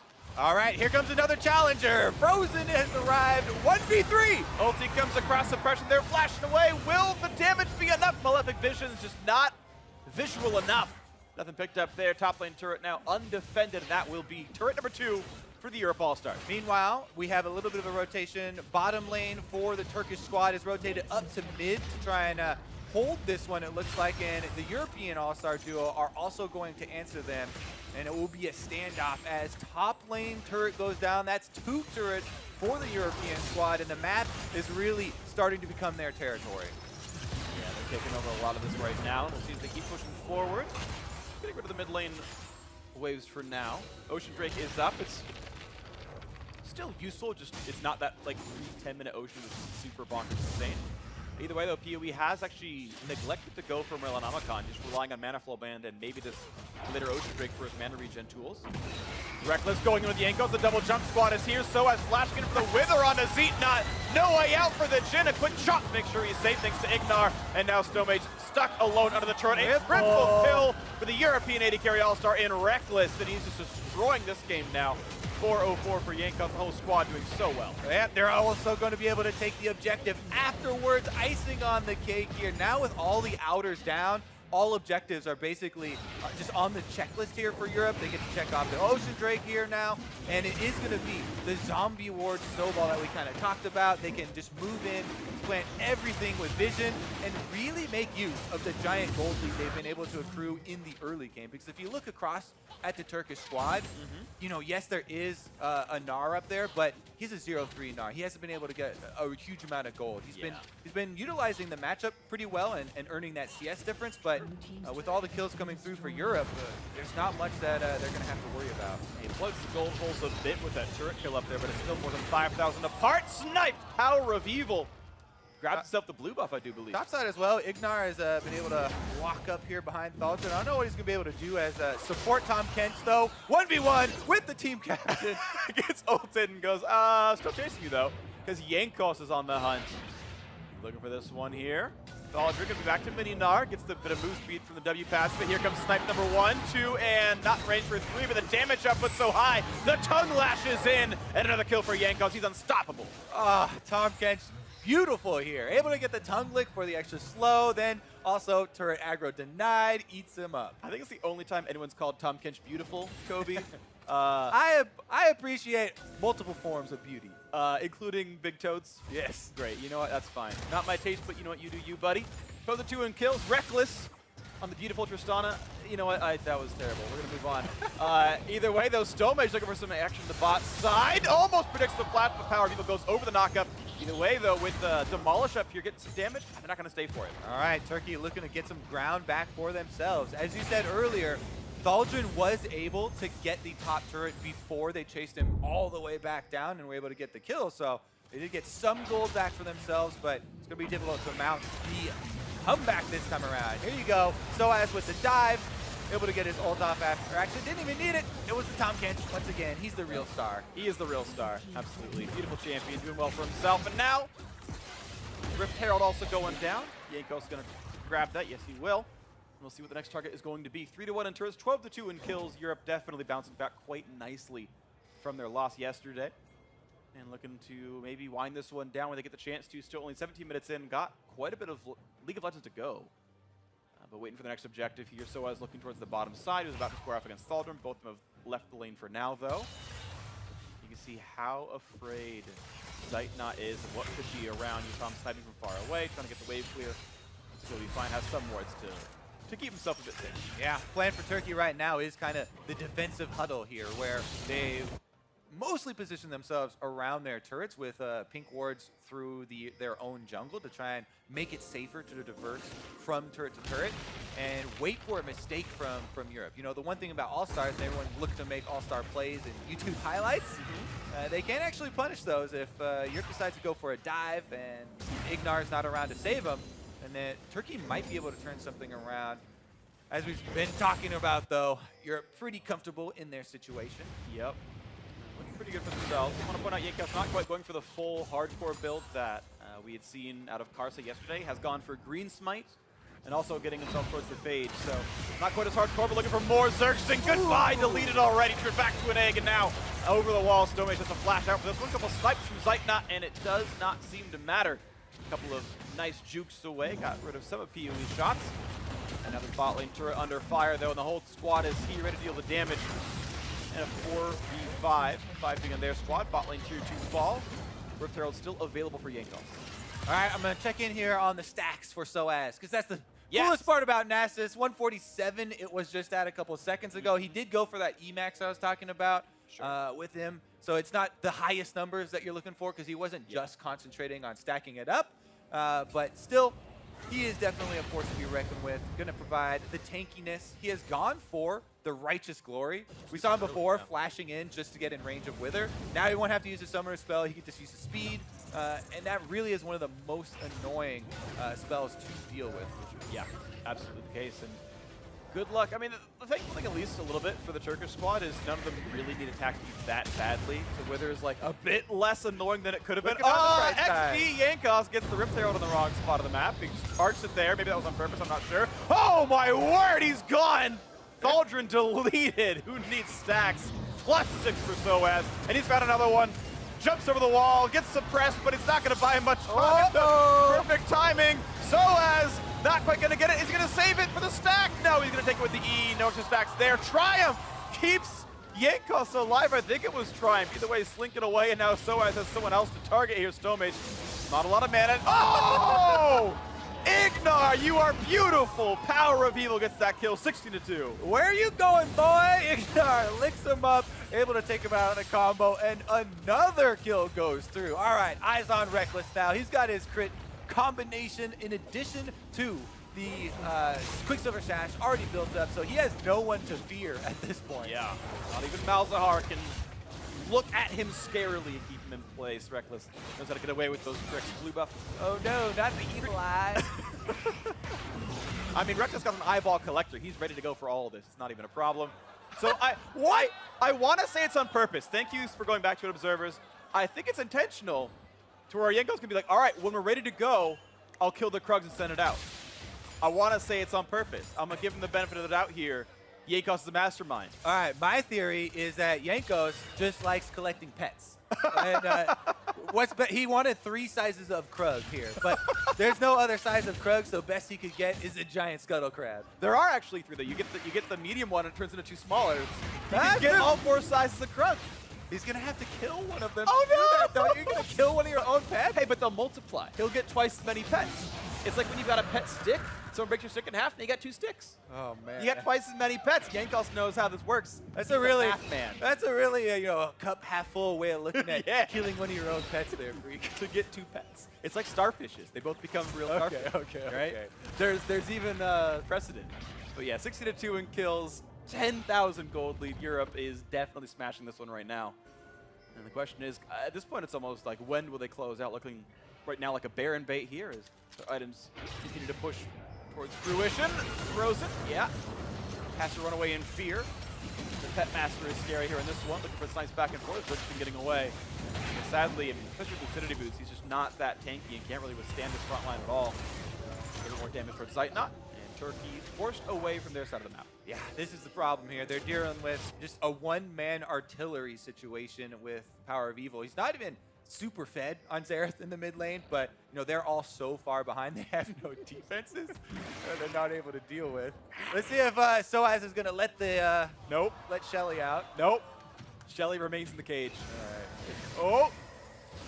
Dodges away nicely. Zeitnot dodged just as many as needed, stays alive, walks away cleanly. I feel like we need to start a petition online or something. European fans get out there and convince Jankos to let Shelly free. Hashtag free Shelly 1, I think, would be the tag we'd all use. And let's see, mid lane about to be under fire, you have to imagine. The waves are gone. Soaz! And Soaz lets her out! Now, how will they use this? What's the important strategy here, Freak? They're pushing on the bottom side. They're going to create pressure, draw them away from the Baron. Exactly! They're saving it for Baron. Soaz here to add some stacks to split push alongside Jankos' pet. It's beautiful. 23 minutes of work have been put into this strategy. The timing, impeccable here. Jankos on the backside of the Baron, and they're trying to bait in Zerg Sting. They've got him! Oh, he's doing so much damage. Zerg Sting feels the sting as he walks away from the claws of justice that Jankos. That was a bit. He has a lot of titles. Yeah, he does. Drug Pokemon Collector, Master, Claws of Justice. First Blood King. Who knows, man? This guy. Aldrin just gets to attack Shelly. I mean, that's why they kept her in the kennel. They don't just run around wild. Just runs into like wild Nars and dies. Poor Shelly. Never got to even see a turret. Yeah. Turns out Jankos was a better pet owner than Soaz. Yeah. Soaz very unreliable here. I trust you to watch my cat. What did you do? Well, here we go for an engage. And the pillar is up, but does it matter? Snipe 1, snipe 2, 3, and 4 coming in. Stovage again cannot get out. Ignar finds the catch. Reckless now godlike got the kill credit for this one. But all the work was done by the support there. And now back towards Baron. They might look with the jungle death. There's no smite to be worried about. Okay, Zeitnot, and it's going to be Ignar blocking the shots. Reckless completely safe here, and Ignar, it barely even tickles Tom Kench. Then they go, and not much of a chance to stop this Baron attempt at all. Yeah, Tom Kench is one of those guys, you can tickle him, he just never lasts. Oh, Peui lands a pretty big stun here, but they're going to just take up the Baron and go for the reset. Easy, easy, and clean. Nicely done to Europe so far. Only giving them 2 deaths and a single turret on a split push. Otherwise, they have been really in control of this game. Kind of doing it by the book, right? Making sure they're getting the leads, setting up the vision. They had one good teammate where they killed the jungler, and that was enough for Baron. All right, Baron empowered. Trinity Force built here on Soaz. We're pushing away the Nasus Dream. Gonna get the recall off. He does have teleport, so he'll just get right back out onto the field. You want to get those 2 points of pressure, as always, with your team. Don't want to let the other end of the claw hang in here. There's Ignar on the Tom Kench. He's on the front lines. He saves people. He breaks combos from the enemy team. He kills people. He does it all. He protect any attack, dude. He knows how to do everything. Ignar's got your back. With a 12,000 gold lead, Jankos about to get Baldrin's back. Look at the damage output. There's no way out. Give it over to Power of Evil. Why not? 3, 1, and 5. 8 kill participation. Well done. 2 of those at least have been steals. BOE's had a lot of off-screen steals. Yeah. They've been looking good. That's what you're supposed to do with the champion. Yeah. Pretty sure that for KDA. That was what he was built for. 1,480 damage for the snipe from Zeitnot. Might never find a champion for that much damage, though. This could be a very difficult game. That will be for Turkey's bot lane inhibitor turret falls. Reckless still has yet to die in this game, by the way. He's got the most kills on his team, fully equipped to jump in there. We're looking for those aggressive rocket jumps. See, he's still got Ignar around to keep him safe. He goes a little bit too crazy. Lands a lightning crit. Feels pretty good about that one. Want to point out, by the way, Static Shiv actually does heal you with Gravitas Hunter. You want to go for that one as a marksman down there. Static Shiv actually does work that way. The knockup though, where's Ignar? He's not to be seen. Reckless is way too much that, but a kill comes through for the dog champ. Soaz gets one. The snipes come through where they find some clean up. Ignar there to save Soaz the top side. His favorite Fnatic member, clearly. Another snipe comes through as the Jhin is gone. Xerath says, I can do it better. Jankos now dominating one of the 2 remaining deathless members of the squad. A pillar gets him away though. But the chase is back in the leap forward. Frozen Force to kite away with Power of Evil. Able to rampage with his 4th. And here comes the attacks. The flash forward. They need a bigger boat. They've got this kill picked up. Jankos getting himself the ace as now the Nexus is open with the turret. Nice shots from BOE here on this Xerath. Impeccable timing, and they're going to be able to take this one. All right, first game of the day gonna go to Europe here as they wait to find champions to kill to pad their stats, make them look as good as they possibly can. Take it! Get in Couple there! of fancy footwork moves right there, but Nexus will fall. Europe gonna win the first game and improve to 1-1, setting up their showdown with LMS later today. European All-Stars said they learned a lot from yesterday from their loss, and they're taking a lot of it out here today already on the Turkish squad. This is interesting because it does set them up. I mean, we now basically have Europe, LMS, and Korea all viable options for getting out of this group. So this group, very exciting as far as who is actually going to be able to exit at the end here. Yeah, Korea at 1-1. Their last remaining opponent would be Turkey here on your screen. European LCS 1-1 as well, and they will have to face LMS, who, against many people's considerations, did take down Korea themselves. Yeah, so 2-0 yesterday. Yeah. So strong. Which means a good chance of a three-way tie at 2-1, which means shootouts. 1v1 Howling Abyss for tie breaks. That's going to be exciting stuff, and we'll see who comes through at the top of this group at the end of it all.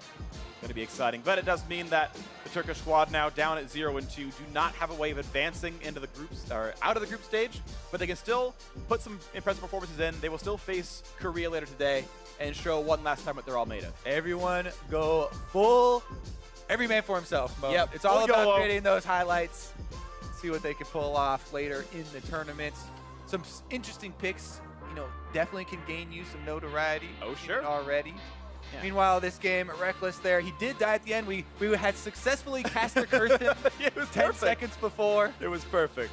You've done very well for yourself on that one. Yeah, he hasn't died, and he inted. All right, Reckless, unlucky there, but come on, man, he had a great game. He had a great game. He had a great game. He absolutely did. I think Yankos had the best game of all of them. He was absolutely incredible there. The top lane gank worked out.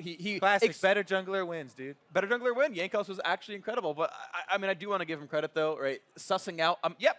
You're gonna gank Soaz level 2. I'm gonna do these 3 camps and go to the Blast Cone. Like he planned the path out from the very beginning. Yep, 3 camps up to Blast Cone. Oh look, I found a Jarvan.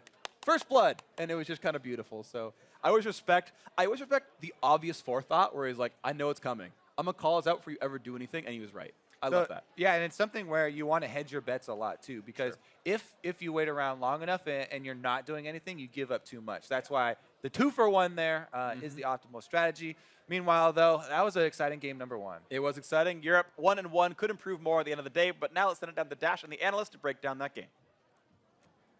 Thank you very much, Freak. The European All-Stars shaking off their loss yesterday and putting together a very dominant game here on day 2. And it all started in the top lane. Soaz getting his opportunity to show his stuff on the Nasus after taking a loss to it against Khan back at Worlds. A lot of action in the top lane very early on. Yeah, I like that he took Aerie, so he had Sorcery Adaptive AP, took the Doran's Ring and the Wave Clear with the E and maxed that first. But really, that first blood came down to the jungle routing from both junglers. Yanko starts on the best side for Kha'Zix to get up there with single target camps and then goes straight up there. And then I don't know what, Stomage was doing, because going buff to buff is a little strange when you're still going to go for a level 2 gank and not a level 3. Yeah, and we can roll the clip, but I mean, this could have been a level 2 gank so much earlier. You can just simply go red to top, right? Like, this is Jarvan doing a level 2 gank. Why are you showing up for a level 2 gank after you've already crossed the entire map? Why not then wait for level 3? He does show up. He is only level 2. Nasus is level 2 as well because it's so delayed, and Soaz did a great job delaying for Yankos to arrive. It felt like there was an inevitability though when he came in with where the Nasus was, but the flash, especially the mechanics, weren't beautiful on the Jarvan either, and it just was a bad look for Turk.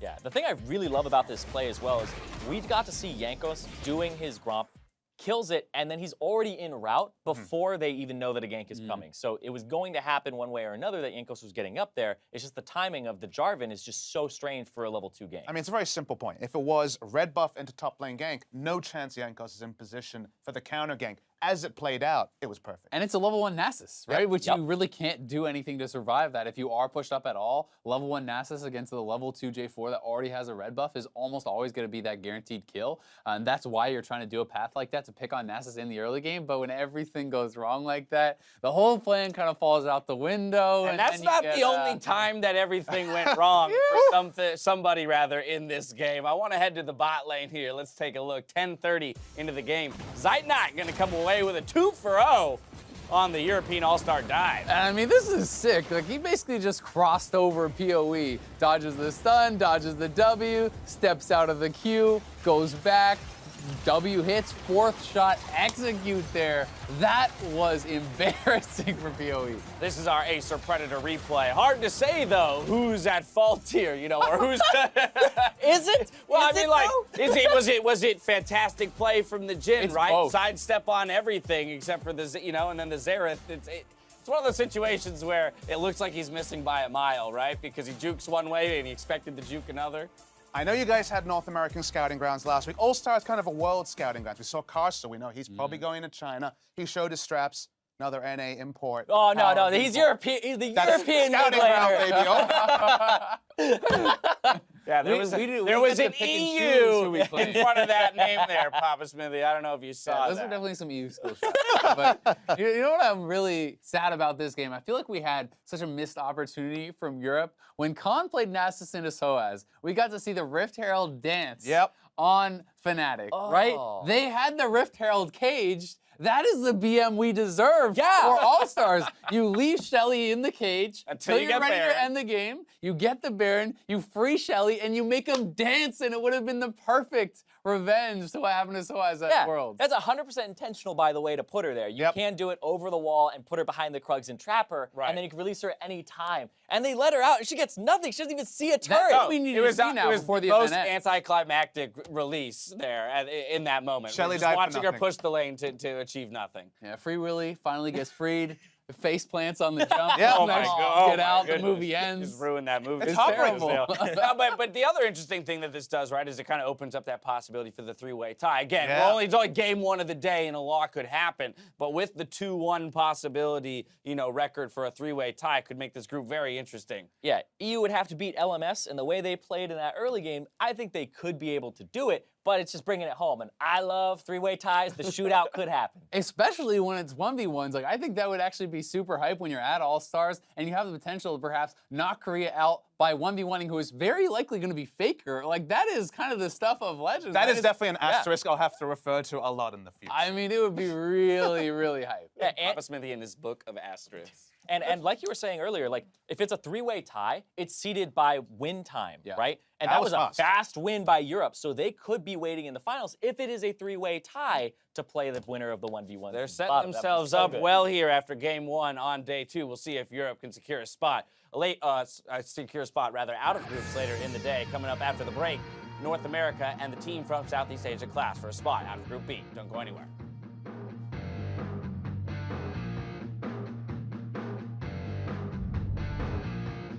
Let's go. Jangos, did you know that Woolite rated you above Shocks on the handsome list?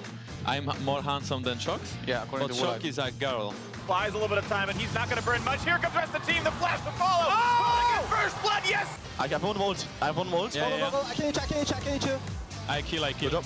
Let's push the turret. The juke shoes are in, but doesn't matter. BOE gets shot down. First kill over. Typical NA mid laner dying on the tower dive. I'm showing the wave, man. You did this ult on purpose to get triple, even though I really... Thank you. Stomach, not a lot of mana. Oh! Ignar, you are beautiful. An Elite Four throws it force the kite away with Power of Evil. Now to Rampage with his fourth. And here comes the attacks, the flash forward. They need a bigger boat. Europe gonna win the first game and improve to 1-1.